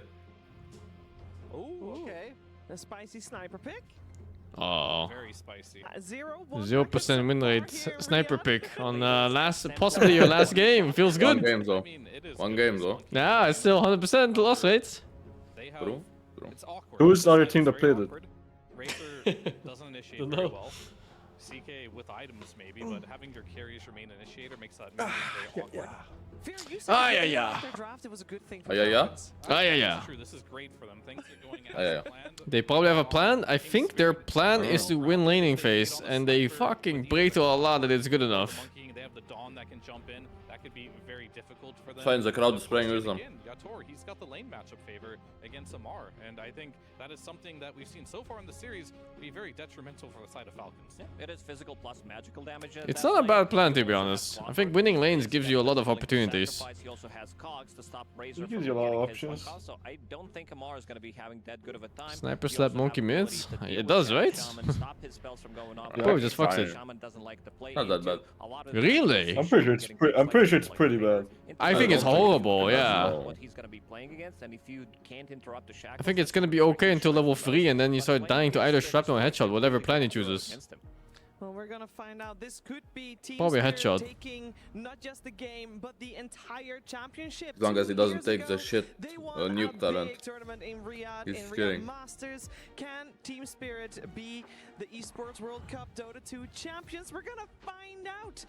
First, though, we are gonna head over to the stage where Akhdar. Ahmad is standing with Aframush.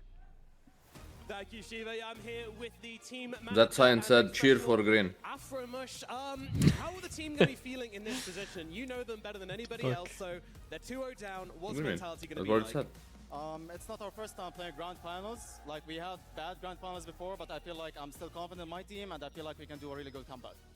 And is this sniper going to give the team some confidence to play back and try to win back this series? I just want to know I want the crowd to know that, okay, we lost the first 2 games, but I don't want them to stop, and it's not over yet. It's not over yet. You heard him. Let's get in to game number 3 of this grand finals. Let's see if a comeback is on. I the see my cards. people. Let's head over to Cap and SVG. That's right. Seeing this crowd feels so weird to me in comparison to when I see any other tournament. Final. It happened recently, in fact. Why? Unfortunately for Falcons, they were the ones up 2-0, and that series. Well, what's wrong with slipped through Arab their crowd? fingers. Maybe they learned something from that, though. Being They just down look normal to 0-2 against Team Spirit. How? They Okay. managed to make the comeback here. Huh? I mean, I feel like I see this type of people every day, but when I see like a major in another country and shit, is there so much diversity?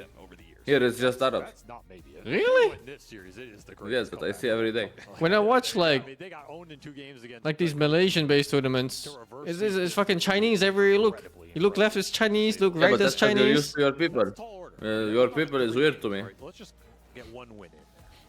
Let's I guess so. Yeah, Let's start with the manageable goals. Yeah, let's get 1 win and then we'll go from there. Okay. I do like that they changed the drafting approach up, a more aggressive drafting style. They went for something that was at least going to put some pressure on Spirit strategically, right? Getting this Chen in the second phase, a hero that's been super dominant, a hero we've seen first phase banned out from some teams. Hoshi in particular Batista. Pvision What for kind of how weeb dominant name they is were that? with it. Apparently, it's from the new Tokyo Ghoul author, a new manga or something. There's the new Tokyo Ghoul. Where? No, not new Tokyo Ghoul, but from the author of Tokyo Ghoul. Oh, is it? Apparently, I read it from my chat. I don't know if it's true. Oh my god.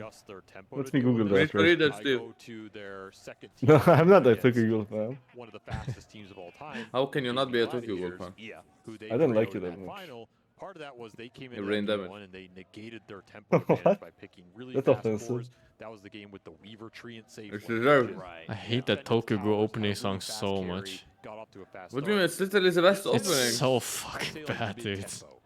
You're Not bad. as fast as maybe they would have liked against the Chen because it came out later, but they don't have mega cooldowns they have to wait for, and they have some heroes that can skirmish early. So I think they can deal with it, but I do think this is a really strong pick for Falcons, and if they can Find win who the Steve, author you have is. this gun? last pick sniper with the ATF Razor specialty with What? a really strong Steve, CK. do you have this sniper I gun? can see this Chen No, ball I don't getting play going. You have the sniper. Rost award to throw on top of Okay. it. Like there is some Think, still do you have the potential sniper here that gun? could catch Spirit. I didn't see what he had. The astronaut one. The what? Purple. The astronaut Oh, one. no, I don't. I have the quacking one. I have the coffee one too, but I want the pew pew one. This one. No, I don't have this one.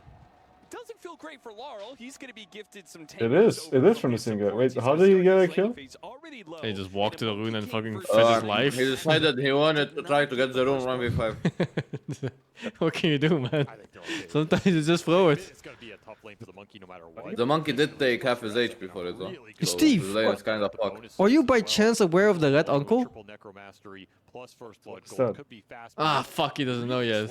No, never mind, it's fine. What? Might have been able to eke this out. The red He's such uncle? a razor master. What's the red Yeah, uncle? But now it looks really difficult. It's You're just not the gonna newest outlevel him, you're not gonna have Chinese the numbers. gossip It's gonna be about hard to get these streamers. links going. It's this guy who pretended to be a woman and catfished over 1,600 men, and he fucking took videos of all of it. Bit of a link, and now the attempted Maposhka, ooh, couldn't quite get the angle there for a cog push. And there was one guy who showed up and he found out that he turned out to be a man, and he was like, "Fuck it, you know, it is what it is," and he just went for it. What do you mean went for it? What are we talking about right now? He just says, you know, I'm here anyway, like fuck it. What? But what he's gonna do is Like he's a hooker or what? No, he's just a live streamer or some shit, and his handle is Red Sister, but they call him Red Uncle after they found out it was a man. Yeah, but fuck it, as in we make content together, or... No, fuck it, as in it's time to smash. As in the Sonic and the Knuckles? Yeah, exactly. Oh, good. With Kazu, like you guys Deny. were just posing the question, like how do you deal with Spirit when they're in a form like this?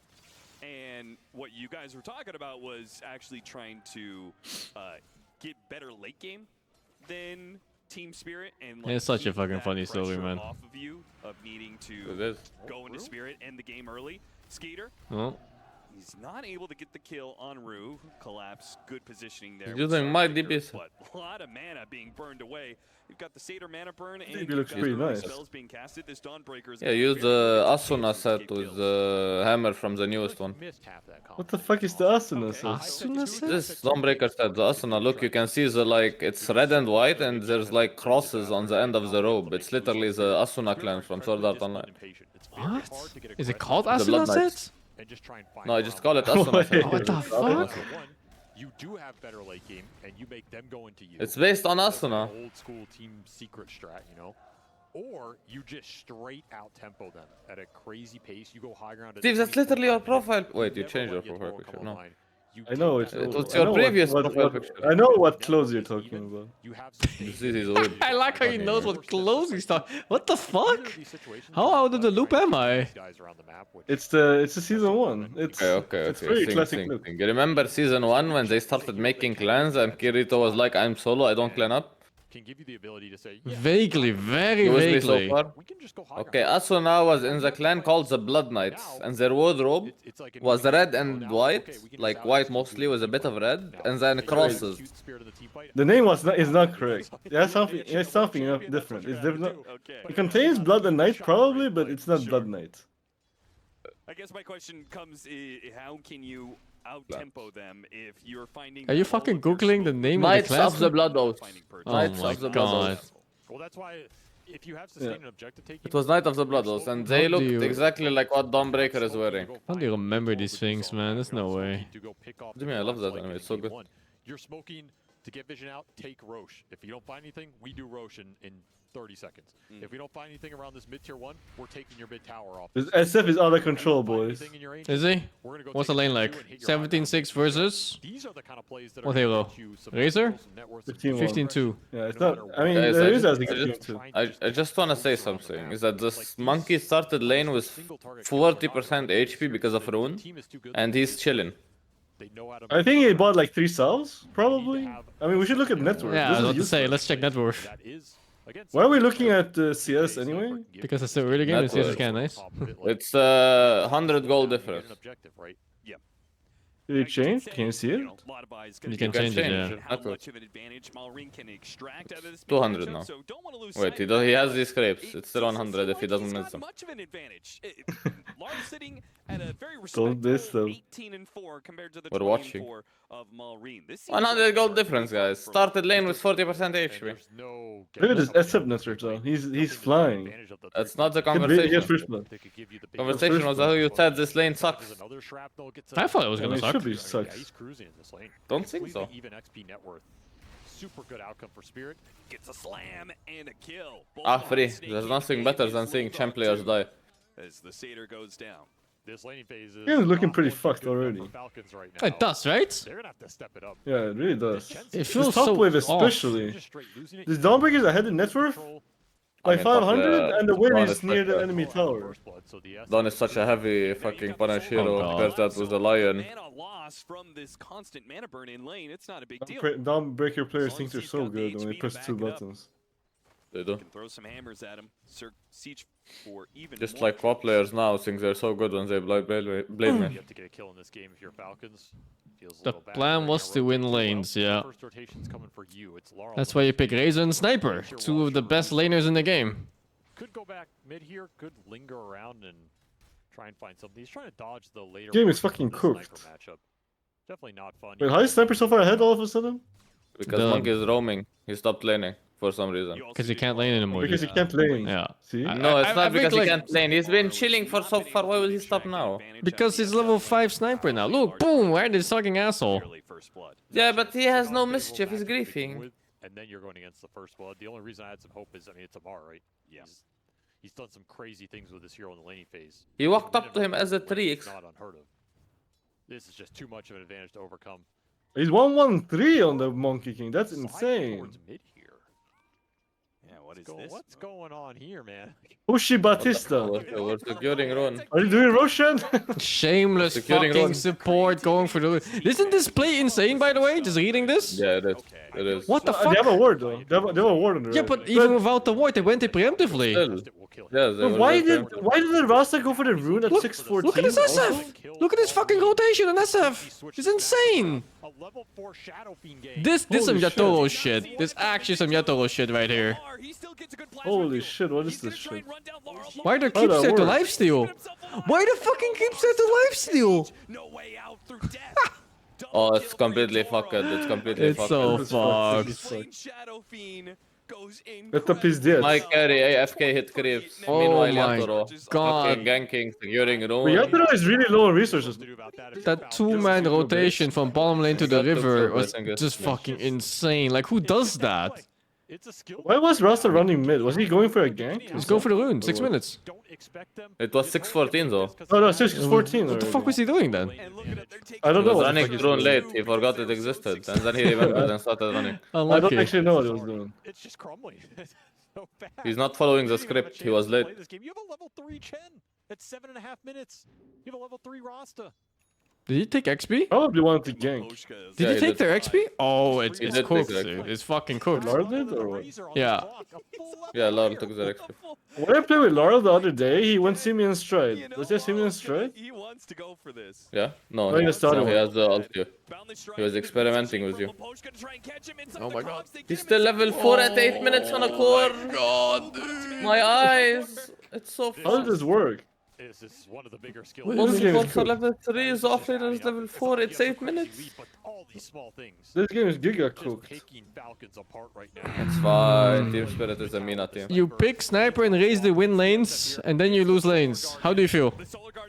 Oh, it's okay. I feel like my Rashta really shouldn't have fed first blood to that SF. One kill? Oh! Yatoro might die? No fucking shot, Boom. dude. The clock though. Wait, can they still fight this? Can they raise this shit? Oh my, it's fucking cooked. One Holy kill shit, this maybe? game is so cooked. Oh, he got another kill. This is the most a game has been cooked in the series. I'm not gonna lie though, I saw Yatoro miss like 5 raises this fight. Did he? No. Yes. No.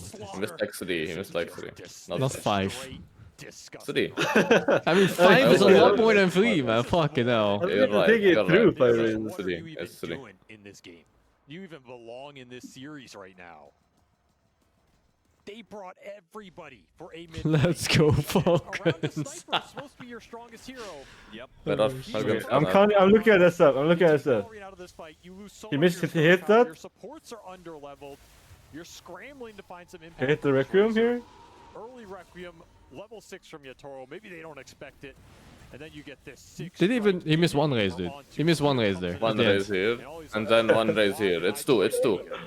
Yeah, seriously. Well, I mean, I don't want to get sucked into Okay, any 2 of raises. The last one even matter. suffering the most after I mean, you gotta give them wins. You gotta motivate them. On an aggressive smoke that gets a great Yeah, his SF isn't even good, dude. Like, he missed 2 raises. striking in from behind. Amar heads for the hills. This fucking guy said 5 though initially. Otherwise- He's gone.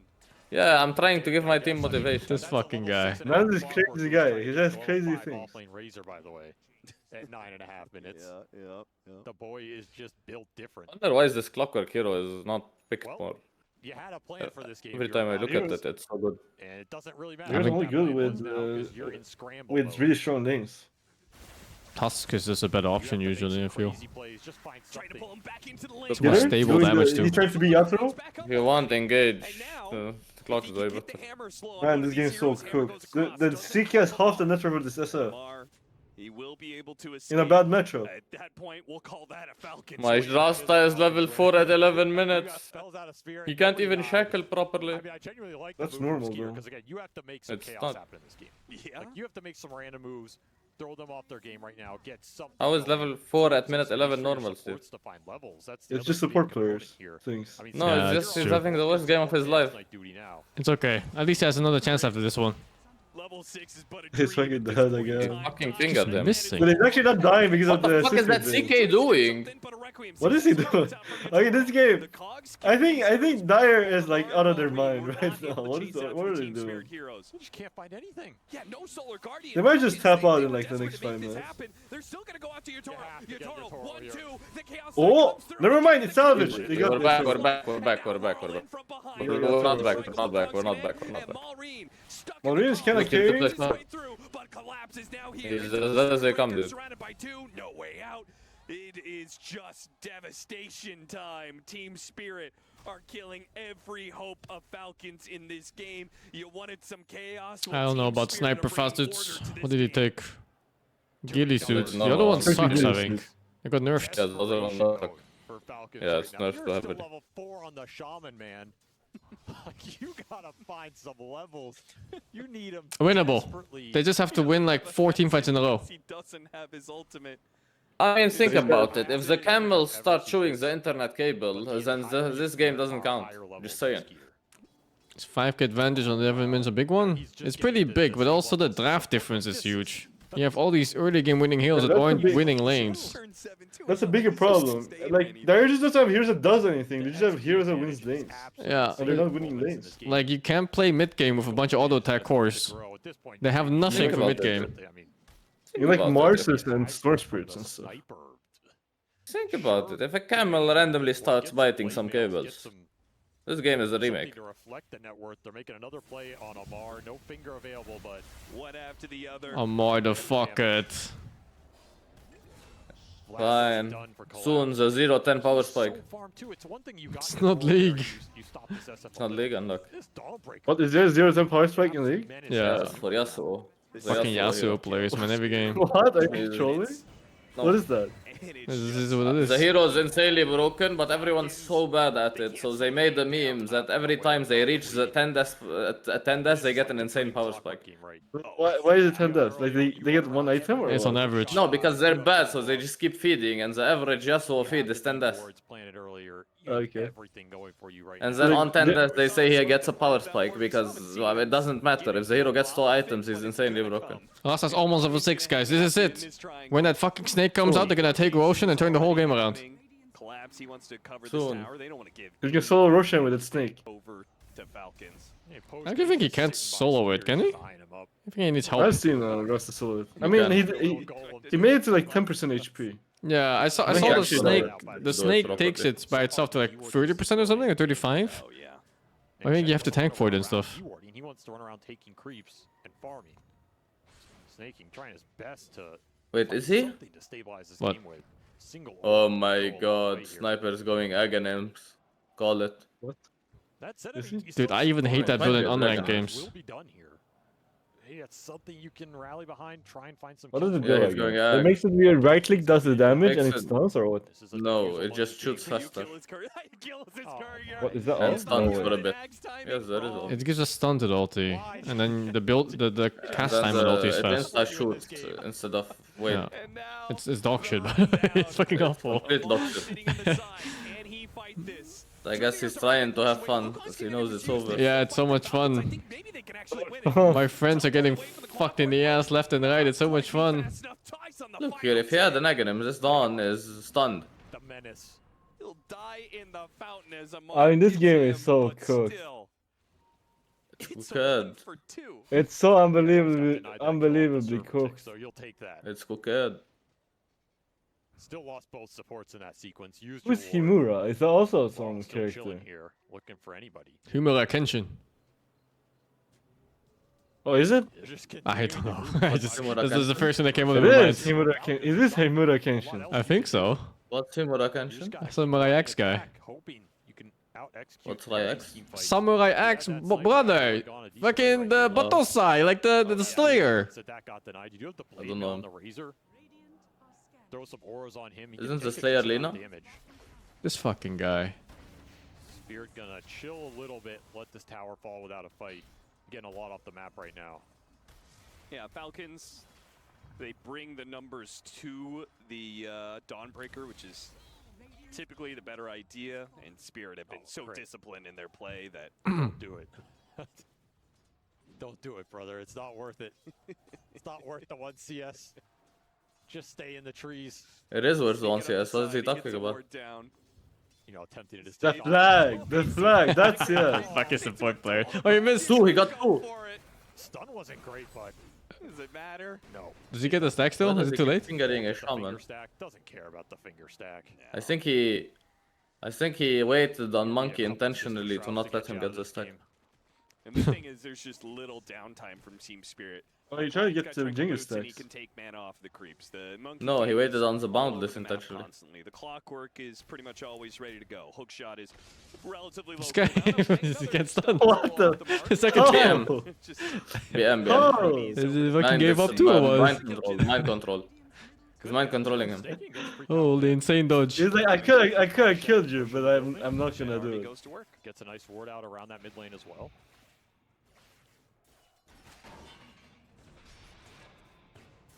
Steve, Out the blade mail, try and What? go back in. Does get the did you know that gambling is really good? Because if you think about it, you can win to up to 2000% of your money, but you can only lose 100%. Wait, why 2000%? You can win as much as you want, is the point. It's just a random number, but you can only Yeah, lose it's 100%. infinite. Yeah, you can win infinite. Right, so gambling is good. A wise choice Yeah. from Falcons. It's true. Why don't you gamble everything you have then, Nance? Not going to get many I opportunities. don't have anything to gamble with. In the early game and find kills. You can sell your life. Four-man smoke it up, run to the Chaos Knight. If they could run into the Monkey King while he's trying to connect to the team, that's the only situation that Falcons can walk away with a win here. Oh, it's looking good. Oh my fucking god, he just jumped right into the dude. Dude, No, the Dawn is here. And he's out. I can't believe he lived. Oh, this is Oh, he's it's doing the thing, he's doing the over, thing. dude. Meanwhile, he'll go out to the supports. The only He's hero embering sneaking with in Monkey this Arena. one. He gets one of them, but the blade mail won't protect you forever. Collapse. Finally able to deal the Oh, damage. round Back from 2. the Laurel, though. Skeeter and Grin. Yes, Oh, he's he's full HP, dude. He hits 3 people, he's fucking full HP. Another team wipe. First This game is so cooked. 100 gold, 100 gold. How is the Ags already Look, the Falcon fans. You see that? They're like, ah, shit, what do we do? These are not paid. This is Spirit's second Riyadh, right? Workday's over, boys. Yes, it's Spirit's second real. You have the Chen. Damn, they're Instead, cooking. You're going to lose it to the early Vlads plus the Shadow Fiend here. And the first time all tournament long that the arena grows a little quiet. There is not much to cheer for Falcons here. Scrambling to find Another 3-0 finals? It doesn't have to be. There's still a chance. The camels, I'm telling you, they're here soon. This is your best point to go to. They're going to run it back. Try and find the sniper. Look, this The is Aghanim sniper broken. that's the third line that I've seen so far. I love how the Chen got it. Lion got to lock in. He's not locked in. Oh, fuck. Cloud on the horizon as Yotoro. I think he's thinking how he's gonna hold the trophy, to be honest. 4.5 minutes on the Aegis, and he's gonna start getting involved. Not that he was not getting involved earlier. I mean, that he's was 8-1 and 11. 8-1 and 11. An early, what was he, level 5? Level 5 rotation He to was mid level lane 4. from level 4 I don't think Shadow I've ever Fiend seen a rotation. level 4 Shadow Fiend rotate mid. No, honestly, most of the times I've seen Yotoro make that play, it's because they're losing terribly. Oh, yeah. Like the TI game where you went mid early with the Drow Ranger. Like you're trying to salvage lane. That was like, no, I'm just going to go mid and kill you. because I can do anything right now. It's showing to be the case. Falcons, they get to a nice little item timing here. Can still take some okay fights. I mean, BKB on Razor would go a long way. Found Skeeter. Yeah, he's in trouble. He doesn't have his ultimate, so he can't fight Laurel, but he also can't run. I think he's dead, guys. I'm not So gonna all lie. that's left is dying. Oh, he's so poor. I feel for the guy this game. I mean, he's on Yeah. another one What can you do? core in this Chaos Knight that was supposed to be a hero that can That's be the a worst thing initiator you and a can map call control someone, hero. Steve. Relax. He had to Well, get poor? up his lane so early. I'm sure there's many things you can call that's worse than poor. We're getting ganked. Like what? Tried to join those fights. I don't know. It didn't work out. This CK has nothing. I'm sure if you think of something, it can be worse than poor. Into the Oh, Monkey King BKB. what is the worst? Shadowblade for Yatoro, his signature here. Can you imagine being on a wealth level of a support thing? A support. There dude. cannot be A worse. lot scarier. Snaking, he'll get the D ward. Gets the ward. Will it cost him his life? Nice use of the Hurricane creep. Pushes himself away. Makes a run for it off of the drums. Well played. Snaking is doing work in this game to try and stall this out. The fuck? Can you imagine living life on a support wage? Getting away from his 7th death. That's what I'm telling you. Did finish BKB. That's why it's bad. And we have a Dragonlance coming out from the sniper. They're getting some items up here. Trying to stabilize right now. They put together pieces that it is possible. I don't know if you can win a full-out 5-on-5 team fight, but maybe if you find a fight where you've got a numbers advantage, that If you can catch them off guard, yeah, you can absolutely win that. Like, particularly if you find this Dawnbreaker around the map, that would be a big game. but it's not them setting the pace. Oh boy. It's Yatoro. He's setting it up. This for guy one. doesn't like stunning. Oh, he gotta lock in. It actually kind of reminds me of how I play League with some of those skill shots, like the Charm and the fucking Aurelia ult. You throw him? They just go the other way of where the Charm, enemy's going. the Ari charm or what? Yeah. I can't land that spell even if my life depends on it. You just have to ulti with it. Awkward fight for Spirit off the missed impale. Costs him a lot. I have to there. what? Ulti with it? Just to walk this off with. You ulti and then you press the E. That's what I do, I still miss. ATF, he survived What? for a Your long melee time. range. If he'd I gotten even able to missed get with the that flash. BKB up before the impale came in on him. The fuck? Potentially I don't now a fucking bad know. fight for Falcons around that tier 2 with the sniper super strong. But Yatoro, this Good guy issue. just doesn't quit. Haste through, in the shadow play. When I played He's my in. one What RA the game, fuck, dude? I hit every charm. And we'll lose the Aegis. Second life. They're feeding, guys. They're feeding. That's a hurricane fight. Not locked in. They're getting cocky. Four staffs gets him away. Thank fuck this collapse to Would fucking like to have been able to capitalize on that, but remind them to be focused. he'll take the free Aegis. You think Lion is playing without keyboard? Try and get some more D-wards Like he's out. clicking the spells, that's why it's missing. No, I think he's just imagining him holding the trophy instead of thinking about the game. It's gonna be a late one in this game. No Dispel on the Shadow Fiend right now. He's super not locked in. Maybe lock him down with it. No Dispel on the Dawnbreaker. Could be good there. Good on these supports as well. I mean, Falcons persevere. They are finding farm on the Chen. You know, Snaking, he's a North American player. He's been here before. Yes. Is the network every graph Wednesday broken night with for you the lads, guys? so- The CK is half the network for the SF. On my Why screen. would that? Why is it broken? Nah, it works. It's a bit lower than half though. Better him than a These big skills are just...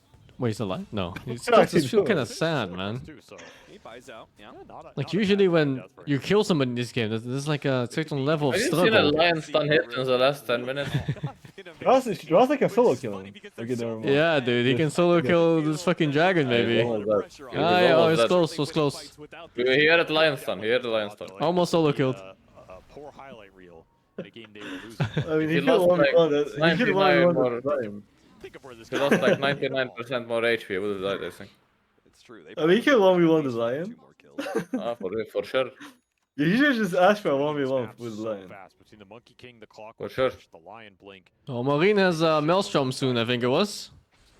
Maybe that's the turnaround, Falcons right can't there. go anywhere unless they have some vision control. This last tier 1 going down to creeps, no one wants to come defend this, and for good reason.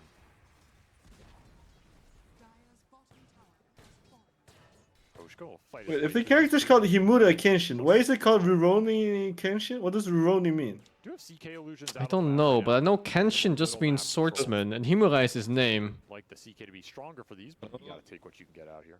I'm friends with weebs. Disgusting weebs. Oh, that means Wanderer. Or Wandering. 25 minutes in, you're smoking inside of your base, and the smoke does So he's the Wandering not Swordsman. even work for you, 'cause Laurel can bound the strike What's he away. wondering He's too about? far out for Falcons. There's no house. He's he has depression and PTSD from killing too many humans. Avery's just So he's running away Well, from we his have past to get memories. That seems like a fun time. Dude, I feel like their smoke percentage this series is what? It's got to be like 5% or less. It's single digit percent. Is it like the anal buzzer or what?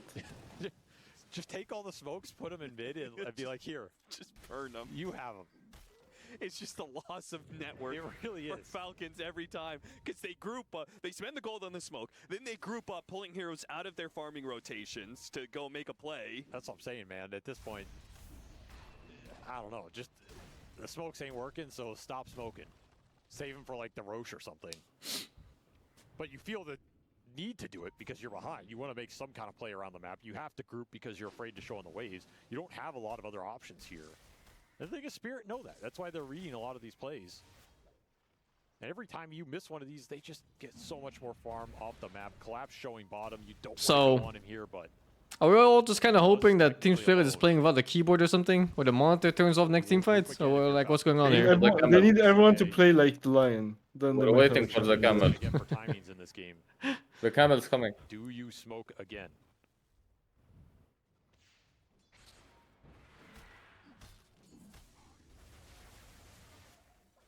Toro Maposhka, the combo.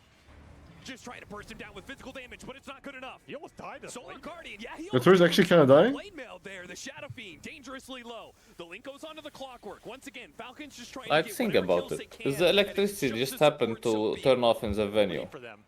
This game is not over. They would have to remake it. Now Skeeter, they turn around. They would just reload. Out from the trees and the Wukong's command, missed about the strike, and they How did Oh! Oh, he's dead! again. Skeeter has found the life of How did Rasta heal? Was it Lotus? Oh, Maureen couldn't grenade up to the high know. ground. Push down to the trees. I wasn't looking at the rest. I was looking at this stuff. He starts taking the damage from Laurel with Maureen up on this high ground. Maybe this is a fight they can take, especially with Mar having the blade mail. Let's go, Suck him dry, Falcons! dude. You sucked him dry. He has nothing to work with. Oh, he's killing him! Is he? A stun! I feel like he couldn't be chilling further, Steve. He might die now. Quack! He's dead. Quack! We're back. Only He collapse could left. actually lived if you wanted Oh, to. look at that stun. He's locked in. Collapse continues to battle it out as Falcons are finding even Blink stun, boom! Where is it? Maureen wants to go What the back in. fuck? Wants this lion. One more hit. Oh no. Killing him. Oh no. Oh no. It's fucked. Oh Oh no. no. Oh no! He pushed him too! But there's a barrier! Oh, there's a tongue in his asshole! Oh, the tongue! Counter tongue! What the fuck? He went for the sniper! On me, Pushka! Holy! What is this? Team this Spirit fight? will not be denied. I love how he's Where's the ignoring CK going? bomb. He's not even there. Where's the tongue in his ass I mean, again? Matter the price. They will push it to the base. Push it Oh my into god, the he's stuck! respawn. Oh, he's surrounded! It's He's like a stuck. gangbang! Come back! The only chance you have. Collapse finally falls. Holy fuck, Skeeter he got a did. 1k shutdown on SF and a 1k shutdown on Dom Rick. What's this for?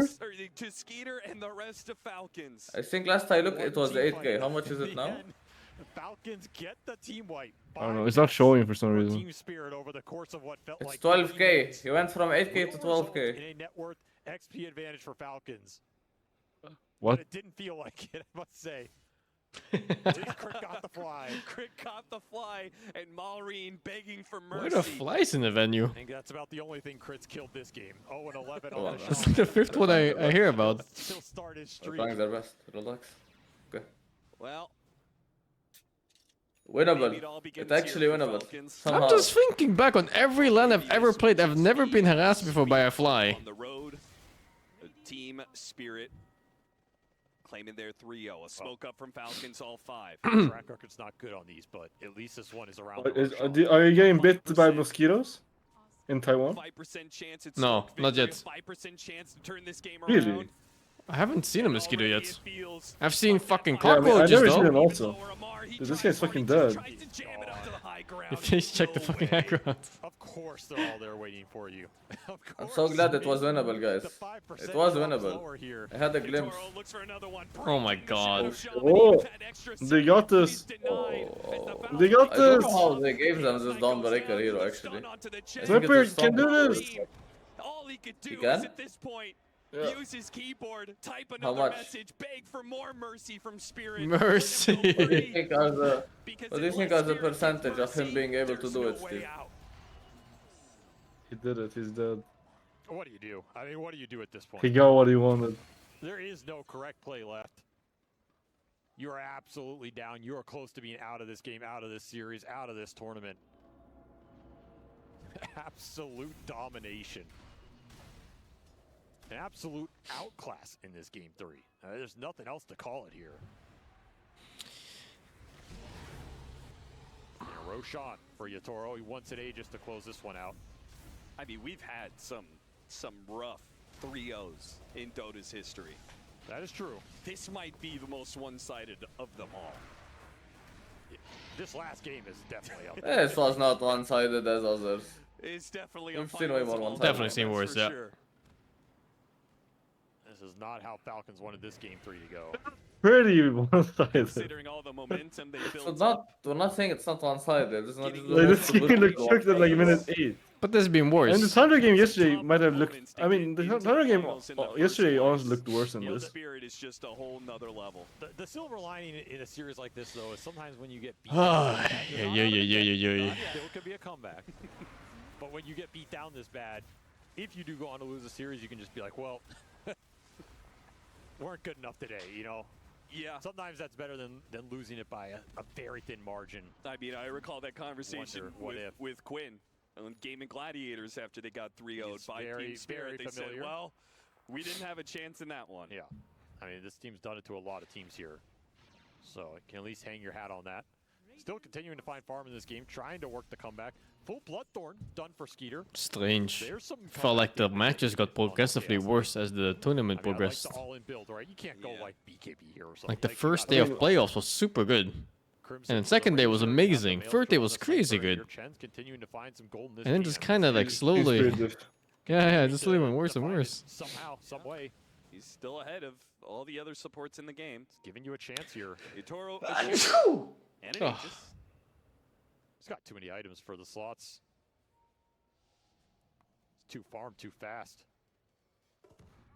10K ahead of his counterpart here. Dude, he just stole his little wolves on the game. Dude, come on. He's just Rocket Flare stole both little alpha wolves from staking. Like, what are you supposed to do, man?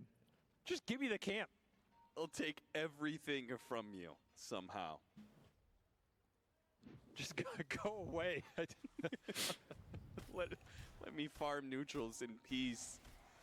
Sneak it up the side. Laurel straight Solar Guardian. I think it's fine. Bound the strike. He tried playing the game. Solar Guardian. It's not quite a chain. Why did he try to play the game, guys? Rue loses 8th wins on the Courier. That's the biggest win for Falcons in some time. They have to retreat here. Yeah, that's probably the biggest net worth loss Team Spirit have encountered. For sure. His lead is growing and growing. I mean, look at Collapse's items. What is this at 33 minutes? He's got an AC. Oh, about the strike and the initiation. You have the damage on the Chaos Knight, but what if the Chaos Knight can never use it? Lockdown is there with the nullifier. First one out of the fight. And Amar begging Team Spirit to go on him while he has this blade mail. And Team Spirit, they will oblige. Happy to Holy shit. Happy to chase you down. Happy to send you in. Who has the disperser? Brother, he's fountain diving. All the way into that fountain with his Aegis. Little man Whoa. dodged, trying to get some of that damage off of him. He's hoping the shrapnel can finish him off. Somehow he still has another life, but they still haven't gotten the kill. They're just playing with him at That's this point. minus 3 Fire. shot, sniper. Quick grenade. Push them back just far enough. Team Spirit do not keep the chase up, but they will go for another lane. Yeah, Toro says, I'd like to go throne, boys, but I think Spirit would enjoy being in this game a little longer. Get a couple more racks. Secure your victory here, Maposhka. We'll never see a 3-0 into a 4-3 win again. Oh, an aggressive force stab puts him way out of position. The cogs on the other side. From There's China, no way then. Hurricane Pike or the grenade. From could what? A couple years ago. A Happened in couple China, years, man. like fucking 15 years ago. Was it best of 7? Yeah. What the fuck? They won 3-0, trash talked, and then they fucking lost 4-3. The Team DK against, was it IG? Falcons have left him isolated. They won that. Keep the chase up on the low ground. Skater spotted as he tries to get close Oh, this DK made the mistake of trying to play as well. Oh, this Chen tried to play too.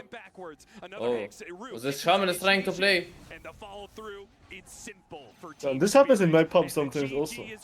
I'm done, guys. GG's. no mercy granted. Team spirit.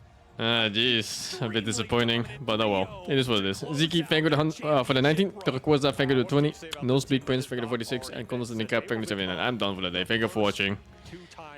See you guys day after tomorrow. I'm gonna take a break tomorrow. GG's, good night. Good night to all of you. Just didn't have a chance here if you were Falcon.